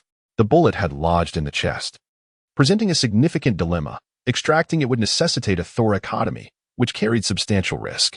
Despite being the head of the health center, he had never performed such a complex operation at the municipal hospital. Indeed, they had come to scout the area, Su Huai'an mused quietly. Yang San had only come down to gauge the situation. Director Qin, the patient requires immediate surgery. Delaying further could exacerbate the risk of hypoxia. The operating room is prepared and awaiting your expertise, Su Huai'an insisted. Director Qin, he began, hesitating, I'm not confident in performing this surgery. Yet, upon realizing it was his own uncle, he gritted his teeth and commanded, Li Donglin, go summon Director Su. Dr. Su, accompany me into the operating room. Sending him to the city hospital would be futile at this point. I'm on it. Li Donglin dashed out once more. Let us go, Director Qin urged. Pushing Yang San as he and Su Huai'an swiftly entered the operating room. In the operating room, under the glaring surgical lights, Director Qin wore a solemn expression. Su Huai'an refrained from overstepping. As Director Qin had not instructed him to take the lead, there was no need for him to assert himself in the procedure. Of course, for Su Huai'an, such a thoracotomy was not beyond his capabilities. As the patient had not sustained any cardiac injury, with Su Huai'an present, there was little cause for alarm. Dr. Su, you handle the disinfection while I administer anesthesia, Director Qin directed. With the anesthetist Han Xiaoxiao absent, he was compelled to manage the anesthesia himself. In that era, it was customary for surgeons to perform their own anesthesia, and Han Xiaoxiao was a product of the reforms initiated post-liberalization. Understood. Su Huai'an donned gloves and commenced the disinfection process on Yang San. You're quite the surprise, being a doctor from the Mo commune. Ever considered a lucrative opportunity? Yang San remarked with a grin. However, the disinfection inadvertently aggravated his wound, causing him to grimace in pain. Su Huai'an shook his head, bemused that even at such a critical moment, Yang San was contemplating wealth. Uncle, do you know Dr. Su? Qin Yuqing glanced at Su Huai'an. Fully aware of his uncle's reputation in the Mo City black market, especially with the recent economic liberalization that had significantly increased his earnings. As for Su Huai'an, he was known as the barefoot doctor from Ling'an Brigade. What connection could he possibly have with Yongsan? I've crossed paths with him a couple of times in Mo City. Naturally, I would be inclined to do business with Third Master, but let us ensure he survives first. Su Huai'an replied, smiling. Yongsan. Suddenly, the operating room fell silent, and Qin Yoqing's expression darkened. He held no confidence in the surgery today. Moreover, with Lu Yinping gone, he could have relied on her assistance. This operation would solely depend on him. You must hurry, I'm struggling to breathe. Yongsan exclaimed, his discomfort palpable. Chapter 55, Dean Qin. I am in awe of Huai'an. Uncle, hold on, it will be over soon. Dean Qin's voice resonated. Within a minute. Yongsan succumbed to sleep as the anesthesia took effect. Next, they would need to extract the bullet, which was primarily a shotgun pellet. Completing the extraction posed a significant challenge. Dr. Su, hand me the scalpel. Dean Qin donned his surgical attire, slipped on sterile gloves, and spoke at the operating table. Su Huai'an promptly handed him the scalpel. Under the harsh lights, even before the operation began, beads of perspiration adorned Dean Qin's forehead. With each breath Yongsan took, blood oozed from the wound. For a moment, Dean Qin was at a loss on how to proceed. The physicians at the commune clinic were ultimately unskilled. They might manage minor surgeries, but this major thoracotomy was likely beyond their experience, and even many doctors at the municipal hospital had never performed such a procedure. Su Huai'an thought inwardly, Dean Qin, allow me to assist you. Su Huai'an stepped forward, positioning himself directly opposite Qin Yuqing. With adeptness, he seized the scalpel and made the first incision into Yongsan's chest, slicing through the skin and applying gauze to stem the bleeding. Upon unveiling the gauze, he grasped the tissue forceps and swiftly commenced the dissection. Huai'an, no? Dean Qin attempted to intervene, but as he observed Su's deft maneuvers, he found himself at a loss for words. He had intended to reprimand Su for overstepping his bounds as a junior physician, a cardinal sin during surgery. Hook! Su Huai'an's voice rang out a few minutes later. The previously incised skin had yielded to the separation of subcutaneous tissue, and the entry wound for the bullet had now been enlarged twofold. What remarkable skill! Dean Qin's eyes sparkled with admiration. Not only was Su's pace swift, but his composure remained unshaken amidst the complexity of the operation. The surgical plan unfolded with precision. First, widen the wound, then extract the bullet. Hook? Su Huai'an reiterated. Coming. Dean Qin snapped back to reality and quickly used the hook to keep the wound open, revealing a significant accumulation of blood beneath the pleura. With the lung compressed to a minimal area, no wonder Yongsan was in distress. Cut the ribs. Open the pleura. In that moment, Su Huai'an seemed to forget the presence of Qin Yuqing, his focus solely on the surgery. As more complications emerged, Su's surgical strategy evolved continuously. This was an essential capability for any surgeon, to devise a new surgical plan based on the circumstances. It was imperative to act not only swiftly but also effectively. Dean Qin, use a large syringe to aspirate the blood from the thoracic cavity. Su Huai'an commanded. Understood. Qin Yuqing seemed to have forgotten that he was the senior physician while Su Huai'an was merely a village doctor who had just arrived at the commune health center for a day. Regardless of Su Huai'an's arrangements, he followed along with the procedure. The lead surgeon had now become Su Huai'an. The blood within the thoracic cavity had already been drained. What shall we do next, Dr. Su? Qin Yuqing inquired. I am identifying the bleeding point, Su Huai'an replied. With meticulous precision, Su Huai'an maneuvered the tissue forceps, revealing a specific area on the lung lobe where blood was seeping out. Aside from this region, the surrounding tissue was enveloped in a smooth, serosal layer. Have you located the bleeding point? Qin Yuqing asked. Su Huai'an refrained from responding. He recognized his limitations in this scenario. However, Qin Yuqing felt no discontent. Rather, he experienced a sense of ease akin to when he had learned surgical techniques under the tutelage of the chief surgeon at the city hospital. With a mentor present, his heart was at peace. I found it. Hand me the tissue forceps. I will extract the bullet, declared Su Huai'an. Although extracting the bullet typically wouldn't necessitate opening the thoracic cavity, the presence of pneumothorax and bleeding had compressed the lung lobe, making it impossible to align the original wound with the injury on the lung lobe. Additionally, a blood vessel was compromised, necessitating an open thoracotomy for retrieval. Here it is. Qin Yuqing handed over the tissue forceps to Su Huai'an, who deftly inserted the instruments into the wound of the lung lobe. Moments later, a steel projectile emerged, accompanied by a surge of blood. Hemostatic clamps, Su Huai'an commanded, plunging the clamps into the lung tissue. As he clamped the blood vessel, the bleeding ceased immediately. Impressive. Qin Yucheng was astonished. How did Su Huai'an know precisely which vessel had been injured? The moment the bullet was extracted, he swiftly clamped the vessel to halt the hemorrhage, demonstrating an extraordinary mastery of the pulmonary anatomy that was as clear to him as if it were transparent. Suture needle. Su Huai'an called out. Here you go. Qin Yucheng, still in disbelief, passed the needle holder to Su Huai'an. As Su Huai'an withdrew the hemostatic clamp, he revealed an artery that had also been pulled out. Suturing and ligating ensued, executed with remarkable efficiency. The bleeding point was successfully managed. 3 is fortunate. The assailant used not a shotgun but a homemade firearm, and only a single steel projectile was loaded. Had it been a scattergun, the situation would have been far more troublesome and difficult to rectify, Su Huai'an commented.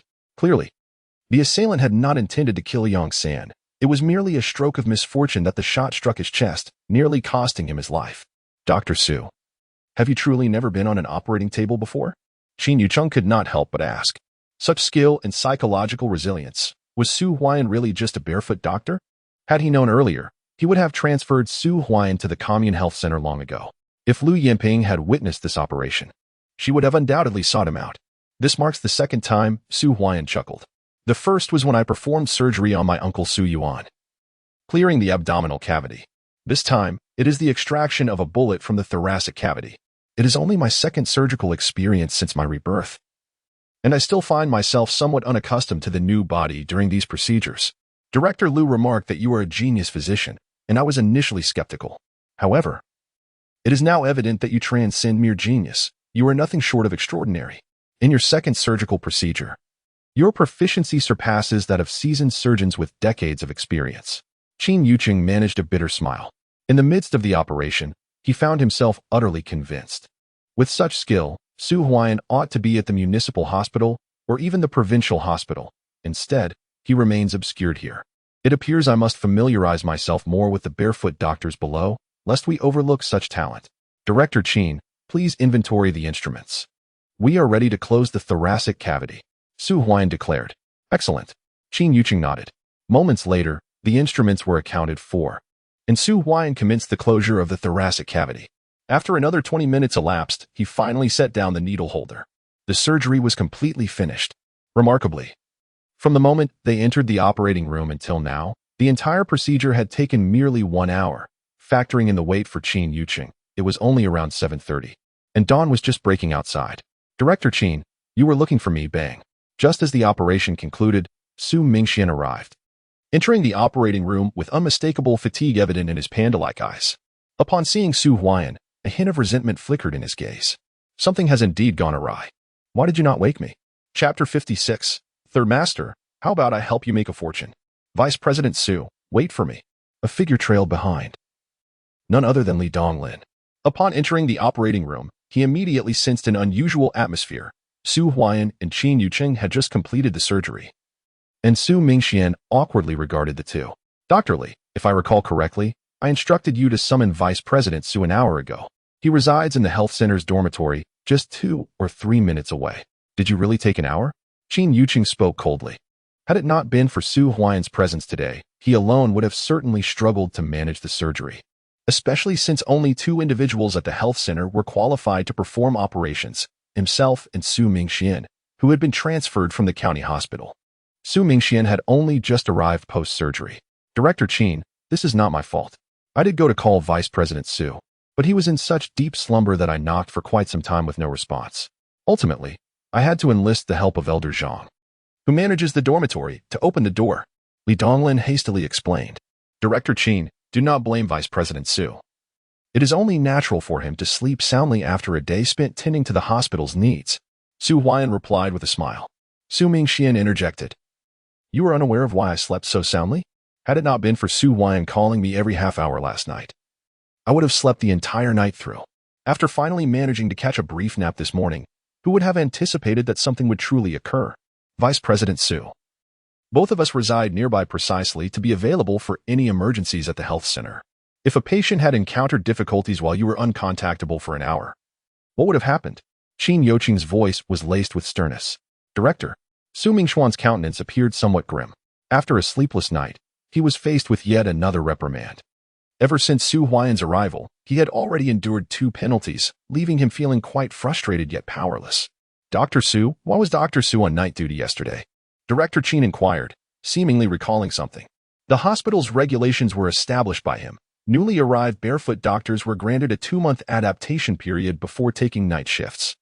It suddenly dawned on him that, as Su Huai'an had just joined the clinic, he should not have been assigned last night's night shift.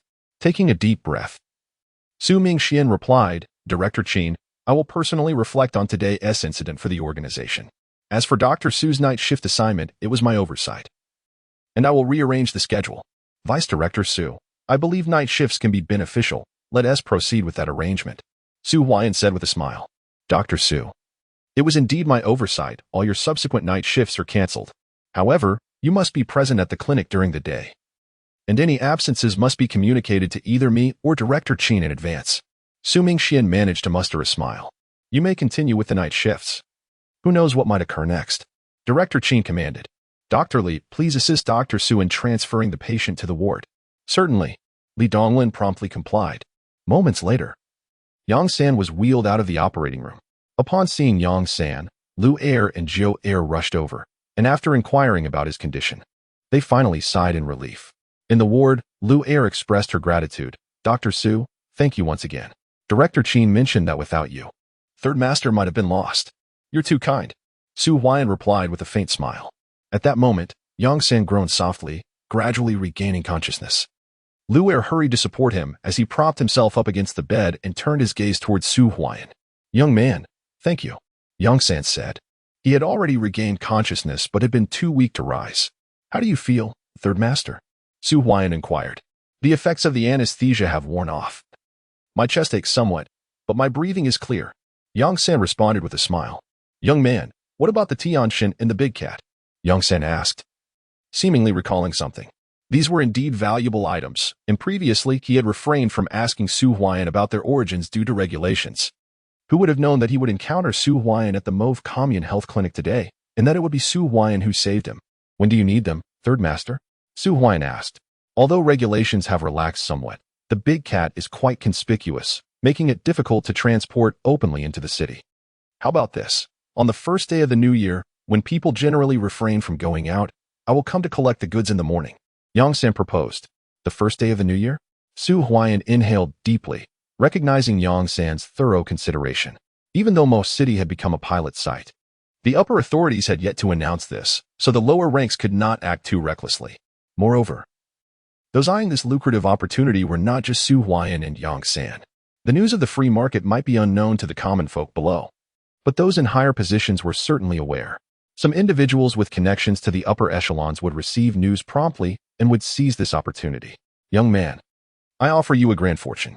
Do you have the courage? Yang San spoke in a low voice, gazing at Su Huai'an. Third Master, do enlighten me. Su Huai'an replied with a smile. At that moment, Luer and Jiuer, upon hearing this exchange, promptly closed the door to the ward and exited, leaving Su Huai'an alone with Yang San.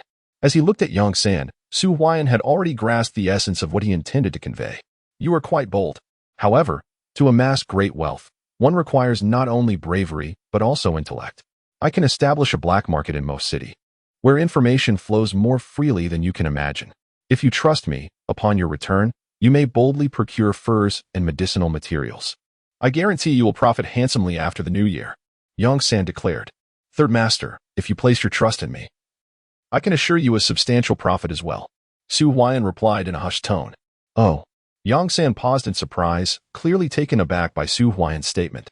Suddenly, his interest piqued. He was eager to discover how Su Huai'an planned to secure him a significant gain. Third Master, have you heard of the free economic trial in Mo City? Su Huai'an leaned closer and whispered into Yang San's ear. How do you know this? Yang San gazed at Su Huai'an in astonishment. Coughing slightly, which caused him discomfort, Su Huai'an smiled at Yang San. You may be well informed, but I possess knowledge that surpasses yours. I am aware of the developments in the coming decades. Not only the free economy, but also the family responsibility contracting system will be trialed in most city. The news will be released after the new year. Yang San's intrigue deepened. He had worked hard to acquire information, yet how had Su Huai'an come by it? Shall we continue? Su Huai'an inquired with a grin. Yes. Please continue. Yang San urged eagerly. He refrained from questioning the source of Su Huai'an's information, as it was unspoken protocol. Nevertheless, his curiosity about how Su Huai'an intended to facilitate a lucrative venture grew stronger. Chapter 57. Into the mountains to hunt big cats. The bait was taken. Observing Yongsan's expression, Su Huai'an secretly chuckled. Who could outmaneuver him in the game of information disparity? The information Yongsan had was unlikely to be the precise implementation policies, yet Su Huai'an was well aware of them. To amass wealth through mere reselling was insufficient. Su Huai'an's repeated deliveries merely served to accumulate capital. It was only when his resources were sufficient after the new year that he would truly have the opportunity to showcase his talents. Third Master. Your visit to Tianyuan town is undoubtedly to seek out medicinal materials, particularly the superior herbs from the North Foothills. If I am not mistaken, you are here to scout the area, intending to establish a procurement station for medicinal materials after the new year. Su Huai'an asserted. Continue. Yongsan's eyes narrowed with intrigue. Even if you establish a procurement station, competing for medicinal materials may not be straightforward. While you can open a procurement station, so can other pharmacies. If Third Master is willing to collaborate with me, I can guarantee a steady supply of medicinal materials for you. Su Huai'an proposed. And how would this collaboration work? Yongsan's eyes gleamed with interest. Despite his nephew holding the position of director at the Mauve Commune Health Center, Qin Ling would not be able to procure medicinal materials. And since these materials required individuals to venture into the mountains to gather, without proper organization, who would dare to venture forth, even if unearthed? The quality remains questionable and the means of handling it are uncertain. Fortunately, Su Huai'an possesses extensive knowledge in this area. From the jinseng he sent, Yongsan could discern Su Huai'an's expertise in medicinal herbs. Just before the new year, I can clear out the commonly used medicinal herbs accumulated at home, which, though limited in number, certainly adds up to a substantial amount, enough for you to enjoy your first taste of meat, Su Huai'an remarked. What must I do? Yongsan's breath quickened with anticipation. I require a certification from Director Qin of the health clinic. With this document, I can arrange for personnel to procure medicinal herbs from the collective. Furthermore, I need your assistance in having Director Qin secure a warehouse under the clinic's name. This way, not only can we source from our Lingnan collective, but I can also enlist others to collect herbs from different collectives. With the Clinic S certification in hand, our procurement will be entirely legitimate, Su Huai'an explained. Brilliant. Yongsan gazed at Su Huai'an, momentarily lost in thought. With the health clinic certification, we can commence herb procurement before the new year, seizing the initiative. Once the policies are set post-new year, expanding our procurement will be a natural progression. Su Huai'an profits. And so do I. It's a win-win situation. Dr. Su, I can discuss this with Director Qin, but you must concede some profit, Yongsan pondered aloud. For the herbs procured before the new year, I can offer Director Qin a 10 share of the pure profit. As for the procurement post-new year, I won't require the clinic's certification. Naturally, the herbs will be prioritized for your apothecary, Third Master, Su Huai'an replied with a smile. Agreed. Yongsan readily accepted. I will inform Qin Ling about this shortly. Await my news. Very well. Su Huai'an stood up and departed from the ward. As time passed, the clinic's doctors began their shifts, and after handing over the duties, Su Huai'an returned home. Since he was not on night duty, he would resume work the following morning. On the way, Su Huai'an rode his bicycle, contemplating that with the certification secured, he could send his uncle and father out to gather medicinal herbs.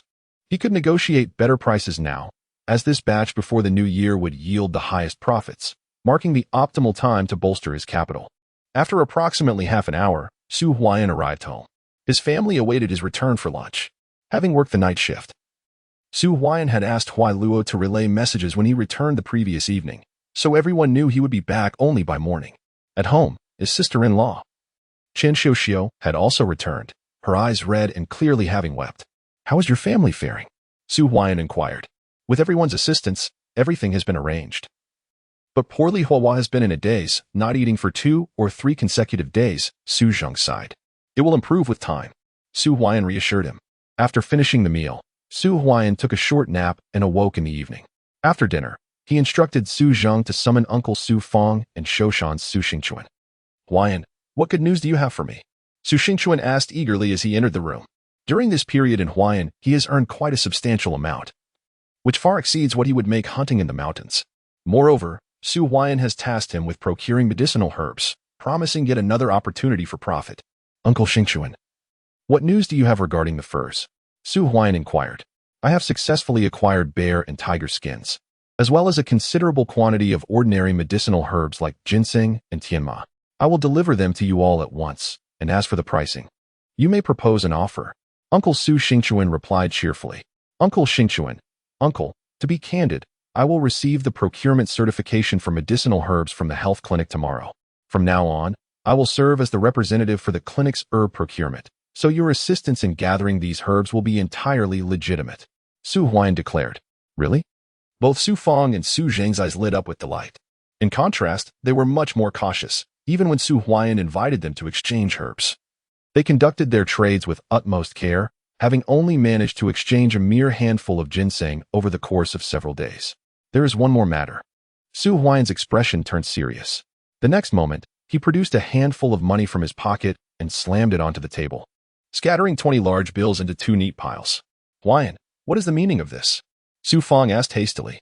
I plan to venture into the mountains on New Year's Eve afternoon. Here are 200 yuan, 100 for each of you. And I need you to find me 2 reliable individuals who frequently enter the mountains. I don't care how much you pay them, but they must be armed with hunting rifles. I am determined to take down that big cat, Su Huai'an stated coldly. With Uncle Xingchuan and Su Fong each bringing 2 individuals, that amounts to 6 people, plus Su Huai'an himself, totaling 7. With 6 rifles and 1 double-barrel shotgun, they could easily handle an injured big cat. Big cat. Su Fong swallowed nervously, while Su Xingchuan took a deep breath. Are you referring to the big cat that injured second brother in Jianjun? Su Zheng asked in a low voice. Indeed. Last time, Qin Pingping reported that they had fired shots, killing the big cat's cubs, and the big cat itself was wounded. With the 7 of us venturing into the mountains, capturing that big cat will be a certainty, Su Huai'an affirmed. The territory guarded by the big cat was precisely at the entrance of the deep mountains. If Su Huai'an recalled correctly, the ginseng they had previously dug up was not far from this location. Once the heavy snow melts after the new year, everyone will head into the mountains for medicinal herbs, and that big cat will undoubtedly become an obstacle. By the way, whether or not we encounter this big cat during our expedition, I will not be returning the money, Su Huai'an reiterated. 3 people for 100 yuan. Just for a single trip into the mountains. I'll take this job, Uncle Xingchuan declared as he picked up the money. Uncle Xingchuan, let me make it clear. Once we are in the mountains, you must follow my lead. Even if we come across other game along the way, no one is permitted to fire a shot without my consent, and straying from the path is also prohibited. Su Huai'an warned in a cold tone. Understood. Uncle Xingchuan readily agreed. Chapter 58. Seeking trouble again. I'll make sure you both are expelled from the health clinic. Huai'an, there is one more matter. Could you possibly bring back a watch during your next trip to the city? A friend of mine wishes to purchase one. And the price is negotiable, certainly no less than 180 yuan. Su Xingchuan seemed to recall something and spoke up. Is that so? Huai'an hesitated for a moment before responding. Uncle Xingchuan, since you've mentioned it, I will certainly bring one back for you next time. Thank you, Huai'an. Su Xingchuan replied hastily. It's nothing. Huai'an smiled faintly. After a brief pause, Huai'an appeared to remember something and retrieved a piece of paper from his bag.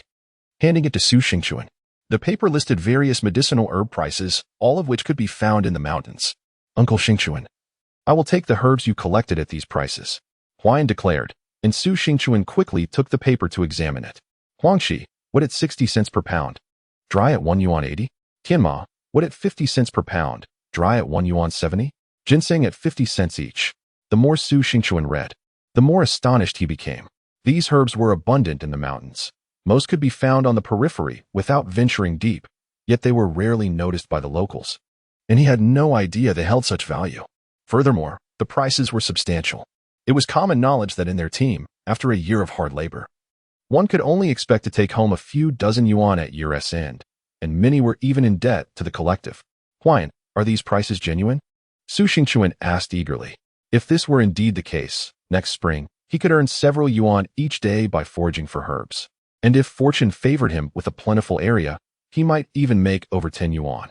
Uncle Xingchuan, as long as you bring them to me, I'll buy them at these prices. Huai'an replied with a smile.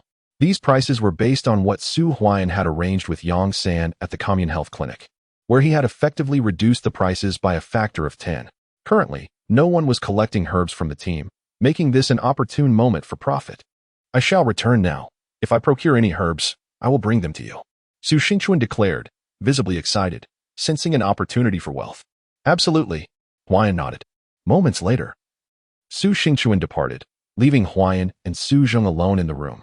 Su Zheng watched Su Xingchuan leave and stood up to close the door. Huai'an, shall we also acquire herbs at these prices? Su Zheng inquired. Indeed. Huai'an affirmed, then added, I shall double the price for the herbs collected by my uncle. Huai'an, we're all family. Since it's the off-season for farming and there's little to do, I can assist you with this. I still haven't paid you for the flashlight you gave me last time. Su Fang interjected hastily. Uncle, please don't decline. Next time I bring herbs to the city, I will need your company. Huai'an insisted. This left Su Fang feeling somewhat embarrassed. Brother, Huai'an has stated it clearly. Let us proceed with this arrangement. Su Zheng said. Very well. Su Fang reluctantly agreed. After discussing matters regarding the commune health clinic, Su Fang departed. That night, as Su Huai'an lay on the Kong, his mind was occupied with future plans. The procurement certificates for the clinic would likely be ready by tomorrow. And he had also established a connection with Yongsan's apothecary, ensuring a reliable market for his supplies. Before the policies changed next year, he aimed to accumulate at least 5,000 in funds, enabling him to seize the first substantial opportunity when the economy opened up, thus swiftly expanding his resources. The following day, Su Huai'an visited the commune health clinic. Dr. Su, come here for a moment.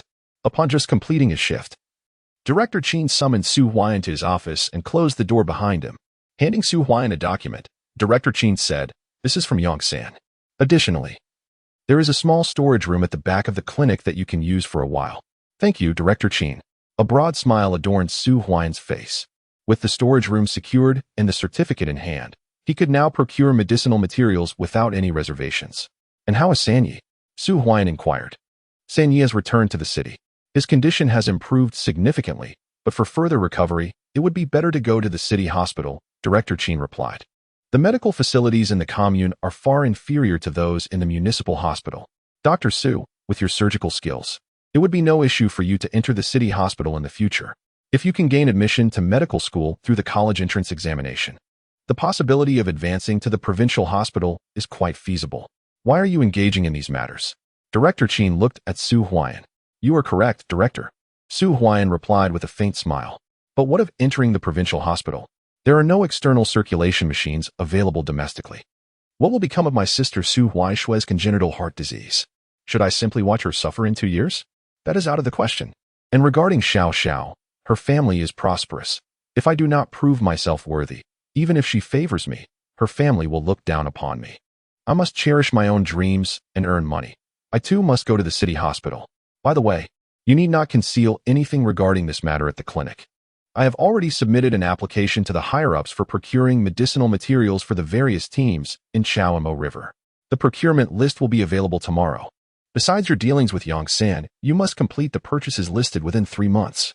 Your procurement of medicinal materials is legitimate. Should anyone raise objections, have them come to me. Director Qin stated coldly. Director, I am merely assisting you. Su Huai'an replied with a smile. With all concerns alleviated, it was evident that, were it not for Yongsan, even if he were to offer a 50% profit, Director Qin would not have consented to issue him a certificate. For Director Qin had never engaged in reselling and was unaware of the substantial profits involved. Dr. Su, in the future, if there are surgeries in the clinic, please lend your assistance. Director Qin added. Of course. Su Huai'an readily agreed. The previous day's surgery had thoroughly impressed Qin Yuqing. His willingness to request assistance indicated that Director Qin had come to acknowledge Su Huai'an's superior surgical abilities. Go ahead with your work. I will call for you if anything arises. Director Qin instructed. Understood. Su Huai'an exited the doctor's office, thinking to himself, what a sycophant. As Su Huai'an emerged from Director Qin's office, Su Han, the son of Su Mingxian, let out a cold snort. He had long harbored disdain for Su Huai'an, especially since, shortly after Su's arrival at the health center, his father Su Mingxian had suffered setbacks at Su's hands on 2 occasions. Dr. Su, do you harbor any grievances against me? Su Huai'an inquired with a smiling demeanor. Don't think that just because you have the director backing you, you can act with impunity. My father is the deputy director.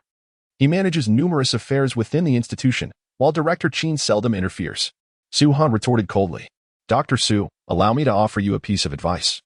Su Huai'an replied in a serious tone. What advice? Su Han instinctively asked. I suggest you behave yourself and inform your father that should he trouble me, Su Huai'an, again, I will ensure both of you are expelled from Mo Health Center. Su Huai'an stepped forward, his voice low and resolute. Did he truly believe that Su Huai'an was without temper? Chapter 59. Bear Gall and Tiger Bones. Su Huai'an, you overestimate yourself. While Director Lu may hold you in high regard, she is at the city hospital and has no authority over our Moth Commune Health Center. As for Director Qin, do you think he would offend my father for your sake? Su Han scoffed. Let us wait and see. Su Huai'an turned and left, preferring not to engage with those lacking intellect. Infuriating. Su Han's expression darkened. Su Huai'an was excessively arrogant, having just entered the Commune Health Center. He dismissed not only him but even his father, Su Mingxian, the deputy director, with disdain. If Su Huai'an continued to remain, what standing would they, father and son, have left in Mo Commune? Doctor, I heard you performed a thoracotomy with Director Qin yesterday? In the doctor's office, Lu Yining asked curiously upon seeing Su Huai'an. It was Director Qin who performed the procedure. I merely observed and learned, Su Huai'an replied with a smile. Even observing is quite impressive. Typically, Director Qin operates alongside Deputy Director Su. We seldom get the chance to participate. Yet you, Dr. Su, have just arrived and already assisted Director Qin. Let us not forget that during Director Lu's tenure, Dr. Su also performed a surgery. This marks the second operation for him since joining the Commune Health Center. Dr. Su is also skilled in fetal position reversal. Remarkable. The office buzzed with excitement. They were well aware of Su Huai'an's esteemed standing under Lu Yinping, having received a commendable evaluation during recent assessments, and he was slated for training at the city hospital, with potential entry into the city hospital on the horizon. Despite being new, no one dared to underestimate Su Huai'an. What is this commotion? A cold snort interrupted as Su Mingxian entered with Su Han. Upon seeing Su Mingxian, the staff quickly returned to their seats, busying themselves. Su Mingxian entered the office with a stern expression. Dr. Su, please attend to bed 7 to change the dressing.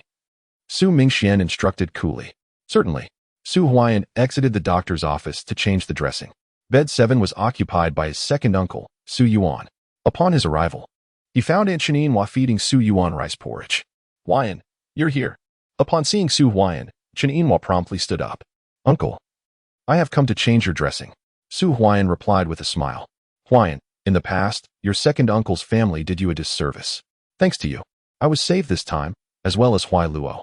Upon my return, I shall certainly break his legs. That little rascal, instead of learning the good, only seeks the bad. Su Yuan's eyes were filled with tears. This time in the mountains, Su Yuan was acutely aware of the peril. Had it not been for Su Huai'an, he might not have survived even at the commune's clinic. Now, being alive is entirely due to Su Huai'an. Second uncle. Let us not dwell on the past, Su Huai'an said with a smile. Very well. Su Yuan wiped his eyes. After changing the dressing, Su Huai'an pushed the medical cart, preparing to leave. Second uncle, did you injure the big cat when you fired your weapon? Seemingly recalling something, Su Huai'an inquired. All three of us shot at the time. Chen Pingping's aim was poor, and he struck the big cat's cub, killing it instantly. Both Jianjun and I hit the big cat, and even if it did not die, it wouldn't survive for long. By the way, the big cat had 2 cubs in total. Su Yuan replied. Oh. A spark of interest ignited in Su Huai'an's eyes. The cubs of the big cat are indeed valuable, capable of fetching several hundred yuan in Yongsan's hands. Moreover, Su Yuan's words indicated that the big cat is currently not a significant threat. However, for safety's sake, the more people, the better. Especially since extracting the big cat from the mountains would require more than just a few individuals. Huai'an, do not dwell on the big cat. The snow has reached knee-deep, and venturing into the mountains is far too dangerous. Su Yuan urged anxiously. Second uncle, focus on your recovery. Su Huai'an replied with a gentle smile before turning to leave. This child, Huai'an, has truly made something of himself. You should cast aside any ulterior motives in front of San Di in the future. Su Yuan remarked. Who would dare harbor ill intentions? I am simply grateful that you survived. Chen Hua added hastily. Make sure to tell Huai Luo to draw closer to Huai'an. Su Yuan instructed. Chen Hua nodded in agreement. In the corridor, Su Huai'an could clearly hear the conversations from the ward. His expression remained calm. Yet it would be disingenuous to claim he was unaffected. Otherwise, he would not have called only his eldest uncle last night, neglecting his second uncle's family. A day swiftly passed. Upon arriving at the commune clinic, although it was busy, there were not too many matters at hand. By 5:30, Su Huai'an clocked out and made his way home, arriving at 6 o'clock when darkness had already descended. Huai'an, today Su Xingchuan delivered the furs, along with a large sack of medicinal herbs. Come quickly to examine them. Su Xingchuan said to wait for your approval before settling the payment. Upon entering the house, Su Zheng stood up to inform him. All right. Su Huai'an followed him to the adjacent room, where he saw a large sack of herbs sprawled across the floor. Various types including ginseng, cotinopsis, and gastrodia, with ginseng being the most abundant. Additionally, there were pelts on the floor, a tiger's skin, a bear's skin, and 2 leopard skins. Father, please help me sort these. Su Huai'an requested. Su Zheng promptly assisted in the categorization, and after about 10 minutes, the floor was organized into several small piles of common herbs, with 2 precious items among them, a small vial containing bear bile, a skull, that of a tiger, and alongside it, ginseng, approximately 50 roots of it, which, despite their mediocre quality, still hold a value of several hundred yuan. Where is Su Xingchuan? Su Huai'an inquired. He has already left, stating that you could inform him tomorrow, and the price is entirely at your discretion, Su Zheng replied hastily. Su Xingchuan is quite straightforward. A faint smile crossed Su Huai'an's lips. For Su Xingchuan, he had already profited handsomely from Su Huai'an, having acquired these medicinal materials at a minimal cost. Especially since there are few buyers for such items currently. If he were to exchange them, he could do so with some grains. Though the bear bile and tiger bone might require some monetary expenditure. When Su Xingchuan arrives tomorrow, pay him according to the prices listed. And do not take advantage of him. By the way, for the bear bile and tiger bone, the price is also 10 yuan each, if he can procure them. Let him have as many as he wishes.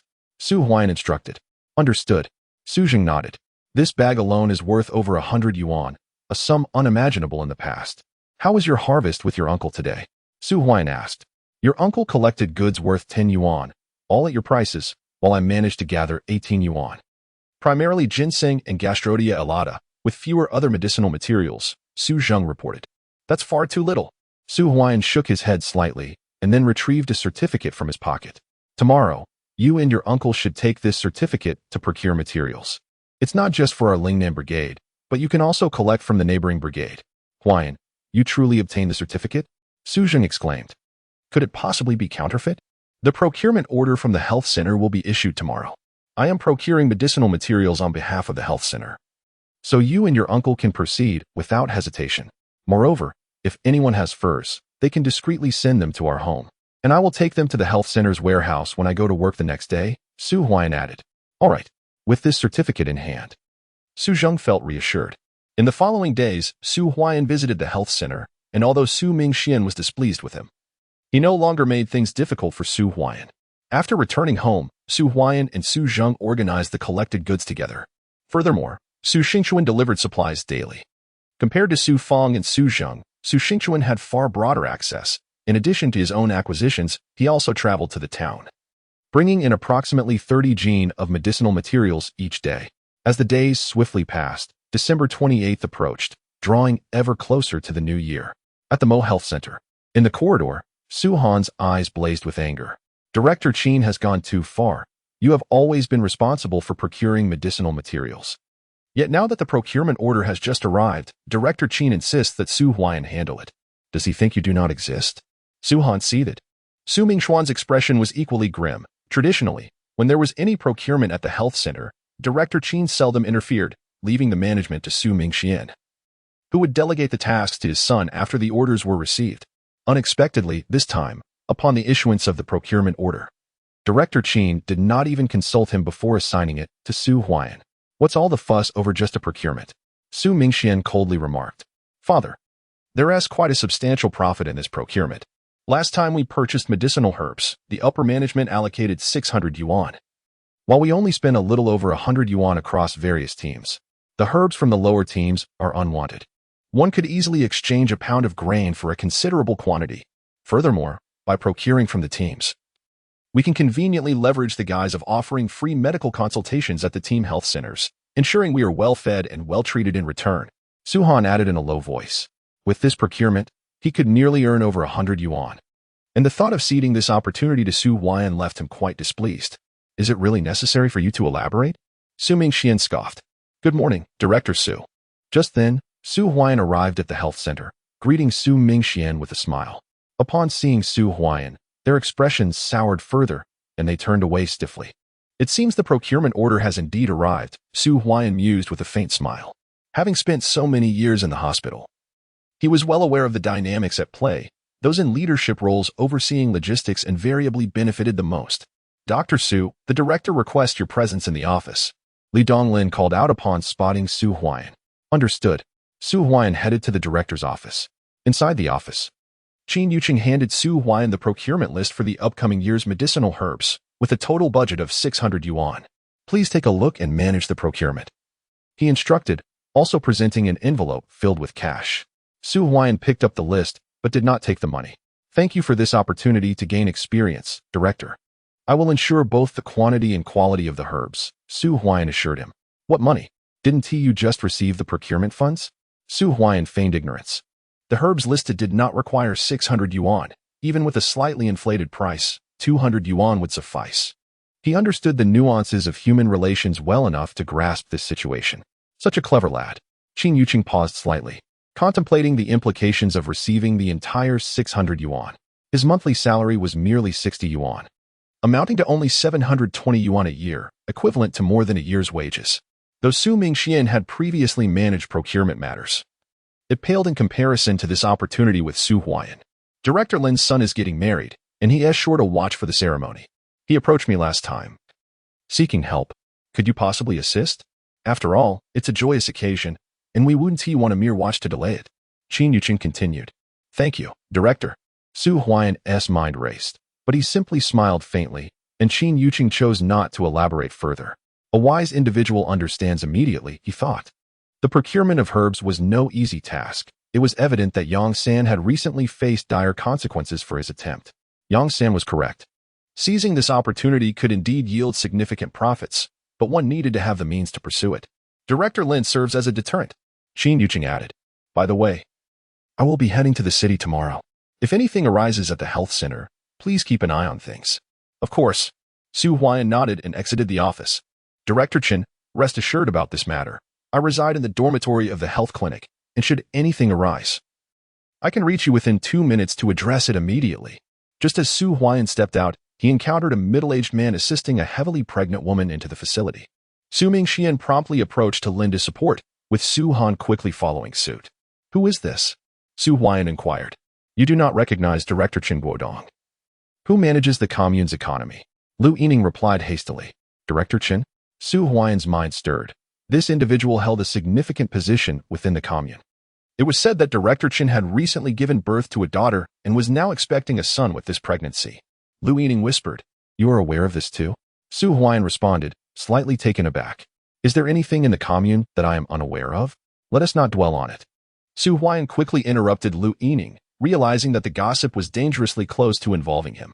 Director Su, I must trouble you to arrange a hospital room.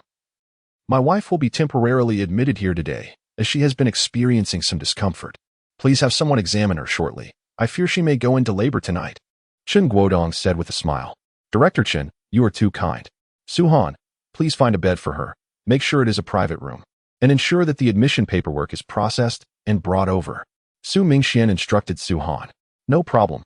Su Han nodded and hurried off to take care of the arrangements. In the afternoon, Su Huai'an returned home, but upon reaching Lingnan Brigade, he was quickly approached by Su Guoying. Huai'an, there has been an incident. Su Guoying exclaimed upon seeing him. What happened? Su Huai'an asked urgently. Today, Uncle Su Zheng and Uncle Su Fong were in the brigade purchasing medicinal herbs and had the procurement certificate from the commune health clinic. Many people from the brigade delivered the herbs to your home, and Su Huailua and Su Huaiming were assisting. However, it wasn't long before someone from the commune arrived. Su Guoying explained. What followed? Su Huai'an pressed on. With the certificate in hand, who would dare to cause trouble? The commune sent representatives from the supply and marketing cooperative, and they came with a sizable group to purchase herbs and furs. A dispute broke out, and both sides resorted to violence. Su Huailua and Su Huaiming were taken away by the police. Su Guoying recounted. Chapter 61. First, rescue the people. Where are my father and uncle? Su Huai'an inquired swiftly. Uncle Zheng and Uncle Fong are still at home. The brigade members are discussing the matter in your house. Huai'an, you must return quickly, Su Guoying urged. Thank you. Su Huai'an expressed his gratitude and turned to run home, knowing that with the procurement certificate in hand, there should be no one daring to instigate trouble. The individuals who arrived today must possess considerable influence. Indeed, it was not easy to partake in such matters. Yet Su Huai'an was curious to discover who was causing the commotion. In about 10 minutes, Su Huai'an arrived in front of his own courtyard, and from a distance, he observed a crowd gathered within. "Father, I'm back," Su Huai'an called out, prompting the neighbors to glance towards the entrance. "Huai'an, you have returned. Huailua and Huaiming have been taken by the police."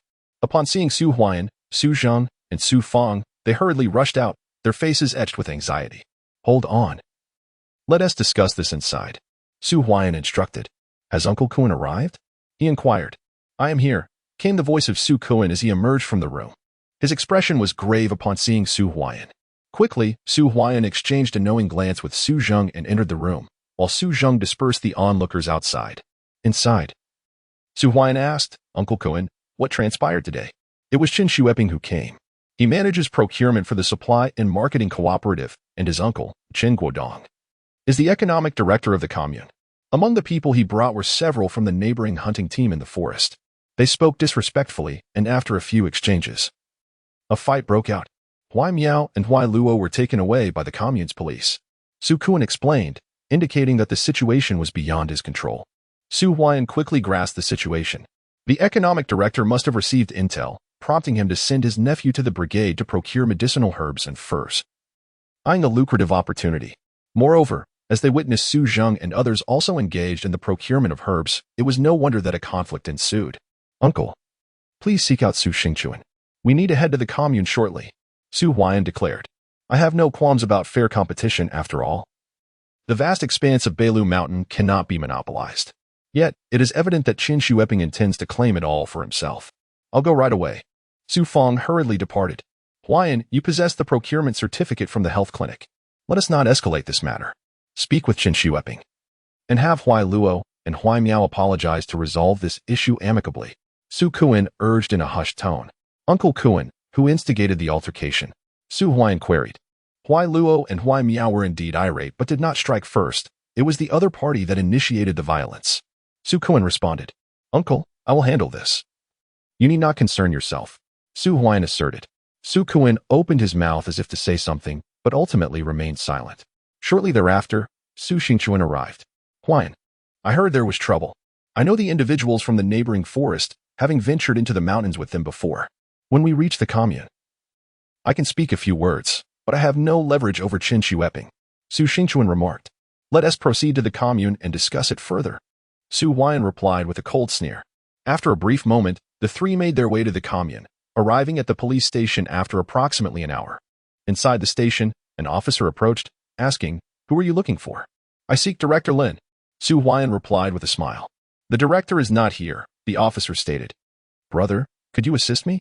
I am Dr. Su from the commune's health clinic, and I have matters to discuss with Director Lin." Su Huai'an stepped forward, discreetly slipping a packet into the officer's pocket. "Ah, you are the health clinic's doctor. The director is inside. Just go through the second door on the left to find his office. If you hadn't arrived promptly, the director might have left for the day," the officer said, his demeanor brightening. "Thank you," Su Huai'an expressed gratefully. Su Huai'an greeted a few individuals from the Su family and entered the room. He knocked on the door. "Who is it?" A deep voice resonated. "Director Qin summoned me," Su Huai'an replied softly. "Come in." The voice beckoned once more. Su Huai'an pushed open the door and stepped inside, where a man in his 50s was smoking. Upon noticing Su Huai'an, he extinguished his cigarette and inquired, "What brings you here?" "I've brought a gift," Su Huai'an stated, retrieving a box and an envelope from his pocket and placing them on the table. "What does this signify?" Director Lin paused slightly. Su Huai'an did not respond. Instead, he approached the door to close it, and then asked, "Aren't you going to take a look, Director Lin?" As Director Lin opened the items, his eyes narrowed slightly. Inside was a pristine lady's watch, precisely what his son needed for his upcoming marriage. He had mentioned this to Director Qin in passing, and now here was Su Huai'an with the gift. Additionally, the envelope contained 20 bills of large denomination. The watch was of considerable value, and combined with the money, it amounted to a significant sum. Observing Su Huai'an, Director Lin remained silent. The young man appeared youthful yet possessed considerable audacity. For Director Lin, the usual gains were meager, but such a substantial offering was indeed tempting. However, after a moment, he placed the items back on the table. "Why learn such undesirable habits, young man? For the sake of Director Qin, consider this a gift." "I shall pretend I have not seen it," Director Lin exclaimed with irritation. You misunderstand, Director Lin. Your son is to wed. We cannot let a watch stand in the way. Director Qin believes this is a good deed. Facilitating a union is a virtue that merits 10 lifetimes of merit. As for the envelope, it is merely a token of goodwill. Su Huai'an replied with a smile. You certainly have a way with words. Director Lin chuckled, but still did not accept the gifts. It was evident that Su Huai'an had ulterior motives in delivering gifts and money, should the matter be easily resolved. It would be acceptable, but if not, he would not engage. My two cousins had a misunderstanding this afternoon and, in a fit of anger, resorted to violence. I kindly request your assistance, Director Lin. Su Huai'an implored. Are you referring to the two individuals apprehended this afternoon? Director Lin asked solemnly. Indeed. Su Huai'an nodded. That can be easily arranged. I shall instruct someone to release them shortly. Young people are all alike. What's youth without a bit of dispute? Director Lin chuckled. Thank you. Director Lin, Su Huai'an exclaimed, rising to his feet. After a moment, he suddenly stepped forward and whispered to Director Lin. Director Lin. Director Qin has tasked me with procuring some medicinal herbs from various teams. I fear for my safety and would appreciate your protection. Of course. This will count towards this month's expenses, and there will be a steady flow of support in the future, $200 for the month. Director Lin swallowed hard. How much would that amount to over the year? He fell silent, and Su Huai'an, too, remained quiet. Had there been no complications, Director Lin would have readily agreed. But with Chen Xueping's sudden emergence, he needed to weigh his options. Behind Chen Xueping stood Chen Guodong. Chapter 62. I'll slap you. What about your face? Do not harm others. If you do, I will be powerless to assist. Director Lin spoke in a grave tone. Understood. Su Huai'an replied with a smile. Director Lin's words implied his consent. With his backing, Chen Xueping would likely refrain from harboring ulterior motives, and those who engaged in underhanded dealings could be effectively deterred. The 200 yuan spent was well worth it. Dr. Su, come, let us share a cup of tea. In the future, to visit me more often when you find the time? Director Lin stood and personally poured tea for Su Huai'an, casually sweeping the envelope and watched from the table into a drawer. For him, aiding Su Huai'an was merely a matter of a few words. I will definitely come when there is time. Su Huai'an lifted the cup and took a sip of tea. After a moment, Director Lin personally went out to call for the release of Su Huailuo and Su Huaiming. When the two emerged, their eyes were red, and Su Huailuo's face was flushed. Bearing the marks of fingers, he had been struck. Brother Huai'an. The two spoke, their voices choked with emotion. Let us return and discuss this further, Su Huai'an whispered. After a moment, he turned to Director Lin and said, Thank you so much for today, Director Lin. I shall visit you again when I have the chance. Certainly. Director Lin replied with a smile and a nod. Su Huai'an led the two outside. There, Su Zheng and Su Xingchuan awaited him. Upon seeing the trio emerge, both men sighed in relief. The matter had been resolved. This Su Huai'an is indeed impressive. He has connections even at the police station. Su Xingchuan thought to himself, feeling fortunate that he had not entertained any ill intentions, for that would have led to trouble. Are you Su Huai'an?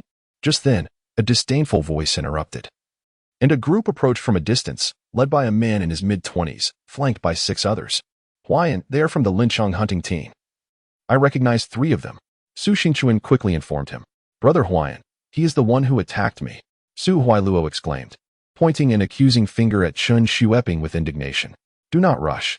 Su Huai'an reassured Su Huailuo with a gentle pat on the shoulder, then turned his gaze towards Chen Xueping. The intentions of both men were clear to each other. The procurement of medicinal materials and the substitute acquisition station were mere facades.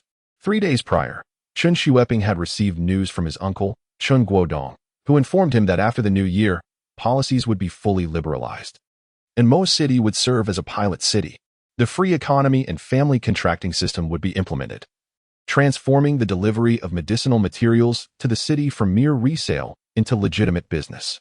Already working at the acquisition station, Chen Xueping could not let this opportunity slip away. However, on his very first day of procurement, he learned of the Lingyan team's activities in medicinal material acquisition. Moreover, what Su Huai'an presented was a procurement certificate from the health clinic, which typically did not procure materials until around June in previous years. What medicinal materials could possibly be procured during the festive season? Upon inspection, it was clear that all materials on site were to be acquired, blatantly indicating a purchase rather than a procurement. Dr. Su, as you are a physician at the commune health clinic, why not entrust this procurement matter to us? Rest assured, I can procure as many medicinal herbs as you require. both in quality and quantity, and there will be no shortage. Chen Xueping approached Su Huai'an with a beaming smile. This is a matter arranged by Director Qin. If you wish, you may consult him. If he is willing to entrust it to you, then I shall have no part in this troublesome affair. Su Huai'an replied with a smile. Perhaps it's best to leave it be. Chen Xueping shook his head. He doubted that Director Qin would heed him. Matters concerning the health clinic were primarily overseen by Director Xiao, not his uncle Chen Guodong. I hadn't realized that Dr. Su and Director Lin were acquainted. Chen Xueping recalled something and spoke again. Given how treacherous the roads are in this bitter winter, it is essential to know a few people. Wouldn't you agree? Su Huai'an remarked with a sigh. Dr. Su, while I am unsure why you have the audacity to acquire medicinal herbs in this manner, I advise you against courting danger. For your consideration, should you possess surplus herbs, I could offer you a modest sum of 10 yuan for your efforts. How about selling them to me at cost? Chen Xueping whispered. 10 yuan for my efforts? I appreciate your kindness. Su Huai'an retorted. The herbs at his home were worth several thousand yuan. 10 yuan was an insult. Moreover, even if Chen Guodong himself were to arrive, he would not entertain such an offer. Come here. Su Huai'an beckoned. What do you intend to do? Chen Xueping hesitated but eventually stepped closer to Su Huai'an, their proximity leaving those accompanying Chen Xueping and Su Huai'an as companions, including Su Feng, bewildered. What do you wish to convey? Chen Xueping asked sternly. I merely wish to ascertain the size of your face. With a swift motion, Su Huai'an delivered a resounding slap to Chen Xueping, who spun around twice before stumbling into the snow. Su Feng and the others watched in stunned silence. Chen Xueping was equally astonished. How dared Su Huai'an strike him? Yet, in the next moment, fury ignited in his eyes as he shouted, Arrest him. Arrest Su Huai'an. What transpired here? At the police station, Director Lin emerged. Upon Chen Xueping's arrival, he sensed that today's events would not conclude easily. Having received benefits, Su Huai'an was now expecting him to take a stand. Director Lin, this Su Huai'an assaulted me in public. You must apprehend him. Chen Xueping exclaimed, clutching his face. The individuals behind him were at a loss, unsure of how to react. Who could have anticipated that Su Huai'an would strike Chen Xueping right in front of the police station? They wanted to assist, but were too intimidated to act. Dr. Su. Is this true? Director Lin addressed Su Huai'an. Director Lin, this is all a misunderstanding. How could I possibly strike Chen Xueping in this frigid winter? Besides, if I intended to hit him, why would he approach me in the first place? Moreover, what motive would I have to strike him? Su Huai'an responded. Who witnessed my assault? He pressed again. Everyone saw it. Chen Xueping insisted. Yet, those present fell silent. Even the hunting teams from the nearby forest were not foolish. They had just seen Director Lin observing the scene without uttering a word, and they were too astute to intervene at that moment. Chen Xueping, do not wrongfully accuse me. Su Huai'an warned coldly. Director Lin, look at my face. It's still burning hot from the slap I received from Su Huai'an. Chen Xueping exclaimed hurriedly. Chen Xueping, you might be able to deceive others, but not me. It is clear that you have developed frostbite on your face. If you doubt this, I can examine it right now. Su Huai'an stepped forward. Don't. Chen Xueping quickly retreated a few steps. Director Lin, it seems that Chen Xueping is fine. If that's the case, I shall take my leave. Su Huai'an smiled at Director Lin. Director Lin nodded. With a few companions in tow, Su Huai'an departed. Confident that those he had struck would inevitably retaliate. Did they truly believe he was an easy target? Chapter 63, A Bountiful Harvest, Awaiting the New Year. Director Lin. Chen Xueping wanted to voice further thoughts, but was interrupted by Director Lin. Just now, the secretary from the Xiaomo River team informed me of a matter requiring my presence. If you have any issues, please consult Old Lu first, and I will address them upon my return. Director Lin offered a faint smile to Chen Xueping before turning to leave. Chen Xueping's expression grew increasingly grim. He had just been struck by Su Huai'an and Director Lin.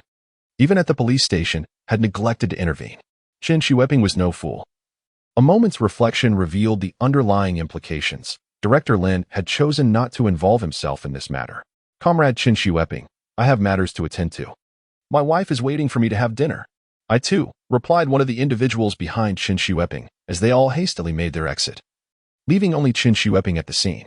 Having been publicly slapped by Su Huai'an, and with Director Lin allowing Su Huai'an to depart, it was evident that favoritism was at play. Continuing to provoke Su Huai'an would be foolish. Initially, they assumed Su Huai'an was merely a barefoot doctor from the Lingyan team. But now it was clear that this perception was misguided. A mere barefoot doctor dared to strike Chen Xueping in front of Director Lin? Sensing the shift in the wind, they each fled. Curse that bastard, Qin Shueping muttered, then spat vehemently. The saliva mingled with blood, causing him to clutch his face in pain. That slap had been no light matter, leaving half of his face numb. Just wait and see. Qin Shueping cursed as he made his way to the commune. He needed to discuss this with Chen Guodong. Although Su Huai'an had Director Lin's protection, he was still affiliated with the health clinic. If Chen Guodong spoke ill of Su Huai'an in front of Director Xiao, Su Huai'an might very well find himself expelled from the clinic. On the way home, Huai'an, having struck Qin Shueping, do you think he will come after you? Su Fong inquired. Qin Shueping is the nephew of Chen Guodong, at most. He will seek out Chen Guodong to complain, but Chen Guodong cannot intervene in the affairs of the clinic. That is under Director Zhao's jurisdiction. And we need not worry with Director Qin overseeing matters as well. Su Huai'an replied with a smile. Even if Chen Guodong were to approach Director Xiao, he would only receive a token reprimand. Moreover, Director Qin is not only the head of the clinic, but also serves as the Deputy Director of Health for the entire commune, his status only second to Director Xiao. Brother Huai'an, that slap you delivered earlier was truly satisfying. Su Huai'an exclaimed with excitement, while Su Huai looked at Su Huai'an with admiration in his eyes. Previously, he had been arrogant and domineering within the brigade, but he only dared to bully the weak. He would never dare to provoke someone like Qin Shueping, who had a powerful backing. Uncle, from now on, if anyone causes trouble while you're procuring medicinal herbs, just go to the police station and find Director Lin. Su Huai'an said. All right. Su Fong promptly nodded in agreement. Xingchuan, brother. At that moment, several voices emerged from behind, and upon turning around, they recognized the individuals who had initially followed Qin Shueping. They were hunters from the neighboring forest farm. After parting ways with Qin Shueping, they had just caught up with Su Huai'an and his group. Putu, Fingzi, Huazi, why are you associating with Qin Shueping? Su Xingchuan inquired in a low voice as the hunters approached. Xingchuan, you know that most of the furs from our hunting team are sent to the procurement station. Only a small portion is delivered to the town. Since Qin Shueping is with the commune's procurement station, we have no choice but to cooperate with him. One of the hunters explained quietly. From now on, do not seek out Qin Shueping. If you have anything valuable, come directly to Huai'an. He is a doctor at the health clinic, and as you have seen, he has connections with Director Lin. There is no need for me to elaborate. Su Xingchuan replied coldly. Brother Huai'an, today was a misunderstanding, they said with smiles, knowing full well that in such a small community as Mo Commune, they needed to tread carefully and not offend anyone, for their survival depended on it. We're all part of the same commune. Just call me Huai'an. By the way, not only do I want medicinal herbs, but I'm also interested in furs. I will offer you a price that is 30 higher than what you would receive in the town. Qin Shueping could never match such an offer. Su Huai'an stated with a smile. By taking action against Qin Shueping earlier, Su Huai'an was signaling to the hunters that he was not afraid of Qin Shueping and that he had connections with Director Lin. The hunters, being part of the hunting team, had dealings with various unsavory characters in the town. Once this news spread, it would solidify his standing. Otherwise, if they created trouble today, he could retaliate tomorrow. Even if Su Huai'an was not one to shy away from conflict, it would become an incessant annoyance. They understood that if they could not provoke him, they would refrain from doing so. Brother Huai'an, your offer is truly 30 higher than in the town? The hunter's eyes sparkled with interest. Would I deceive you? Have you forgotten the watch I showed you last time? That watch was also brought back by Huai'an from the city. He has extensive connections there. Su Xingchuan interjected. Brother Huai'an, I have a bear skin hidden at home from 7 or 8 years ago. If you're interested, I can bring it to you tomorrow. One of the hunters offered. I have one too. As they walked and talked, the hunters quickly grew familiar with Su Huai'an. And with Su Xingchuan by their side, they who had previously followed Qin Shueping now shifted their allegiance to Su Huai'an. By the time they arrived home, it was already 7 or 8 o'clock. Su Xingchuan and the hunters from the forest farm returned to their homes, while Su Fong took Su Huai'an back home. Su Huai looked after his own family, leaving Su Huai'an to enter his own courtyard alone. Huai'an, how did it go? Upon seeing Su Huai'an return, Su Zheng promptly rose to his feet, while Lu Chui and Qin Xiuxiu also turned their gaze toward him, a family united in anticipation of his news. Today, Su Huaiming and Su Huailua had been apprehended, leaving them all in a state of distress. Huailua and Huaiming will return. We shall continue our collection tomorrow. Su Huai'an remarked with a smile. That is indeed reassuring. Su Zheng and the others exhaled a collective sigh of relief. Quickly prepare the meal. Huai'an must be famished. Su Zheng urged. I shall attend to it at once. Lu Chui climbed down from the Kong, and upon hearing the mention of food, Su Huaigua and Su Huaishui instantly awakened and scrambled to their feet. Mother, please cook a bit more. Uncle and Huaiming haven't eaten yet. Also, do call Huailua and Huaizhong to join us. They can assist in sorting the herbs. Su Huai'an suggested. Very well, Lu Chui replied with a smile. While Su Jing hurried off to summon Su Fong and the others. Within a mere 10 minutes, everyone had gathered. Initially, Aunt Li Lan was also to be invited. But Su Fong mentioned she was asleep, so she did not come. The atmosphere in the room grew lively. Huai'an, these are the herbs and furs we received today. Among the furs, there are nearly 50 pieces, predominantly of second-rate quality. First-rate furs are scarce, consisting mostly of ordinary fox pelts, with neither marten nor leopard skins in sight. Su Jing announced, opening a bag filled with furs. Although they were merely average in quality, they still held value since the purchase price was low. Each piece could yield a modest profit of several yuan when sold in the city, accumulating to a considerable sum. What are the herbs? Su Huai'an inquired, examining the furs. Noting their mediocre quality, as they were sourced by ordinary hunters and lacked professional handling, resulting in some damage. In contrast, the furs produced by Su Xingchuan's hunting team were of superior quality. The most bountiful herbs in the team were brought in by Su Qinghua and Lang Zitu. Su Qinghua, a grandson of old Su, had studied under him as a physician for several years, and both he and Lang Zitu were well acquainted with various herbs. In their leisure, others often sought them out for herbal remedies. Together, their families had sold over 100 jin of herbs, encompassing a wide variety. Today, Su Zheng and I combined our efforts to collect a total of 187 jin of herbs. Additionally, we unearthed 137 ginseng roots. Nearly every household possesses ginseng, which is inherently nourishing, so they dig it up for their health, Su Fong elaborated. Good heavens! Su Huai'an inhaled deeply. Indeed. The results of a relaxed collection policy were strikingly different. Previously, when Su Zheng ventured out to trade for herbs, even if they had ginseng, they might not have been willing to part with it. However, when one pays for it, the dynamics shift entirely. In a single day, nearly 200 jin of herbs were gathered, with ginseng alone exceeding 100 roots. This implies that if all were sold, the profits could reach at least 2,000 to 3,000 yuan.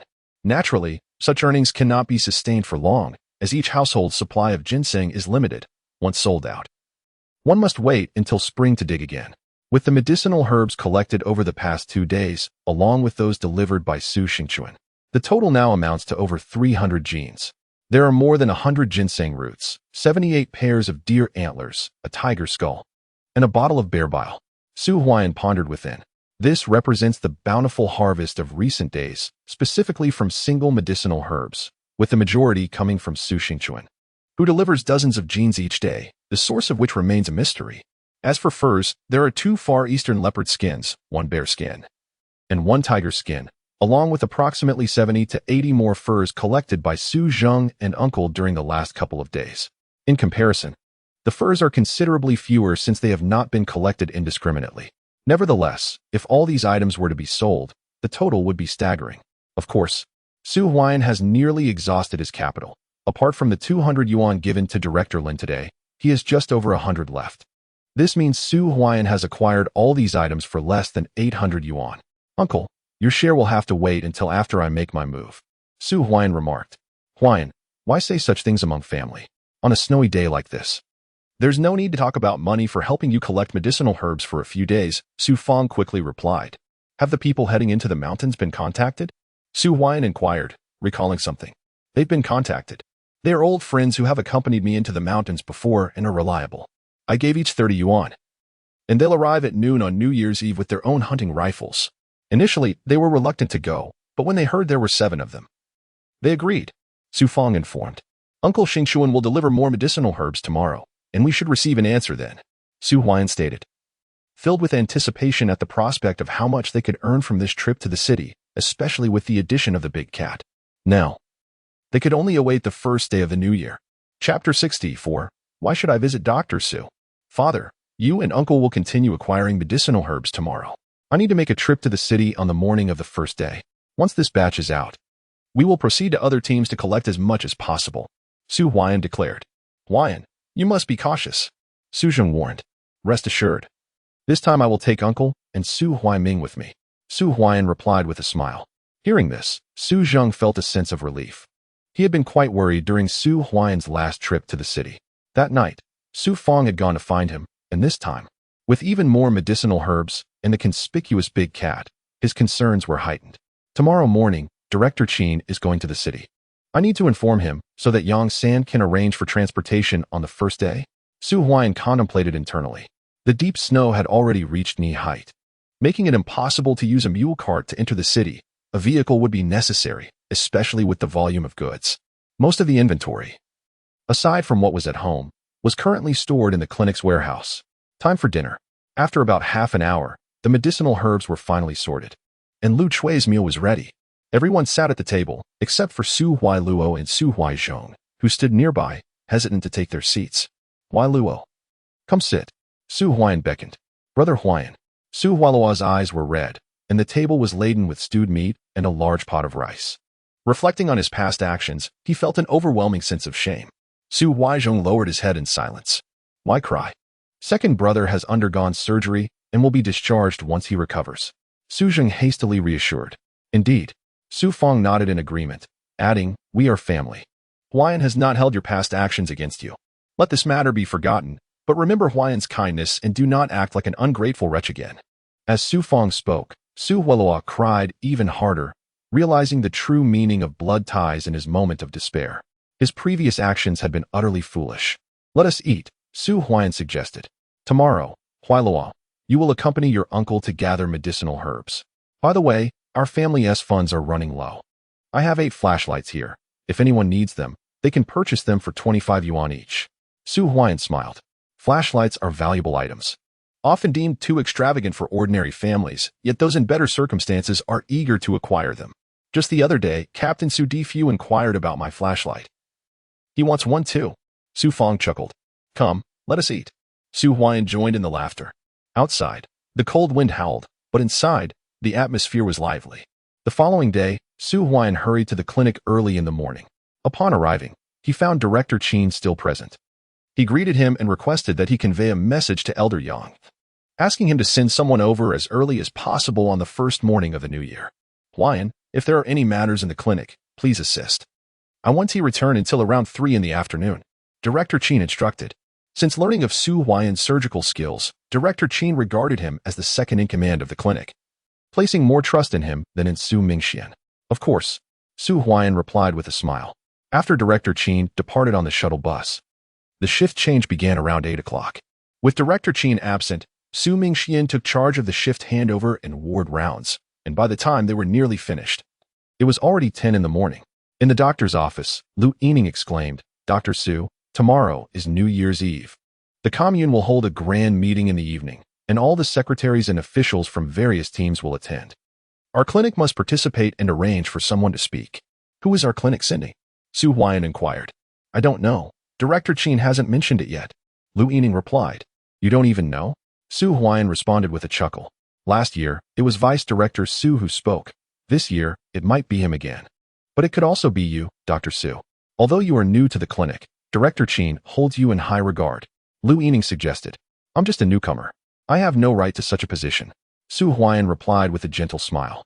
Just then, a familiar figure appeared at the clinic's entrance. It was Director Chen Guodong, accompanied by Chen Xueping. After a night, Chen Xueping looked much better, though his face still bore some swelling from the slap Su Huai'an had delivered the previous day. Seeing Director Chen arrive, Su Han quickly went to greet him. May I ask which one is Dr. Su Huai'an? Chen Guodong inquired with a smile. Dr. Su. They are looking for you, Lu Yining announced. Su Huai'an remained seated, not casting even a glance outside. What could Chen Guodong possibly do to him? In public? What actions could Chen Guodong take? Having already incurred offense, Su Huai'an chose to disregard him entirely. Su Huai'an, Director Chen is looking for you. Su Han entered the doctor's office, addressing Su Huai'an with a cold tone. Did you not see that I am busy? Su Huai'an replied indifferently. Are you not going to see Director Chen? Should he come over himself? Su Han sneered. What does it matter to you, you sycophant, whether Director Chen comes or not? Su Huai'an retorted with a smile. Su Han's expression darkened. You must be Dr. Su, said Dean Qin, who had been highly recommended by Director Xiao. You certainly live up to the praise. Just then, Director Chen entered, his face adorned with admiration as he looked at Su Huai'an, while Chen Xueping glared at him, nearly spewing fire. Thank you for your kind words, Director Chen. Su Huai'an replied with a smile. It is not easy for barefoot doctors from the brigade. Having finally passed the assessment, you must learn diligently at the health clinic and not let other matters hinder your promising future. Young comrades must be able to endure hardship and persevere. Director Qin stated. Is he reprimanding me? Su Huai'an thought, recalling that Qin Shueping must have informed him of the previous day's events. The procurement issues at the health clinic were also related to Qin Guodong, who managed finances. Any procurement required his signature for funds. If it were handed to Su Mingxian, he would surely benefit as well. However, having given it to Su Huai'an, that advantage was lost. Both the procurement and Qin Shueping's matters were clearly at odds with Director Qin. Director Qin speaks wisely. Su Huai'an feigned humility, before seemingly recalling something. Director Qin, your wife is here to give birth, correct? Indeed. Director Qin nodded. Director, I specifically reviewed your wife's medical records yesterday. Mrs. Qin has experienced 5 miscarriages within 3 years, and each time it was beyond 3 months before the miscarriage occurred. This delivery must be approached with utmost caution. 5 miscarriages in 3 years? The expressions of those in the doctor's office altered dramatically, and Director Qin's demeanor darkened. He had already fathered a daughter and had exerted considerable effort to have a son. Each time his wife became pregnant, she would first be sent to the city hospital for examination. If it was a girl, the pregnancy would be terminated. 5 times over 3 years. Moreover, only Su Mingxian was privy to this information. How did Su Huai'an know? The medical records. His wife had been admitted to the health clinic yesterday, and Su Han was the one who attended to her, having also drafted the medical records. Realizing this, Director Qin cast a glance at Su Han. Should this information reach the organization, it would be a grave breach of conduct, potentially ending his career as director. He had not anticipated that in his attempt to admonish Su Huai'an, he would inadvertently reveal a critical vulnerability. Dr. Su is mistaken, Director Qin murmured. If Director Qin says I've made an error, then I must have indeed misinterpreted. Su Huai'an replied with a smile. Dr. Su, you are exceptionally promising. The health and well-being of the entire commune will soon rest in the hands of young individuals like you. Director Qin expressed with appreciation. Behind him, Qin Shueping appeared bewildered, astonished that Director Qin was genuinely praising Su Huai'an. It is time for the delivery, Director Qin. At that moment, a figure rushed in, calling out as he ran. Director Qin's eyes brightened, and he promptly said, quickly summon Vice President Su. Understood. Su Han hurried off to find Su Mingxian. Dr. Su, aren't you going to assist? Lu Yining stood up, glancing at the still-seated Su Huai'an, and quickly inquired. Just moments ago, Su Huai'an had the audacity to announce that Director Qin's wife had suffered 5 miscarriages, which startled Lu Yining. Fortunately, Director Qin not only refrained from reprimanding Su Huai'an, but was also quite courteous. There is no need for so many people for a childbirth. Besides, they specifically requested Vice President Su to oversee the delivery. What purpose would I serve? Su Huai'an waved his hand dismissively. Chapter 65. Another difficult birth indeed. Lu Yining was momentarily taken aback, then sat back down. Su Huai'an seemed to make a valid point. It was Su Mingxian whom Director Qin had called, not them. So what was their purpose in being there? Just wait and see. Qin Shueping shot Su Huai'an a cold glare before turning to follow. Dr. Su, why have you offended Qin Shueping? He works for the Supply and Marketing Cooperative, and his uncle is Director Qin. Lu Yining remarked. Who knows? Perhaps he thinks I am easy to bully, Su Huai'an replied with a faint smile. Let him wait and see. With Dean Qin and Director Lin behind him, Su Huai'an felt no fear of Qin Shueping causing trouble. As for Director Qin, Su Huai'an believed him to be a wise man. Within the health clinic, upon hearing Su Huai'an's words, the other doctors who had initially intended to assist decided against it. They believed that with Vice President Su present, there would be no major issues, so they returned to their respective duties. About 5 minutes later, Su Mingxian arrived. In the delivery room, Vice President Su, you have finally arrived. Upon seeing Su Mingxian, Director Qin hurried to greet him. Director Qin, after all your experiences, why are you still so anxious? Su Mingxian chuckled. Childbirth is nothing to worry about. It's not as if it's a difficult birth. Even if complications arise, with you here, it should be manageable. Although I have been reassigned from the county hospital, I am still capable of performing cesarean sections, Su Mingxian reassured him. Now that you are here, I can relax. By the way, I would appreciate it if you could amend my wife's medical record. There is no need to include her previous miscarriages. Director Qin sighed with relief. Su Han, what is the meaning of this? Su Mingxian frowned at Su Han. Is this the kind of matter that should be documented? Father, I will rectify it immediately. Su Han responded promptly. Younger generations must approach their work with greater diligence, especially those in the health clinic. Your lack of rigor can lead to significant complications, even resulting in severe medical incidents. Director Qin emphasized. Director Chun is correct. I will be meticulous. Su Han affirmed. Director, I will go in to assess the situation. Su Mingxian said with a smile. Vice President Su, thank you for your hard work. A smile returned to Chen Guodong's face as Su Mingxian entered the delivery room, leaving Chen Guodong and Chen Xueping outside while Su Han attended to the medical records. Uncle, are we really going to let Su Huai'an off the hook like this? Chen Xueping said begrudgingly, his face still burning with indignation. Fool, have you been trailing me all this time without any discernment? And how did Su Huai'an manage to strike you? He is merely a newly appointed barefoot doctor at the health clinic. Does he truly have the audacity to hit you? Chen Guodong remarked coldly. Uncle, I too was taken aback that Su Huai'an dared to strike me, especially since Director Lin was present at the scene yesterday. Yet, Director Lin showed no concern for the matter and even allowed Su Huai'an to leave unscathed. Chen Xueping replied. This Su Huai'an is rather extraordinary, Chen Guodong murmured. He had known Director Lin for an extended period and was well aware of his character. Normally, out of respect for him, Director Lin would show some favoritism towards Chen Xueping. However, this time, he favored Su Huai'an, indicating that there was certainly something amiss. Furthermore, today he sought out Su Huai'an merely for a preliminary confrontation, yet he was caught off guard by Su Huai'an's decisive strike. Uncle, am I to simply endure this beating without recourse? Chen Xueping lamented. Were it not for your initial aggression towards him, how could Su Huai'an have possibly struck you? Let us set this matter aside until your aunt has delivered her child. Su Huai'an has the health clinic as his backing. He will procure his medicinal materials, and you will procure yours. Besides, with 12 communes in Mo, do you truly believe you can manage them all? Director Chen retorted coldly. Very well. Although Chen Xueping remained discontented, he could only nod in acquiescence. This matter would have to be addressed at a later time. The morning gradually slipped away. At noon, Su Huai'an had his meal in the cafeteria and returned to the doctor's office. As the year drew to a close, the number of patients at the health clinic had significantly dwindled. Unless hospitalization was absolutely necessary, most patients were being discharged. His second uncle, Su Yuan, still required hospitalization. In the afternoon, at 3 o'clock, once Director Qin returns, I shall head home. I will take a day off tomorrow to engage in some business, and in the evening, I am to attend the summary meeting with Su Kuan and the others. The day after tomorrow, I must dispatch this batch of goods. Su Huai'an mused quietly.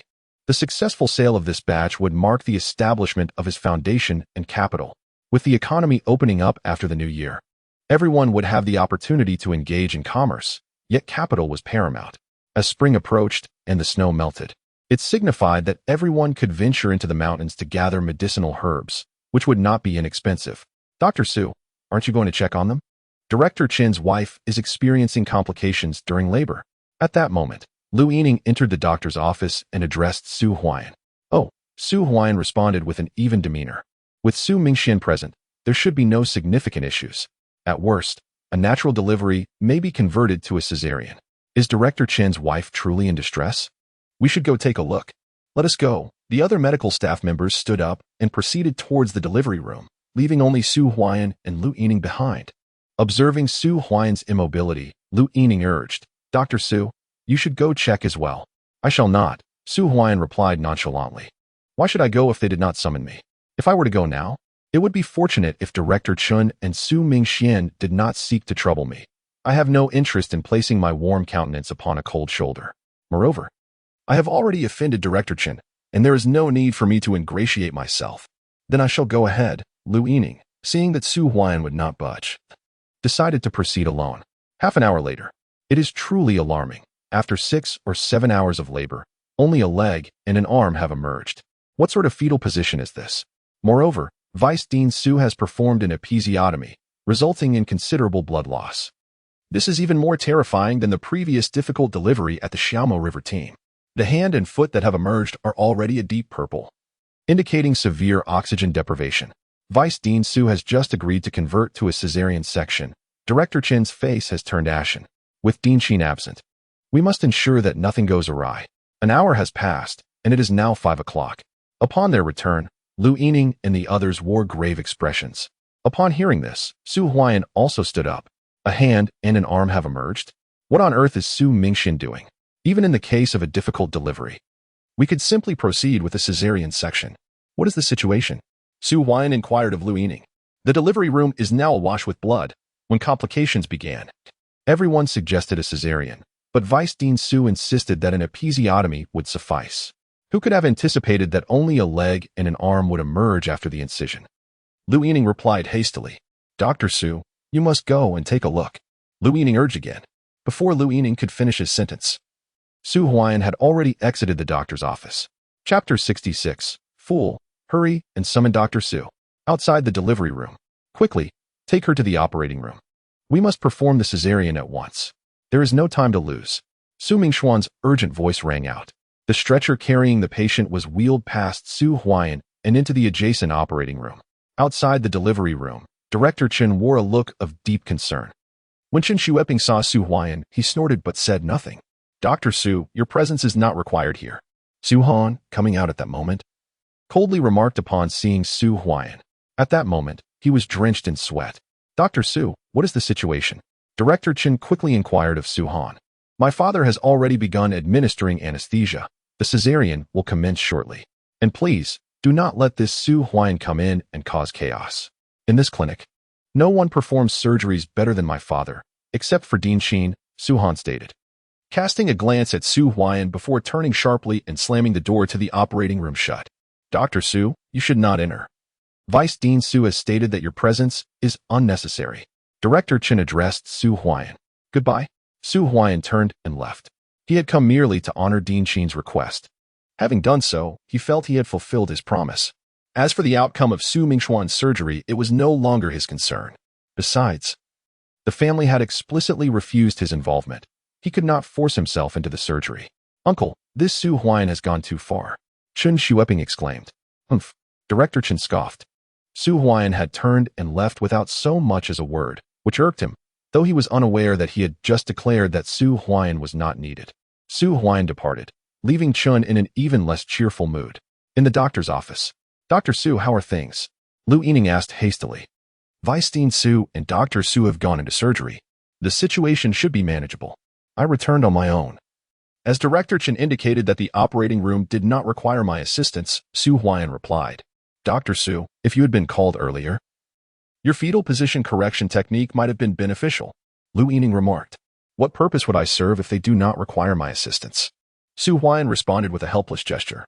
Indeed, had the dystocia arisen from an improper fetal position, Su Huai'an possessed the means to avert a cesarean section entirely. However, even in the health center, despite recognizing Su Huai'an's capabilities, Su Mingxian was reluctant to allow him to proceed in front of Director Qin. Once they enter the operating room, everything should be fine, Lu Yining asserted. Fine? That remains uncertain, Su Huai'an mused introspectively. Nevertheless, this matter no longer concerned him. Seated in his designated spot, he gazed out at the expanse of white outside, the snowfall having ceased. Once Dean Qin returned, he could conclude his shift. Time passed slowly. At 5:30, the patient had been in the operating room for nearly half an hour, yet no news had emerged. In the doctor's office, everyone exchanged glances. Outside the operating room, Director Qin paced anxiously. Dean Qin has returned, a voice suddenly announced. Dean Qin entered the communal health center, carrying several items. As the center lacked specialized sterilization equipment, it necessitated Dean Qin's weekly visits to the city hospital. I trust today has been uneventful? Qin Yuqing entered the doctor's office, pouring himself a cup of tea, and smiled at Su Huai'an. Dean Qin, you are back. Director Qin's wife is experiencing a difficult labor. She arrived at 10 in the morning. Yet by 5 in the afternoon, the baby has still not been delivered. Vice Dean Su is personally assisting, and after a lateral episiotomy, there was significant blood loss. But only an arm and a leg have emerged. Lu Yining hurriedly explained. What transpired afterward? Dean Qin inquired, setting down his teacup. Subsequently, Vice Dean Su performed a cesarean section, and they have been in the operating room for half an hour now, yet there has been no update.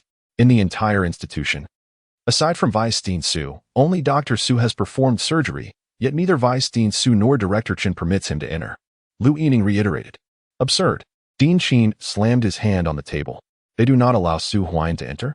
He is acutely aware of Su Mingxuan's proficiency within the communal health center. If Su Mingxian is operating alongside Su Han, it may be manageable provided there are no complications. However, Should complications arise, the situation could easily escalate. As for Su Huai'an, even I, Qin Yucheng, concede that his surgical skills surpass my own. How dare they prevent him from entering? I felt assured when I left earlier today. Yet who could have foreseen Su Mingxuan's folly? Massive hemorrhage. Come quickly. At that moment, the operating room door swung open, revealing Su Han rushing out in a panic. His forehead glistening with perspiration and his surgical attire stained with blood, a truly alarming sight. Dr. Su, what is happening? Director Qin grasped Su Han's garment urgently. Director, there is massive hemorrhaging. Massive hemorrhaging. Su Han was on the verge of tears. Quickly, Dean Qin rose, hastening towards the operating room. It is Dean Qin. Director Qin and Su Han were instantly filled with joy upon seeing Qin Yucheng. Dean Qin had returned. Dean Qin was transferred from the city hospital and was the most skilled surgeon in the entire health center. With his return, there was hope. Dean Qin, please save me. Before Director Chun could finish his plea, Dean Qin brusquely shook off his hand and entered the operating room. Inside, Su Mingxian was drenched in sweat. It was evident that the surgical table was covered with blood-soaked gauze. Upon seeing Qin Yucheng, Su Mingxian quickly stepped aside. Qin Yucheng swiftly donned sterile gloves, not even taking the time to put on a surgical gown, and grasped a hemostat to take over the procedure. Opening the abdominal cavity, it revealed a scene drenched in blood, and the uterus had yet to be opened. The baby had not been delivered. What is happening? Dean Qin coldly inquired while searching for the source of the bleeding. After we opened the abdominal cavity, we intended to immediately deliver the baby. But as soon as Su Han merely shifted the uterus, bleeding ensued. I couldn't locate the bleeding point at first. It began small but then expanded. Su Mingxian hurriedly explained. Fool. Dean Qin couldn't help but scold, as this could already be classified as a medical accident. However, moments later, the gravity of the situation weighed heavily on Dean Qin's expression. Dean Qin, what's wrong? Su Mingxian urgently asked. Something is amiss. This is not a simple hemorrhage. The uterus and bladder have adhered to one another, and the placenta has penetrated the uterus and even breached the bladder. Dean Qin gasped in shock as he pried open the area with the hemostat. I encountered this situation once at the city hospital. It is known as placenta previa, caused by excessive miscarriage. Once the placenta embeds itself, the fetus voraciously extracts nutrients like a parasite. If the placenta penetrates the uterus or bladder, even the slightest misstep could lead to catastrophic hemorrhaging. Dean Qin reiterated. Dean Qin, what should we do? Su Mingxian pressed, eager for guidance. Fetch Dr. Su quickly. If we delay, we will lose the patient. Dean Qin commanded coldly. Dr. Su? Su Mingxian was momentarily taken aback. There was only one doctor. Su in the entire health center, and that was Su Huai'an. However, Su Huai'an had just arrived at the health center. Why did they need to call him? Could he possibly have a solution? Hurry up. Dean Qin shouted in frustration at Su Mingxuan's dawdling. Chapter 67. Su Huai'an takes action, a desperate rescue. Oh, at that moment, Su Mingxian, startled, turned and dashed out of the operating room. He no longer had time to ponder why Dean Qin insisted on calling for Su Huai'an. For now, he needed to summon him. Vice Dean Su, how is my wife? As Su Mingxian emerged, Director Qin rushed forward with concern. Meanwhile, Su Han stood there, utterly at a loss, knowing only that something had gone wrong. If Dean Qin could not handle it, then both he and his father were doomed. Dean Qin instructed me to find Dr. Su. Director Qin, come with me. Su Mingxian urged. Dr. Su, Su Han, and Qin Shueping were all taken aback. Su Huai'an had just arrived from the brigade as a barefoot doctor. If even Dean Qin was unable to handle the situation, what could Su Huai'an possibly do? Could it be that Su Huai'an was more capable than Dean Qin? Quickly go. The voice of Dean Qin echoed once more in the operating room. Previously, I had heard that Su Huai'an, during his time in the Ling'an brigade, had mastered the technique of fetal position adjustment and had saved a woman in labor from complications. Perhaps Su Huai'an truly had a solution. Su Mingxian said hurriedly. Then let us hasten. I will accompany you. Director Qin turned and sprinted toward the doctor's office, followed closely by Su Mingxian, Su Han, and Qin Shueping. The atmosphere in the doctor's office was heavy. Lu Yining and the others wore solemn expressions, as no one wished for any mishaps as the year drew to a close. Su Huai'an stood up again, preparing to see what was amiss. Under normal circumstances, Su Mingxian would be capable of handling a simple cesarean section, and with Dean Qin already present, there should not be any major concerns. Nevertheless, for the sake of caution, he decided to take a look. Bang! Dr. Su. Just as Su Huai'an was about to head to the operating room, he saw a figure rush into the doctor's office. The foremost among them was Qin Guodong, who, upon seeing Su Huai'an, appeared eager to speak but was at a loss for words. Following behind were Su Mingxian and Su Han, who also looked somewhat awkward. Initially, when Su Huai'an intended to enter the operating room, they had prevented him, insisting that his presence was unnecessary for what they presumed to be a routine cesarean section. "What is the situation?" Su Huai'an inquired. "Dr. Su, you must go in and take a look. Dean Qin mentioned it is a case of placenta previa. Su Han and I just opened the abdominal cavity, and there was bleeding, yet we have not located the source of the hemorrhage. The blood loss is increasing. Why didn't you mention this sooner?" Bang! Su Huai'an turned and dashed out. Placenta previa? Su Huai'an was uncertain whether Su Mingxian was exceptionally fortunate or if Director Chun was particularly unfortunate. Such a condition appearing in the commune hospital typically resulted in a near 100 mortality rate. Once severe hemorrhaging commenced, there was little hope for recovery. "Hurry, keep up," Su Mingxian urged, and Su Han and the others quickly followed suit. In the doctor's office, Lu Yining and the others stood in stunned silence, bewildered by the unfolding events. Initially, they had not allowed Su Huai'an to enter the operating room, yet now they were actively seeking his assistance. Something must have gone awry. They needed to help. Without delay, the doctors in the office rushed toward the operating room. Su Huai'an sprinted into the surgical area, where only Qin Yuqing remained. Beads of sweat adorned Qin Yuqing's forehead as blood filled the patient's abdominal cavity, obscuring the source of the bleeding. "Dean Qin, how is it?" Su Huai'an asked while donning sterile gloves. Upon seeing Su Huai'an's arrival, Dean Qin sighed in relief and promptly relinquished his position to Su Huai'an, moving to stand opposite him. Following closely behind, Mingxian and Xu Han arrived. Chun Xueping and Director Chun remained outside the operating room, while the other doctors from the clinic entered. The group halted 2 meters away from the operating table, awaiting their assistance. "Dr. Su, I have just conducted an abdominal exploration.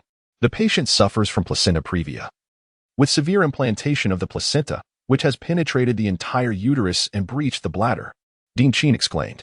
"Hemostatic clamp," Su Huai'an instructed. "Here." Dean Qin promptly handed the hemostatic clamp to Su Huai'an. "Use the retractor to open," Su Huai'an commanded again. "Understood." Dean Qin gripped the retractor with both hands, striving to maximize the exposure of the abdominal cavity. The situation within was now fully revealed. The entire cavity was stained red, blood mingling with the abdominal fluid, rendering the specific structures indistinguishable. "Dr. Su, please expedite the patient's fluid replenishment to prevent hypovolemic shock," Su Huai'an calmly stated. Though placenta previa is perilous, had he arrived sooner for surgery, significant issues could have been averted. The critical factor lay in Mingxuan's delay in initiating the procedure. "Understood." Su Mingxian complied. All eyes were now on Su Huai'an. With the hemostatic clamp in hand, he delved into the abdominal cavity and amidst the mingled blood and fluid, he located the proliferative tissue near the bladder and uterus. This was the source of the bleeding. Su Huai'an's hemostatic clamp grasped the arterial supply to the bladder. "Another one," Su Huai'an instructed. "Dr. Su." Dean Qin handed over a second hemostatic clamp, and Su Huai'an secured the uterine artery. With both arteries clamped, the bleeding within the abdominal cavity ceased abruptly. "Is that it?" Dean Qin exclaimed, astonished. Su Mingxian and the others looked on in disbelief. How had Su Huai'an achieved this amidst such a bloody scene?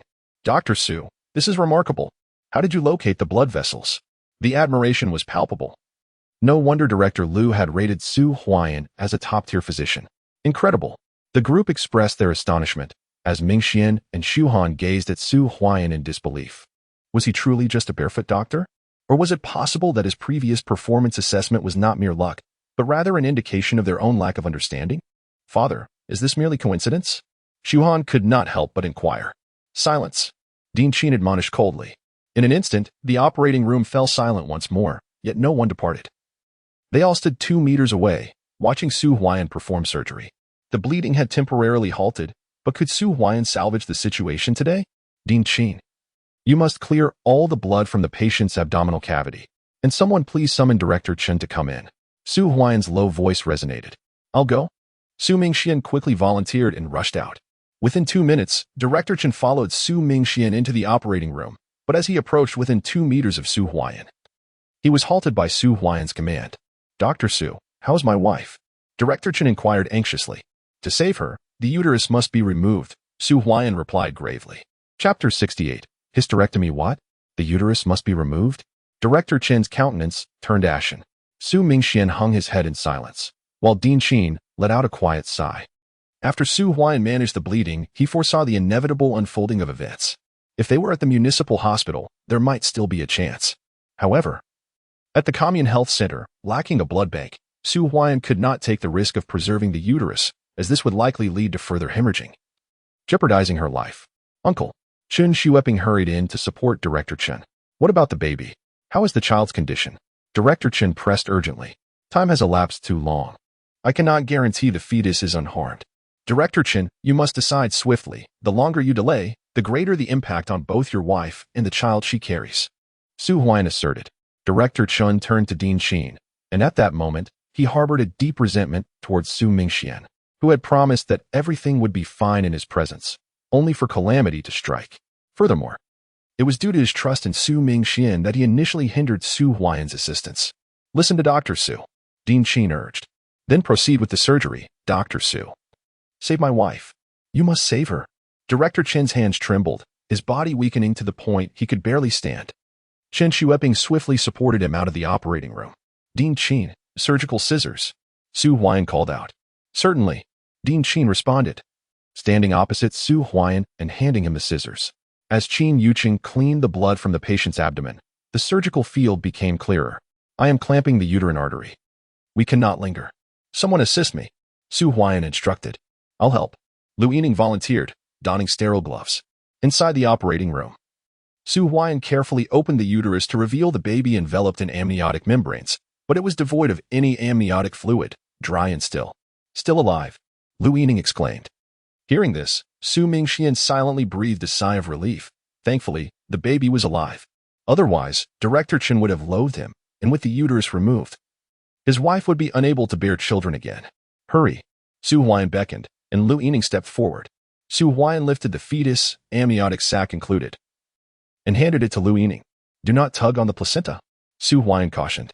Understood, Lu Yining replied, standing carefully beside Su Huai'an, while Dean Qin used retractors to hold the uterus open, revealing the placenta, which was now drenched in blood, fresh streams oozing from it. Cut the umbilical cord, Su Huai'an commanded. Dean Qin severed the cord, and the baby was swiftly taken away. Dr. Su, please take a look. Lu Yining's anxious voice pierced the ear mere minutes after the umbilical cord was cut.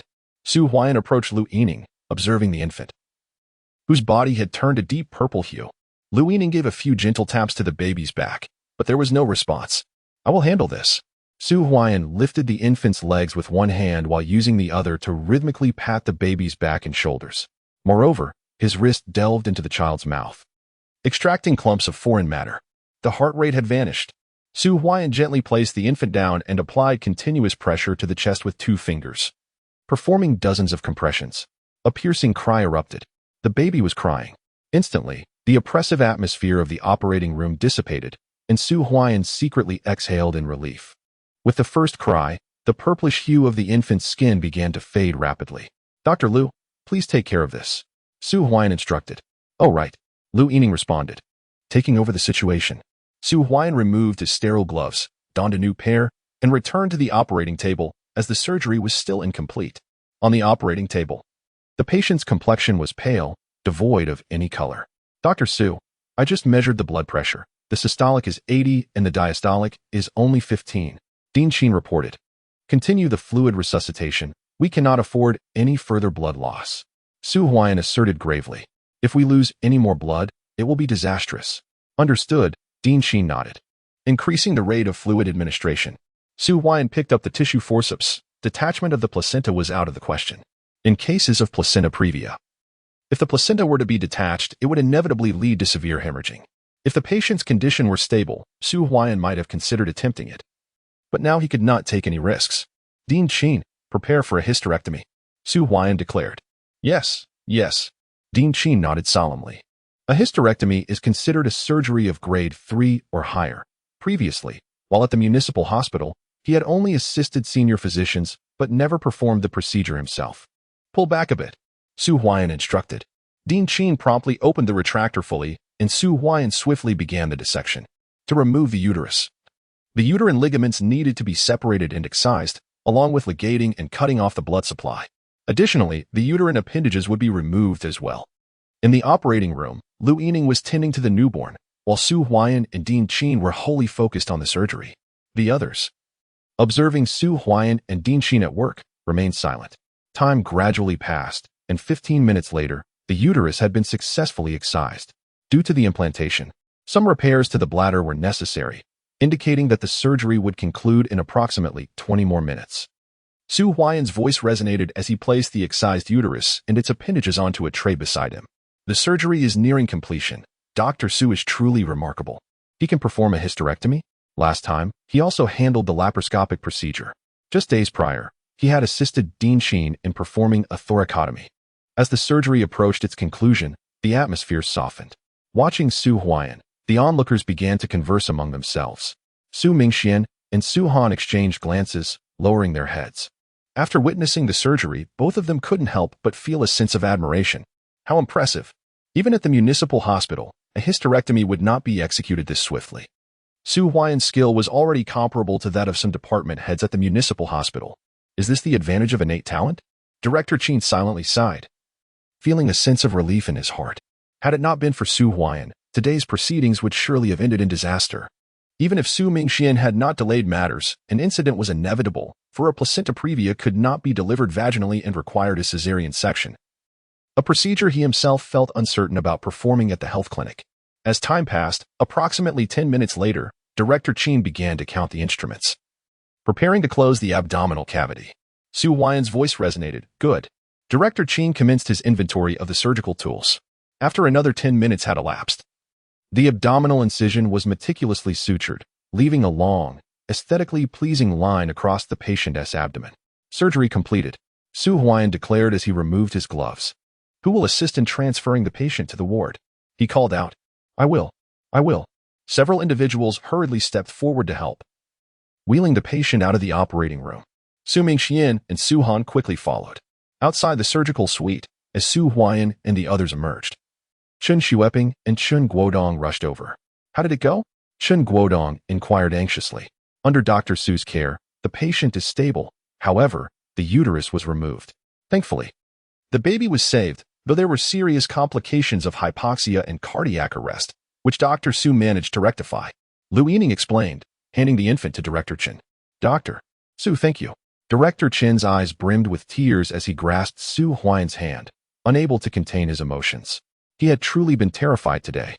Dr. Su Mingxian and Su Han. Director Qin turned to face them. Chapter 69. Su Mingxian dismissed, purchasing New Year goods. In Director Qin's perspective, with Su Huai'an present in the clinic today, a serious incident was unlikely. Who could have anticipated Su Mingxian's foolishness in attempting to block Su Huai'an from entering the operating room? Director Qin, Su Mingxian and Su Han lowered their heads in shame. You two have severely violated organizational discipline and will be dismissed for investigation immediately. Director Qin stated coldly. Director Qin, the decision to dismiss is one for the organization to determine. Although you are the director of the health clinic, you cannot unilaterally revoke my position. Su Mingxian replied, his face pale. Su Mingxian, the repercussions of your and Su Han's actions are grave. I will consult with Director Xiao shortly regarding the investigation into your dismissals. Qin Youqing's voice was icy. Upon hearing this, Su Mingxian and Su Han turned pale. Qin Youqing was the deputy director of health, and his consultation with Director Xiao regarding their dismissals was no different from a direct revocation of their positions. Director Qin, there may still be room for negotiation. Chen Xueping interjected hastily. Su Mingxian and Su Han exchanged grateful glances with Chen Xueping, but at that moment, Director Qin's expression was cold. Today's events had nearly cost his wife her life, and he could not possibly advocate for Su Mingxian. Fool, what do you understand? I support Director Qin's decision. Director Qin stated coldly. Director. Su Mingxian and Su Han's faces paled even further.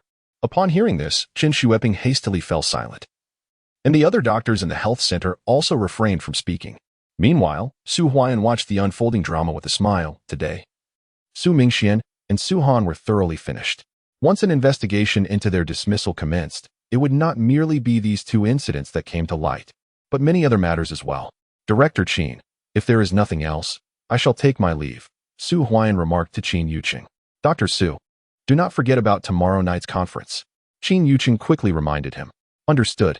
Su Huai'an turned to leave. As for Su Han and Su Mingxian, Their situation was of no concern to him.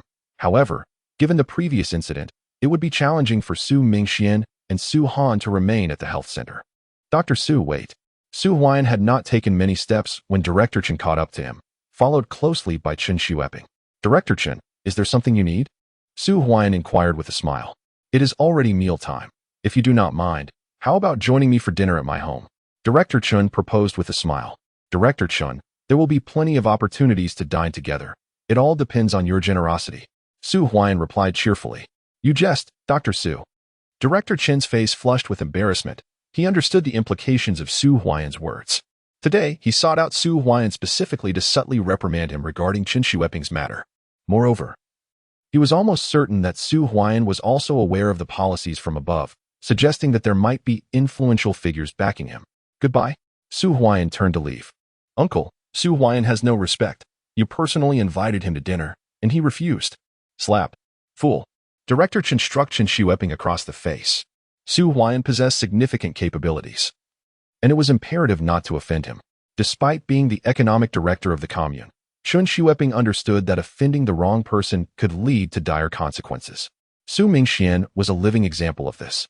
From now on, do not collect goods from the Lingnan Brigade. Furthermore, if you encounter Su Huai'an in other places, be accommodating. Understood? Director Qin said coldly. Yes, uncle. Qin Shueping lowered his head, covering his face.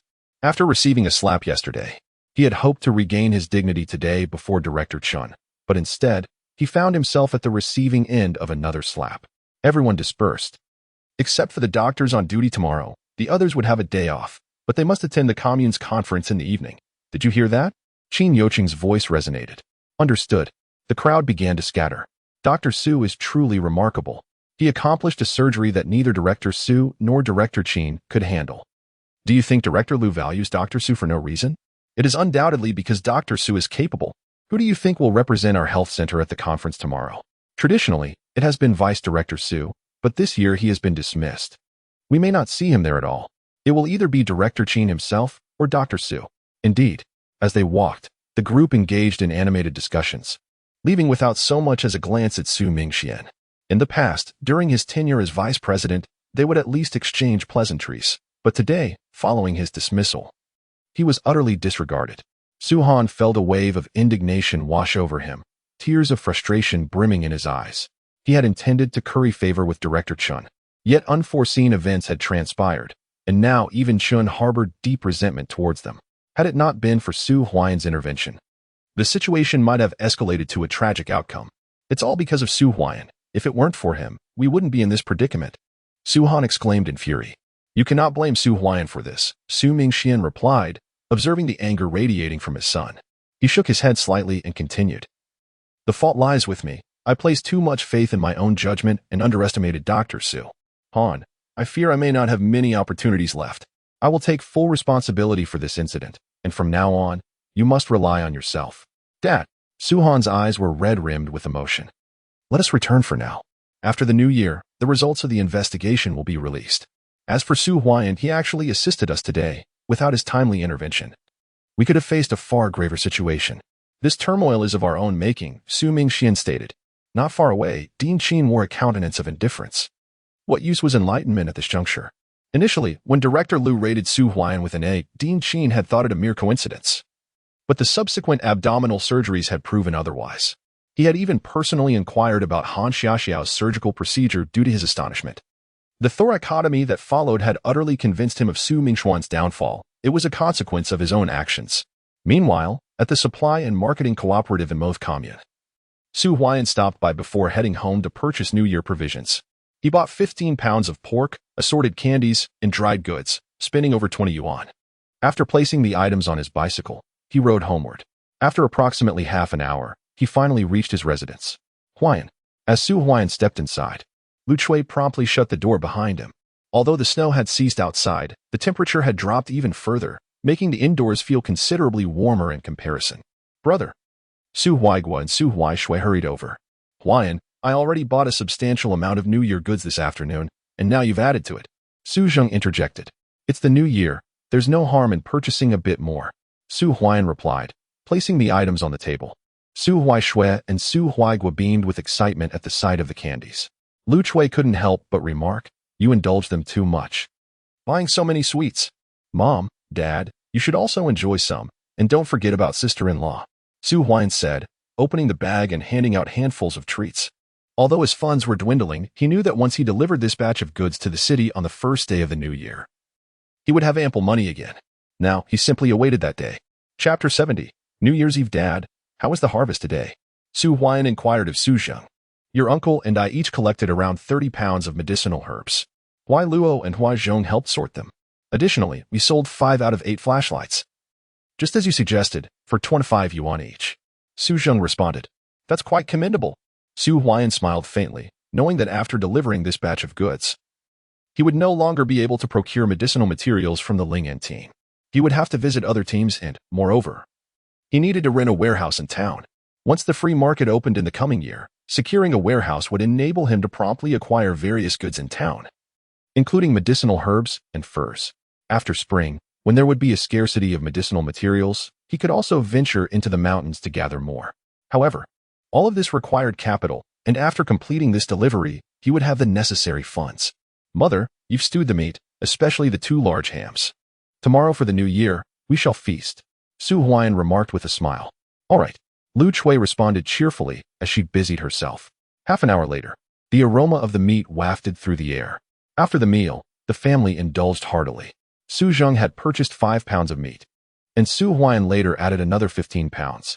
Although they did not cut much in the evening, they still had 30 pounds of meat, with the remaining 2 hams reserved for the New Year feast. Huai'an. Just as they finished their meal, a voice called from outside. Upon opening the door, it was Su Xingchuan, accompanied by 2 individuals whom Su Huai'an recognized as the 2 followers of Chun Xueping from a few days prior, each carrying a burlap sack. Uncle Xingchuan, come in, Su Huai'an promptly invited. Huai'an, this is Feng Zi and Hu Tu, whom you have met before. They are from the hunting team at the neighboring forest farm. Today, they have some furs to deliver to you and wish to accompany me into the mountains tomorrow. What do you think? Su Xingchuan began as he entered. You all understand the purpose of entering the mountains, correct? Su Huai'an asked sternly. Brother Huai'an, Uncle Xingchuan told us that we will be hunting big cats. The big cat will belong to you, and we each take 30 yuan. Additionally, once we are in the mountains, we will follow your lead and not act recklessly. Hu Tu replied quickly. Brother Huai'an, we are all from the hunting team and have previously hunted big cats. Feng Zi chimed in. Huai'an, I have already discussed the rules with them. What do you think? Su Xingchuan inquired. Su Xingchuan was now quite attentive to Su Huai'an's affairs. He had not only purchased a watch here, but also earned a considerable amount of money, which was far more lucrative than hunting in the mountains. Very well. Su Huai'an nodded. The fact that these 2 had met him before made things easier, and they were aware of his connection with the forest director, which kept them in check.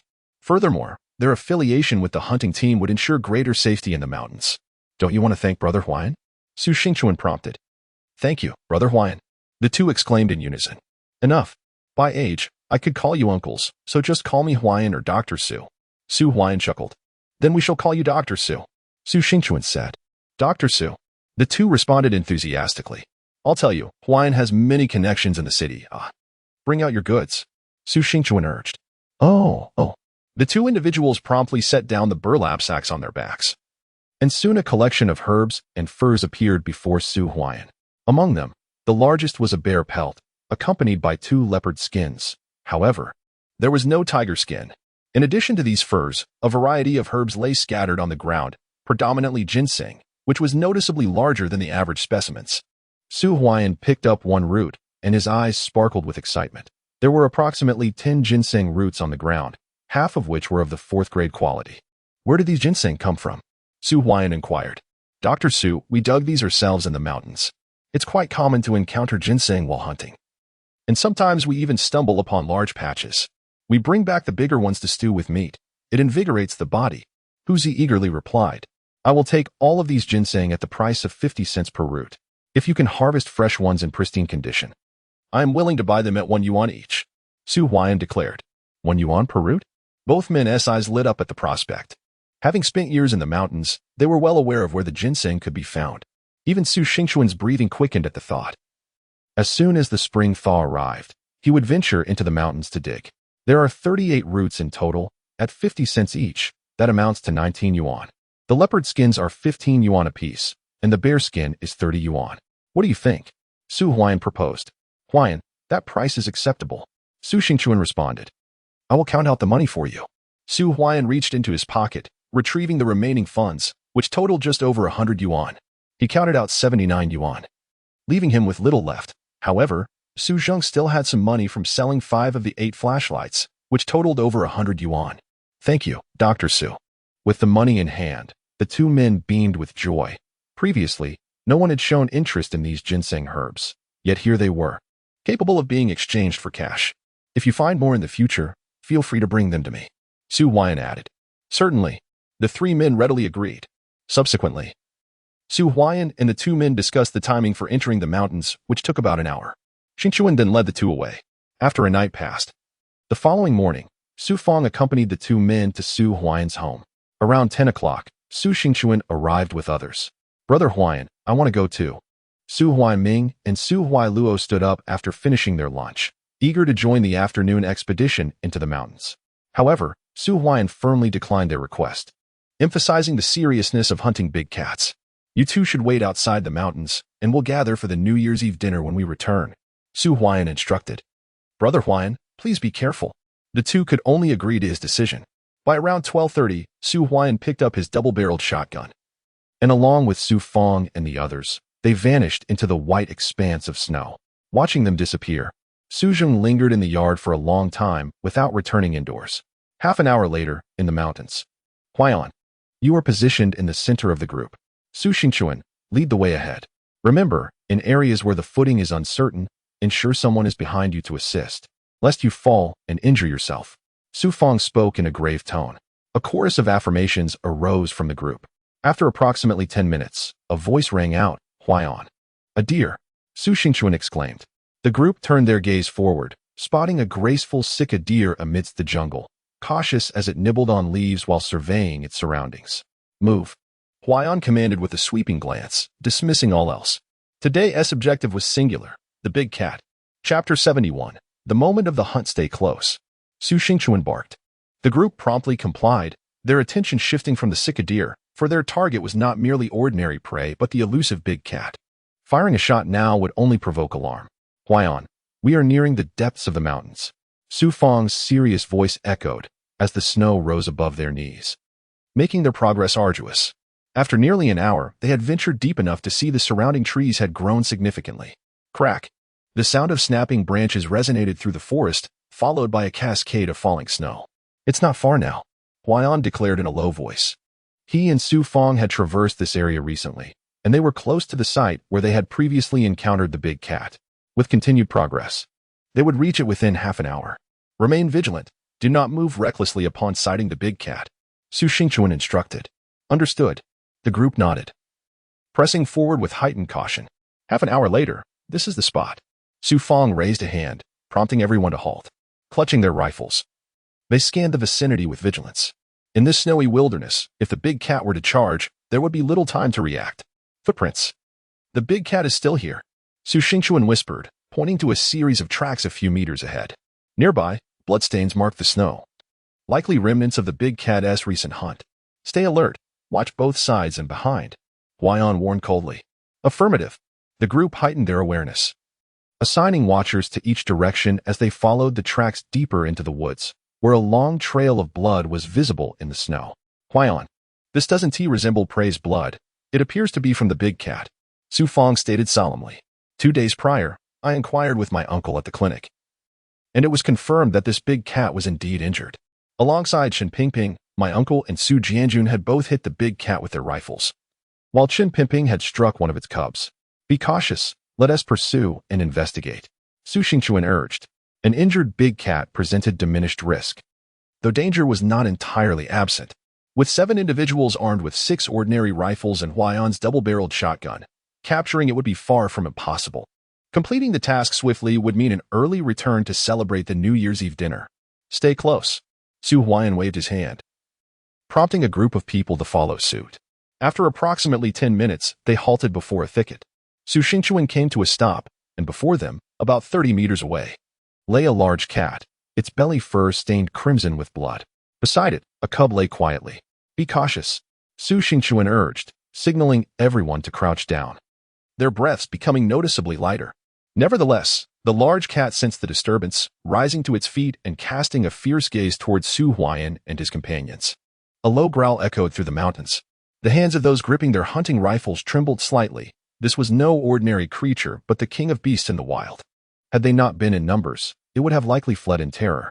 Prepare, Su Huai'an commanded in a hushed tone. Crouching in the snow, he raised his double-barreled shotgun, loading it with shells. His eyes narrowed as he observed the large cat, which, after another growl, appeared to sense danger and began to retreat. It was then that Su Huai'an noticed one of its hind legs was broken, blood streaming from the wound, alongside a gash on its back. 2 shots had struck it, and now it limped on 3 legs. Listen closely, we have but one opportunity. If we fail to bring it down with our first shot, even if we manage to hit it multiple times, it will vanish into the depths of the forest, making it nearly impossible to track it again. Su Huai'an warned. It was imperative that they bring this beast down. Who knew if there were more lurking in the snowy mountains? With the snow sealing off the trails, Su Huai'an could not afford another risk. Capturing this large cat was essential, and then they could withdraw. What about the cub? Su Fong inquired. Leave it for now. We will catch it and take it back. Su Huai'an replied. The living cub also held considerable value. Originally, the large cat had 2 cubs, but one had been killed by Qin Ling previously, leaving only this one. I will count to 3. On my mark, we fire together. Su Huai'an instructed once more. Understood. The group swiftly loaded their rifles, aiming at the large cat. As it stood and growled menacingly one last time, it seized the cub in its mouth and attempted to flee. 3, 2, 1. Fire. Boom. A cacophony of 7 gunshots shattered the silence of the snowy forest. Snow cascaded from the branches of the tall trees as the large cat tumbled into the snow. It's down, Su Xingchuan exclaimed excitedly, and the others mirrored his enthusiasm. Do not approach. Reload your weapons. Su Huai'an warned sharply. Yes. They nodded, hastily reloading their rifles. Su Huai'an stood up, ensuring his shotgun was properly loaded as well. In the distance, after the large cat collapsed, its body twitched momentarily before lying still. Bang! Su Huai'an, gripping his shotgun, approached within 15 meters and fired another shot at the cat's head. The snow was disturbed, and the large cat remained motionless on the ground. Su Xingchuan and the others remained silent, understanding that when dealing with such formidable beasts, wasting ammunition was of little consequence. They had to confirm its demise before drawing near. Huai'an, it must be dead by now. After a brief pause of around 10 minutes, Su Fong finally spoke up. The young cub, initially pinned beneath the large cat, cautiously extended its head to peek outside after waiting for what seemed like an eternity in silence. Be careful as you approach, Su Huai'an commanded in a low voice, gripping his hunting rifle firmly. Understood. The group nodded in agreement and slowly advanced toward the great feline. When they reached within a meter of the colossal creature, the 7 of them scrutinized it once more, confirming that it was indeed lifeless before drawing closer. Little one, where do you think you're going? Uncle Su Fong exclaimed as he swiftly captured the cub. Huai'an. The group, having stowed their rifles, looked on with eager anticipation as Su Huai'an approached to examine the large cat. It bore the marks of 6 gunshots, 2 to the head, both inflicted by Su Huai'an himself, along with a broken hind leg. Even if we had not slain this beast, it would have struggled to survive, Su Xingchuan remarked. With a broken leg, it cannot hunt, and with a cub to care for, it will soon find itself devoid of strength, ultimately becoming prey. Uncle, let us drain the blood while it's still fresh, Su Huai'an instructed. Xingchuan, prepare some ropes to secure it for our return. Understood. Su Fong nodded. Passing the cub to Su Huai'an, he then retrieved a metal canister and a sharp butcher's knife from behind him, items Su Huai'an had prepared in advance.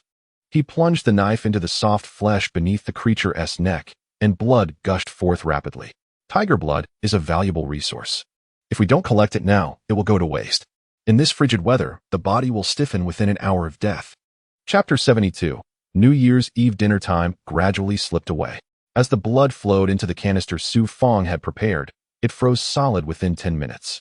No more blood drained from the great cat's body, and Su Xingchuan and the others had already secured ropes. The daylight is fading. Let us prepare to return. Everyone, tread carefully, Su Fong advised. Let us go. Heave. The 6 men grasped the ropes to drag the creature, while Su Huai'an cradled the cub. The large cat weighed nearly 150 kilograms, and being in the snow made it manageable for Su Fong and his companions to pull it along. After taking down the great cat, they exited the mountains. Meanwhile, At Su Huai'an's home, it was just past 6 o'clock. Su Zheng stood in the yard, occasionally glancing toward the mountains, while Lu Chui and Chen Xiuxiu stepped out intermittently to check if Su Huai'an had returned. Su Huailuo and Su Huaiming had already descended to the foot of the mountain to wait. Have the dumplings been prepared? Su Zheng called out to Lu Chui. They're ready. Over 20 kilograms, and already steamed. Lu Chui replied softly. Have the silkworm pupae been fried? Su Zheng inquired. Yes, they have. Lu Chui confirmed. What about the frog legs? Have they been stewed? We need to get the New Year's Eve dinner ready before Huai'an and the others return, especially after such an arduous venture into the mountains. Su Zheng pressed again. Father, everything is stewing perfectly. Chen Xiuxiu chimed in eagerly. The silkworm pupae and the forest frogs were all captured by Su Zheng, accompanied by Su Huaiguo and Huaishui, prior to the heavy snowfall. They were meticulously gathered and kept in a small pond in their courtyard. Ready for the New Year's Eve feast. Has my brother returned? Su Huaishui and Su Huaiguo emerged, gazing towards the distant mountains. At this moment, the blustery northern wind swept through the village. Despite it being New Year's Eve, nearly every household remained shuttered, with only Su Zheng's family standing in the courtyard, awaiting the return of Su Huai'an and the others. As dusk gradually descended, around 5:30, darkness enveloped the sky. Su Zheng began to feel restless, but just then, the voices of Su Huailuo and Su Huaiming drifted in from outside the courtyard. They have returned. With that exclamation, a group approached through the wind and snow, led by Su Huai'an, followed by Su Feng, Su Xingchun, and others, all panting as they dragged a large cat, just as the twilight deepened. Upon arriving at Su Huai'an's courtyard, they halted. Huai'an, the entire family rushed out to welcome them. Quickly, lend us a hand and bring the items inside. Su Huai'an instructed. Coming. Su Huailuo and Su Huaiming hurried to assist, their eyes widening in shock at the sight of the frozen large cat. For Lu Chui and Chen Xiuxiu, it was a sight they had never encountered before, and thoughts of their father, Chen Jianjun, brought a hint of moisture to Chen Xiuxiu's eyes. There is also a little one. Su Huaiguo exclaimed excitedly as a small cub peeked from Su Huai'an's embrace, timidly surveying its unfamiliar surroundings. Father, let us take the cub back and secure it. Su Huai'an directed towards Su Zheng. Good heavens, you truly managed to bring back this large cat. Su Zheng's hands trembled slightly. Moments later, the large cat was brought into Su Huai'an's home, and Su Xingchun and the others followed suit. Huai'an, we have matters to attend to, so we'll take our leave. Su Xingchun remarked. Uncle Xingchun, since you're already here, why not stay for the New Year's Eve dinner before you depart? Su Huai'an replied with a smile. A table laden with dishes had been prepared, featuring 2 braised hams weighing nearly 10 pounds each, procured by Su Huai'an the day before. Lu Chui brought out steaming dumplings, while Chen Xiuxiu carried glutinous rice cakes, alongside stewed forest frogs and fried silkworm pupae, filling the table abundantly. Xingchun, please stay. Su Zheng urged with a smile. We are heading into the mountains today. Su Huai'an prepared this feast yesterday. This is far too lavish. They all swallowed hard, as such a spread was uncommon for their families during the New Year celebrations. The sight of the 2 glistening hams made their stomachs grumble, yet none of them took a seat. Huai'an, there will be plenty of opportunities to eat later. Our wives and children await us at home. We must return to assure them of our safety and will come back after the New Year. Su Xingchun stated. Dr. Su, we too shall take our leave. After Su Xingchun, accompanied by the madman and Hu Tu, finished speaking, they turned to depart. If it were any other day, they might have stayed to eat, but on New Year's Eve, their families awaited them, making it inappropriate to dine at Su Huai'an's home. Su Feng, we will also take our leave. The 2 individuals brought by Su Feng bid farewell and departed, unable to be persuaded to stay. Uncle, you cannot leave, Su Huai'an urged. Huaiming, go fetch Annie to join us. Huailuo, please summon Huaizhou. All right. Without waiting for Su Feng's response, the 2 hurried off to call for others.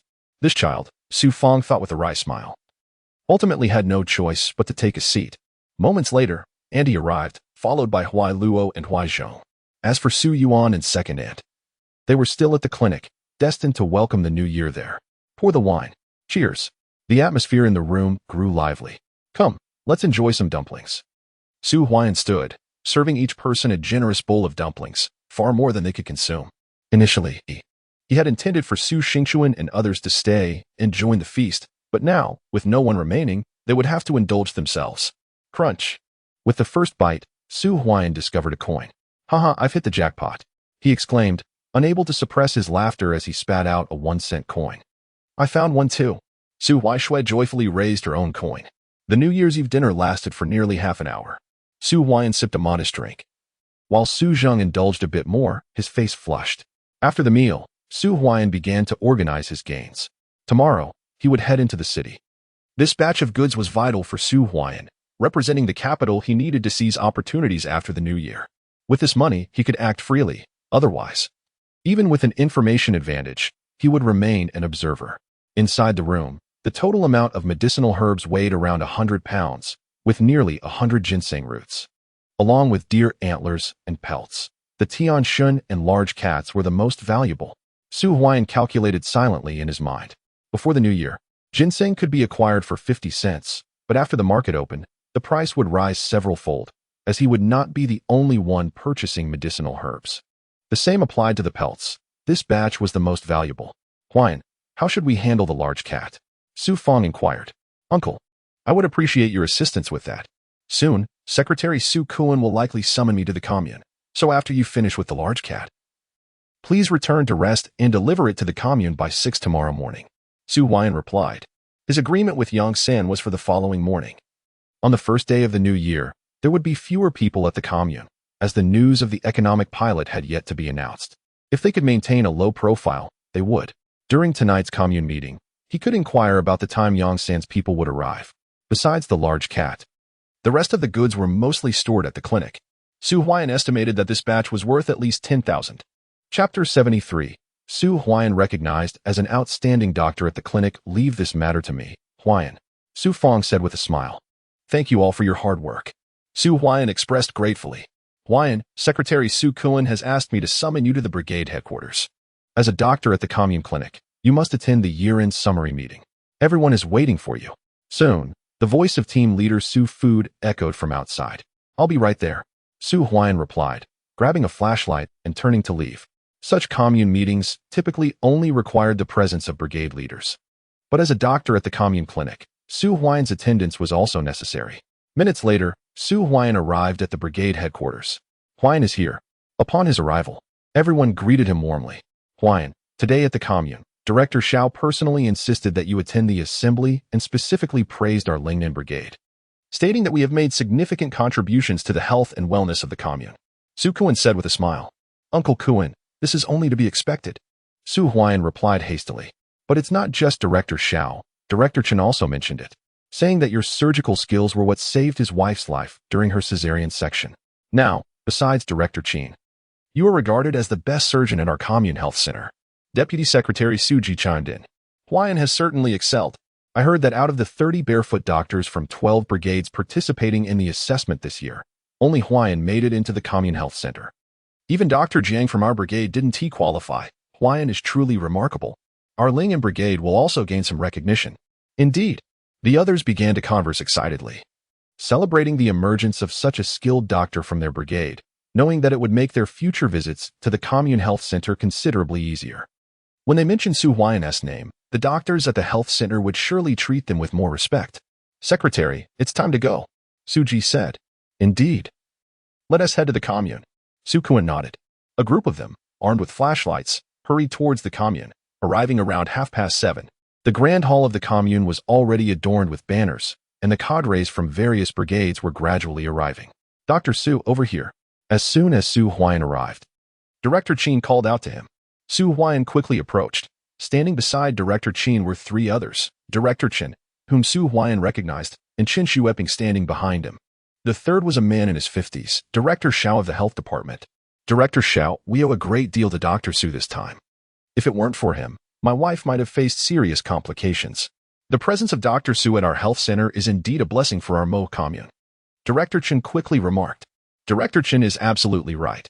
In the last assessment, Dr. Su ranked second, personally commended by Director Liu from the city hospital as a top performer.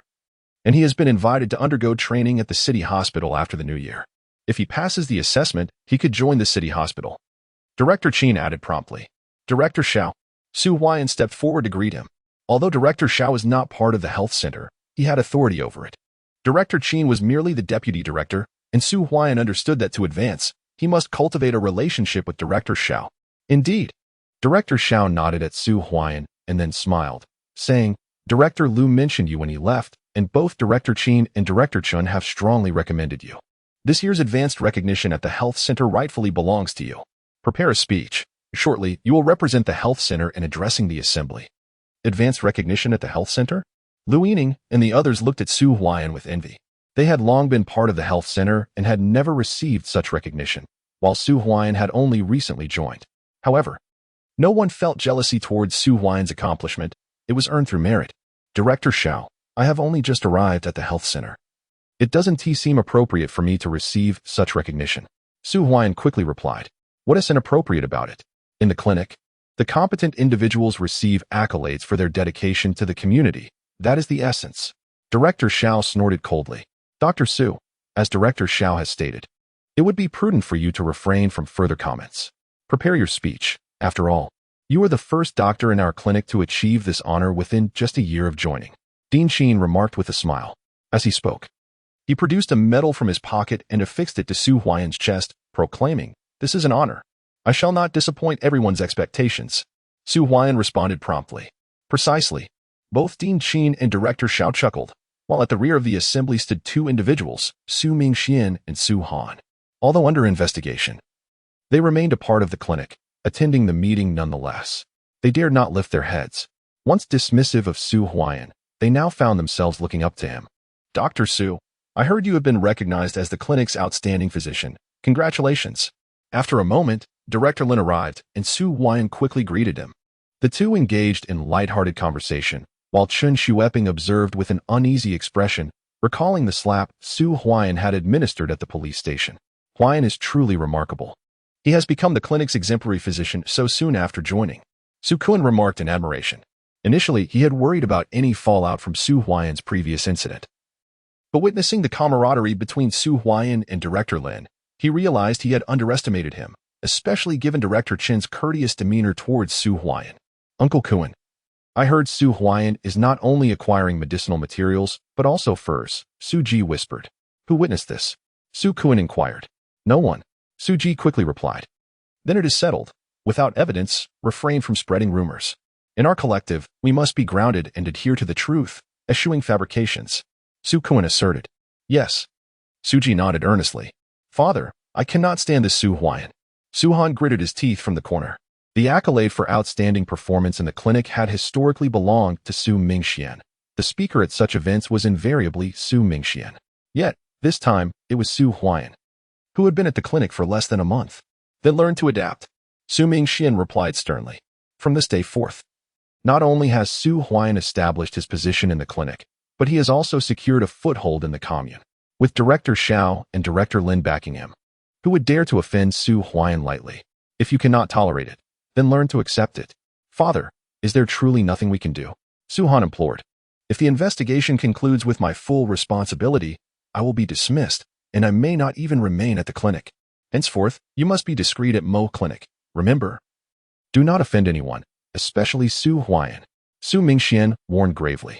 Understood. Su Han replied through clenched teeth. In the auditorium, as 8 o'clock approached, the commune director and the secretary arrived, prompting everyone to take their seats. The session commenced with speeches from the commune director and secretary, offering a summary and words of encouragement, along with a discussion of several policies, including the free market and family responsibility contracting system, though the details were not elaborated upon. These two matters are of considerable importance. Their implementation necessitates the gradual explanation by the commune officials to the populace. Su Huai'an estimates that the aforementioned policies will likely be enacted after the new year. Chapter 74. The first meeting with my brother-in-law. Next came the addresses from various departments.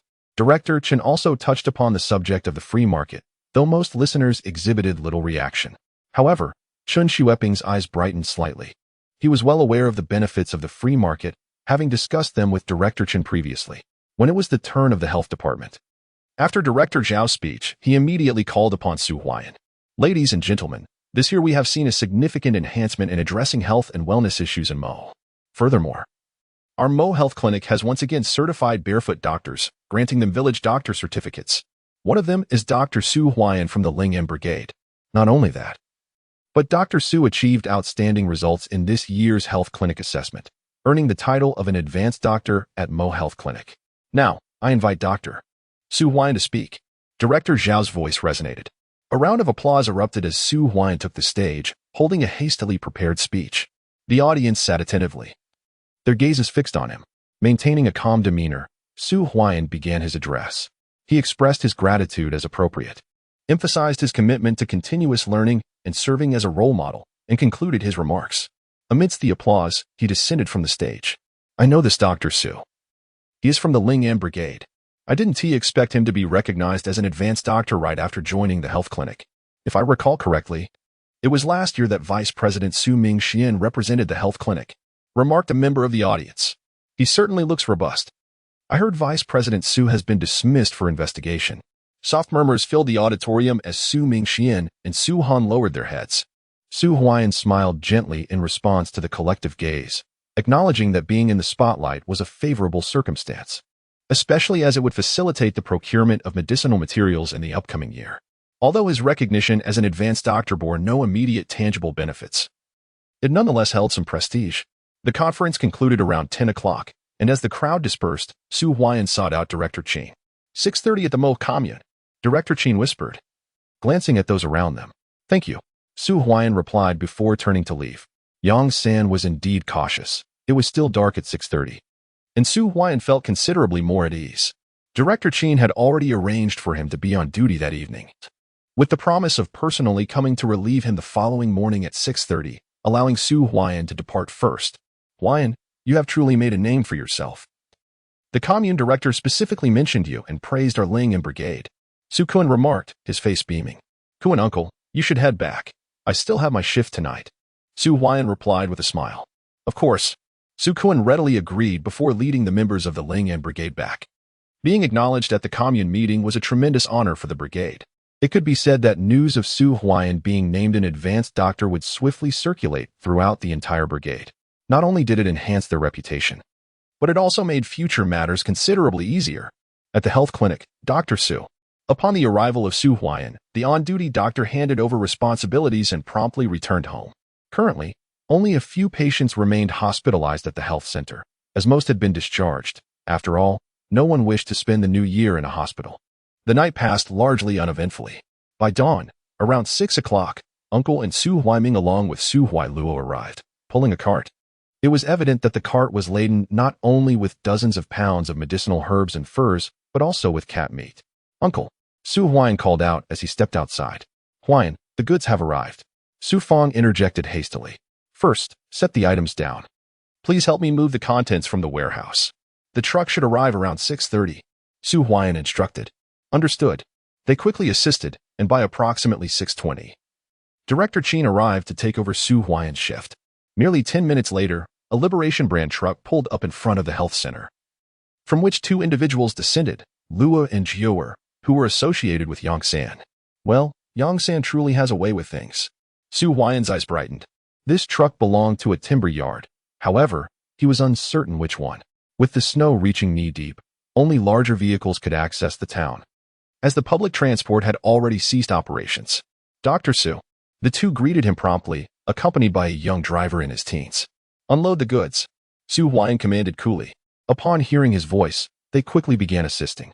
Within a mere 10 minutes, the items were loaded, and as Su Huai'an boarded the truck, Jiu'er and Lu'er followed, while Su Fong and Su Huaiming settled in the back, bundled tightly in their padded coats. Let us go. With a rumble, the vehicle started, expelling a plume of thick smoke as it lurched away from the commune. Half an hour later, they reached the outskirts of town. It was just past 7, and dawn had yet to break. Taking advantage of the cover of darkness, the truck headed towards the city, but just as they were about to enter, a thunderous roar announced the approach of several vehicles. Stop, a voice commanded as another Liberation brand truck pulled alongside theirs. At the sound of the reprimand, the driver hastily pressed the brakes, bringing the truck to a halt. The trio, Lu'er, Jiu'er, and Su Huai'an, felt a surge of anxiety, particularly Lu'er, whose forehead began to bead with sweat. The last thing they wanted was to encounter military personnel, as being apprehended would carry severe consequences. Do not panic, Su Huai'an reassured, patting Luo on the shoulder before opening the door and stepping out. 5 individuals alighted from the adjacent vehicle, led by a young man clad in military attire, his expression stern yet somewhat familiar. Approaching Su Huai'an, he inquired, "Huai'an, what is the situation?" "Everything is fine." Su Huai'an waved his hand dismissively, stepping closer to the young man. "Identification?" The young man asked coldly, his demeanor unyielding. The delivery consisted of various medicinal herbs from the countryside, destined for the municipal hospital. Su Huai'an spoke in a low voice, producing a certificate. The man accepted it, momentarily taken aback. This certificate was issued by Han Xiaoxiao to Su Huai'an. It was a work certificate from Lu Yanping, the head of the general surgery department at the municipal hospital. It was entirely reasonable for her to receive a small quantity of herbs. However, the herbs were indeed from Lu Yanping, the department head? The man narrowed his eyes and spoke coldly. "Indeed." Su Huai'an nodded affirmatively. "What is your relationship with Lu Yanping?" The man inquired again. "Lu Yanping is my aunt. Recently, she was providing medical services in the Mauve commune and noticed the excellent quality of our herbs from Beilu Mountain. She asked me to deliver some to assist in her treatment. This is her work certificate." Su Huai'an explained. "Your aunt?" Han Zhao's expression turned peculiar. Lu Yanping had indeed been in the countryside for medical services a few days prior, and it appeared she had visited the Mauve commune where Xiaoxiao was located. The work certificate seemed legitimate. Casting a glance at Su Huai'an, Han Xiao reviewed Lu Yanping's work certificate once more. "What is your name?" Han Xiao asked coldly. "Su Huai'an." Su Huai'an quickly presented his introduction letter, which had been issued by Su Kuan. A few days prior, he had asked Su Kuan for several letters. Su Huai'an? That name sounds somewhat familiar. Han Xiao paused slightly. After examining the introduction letter, he returned both Lu Yanping's work certificate and Su Huai'an's introduction letter to him. "Check the items in the vehicle," Han Xiao commanded.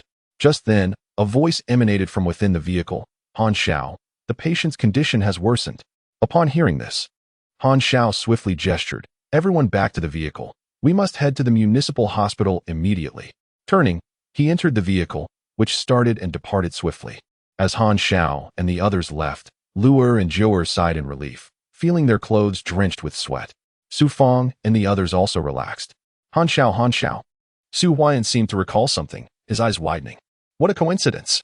In a previous life, Han Xiaoxiao had mentioned that she had 3 elder brothers, with the eldest, Han Xiao, stationed in the northern military district. It seemed improbable that he would encounter his brother-in-law while delivering goods on the first day of the Lunar New Year. Most notably, Lu Yanping was indeed his aunt. Chapter 75. Su Huai'an becomes a millionaire. Dr. Su. Hurry up, the vehicle is leaving. Upon seeing Han Xiao and the others depart, Lu'er urgently beckoned Su Huai'an to board the vehicle. All right. Su Huai'an climbed aboard, and the vehicle continued to jolt its way towards the city. The sky outside gradually brightened, and as he watched the fading lights ahead, Su Huai'an couldn't help but inwardly chuckle at the enormity of this misunderstanding. "Dr. Su, I never expected you to have connections at the municipal hospital. We owe you our gratitude. Otherwise, we would have been in quite a predicament." Lu'er exclaimed. "It's nothing," Su Huai'an replied with a faint smile. In reality, even if they were apprehended at that moment, a bit of money would suffice to resolve the issue with Yang Sanhua. After all, the higher-ups had already issued policies regarding losses. It was merely a matter of time before they were enforced. Once the new year commenced, everything would be completely relaxed. The vehicle entered the city, yet instead of heading to Yang San's base at the department store, it veered towards the municipal hospital, halting 100 meters away. "Everyone, please lend a hand," Lu'er urged promptly. They all disembarked, revealing a storefront right on the street, directly across from the hospital. Lu'er was the first to approach and opened the door, leading Su Huai'an inside. The space, approximately 300 square meters, was filled with numerous shelves, freshly installed, indicating it was a newly renovated pharmacy. This establishment belonged to Sanyi and Mo City, yet it had not yet opened for business, though it was anticipated to commence operations within 10 to 15 days. Henceforth, any medicinal materials required by Dr. Su could be delivered here directly. Lu'er remarked with a smile. "No problem." Su Huai'an nodded in agreement. Sanya's pharmacy was just beginning, with the pharmaceutical factory still in the works. This was advantageous for Su Huai'an, as a newly established pharmacy would indeed require a variety of high-quality medicinal materials to replenish its stock. "Is that you, Dr. Su?" A voice called from within. A middle-aged woman emerged, pushing Yang San in a wheelchair. Lu'er hurried over to take the wheelchair, assisting Yang San out, while the woman retreated into the back room. "Sanyi, I wish you a prosperous new year," Su Huai'an greeted with a smile. "Lu'er, why are you just standing there? Quickly, fetch some tea," Yang San replied with a grin. Su Huai'an was indeed his savior. Having nearly succumbed to gunshot wounds in Mo Commune, it was Su Huai'an who performed the surgery that allowed him to live. Such a debt of gratitude was immense. Sanyi, you are too kind. Su Huai'an chuckled as he took a seat. Outside, Su Feng, Zhou Er, and others were unloading goods. And within a mere 10 minutes, everything had been delivered to Yang San's shop, creating a substantial pile. Lu Er prepared the tea, serving each person a cup. As the deliveries were completed, Yang San exchanged glances, prompting Zhou Er to close the shop's door. Meanwhile, the driver of the vehicle departed without even entering Yang San's establishment. The interior fell into a serene silence, illuminated as the lights flickered on. So much? Yang San gasped, astonished at the volume of goods delivered. He was aware of Su Huai'an's capabilities, yet he did not anticipate such a significant shipment of medicinal materials, including quite a few valuable furs. Shall we count the goods? Su Huai'an inquired with a smile. This batch of supplies had been securely brought into the city. In the past, Su Huai'an would not have entrusted such a quantity solely to Yang San, as anyone would be tempted by wealth. However, after the incident at the health clinic, where Su Huai'an saved Yang San's life, the bond of gratitude had become profound. Yang San, having risen from the black market, was not without principles. And with such a debt of gratitude, he was deemed trustworthy. Lu Er. Yang San beckoned Lu Er to assist in counting the goods. While Su Huai'an settled at the table, sipping tea, Su Feng and the others, noticing the counting had commenced, invited Su Huailu and Su Huaiming to a nearby room. Sanyi, we have 37 pieces of sable fur, all purple sable. In addition, there are 26 pieces of fox fur, 1 tiger skin, 2 bear skins, and 1 leopard skin. Lu Er began the inventory. Goodness gracious. Yang San was taken aback as he cast a glance at Su Huai'an. The leopard skin was acceptable, but the bear and tiger skins were indeed rare treasures. Even specialized hunting teams would be fortunate to acquire 1 or 2 in a year. The prices for mink and fox skins remain unchanged, 300 for tiger skins, 300 for bear skins, and 150 for leopard skins, Yang San stated. All right. Su Huai'an nodded. The total price for the bear, tiger, and leopard skins amounted to 1,200, while the combined value of the other furs approached 2,000. However, these were merely the furs. The primary focus of this shipment was the medicinal herbs. The total price for the furs was 1,885. After about 10 minutes, Lu Er noted everything down, double-checking 3 times to ensure accuracy. Now let us assess the medicinal herbs. Yang San urged promptly. Okay. Lu Er inhaled deeply and began to tally the herbs. There are 317 stalks of 3rd-grade ginseng, with an equal split of 1st and 2nd grades, and 68 stalks of 4th-grade ginseng, predominantly 2nd grade. Lu Er's voice rang out. The ginseng collected was mostly harvested by those who ventured into the mountains. Thus its quality often fell short, particularly for the 4th-grade ginseng, where appearance was paramount. We will value the 3rd-grade ginseng as 1st grade, and the 4th-grade ginseng as 2nd grade. Yang San explained. By this calculation, the 3rd-grade ginseng is valued at 10 each, totaling 3,170. The 4th grade, being of lesser quality, is priced at 30 each, summing to 2,060. Altogether, that makes 5,210, Lu Er reported. As for the other herbs, the price for Tianma was 12 per pound, totaling 107 pounds. Lu Er continued to list the prices of all the herbs. It took nearly half an hour to complete the assessment, with nearly 300 pounds of herbs alongside the ginseng, averaging 13 per pound. This was a tenfold increase compared to the prices Su Huai'an had collected in the past. Of course, this was the last shipment of the year, and it was the most profitable batch. As policies began to take effect in the coming days, the number of buyers for medicinal herbs would increase, and prices would rise rapidly, diminishing the profit margins. Excluding deer antler, the total price for all herbs reached 10,115. Lu Er finally concluded her calculations, and upon hearing the figure, Su Huai'an could not help but take a deep breath. The price was slightly higher than he had anticipated, surpassing 10,000 in herbs alone. Together with the furs, it totaled precisely 12,000. Yang San smiled. He was equally astonished, having initially thought the shipment would consist solely of big cats. He was pleasantly surprised by the abundance of herbs and furs, especially the ginseng, which was a valuable commodity. All right. Su Huai'an nodded. Dr. Su, you truly exceeded my expectations. Yang San chuckled. This batch of medicinal herbs was crucial for his newly established apothecary, and Su Huai'an's timely delivery was fortuitous. Otherwise, he would not have risked visiting Tianyuan town himself. Third Master, do not rush. Su Huai'an said with a gentle smile, then reached into his pocket. Is this the skull of a big cat? Yang San gazed at the skull in Su Huai'an's hands, swiftly taking it from him and gently rubbing it. He exclaimed, "This is not the skull of a large cat. It belongs to a splendid tiger. Such intricate patterns on the skull only appear in tigers over 5 years old. In most cities, a cat aged 1 to 5 years is referred to as a large cat, 5 to 10 years as a splendid tiger, 10 to 25 years as a great beast, and those over 25 years as a mountain lord." Chapter 76. Paying New Year's respects to the father-in-law. Together with Su Fong, Su Huai'an had ventured into the mountains to hunt a large cat, which was merely 3 years old. A tiger older than 5 would be exceptionally fierce, and even hunting teams would retreat upon encountering one.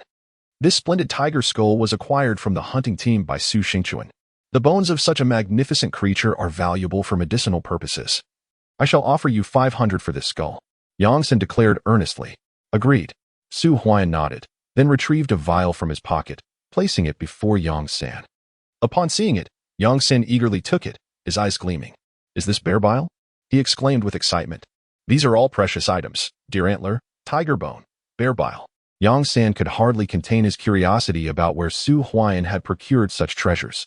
500, Yang San reiterated. Bear bile and tiger bone are indeed valuable commodities, often priced by the gram, and the vial in Su Huai'an's possession held over half a pound of bear bile. 500 is a fair price. Third Master, that brings our total to 13,000, and we haven't even accounted for the deer antler. Luer interjected. The price of deer antler falls between that of 3rd and 4th grade jinseng. Given your esteem for me, Yang San, I shall price it as 4th grade jinseng. At a pair for 170, totaling 3,070 for 76 pairs. Yang San announced. Third Master, that sounds splendid. Su Huai'an smiled faintly.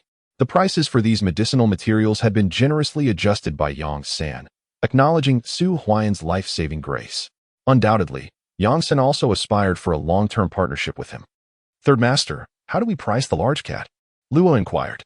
This large cat should be around 3 years old. If it exceeds 5 years, the price would at least double. Su Doctor, based on the last price I offered, I can add another 500. How does that sound? Yang San proposed. For a large cat, a bundled price of 2,005. The price is reasonable. However, I would like to reserve some for gifting. Su Huai'an replied. He had not forgotten to smile, as he had promised to visit her in the city. Since he was already here, he might as well pay his respects to his father-in-law. Su Huai'an had no extravagant gifts, but he did possess the meat of the large cat, entirely wild-caught. You may take as much as you wish within 10 pounds, Yang San said with a grin. After processing the large cat, there was over 200 pounds of meat. Aside from keeping 10 pounds at home, he had brought everything else, including offal, bones, and blood. Thank you, Third Master. Su Huai'an stood up and opened the bag containing the large cat's meat, revealing a bounty of flesh.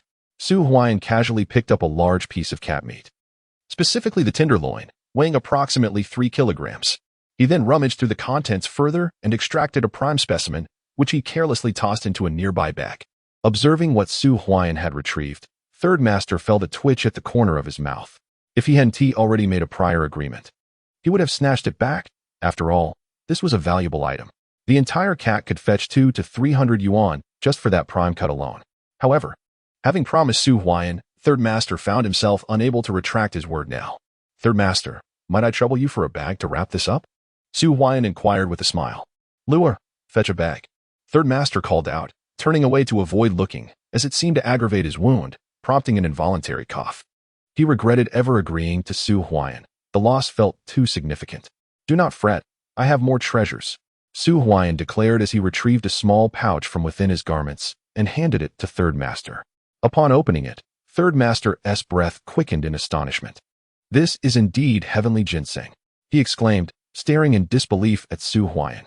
The discovery of such a rarity, which was seldom found in the mountains, was utterly beyond his expectations. Rest assured, I will honor my promise. Third Master, what price do you offer? Su Huai'an settled down with a cup of tea. While it is indeed heavenly ginseng, its quality is average.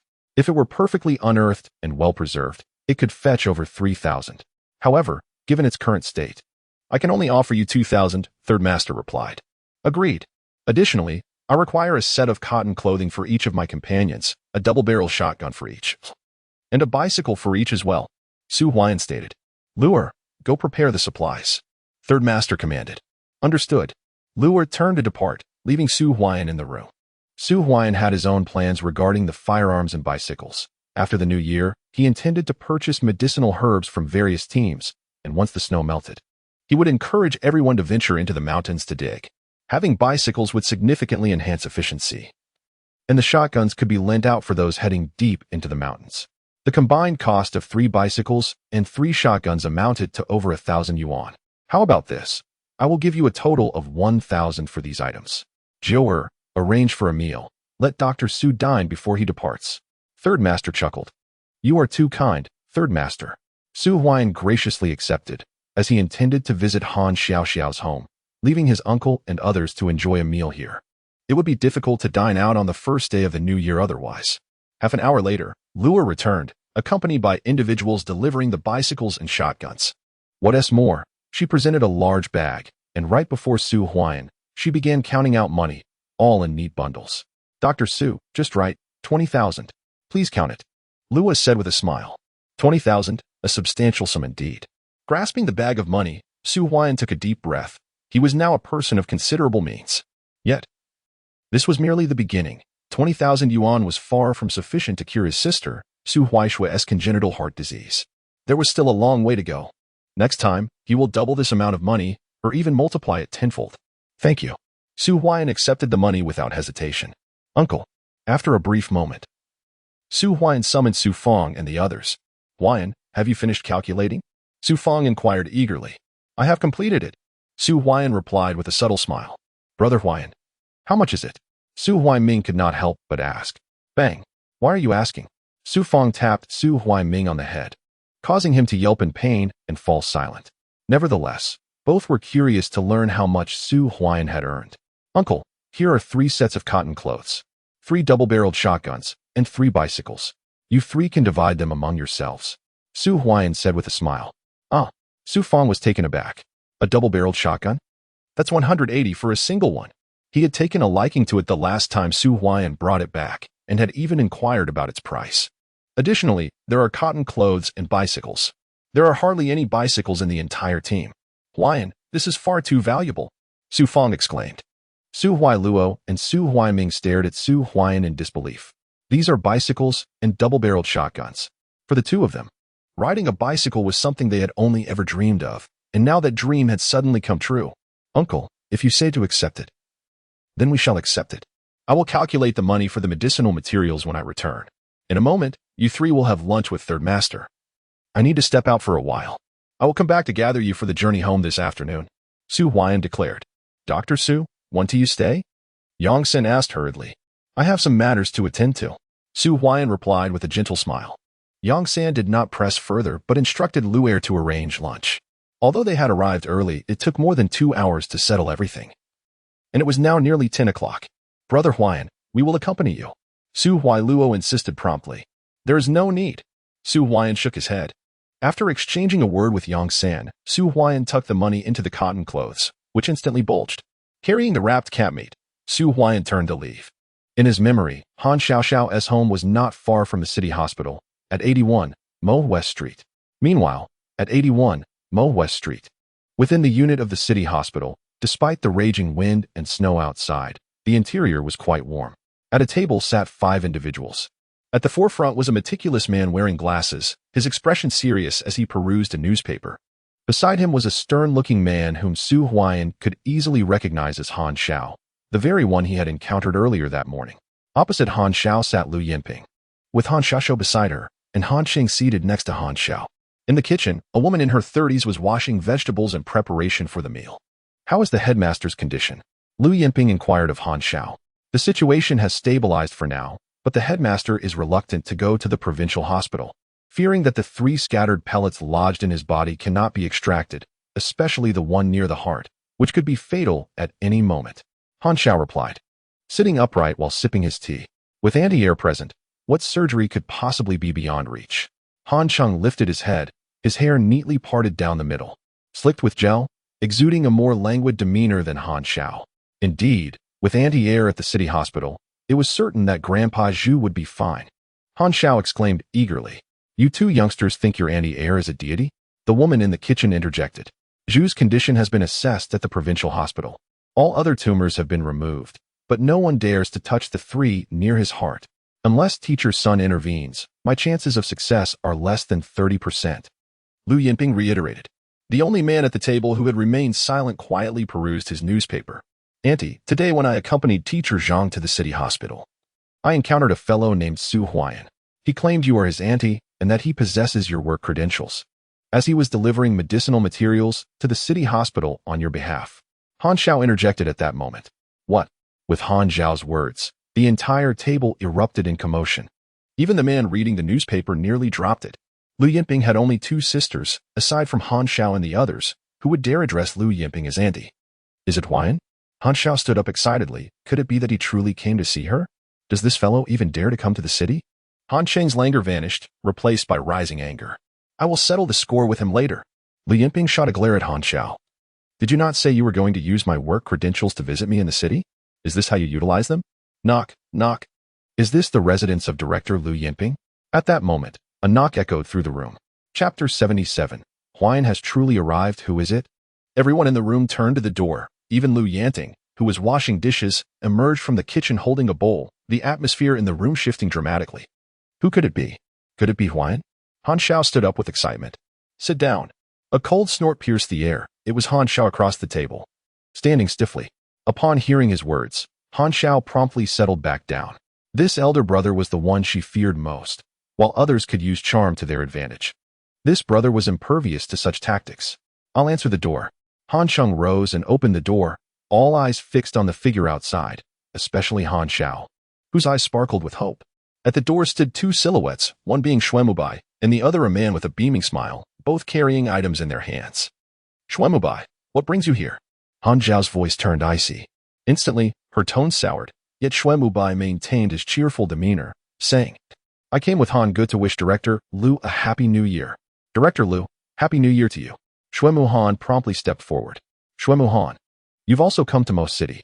Han Cheng stood up, joy radiating from his face as he looked at Xuemu Han. At the table, witnessing the arrival of the 2, Han Xiao sat down in disappointment, while Lu Yinping secretly sighed in relief. At least this young man, Su Huai'an, had not yet mustered the audacity to knock on their door. Han Cheng, it has been 3 years since we last met. Xuemu Han embraced Han Cheng, while Xuemubai hurriedly brought the items inside and placed them on the floor. Xiao Xiao, why aren't you serving tea? Han Cheng urged. I refuse to do it. Han Xiao turned her head away. Auntie, allow me to introduce my classmate, Xuemu Han. After graduating from high school, he studied at the Provincial Medical College. And coincidentally, he returned to assist with the construction of the General Surgery Department at the Mo City Hospital during your visit. Han Cheng quickly explained. What is your relationship with Vice President Xue? Lu Yinping inquired. Xue Liang is my father. Xuemu Han responded promptly. Since Vice President Xue has arranged for you to join my General Surgery Department, make sure to work diligently, Lu Yinping remarked with a hint of indifference. Director Lu, my father mentioned that you are quite renowned at the provincial hospital. He encouraged Mubai and me to learn from you diligently and contribute to the surgical development of the city hospital in the future. Xuemu Han asserted eagerly. Indeed, Xuemubai chimed in. Last time at the community clinic in Mo, he faced disciplinary action upon returning, nearly resulting in a suspension investigation. Fortunately, Xuemu Han was back, and his father, Xue Liang, is the vice president of the city hospital. He could have stayed there, thanks to this connection. This time, he wasn't suspended due to the intervention of this uncle. Annie, my classmate Xuemu Han also graduated from the Provincial Medical College. He is more than qualified to join the city hospital. Han Cheng added hastily. Whether one possesses capability will be assessed by me personally in 3 months. Regardless of connections, anyone who fails the evaluation will not be accepted into my general surgery department, Lu Yinping stated coldly. Rest assured, Director Lu, we will certainly pass the assessment. Xuemu Han replied with a smile. It is best to hope so. Lu Yinping's expression softened slightly. Xiao, do you remember me? I visited your home 3 years ago, and we met. At that moment, Xuemu Han turned his gaze towards Han Xiao. Upon their first encounter, his eyes sparkled, and he quickly took out a box from his pocket and placed it on the table. Xiao, this is a small gift for you. A watch. Xuemu Han. How generous of you. Han Cheng exclaimed immediately. The watch's price is not trivial, it costs at least 100. And it is not something one can simply purchase at will. In any social class in Mo City, it would be considered a luxury, as expected of Brother Han. Gifting a watch just like that. Shui Bai looked at Han Xiao with a hint of envy. Although they earned a decent salary, they could hardly save much in a year, and this watch would require a year's worth of savings. I had someone bring this back from afar. After meeting Xiao 3 years ago, I thought it essential to bring a gift. Other items seemed too mundane, but this watch is barely worthy. Shui Han said with a smile. You certainly have a way with words. Han Qing remarked. Shui Han's father is the vice president of the city hospital, and he returned after studying at the provincial medical college, which is a far cry from the barefoot Dr. Su Huai'an from Mo Commune. Such a precious gift. My Xiao cannot accept it. You should take it back to avoid any awkwardness. Han Xiao stated coldly. He sat at the table, his tall stature exuding an unspoken pressure without uttering a word. This is my brother, Han Qing whispered. This elder brother is not merely Han Xiao. He too harbors fears. Brother, it's just a watch. I am now a general surgeon working under Director Liu, and we will soon be family. What harm is there in presenting a small gift? Shui Han remarked with a smile. Who are we to be family? Han Xiao snorted coldly, then stood up, pushing the watch on the table towards Shui Han. Just wish my second aunt a happy new year properly. I have no interest in this watch. Miss Xiao, Shui Han stammered awkwardly. He had assumed that presenting a watch would delight her, having specially arranged for its purchase. In his view, what girl could possibly refuse a watch? Yet, Han Xiao remained unimpressed. Xiao, how can you speak like that? Xiao Chang, why don't you pour some tea? It's almost mealtime. Stay here for dinner. Lu Yanning chimed in cheerfully. Of course, mother. Han Chang went to pour tea, while Shui Han could only awkwardly retract the watch. At the table, Lu Yinping and Han Xiao remained impassive, engrossed in their newspapers, not even bothering to greet him. Miss Xiao, I apologize, but I have matters to attend to. With Shui Han seated beside her, Han Xiao stood up, preparing to return to her room. As for the watch, she was content with the one gifted to her by Su Huai'an. When she unwrapped that present upon returning to the city, she was overjoyed. It was her favorite model. However, she was also mindful of Su Huai'an's financial circumstances. Knowing he frequently brought fur gifts into the city, yet still chose to buy her a watch, deepened her affection for him. Ding dong. Is this the home of Han Xiao? At that moment, a knock resonated, startling Han Qing, who nearly spilled the tea, while Han Xiao, who had been stoic, stood up in surprise, and Lu Yinping's eyes widened. Han Xiao looked towards the door, her heart racing with joy. That voice was all too familiar. Huai'an had arrived. Su Huai'an was here. Chapter 78, The Interrogation by the Mother-in-Law and Father-in-Law Outside the Door. Indeed, this is the place. Su Huai'an glanced at the door plate. It was unmistakably the right location.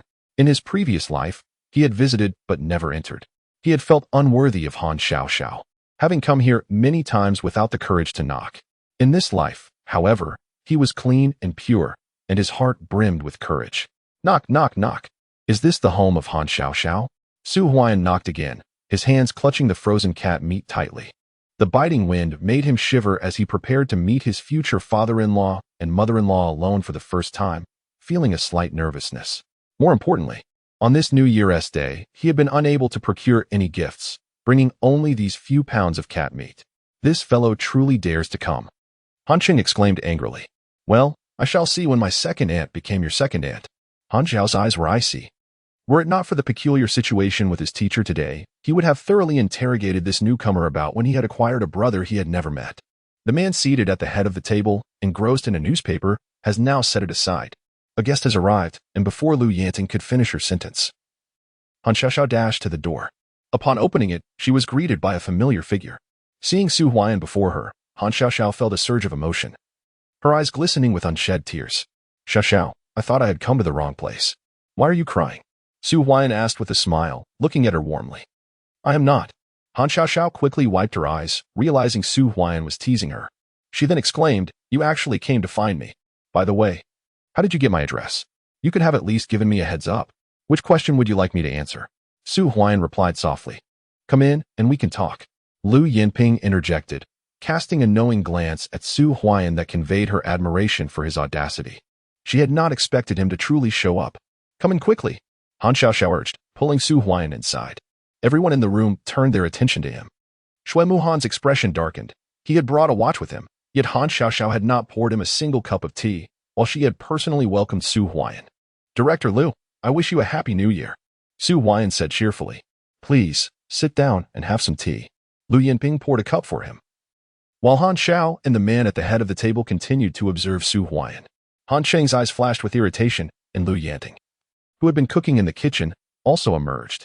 "Hello, uncle and auntie. My name is Su Huai'an. I am Xiao Xiao's classmate and colleague. I happen to be in town today, so I stopped by to wish you all a happy new year." Su Huai'an introduced himself promptly. "So you are Xiao Xiao's classmate. How polite of you to bring so many gifts," Lu Yanting said with a smile, accepting the items from Su Huai'an's hands. "Huai'an, let me introduce you. This is my elder brother, Han Xiao. This is my third brother, Han Cheng. This is my father, Han Guoyang. And this is my mother, Lu Yanting," Han Xiao said, leading Su Huai'an through the introductions. He also spotted Xue Muhan and Xue Muwei nearby but chose not to comment, as it was perfectly normal for Xue Muwei to visit Lu Yinping to extend New Year greetings. "Hello." Su Huai'an approached Han Xiao, standing tall and offering a formal salute. Han Xiao, initially indifferent, quickly stood to return the gesture, having spent time at a military hospital in his past life. Su Huai'an's respect was more valuable to Han Xiao than any material gift.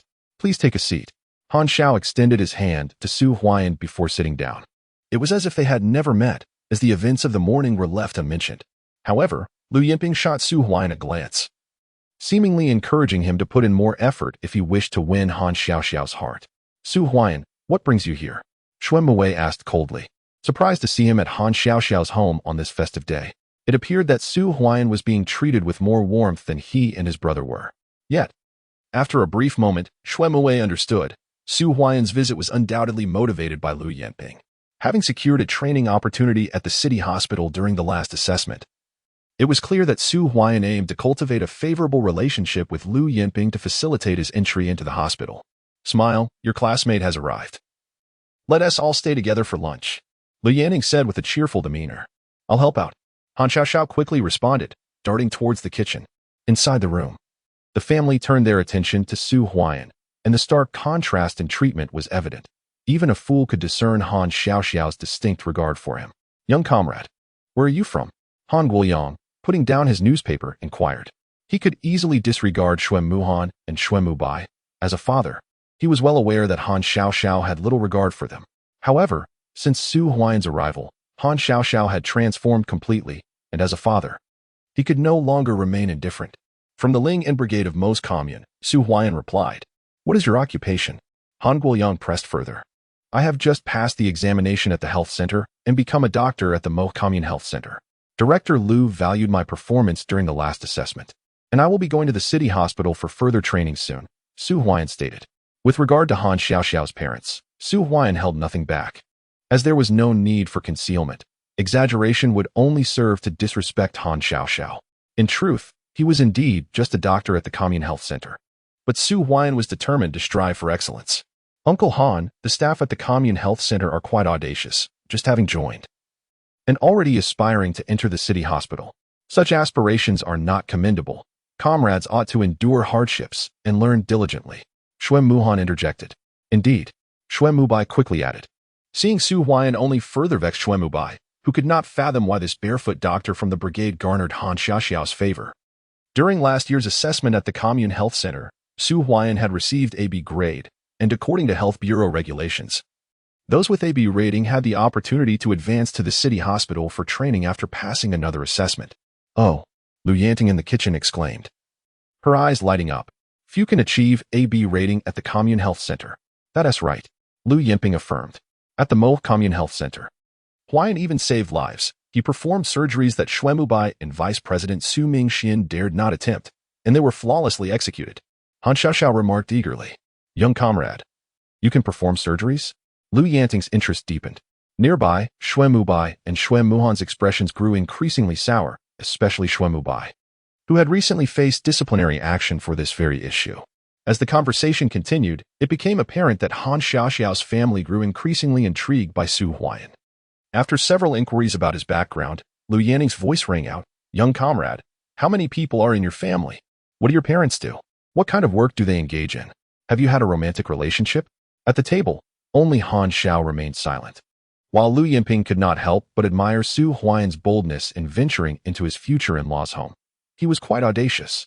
Chapter 79. A New Aspiration. The City Hospital. "My family consists of 7 members in total. Besides my parents, I have a younger brother and sister, as well as a sister-in-law and a nephew. My brother encountered an unfortunate incident last year, but our family has maintained a clean record within the brigade. Years ago, I was involved with a woman, a city-educated youth, who divorced just a day after our wedding. On the very day of our union, I discovered that she was already with child. Su Huai'an spoke, his words utterly candid, devoid of any concealment. Father, why do you inquire about such matters? This fellow has experienced a divorce. His mindset is flawed. Han Qing interjected. Indeed. Xuemuhan quickly concurred. Only Xuemubai, unable to suppress the sweat on his brow, leaned against his paternal uncle. Having managed to establish himself at the municipal hospital and withstand this disciplinary action, he could not afford another mishap due to this affair. Divorced? Both Lu Yanting and Han Guoyang furrowed their brows. Young comrade, the municipal hospital has granted you an opportunity. Seize it wholeheartedly to ensure your development. Lu Yanting advised. I shall not disappoint Director Lu's expectations. Su Huai'an replied. Though unspoken, entering the municipal hospital was Lu Yanting's minimal requirement.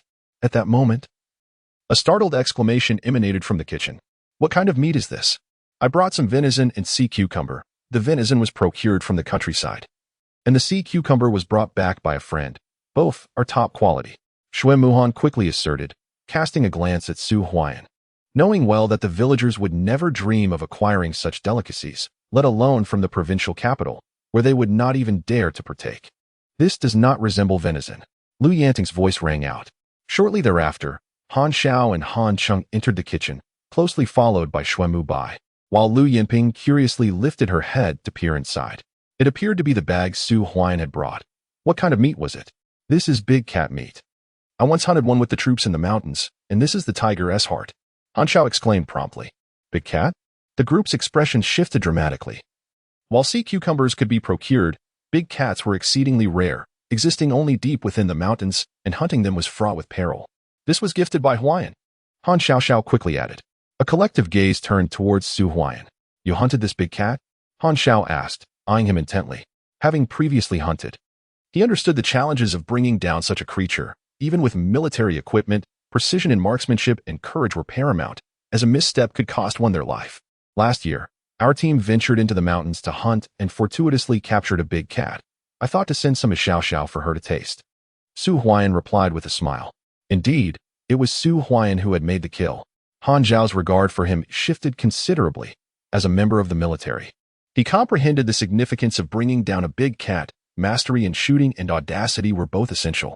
This big cat is a rare treasure. Its meat is known to nourish and revitalize, and the tiger's heart is the essence of the creature, worth approximately 200 to 300 yuan in a pharmacy. Lu Yinping remarked. 200 to 300 for a tiger's heart? Han Cheng was left dumbfounded. Was the small bag carried by Su Huai'an truly that valuable? Young comrade, this is far too precious. Xiao Xiao cannot possibly accept it. Han Guoyang hastily interjected. Indeed, Huai'an has captured his affection. This treasure proves to be more effective for men, and its worth cannot be purchased with wealth. However, considering Su Huai'an's family circumstances, it is rather extravagant for him to accept. Uncle, please accept this gift. It has already been presented, and it's inappropriate to return it. Moreover, Huai'an is meant for the deserving, and its value diminishes if kept within our ranks. Su Huai'an remarked with a smile. Then I shall graciously accept it. A smile illuminated Han Guoyang's face as he continued. Wait a moment. Let us stew this cat meat and bring forth a fine bottle of wine for a toast with the young comrade. Thank you, uncle. Su Huai'an felt a wave of relief wash over him. This venture into the city had reached a satisfactory conclusion, and the prospect of sharing a drink was delightful. As long as he could secure his position in the municipal hospital, negotiations would become significantly easier. Young comrade, you are impressive. Lu Yinping discreetly gave Su Huai'an a thumbs up.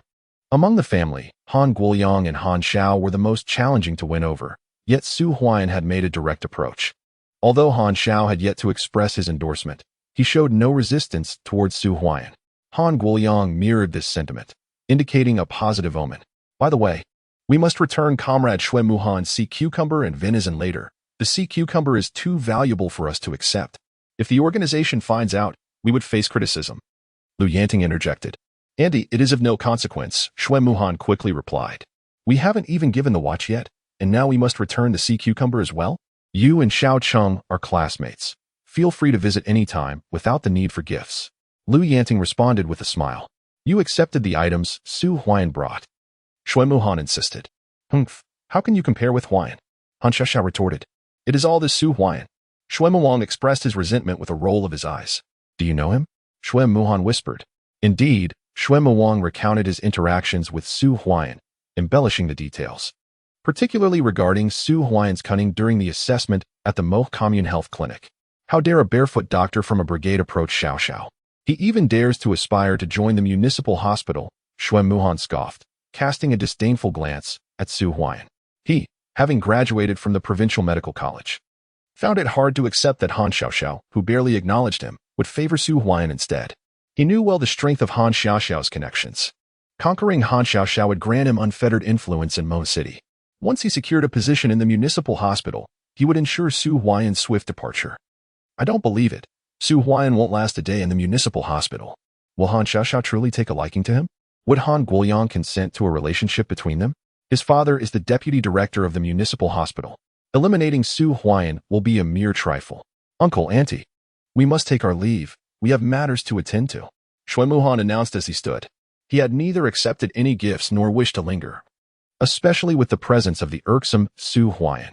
It was better to depart now and seek another opportunity later, especially since he sensed that the Han family was not particularly welcoming. Xiaoxiao, please see the guests out, Lu Yanting instructed. I shall not go. I will accompany you. Han Xiaoxiao attempted to decline, yet Su Huai'an stood up and spoke. Oh. Han Xiaoxiao's face flushed as she nodded towards Su Huai'an. Within the room, Han Xiaoxiao followed Su Huai'an outside. Han Qing also wished to see them off, but was silenced by a mere glance from Han Xiao. Both he and Xuan Mubai were not favored by Han Xiao. As they arrived at the door, the items they carried were now destined to be taken back. Observing Su Huai'an beside Han Xiaoxiao, both of their expressions turned sour. Today's events were entirely Su Huai'an's fault. Xiaoxiao, you returned first. I need to speak with him for a moment.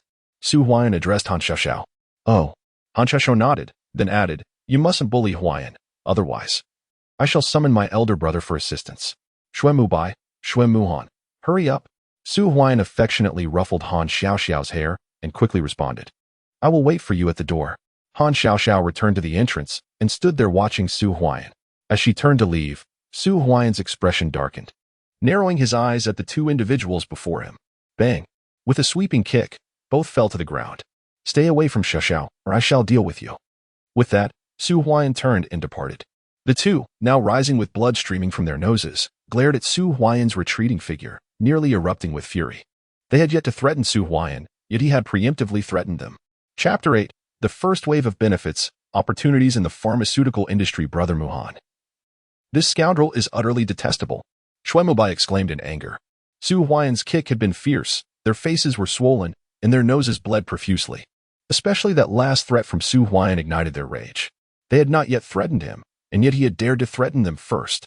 A mere rural doctor from the community health center had the audacity? He better not set foot in the city hospital. Xuanmuhan growled menacingly. Brother Muhan, shall we let this matter slide today? Xuanmubai replied, feeling discontent. He was filled with frustration. Ever since he returned to the city with Qin Ling, he had faced nothing but misfortune. Not only had he lost face at the community health center, but upon returning to the city hospital, he had also been reprimanded. And now he had been further humiliated by Su Huai'an. What more do you want? Han Cheng's brother is from the northern military district. Do you dare cause a scene here? Xuanmuhan coldly remarked. Today, as humiliation could only be swallowed down in silence. Help me up, let us go? Xuanmuhan commanded icily. Xuanmubai staggered to assist Xuanmuhan, and the two limped away. At the entrance, Han Xiaoxiao was momentarily taken aback by the sight of Xuanmubai and his companion rising from the ground. What happened to them? Han Xiaoxiao inquired curiously. They slipped on the icy ground. The wind outside is too strong. We should head inside. Su Huai'an replied with a smile. Encountering such troublesome individuals during the new year was infuriating for Su Huai'an. Moreover, he had always believed in avenging grievances without delay, having already offended him. Why should he show them leniency? Indeed, let us proceed inside. Han Xiaoxiao led Su Huai'an back into the room. Inside the house, Han Qing wore an expression of displeasure as he observed Su Huai'an, while Han Xiao maintained a stoic demeanor, and Han Guoliang's countenance was far from pleasant. After nurturing a cabbage for over 20 years, the thought of it being uprooted was irksome to anyone. Come help with the dumplings. The voice of Lu Yanting resonated. prompting Han Xiao and Lu Yinping to assist. Seated at the table were Su Huai'an and the two others. The father-in-law continued perusing the newspaper, while Han Xiao sat rigidly, his expression cold, and Han Cheng lapsed into silence. With a wry smile, Su Huai'an mused that visiting his mother-in-law's house was akin to playing with a dog. Doctors who can first apply to a medical university, there will be opportunities to enter the Northern Military Hospital in the future. Han Xiao interjected, with Han Zhao's remark. Even Han Guoliang turned his attention. He understood Han Zhao's temperament well. He seldom spoke in front of others, and his willingness to engage indicated a reluctant acknowledgement of Su Huai'an. This year, I will participate in the college entrance examination, Su Huai'an declared. I shall go too, Han Xiao quickly added. Han Guoliang and Han Xiao shot Han Xiao a disapproving glance. Despite their urging for 2 years, she had been unwilling to pursue higher education. Yet now, with Su Huai'an's arrival, she was eager to take the university entrance exam. Medical universities are not that easy to enter, Han Qing retorted coldly. Which university do you plan to apply to? Han Guoliang inquired. Huai'an Medical University, Su Huai'an responded. Huai'an Medical University is currently the most prestigious medical institution in the nation, renowned for its formidable faculty. And many of the top doctors and later generations hailed from there. Very well, young man, strive diligently, Han Guoliang encouraged. Indeed, Su Huai'an nodded. During a lull in the cooking, Su Huai'an remained seated, while Han Xiao and Han Guoliang refrained from further conversation. In contrast, the trio in the kitchen, Han Xiao, Lu Yinping, and Lu Yanting, exchanged occasional remarks. Time passed slowly, and soon it was 11:30. Time to eat, Lu Yanting announced, as the three emerged bearing dishes and dumplings, filling the room with an enticing aroma. On the table lay a pot of stewed large cat meat, a generous platter of dumplings, and an assortment of other dishes, totaling over 10. Xiao Xiao, go fetch the wine, Han Guoliang instructed. Right away, Han Xiao dashed to the cabinet, retrieving a bottle of liquor and placing it on the table. Su Huai'an's eyes brightened. It was Mao Zai, which was quite costly in this era, with a laborer's monthly wage barely affording 3 bottles. As the wine was poured, its fragrance wafted through the air. Uncle Han, I toast to you. Cheers. The atmosphere around the table became buoyant as a glass of liquor was consumed, warming their spirits. Huai'an, eat dumplings. Enjoy the meat. Han Xiao, seated beside Su Huai'an, busily served him food, filling his bowl within moments. The family remained silent, yet their gazes toward Su Huai'an bore a deeper significance. Xuemu Han came today bearing sea cucumbers and watches. It appears his father, Shui Liang, has received news from the pharmaceutical factory, Lu Yanting remarked. Mother, Xuemu Han is my classmate. How could he harbor any ill intentions? Han Qing quickly defended. The authorities intend to designate Mo City as a pilot for reform. Shui Liang seeks to establish a pharmaceutical factory, but only one subsidy has been allocated. Lu Yinping scoffed disdainfully. Shui Liang is affluent. If he wishes to establish a pharmaceutical factory, then let it be so, for these enterprises must be initiated by someone. Han Qing remarked. What do you understand? Reform is not solely for economic advancement. It also aims to benefit the common people. Furthermore, a free economy fosters fair competition. Do you believe that reform is merely a game? He continued. In the past, I subtly gauged Shui Liang's intentions. When the subsidies were not forthcoming, I personally invited him. Yet he declined. This time, his motives are clearly directed towards the subsidies.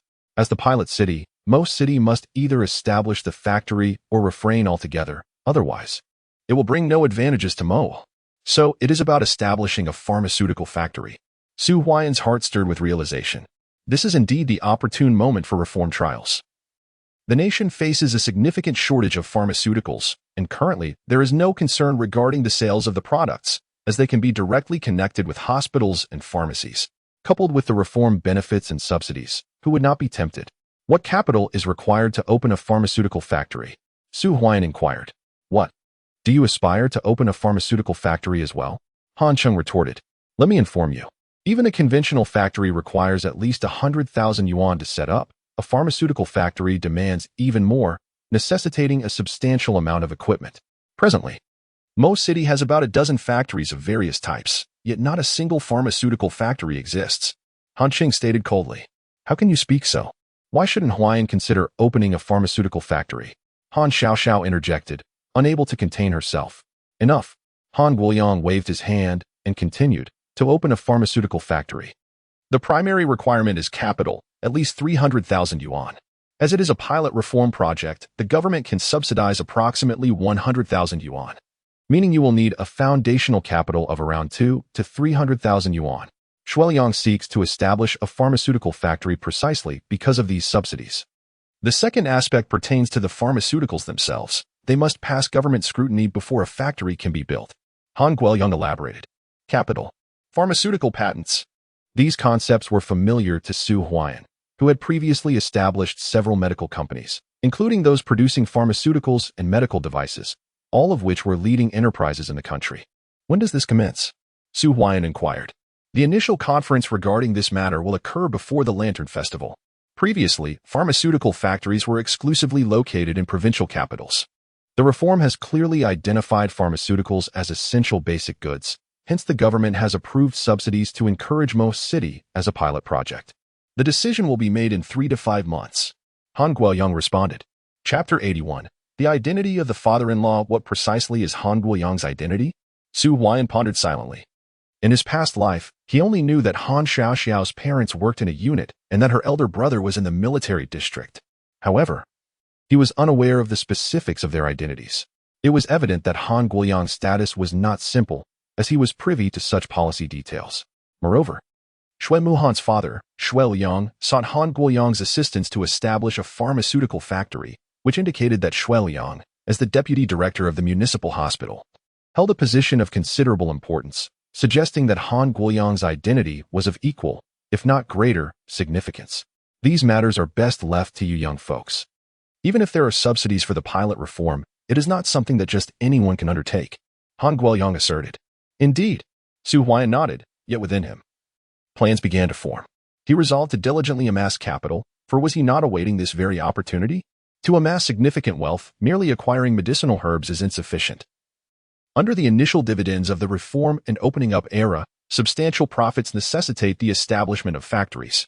Although Su Huai'an currently lacks 300,000, it does not imply he will always be without it. With the capital he possesses, he intends to seize the opportunities within the free market, confident that he can multiply his wealth tenfold.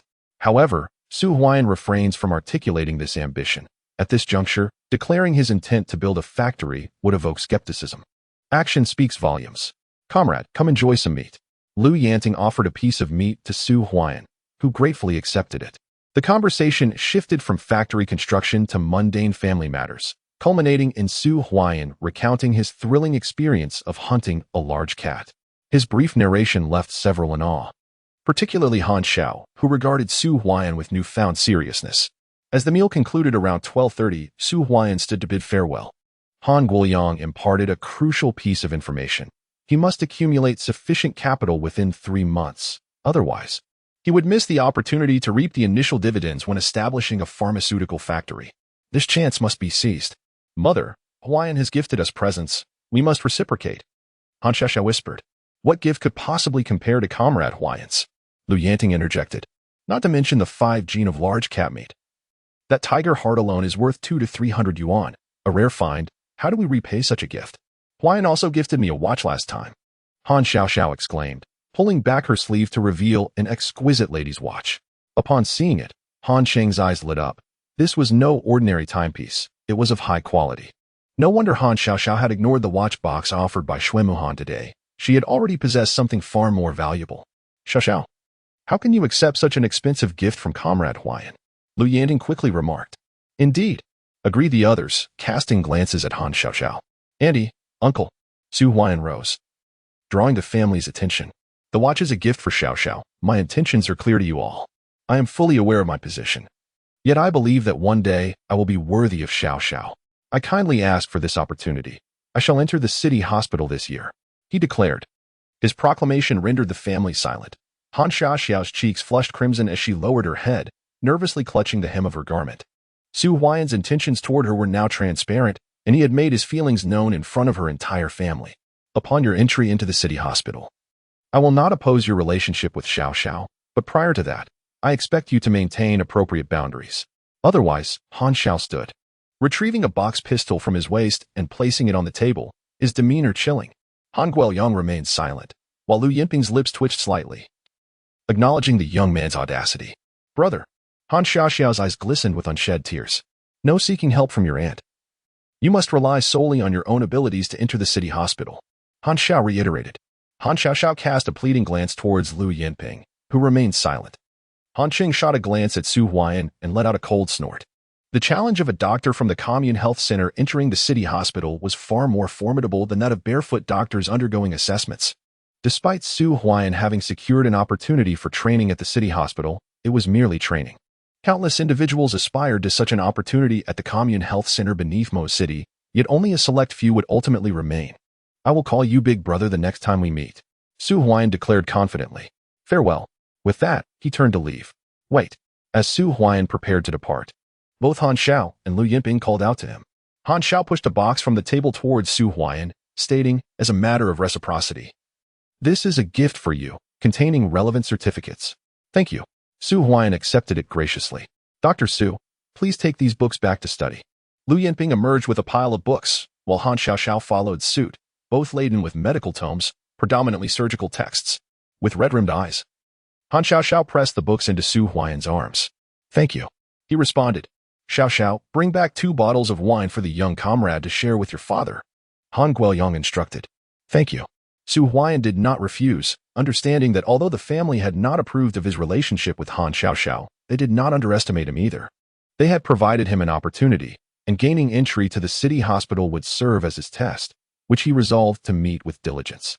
Take some dumplings back. I just made them. Lu Yanting offered a small bag filled with uncooked dumplings to Su Huai'an. Thank you. He expressed his gratitude. Third brother, what about you? Han Xiao inquired, turning her gaze to Han Qing, who lounged lazily at the table. What about me? Han Qing replied hastily. Everyone else has given a gift to Huai'an. Aren't you going to give him one? Han Xiao asked, her eyes wide with insistence. He came to my house without bringing me a gift. Why should I give him one? Han Qing retorted, exasperated.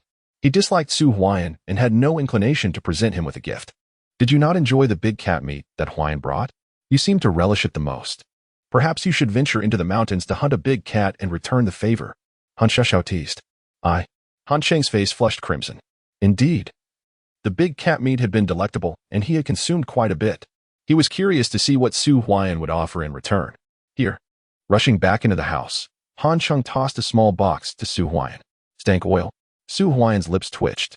This brother-in-law was quite straightforward, gifting him head oil, which must hold considerable value in his household. Although Han Qing harbored dislike for him, he still valued face. Thank you. Su Huai'an expressed his gratitude once more before departing with the items in hand. Han Xiao accompanied Su Huai'an to the door. Outside, Han Xiao remarked, in a few days, I will head to the Mo Health Center, and then I will accompany you to the city hospital for study. All right. Su Huai'an nodded, then quietly asked, Can you tell me, what is your father's true identity? My father? Han Xiao was momentarily taken aback, but quickly responded. My father is the former deputy director of the provincial health department. 3 years ago, he was appointed to Mo City. And now he serves as the director of the Mo City Health Bureau. By the way, my mother is the secretary general of the city government. Su Huai'an remarked. Chapter 82. The plan to multiply 20,000 by 10. With such a background, one could easily navigate through Mo City. Huai'an, please do not take my brother's words to heart. Han Xiao whispered. It's all right. Su Huai'an replied with a faint smile, acknowledging that words alone were futile. Action was key.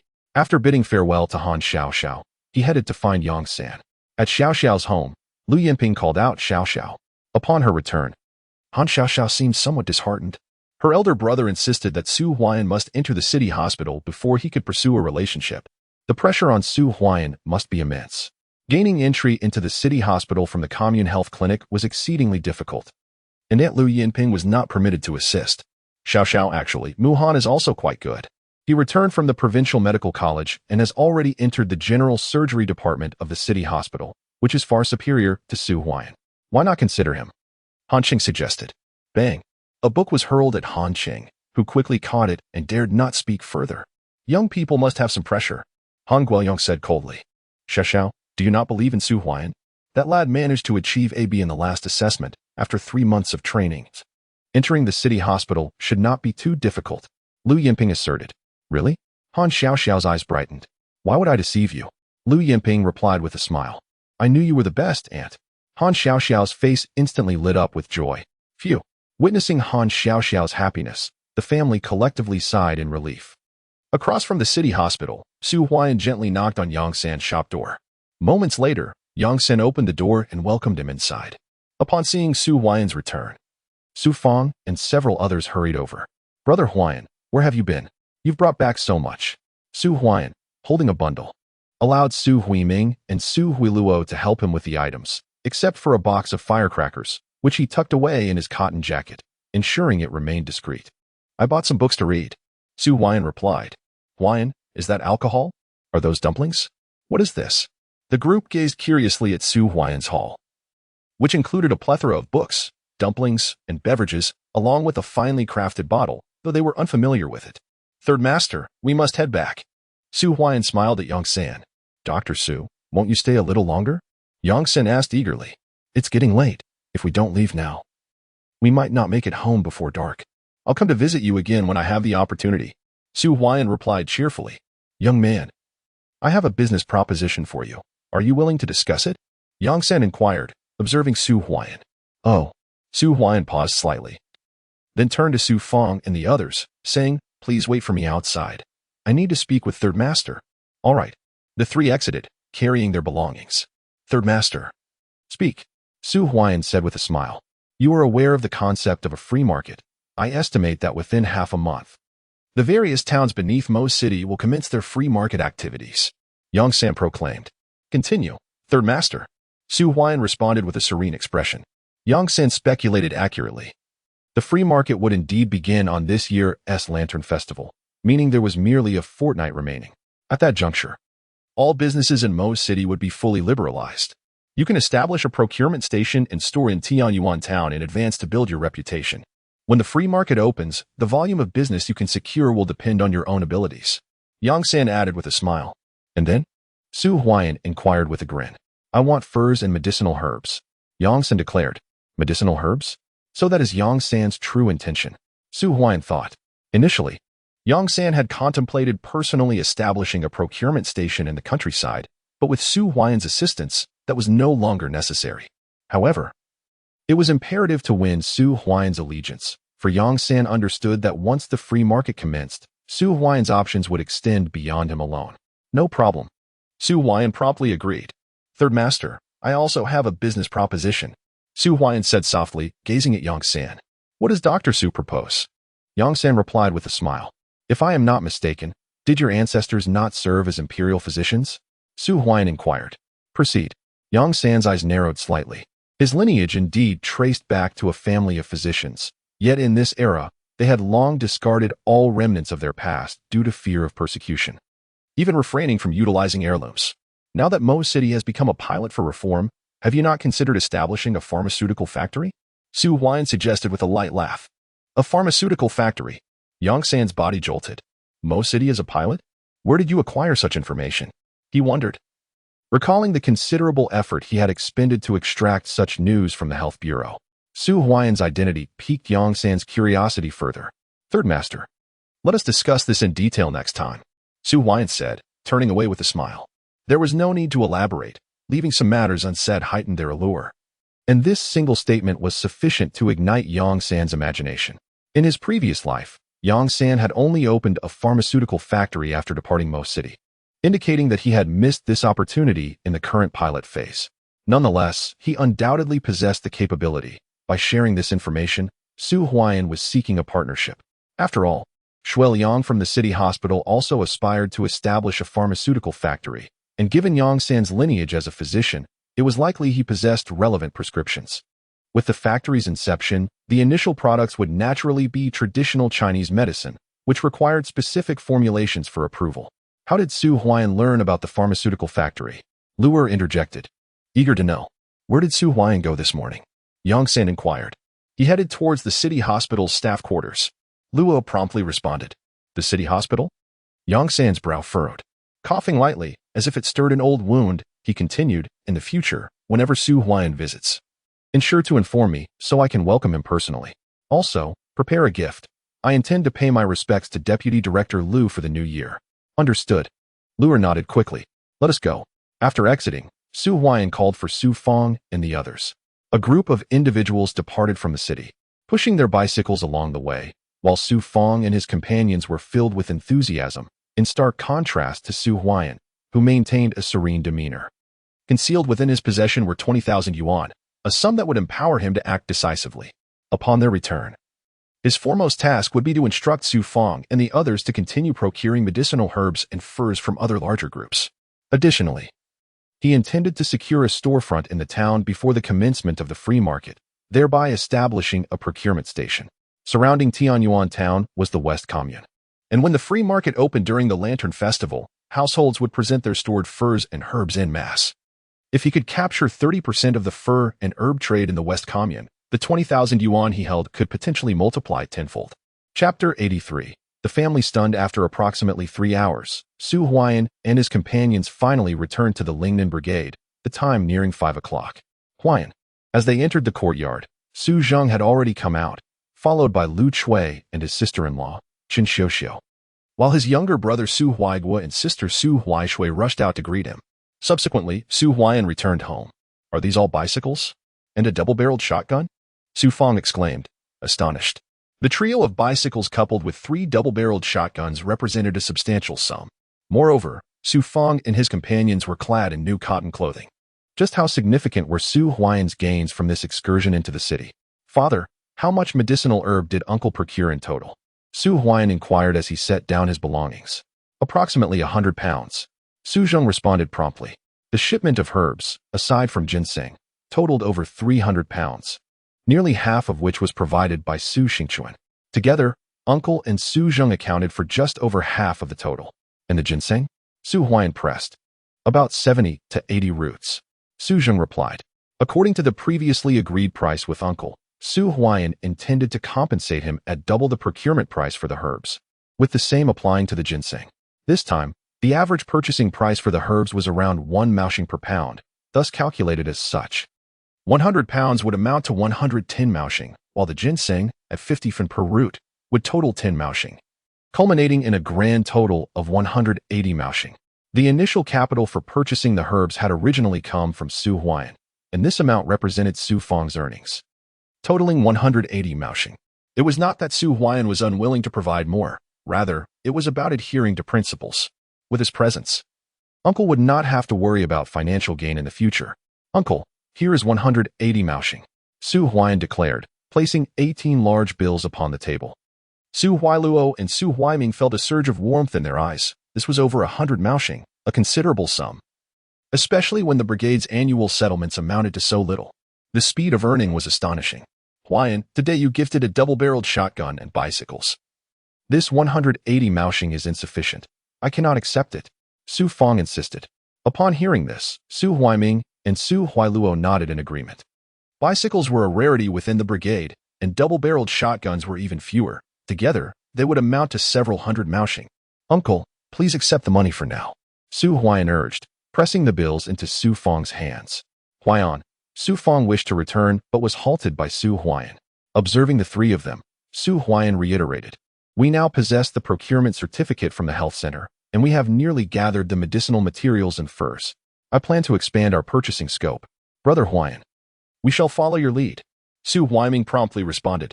"Starting tomorrow, you all will proceed to the Qin family team to procure medicinal materials and furs. First, pay a visit to Secretary Qin of the Qin family team, explain your intentions, and then commence the procurement, prioritizing medicinal materials, with furs being secondary," Su Huai'an instructed. "Understood." The 3 eagerly concurred. This venture carries a capital of 1,000 yuan, and this time the purchasing price will be set at double that of the last. Additionally, I will grant you an extra 10 cents per pound for the medicinal materials and 50 cents for each ginseng root, Su Huai'an revealed, producing money and laying 100 large bills on the table. 1,000 yuan. Su Fang and the others were taken aback. "Huai'an, that is more than necessary." Su Fang quickly interjected. "Uncle, while procuring the medicinal materials, casually disclosed that we plan to establish a procurement station in Tianyuan town, to be named Mo Procurement Station. In the future, any furs or medicinal materials can be sent to Tianyuan town or delivered to our home at Lingnan team." Su Huai'an continued. "The year has just begun, and it won't be long before the team convenes to implement policies. The free market will also commence around the Lantern Festival. In the coming days, I will secure a suitable shop in Tianyuan town. The sooner a shop is established before the free market opens, the greater the reputation, consequently leading to increased procurement. Huai'an, doesn't this seem rather conspicuous? Su Fang questioned hastily. What is there to fear? If trouble arises, we have the procurement certificate from the health center. Su Huai'an reassured. Then we shall proceed, as you suggest. Su Fang agreed. By the way, when you head out, ride your bicycle and carry a double-barreled shotgun for added safety. Su Huai'an advised. All right. They all nodded in agreement. After discussing the procurement details, Su Fang and the three returned home, leaving Su Huai'an, Su Zheng, Lu Chui, and Qin Xiuxiu seated on the Kong, while Su Huaiguo and Huaishui lay under the covers. The heavy snow has finally ceased. The weather is somewhat improving, Lu Chui remarked. The snow has blocked the mountains for nearly half a month. Once it melts, the team members will venture into the mountains. Su Zheng noted. In the thickest areas, the snow has reached nearly to an adult's thigh, except for Su Huai'an and a few others. Hardly anyone in the team has dared to enter the mountains due to the danger. However, the snow has stopped since yesterday, even though the temperatures have dropped further. It will take at least a month for the snow to melt, Su Huai'an added. After the Lantern Festival, we should be able to gradually enter the mountains. Even if some snow remains, it won't be as thick, and by then, we will not only rely on the medicinal materials we have stockpiled at home, but will also be able to harvest more from the mountains. Even with frozen ground, many will be willing to venture in if there is profit to be made. Father, here is 1,000 yuan. You can use it for the household. Su Huai'an placed 1,000 yuan on the table, gazing at the money, yet Su Zheng refrained from taking it. Instead, he spoke. You keep this money for yourself. When the opportunity arises, I shall find someone to propose a match for you. There is no rush, father. Su Huai'an insisted on giving the money to Su Zheng, stating that necessary household items should be acquired. He initially intended for Su Zheng to repair the house, but given the heavy snowfall, it was simply too early for such work. Let it be saved for now, Lu Chui remarked. After school commences, Huaiguo must also attend classes. As for Huaishui, there is no need to venture out for labor points anymore. In due time, I shall take Huaishui to the city for a visit. The city hospital surely has its methods, Su Huai'an declared. Thank you, brother. Su Huaishui and Su Huaiguo exclaimed in unison. Tomorrow, Uncle and the others will go to Qinjia village. Sister-in-law, please lend a hand, Su Huai'an suggested. Sister-in-law Qin Xiuxiu, originally from the Qin family brigade, would be of great assistance, plus it offered her a chance to visit her parental home. As for past grievances, Su Huai'an chose not to dwell on them. Indeed, Qin Xiuxiu nodded in agreement. Once I establish the procurement station in town, you can assist as an accountant and help with the goods, Su Huai'an added with a smile. Sister-in-law Qin Xiuxiu was also a high school graduate. Had it not been for Chun Huiping's connection with the military factory, Qin Jianjun would likely not have consented to their marriage. When it came to accounting and receiving goods, Qin Xiuxiu was even more adept than Su Zheng. Huai'an, just how much have you earned this time? Su Zheng inquired curiously. So much. Su Huai'an held up 2 fingers. 2,000. You should save some for yourself, Su Zheng replied, prompting Lu Chui to retrieve the money. Earlier, Su Huai'an had given uncle's family 1,000 yuan as capital, and now he was providing them with another 1,000. If he had only made 2,000, his remaining funds would be scant. Father, it is 20,000, Su Huai'an whispered. What? Su Zheng stared in astonishment at Su Huai'an, and Lu Chui's hand froze in mid-motion. Qin Xiuxiu was left dumbfounded, while the younger siblings peered out from their bedding, grinning foolishly at Su Huai'an. Chapter 84. Director Qin. Huai'an has given too much. That is indeed 20,000. A household with 10,000. In this era, 5,000 equates to a prominent household, and there are only 2 such households in Ling'an Brigade. There are none with 10,000. Suddenly, Su Huai'an became the sole household in the brigade with such wealth. If this were to spread, it would surely cause a stir. This matter must not be disclosed, Su Zheng said sternly. Earning money is not wrong, but it does invite envy. Previously, Su Huai'an's family faced considerable hardship, ranking among the poorest in the brigade. Now, transformed into a household of wealth, it was indeed shocking. Yes, yes. Lu Chui and Qin Xiuxiu eagerly nodded. This was not a matter to be mentioned. However, excitement flickered in their eyes. A household of 10,000 meant brighter days ahead and a promising future. Mother, take these dumplings to boil, and set the wine aside for later. I will share a toast with father. Please put these books away. Su Huai'an cheerfully cleared the table. Huai'an, did you purchase these dumplings and wine? Lu Chui inquired hastily. They were gifted by others, Su Huai'an replied. You visited Qin Ling's home, and the entire family fell silent. Their gazes fixed upon Su Huai'an. Did Su Huai'an once again find himself at Qin Ling's abode? The household had only just begun to find some semblance of peace. And Su Huai'an must not be led astray again. It was not Qin Ling, but rather it was Xiao Zhao's family. The same family that had come to our home previously for Huai Shui's treatment. Director Lu's family. Su Huai'an quickly clarified. Ah, so it was Miss Han Xiao Xiao?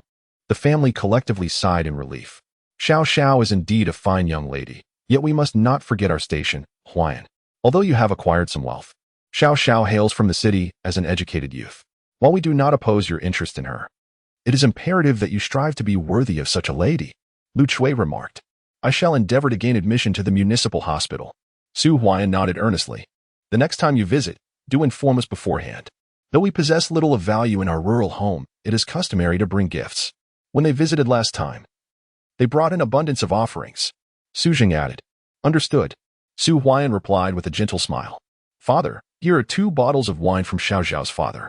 After mother prepares the dumplings, we shall partake in a toast.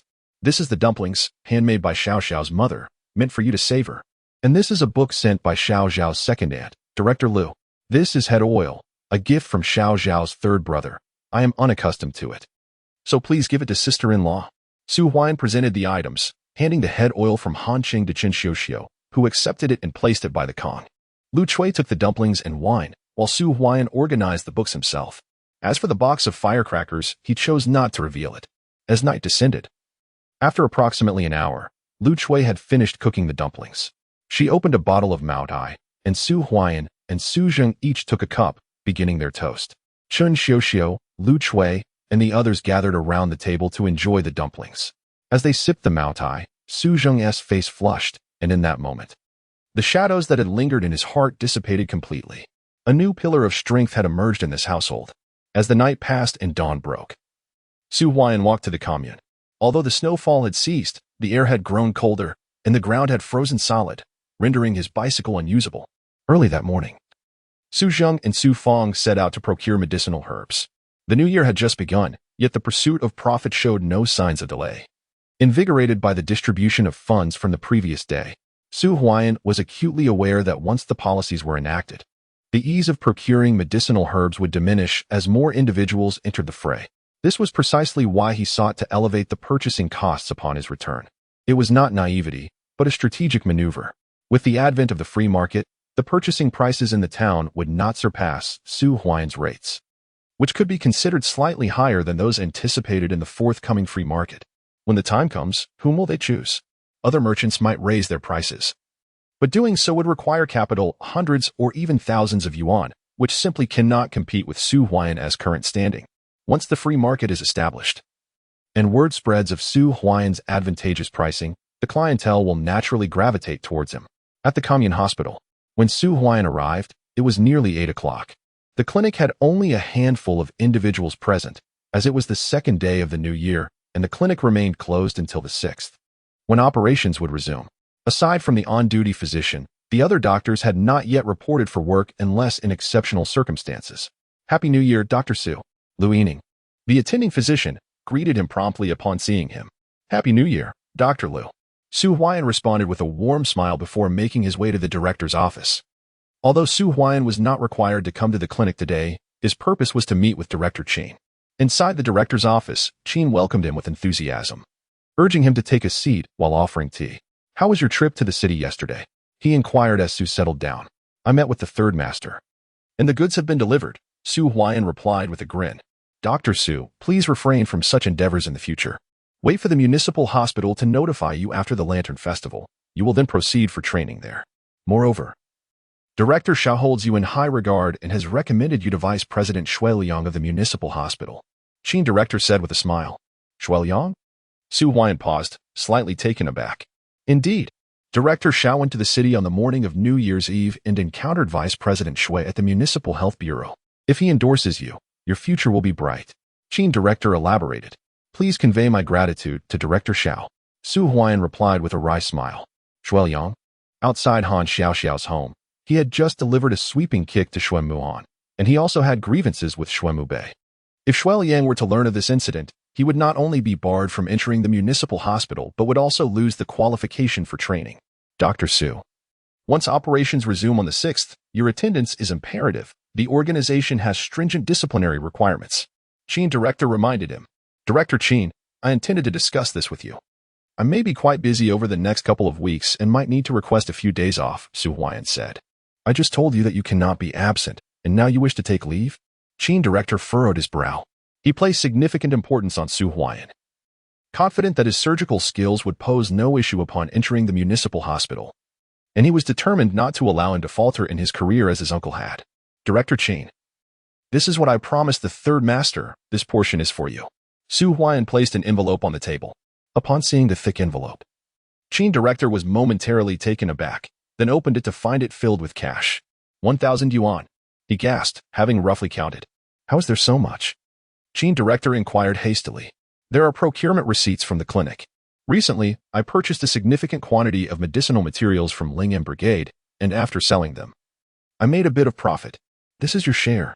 Huai'an smiled. From the city trip, he had earned a total of 20,000 yuan.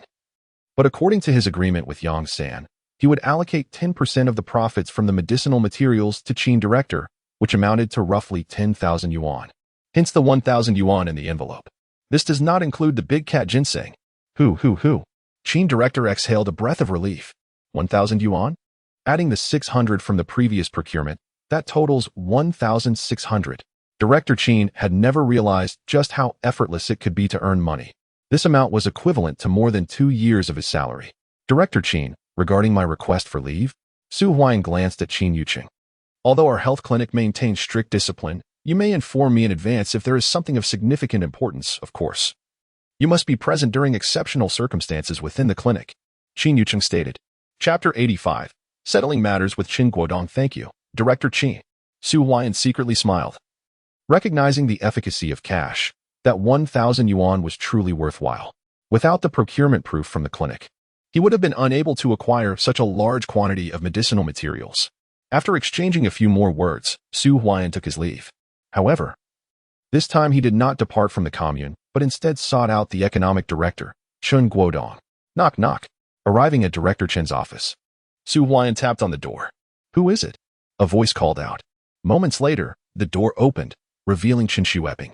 Upon seeing Huai'an, Qin Shueping's expression soured, and he coldly inquired, What do you want? I am looking for Director Qin. Huai'an replied with a smile. Uncle, he is looking for you. Qin Shueping called out over his shoulder. Qin Guodong emerged, and upon spotting Huai'an, he quickly welcomed him. Remembering how Huai'an had saved his wife's life at the commune health clinic, Director, I have come to pay my respects for the new year. Huai'an presented a gift he had purchased, some candies from the commune supply and marketing cooperative, costing only a few yuan. Dr. Su, you needn't have brought anything. Qin Guodong exclaimed. Young lady, quickly, prepare some tea. He invited Huai'an into the modestly sized room, which was only a few hundred square feet, yet filled with people. Besides Director Qin's parents, there was also a young daughter, along with several others standing around the table, the eldest being around 12 or 13 years old. Uncle, here is your tea.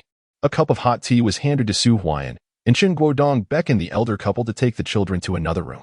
In the hall, only Huai'an, Director Qin, and Qin Shueping remained. Dr. Su, I had intended to personally thank you in a few days, Director Qin promptly stated. As a doctor for the People's Commune, it is my duty. Huai'an replied with a smile. Please, take a seat. Director Qin brought out some nuts and sunflower seeds to place on the table. Qin Shueping's face darkened. He could not forget the slap he had received from Huai'an in front of the police station, and even now, he felt a twinge of pain on his cheek. Director, I have come to discuss some matters with you today. Huai'an spoke softly. Dr. Su, please go ahead. Whatever I can assist with, I will certainly help. Director Qin replied earnestly. You must have heard about the upcoming free market in Tianyuan Town during the Lantern Festival? Huai'an inquired. Oh. Director Qin glanced at Huai'an and then said, I just received news that the reform pilot in Most City has been approved, and all major towns under Most City will open free markets, likely around the Lantern Festival. Being an economic director of the commune, he was naturally aware of such developments. Dr. Su, are you planning to do business in Tianyuan Town? Qin Shueping interjected coldly. Indeed, Huai'an affirmed. Huai'an nodded. With the advent of the free market, what else could one do if not engage in trade? Dr. Su, if you wish to sell something, you can simply take the furs and medicinal herbs from your home. There will naturally be buyers in Tianyuan Town. There's no need to trouble my uncle with such trivial matters, Qin Shueping remarked. Su Huai'an remained silent. To sell goods? Qin Ling was partially correct. Indeed, when the free market opens, Su Huai'an would venture to sell items, but they would consist of urban goods, such as clothing and flashlights, which would not be exorbitantly priced. He could procure these items from Yongsan. Yet Su Huai'an's primary objective was to acquire medicinal herbs and furs. Don't tell me you aspire to establish a procurement station in the town? Su Huai'an, do you possess connections in the city? Do you have sufficient capital? Qin Ling could not restrain himself. Ling, Director Qin reprimanded, prompting Qin Ling to quickly silence himself as he had grown overly excited. Chen Guodong had already promised him that he could go to Tianyuan town to procure medicinal herbs and even arranged for a shop for him. In Tianyuan town, there were a total of several communes, one of which was the Mauve commune. Once the free market opens, it would primarily be the various commune teams sending medicinal herbs and furs out for sale or setting up stalls with handmade goods. Additionally, there would be shops. But their numbers were limited, and not everyone could participate. Beyond connections, it required capital. To open a shop, one needed to be among the top households in each brigade. With a family capital of 5,000 yuan, which required verification from the brigade and a signature from the commune's economic director to apply for a shop. Moreover, each commune only had 2 slots available. This meant that once the free market commenced, Tianyuan town would only have a few individual shops. The majority of transactions would still occur through the supply and marketing cooperative. However, as the number of individual businesses increased, the cooperative would gradually recede. Dr. Su, I truly cannot assist you with this. The Mo commune has only 2 shop slots available, which must be fairly competed for. Only top households qualify. Director Chen stated. With 1 slot allocated to Qin Ling, it was clear that the other could not be given to Su Huai'an. Considering there were still several top households within the entire commune, to not allocate a spot would be rather unreasonable. Director Qin, could we negotiate a little? Su Huai'an suggested. Casting a glance at Qin Ling, what are you trying to achieve? Qin Ling responded hastily. Ling, please step outside. Qin Guodong said coldly. Uncle. Qin Ling felt anxious. But under Qin Guodong's stern gaze, he exited. Standing outside, he felt disgruntled. He had already secured that slot, and Su Huai'an's arrival should not jeopardize his opportunity. Inside, Chen Guodong continued, Dr. Su, while I am grateful for your assistance in saving my wife, I truly cannot aid you in this matter. Establishing a shop in Tianyuan town involves significantly higher costs than simply collecting medicinal herbs in the brigade. Without several thousand yuan in capital, it is futile to consider. I have spoken with Ling. From now on, you should collect medicinal herbs and furs in the brigade, and Ling will ensure that he accommodates you. Furthermore, if you are willing, he can receive the herbs and furs on your behalf, allowing you to earn a profit. He found himself at an impasse. As he lacked the necessary capital, after all, Su Huai'an was not a prominent figure with substantial resources. Director Qin. Su Huai'an retrieved an envelope from his pocket and placed it on the table. Dr. Su, just as Director Qin was about to utter more words, he witnessed Su Huai'an opening the envelope, revealing a stack of bills which he began to count before Qin's very eyes. Upon reaching 50 notes, Director Qin could no longer remain composed. Ultimately, he halted at 100 notes, totaling 1,000 yuan.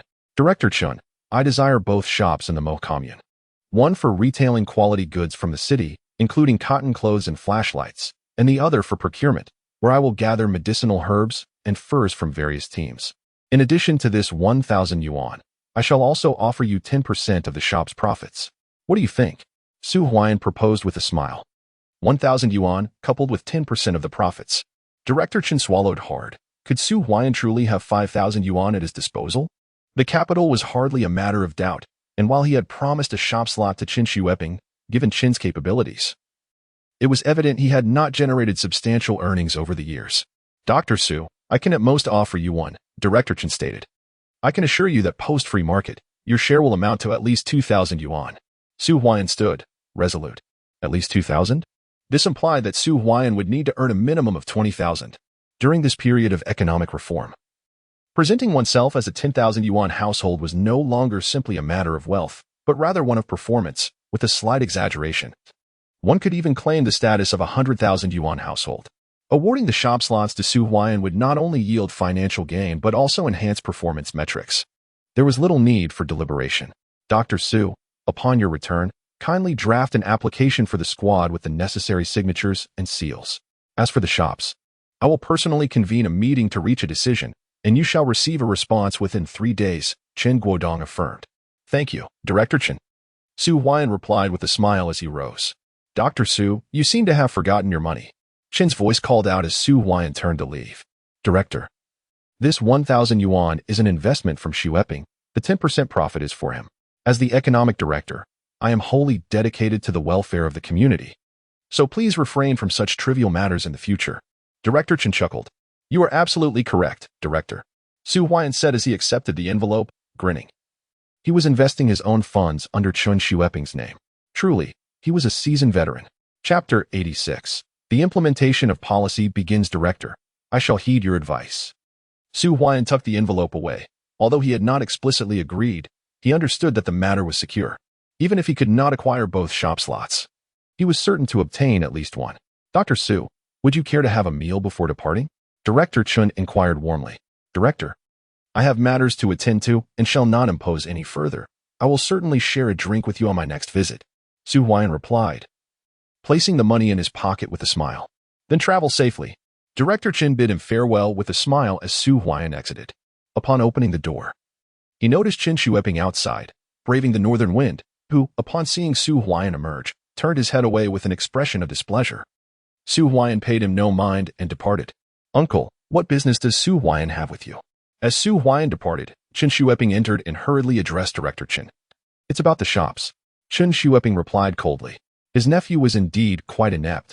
He had received the information to procure fur and medicinal herbs earlier. Yet only a meager amount had been acquired by the various teams, with hardly any sold to him. And what of Su Huai'an? Although he had not disclosed the source of his funds, Director Qin was not oblivious. A brief inquiry revealed that Su Huai'an, under the guise of the health clinic, had amassed a considerable stock of medicinal herbs from the Lingnan team. The period before the new year had been the most lucrative, yet Qin Xu Wepping had failed to capitalize on it. Furthermore, he sought to create trouble for Su Huai'an. With 12 teams in the entire Move commune, was it feasible to collect everything? Instead of causing a ruckus, he should have focused on gathering more. Uncle, you promised me long ago that when the Lantern Festival market opens, I would get a shop, and 30% of the profits would be yours. We could easily earn a couple of thousand. Qin Xu Wepping insisted. A couple of thousand? Director Qin shook his head. Su Huai'an has already made 1,000 with just a slight investment, and you are still only thinking of earning a couple of thousand? The disparity is quite significant. The shop will be given to Su Huai'an, but you will collaborate under your name, and I will take 10% of the profits. Director Qin declared. Moreover, do not concern yourself with the shop's affairs. I will inform Su Huai'an, and when you procure medicinal herbs from the various teams, send them to him, and I will ensure he offers you a discount. Uncle, Qin Xu Wepping was taken aback. How had their agreement suddenly changed? Humph. Do you even have the capital to open a shop?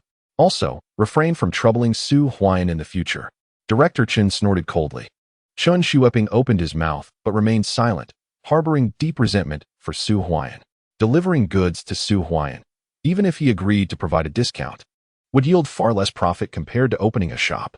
After leaving Director Qin's residence, Su Huai'an visited the director of the commune, the secretary, and Director Xiao, making his rounds to all significant figures in the commune, bringing nothing of great value, just a few pieces of candy. He intended to establish familiarity first. At last year's year-end meeting, Su Huai'an had been recognized as an outstanding doctor at the health clinic and had even spoken on stage, which garnered him warm receptions from those he visited. At 5 in the afternoon, Su Huai'an finally returned home. Huai'an. As soon as he stepped inside, Lu Chui hurriedly brought out the prepared dishes. Soon after, Su Zheng and Su Feng returned as well, but their expressions were not favorable. What happened? Su Huai'an inquired. Brother Huai'an, we scoured the Chun family team today, but only managed to gather around 20 to 30 pounds of medicinal herbs, about 30 furs, and roughly a dozen ginseng roots. Most people closed their doors as soon as they saw us. Su Huaiming reported. Did you mention the shop in Tianyuan town? Su Huai'an asked. We did. Su Feng replied. This is quite normal. You may proceed with the acquisitions. Remember to inform them about the acquisition station in Tianyuan town and mention that the acquisition price at the Huai'an station is the highest in the town. Su Huai'an remarked. Brother Huai'an, what purpose does this serve? Our acquisition station is not yet established, Su Huailuo replied. The establishment of the acquisition station is imminent. Once Director Qin provides the news, I will select shops in Tianyuan town, and at that point, the Huai'an acquisition station will be prominently listed in Tianyuan town. Su Huai'an stated. It was within Su Huai'an's expectations that not much had been received. After all, they were not from the same brigade. Even though the Qin family brigade was adjacent to the Ling brigade, a sense of caution lingered. External merchants might not even open their doors. With the policy not yet implemented, most were hesitant to sell. However, Su Huai'an remained unperturbed. It was ideal for Su Fong and others to collect some goods each day. Even if they did not acquire much, it would serve as a form of advertisement. When the policy was enacted, and the trade of fur and goods was permitted in the town, these individuals would first think of their own acquisition station. Huai'an, shall we continue our rounds tomorrow? Su Fong inquired. Yes, continue your efforts. Tomorrow, you will head to the Xiamo commune. If you move swiftly, you may visit 2 communes in one day. However, before acquiring medicinal herbs, ensure to consult with their brigade's secretary and present the procurement certificate from the health clinic to avoid any complications.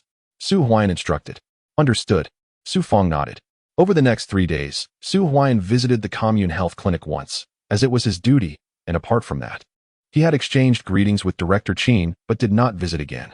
Additionally, his uncle Su Yuan had been discharged from the hospital. In those 3 days, there were no significant affairs in the brigade. The heavy snowfall had ceased, and the snow that had once reached thigh-deep had begun to melt slightly. However, the temperatures remained frigid, with a bone-chilling cold enveloping the air. On the 5th day of the Lunar New Year, at home, Huai'an, we have a total of over 130 pounds of medicinal herbs, with nearly 150 ginseng roots and around 150 pieces of fur. We have already visited 7 of the 12 communes under the Mo commune. Su Fong reported after tallying the herbs. Over 100 pounds in 3 days is quite commendable. But in reality, many items remain hidden in the various brigades, Su Huai'an remarked. Continue your efforts tomorrow. Huai'an, the brigade is convening a meeting at 10 o'clock. At that moment, the voice of Su Fuda echoed through. Uncle Fuda understood. Su Huai'an responded promptly. It was only the 5th day of the Lunar New Year, and spring plowing was still a way off. What could be the purpose of a meeting at this time? Lu Chui questioned. Whatever the reason, we will find out by attending. Su Zheng replied. The policy is about to be implemented. Only Su Huai'an's eyes sparkled with excitement at this prospect. The commencement of the policy was a positive development. The Lantern Festival would herald the opening of the free market, necessitating the commune's direct involvement in promoting the policy within the brigade. Otherwise, who would dare venture out? Uncle, father, let us head to the brigade first. In the afternoon, if you have time, continue to visit other brigades and see what you can collect. Su Huai'an suggested. Very well. Both men nodded in agreement. In a brief moment, Su Huai'an and Su Zheng stood up to head to the brigade, followed suit by Su Fong and Su Huailuo. Due to Su Yuan's inability to rise from bed, only Su Huailuo was permitted to go from the second uncle's household. Chapter 87, The Rising Star. Su Huai'an. Huai'an, are you also going to the brigade? On the road, Su Xiao greeted Su Huai'an with enthusiasm. Now, Su Huai'an had become quite a notable figure in the brigade, especially after the return of Su Kun, as the news of his recognition as an advanced doctor at the Commune Health Center had spread far and wide. Little miss, have you mastered that turning technique? Su Huai'an inquired with a smile. Indeed, your turning technique is remarkable. Just the other day, I helped Aunt Wang's sister-in-law, who was 7 months pregnant and had a breech presentation. After a slight adjustment, the baby turned head down. Su Xiao replied with palpable excitement. You certainly applied it correctly. Su Huai'an responded with a gentle smile. The technique for turning the fetus, particularly in the early stages, can be effectively executed through various manual methods and positions. The earlier, the better. As for Su Guiying's wife, it was already too late for adjustments. Dr. Su Huai'an. Along the way, everyone greeted Su Huai'an warmly, with Su Zheng beaming as he followed closely behind. No one had previously shown such enthusiasm towards their family in the brigade. All of this was a result of Su Huai'an's success. Not only had he joined the health center, but he had also been recognized as an advanced doctor, leading to an improved quality of life at home, filled with newfound hope. After approximately 10 minutes, Su Huai'an arrived at the commune. Teacher Su, Jiang Yulin from the commune health room had arrived early and greeted Su Huai'an in a hushed tone. He now held Su Huai'an in high regard. It was one thing to enter the health center, but being recognized as an advanced doctor was something he had never dared to dream of. Huai'an is here. In the hall, Su Kun and others stood up, offering Su Huai'an a pack of cigarettes. The atmosphere in the hall was vibrant and lively. After about half an hour, Su Kun began to call through the loudspeaker, with Deputy Secretary Su Ji announcing the names of families that had yet to arrive. After waiting for roughly another 10 minutes, everyone had gathered. The banners were unfurled. Su Huai'an glanced at the wall outside the commune. The original slogans had been altered. With land at home, grain in the house, and peace of mind. Hard work leads to wealth. Reform and opening up are good. A free economy is beneficial. These slogans, which once could have led to severe consequences if spoken aloud, had now been changed, signifying the commencement of policy implementation. The household responsibility system and economic liberalization were on the horizon. The pilot reforms in Mo had begun. Dear villagers, I have gathered you here today primarily for two matters. First, the household responsibility system. Second, the establishment of a free market in Tianyuan town. Su Kuan's voice resonated. Secretary Su Kuan, what exactly is this household responsibility system? And what does the free market entail? Inquired Su Weigua, who operated a tractor. Yesterday, at the commune meeting, it was stated that we would implement the household responsibility system. In essence, this means that the land will be allocated to each household. From now on, how much food you consume and how much grain you harvest will be your own responsibility. After 10 to 15 days, the commune will send someone to measure. This matter must be finalized before the arrival of spring. Su Kuan stated. The allocation of land to individuals? How will it be distributed? In what quantities? Will there still be food to share within the team afterward? Suddenly, the hall buzzed with commotion. Most people found it hard to accept, while a few remained silent. The distribution of land to households holds only benefits for everyone. How much one harvests depends on oneself. Those who work harder will reap greater rewards, while those who contribute less will receive less, thus enhancing everyone's enthusiasm. The villagers fell silent. Today, I will communicate this matter to you all. In a few days, the secretary of the commune will personally convene a meeting to elaborate, and the team leaders from various brigades will also visit you to explain in detail. There is no need for anyone to rush. Su Kuan continued. It is certain that a single meeting cannot clarify everything. So the cadres of these brigades will have to exert themselves, going door to door to engage in ideological work. Implementation will require a process. The second matter is that the Tianyuan town will open a free market during the Lantern Festival, and I will let Director Qin personally convey this news. Su Kuan stood up. Just then, a figure entered from outside, the very Qin Guodong. Greetings, fellow villagers. Upon taking the stage, Qin Guodong warmly greeted everyone. Hello, Director Qin. The entire hall erupted in excitement. The director of the commune is a significant figure, and his personal presence at the meeting stirred everyone's enthusiasm for the free market. Reform and opening up were good. A free economy is good. After the Lantern Festival, the Tianyuan town will launch a free market, allowing villagers to bring any unused items like furs, grains, and medicinal materials to set up stalls. Director Qin announced. Setting up stalls with furs. Wouldn't that be a mistake? Indeed. The hall erupted in chatter and clamor. Fellow villagers, not only can you set up stalls at the free market after the Lantern Festival, but you can also open shops in the town. However, to open a shop, you must apply through the brigade, and it must go through my review process. Only upon approval can you establish a shop in town. Director Qin reiterated. Can we really open shops? Su Feng and Su Zheng exchanged glances with Su Huai'an, who intended to open a purchasing station in town. They were still worried about this matter, as previously only the supply and marketing cooperative operated such stations. They never expected Director Qin would personally address it. Director Qin, what are the requirements to open a shop? Su Kuan inquired, as some families within the brigade, who were relatively well off, began to feel intrigued. To open a shop, one must at least be a standout household with sufficient capital to support the free economy and uplift everyone towards prosperity. Director Qin explained. A standout household requires 5,000 yuan. Our brigade does not currently have any. It seems that opening a shop is not feasible. However, I have some excess firewood. I wonder if anyone is interested? I also have a few pieces of fur. The villagers' enthusiasm was ignited, and a smile spread across Su Huai'an's face. When the Lantern Festival's free market arrives, it will undoubtedly be bustling. The establishment of one's own shop must be expedited. Everyone. Someone from our Lingnan brigade has also applied for a shop. At that moment, Director Qin's voice rang out once more. Someone from our Lingnan brigade has applied. Who is it? In the auditorium, everyone gazed at Director Qin with a mixture of confusion and curiosity. Director Qin turned his attention to Su Huai'an and even Su Kuan.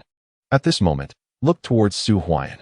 The application form had been taken from his hands by Su Huai'an the previous day, and at that time, he had expressed skepticism.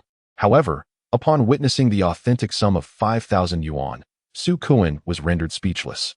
Fellow villagers, indeed, our Lingnan brigade has an exemplary individual, and everyone knows him. Su Kuan's voice resonated through the hall. Secretary Su Kuan, who is it? Su Fuda inquired hastily. The exemplary individual is none other than the distinguished doctor of the Commune Health Center, our very own comrade Su Huai'an from the Lingnan brigade. Su Kuan declared triumphantly. Su Huai'an, the first exemplary individual of the Lingnan brigade.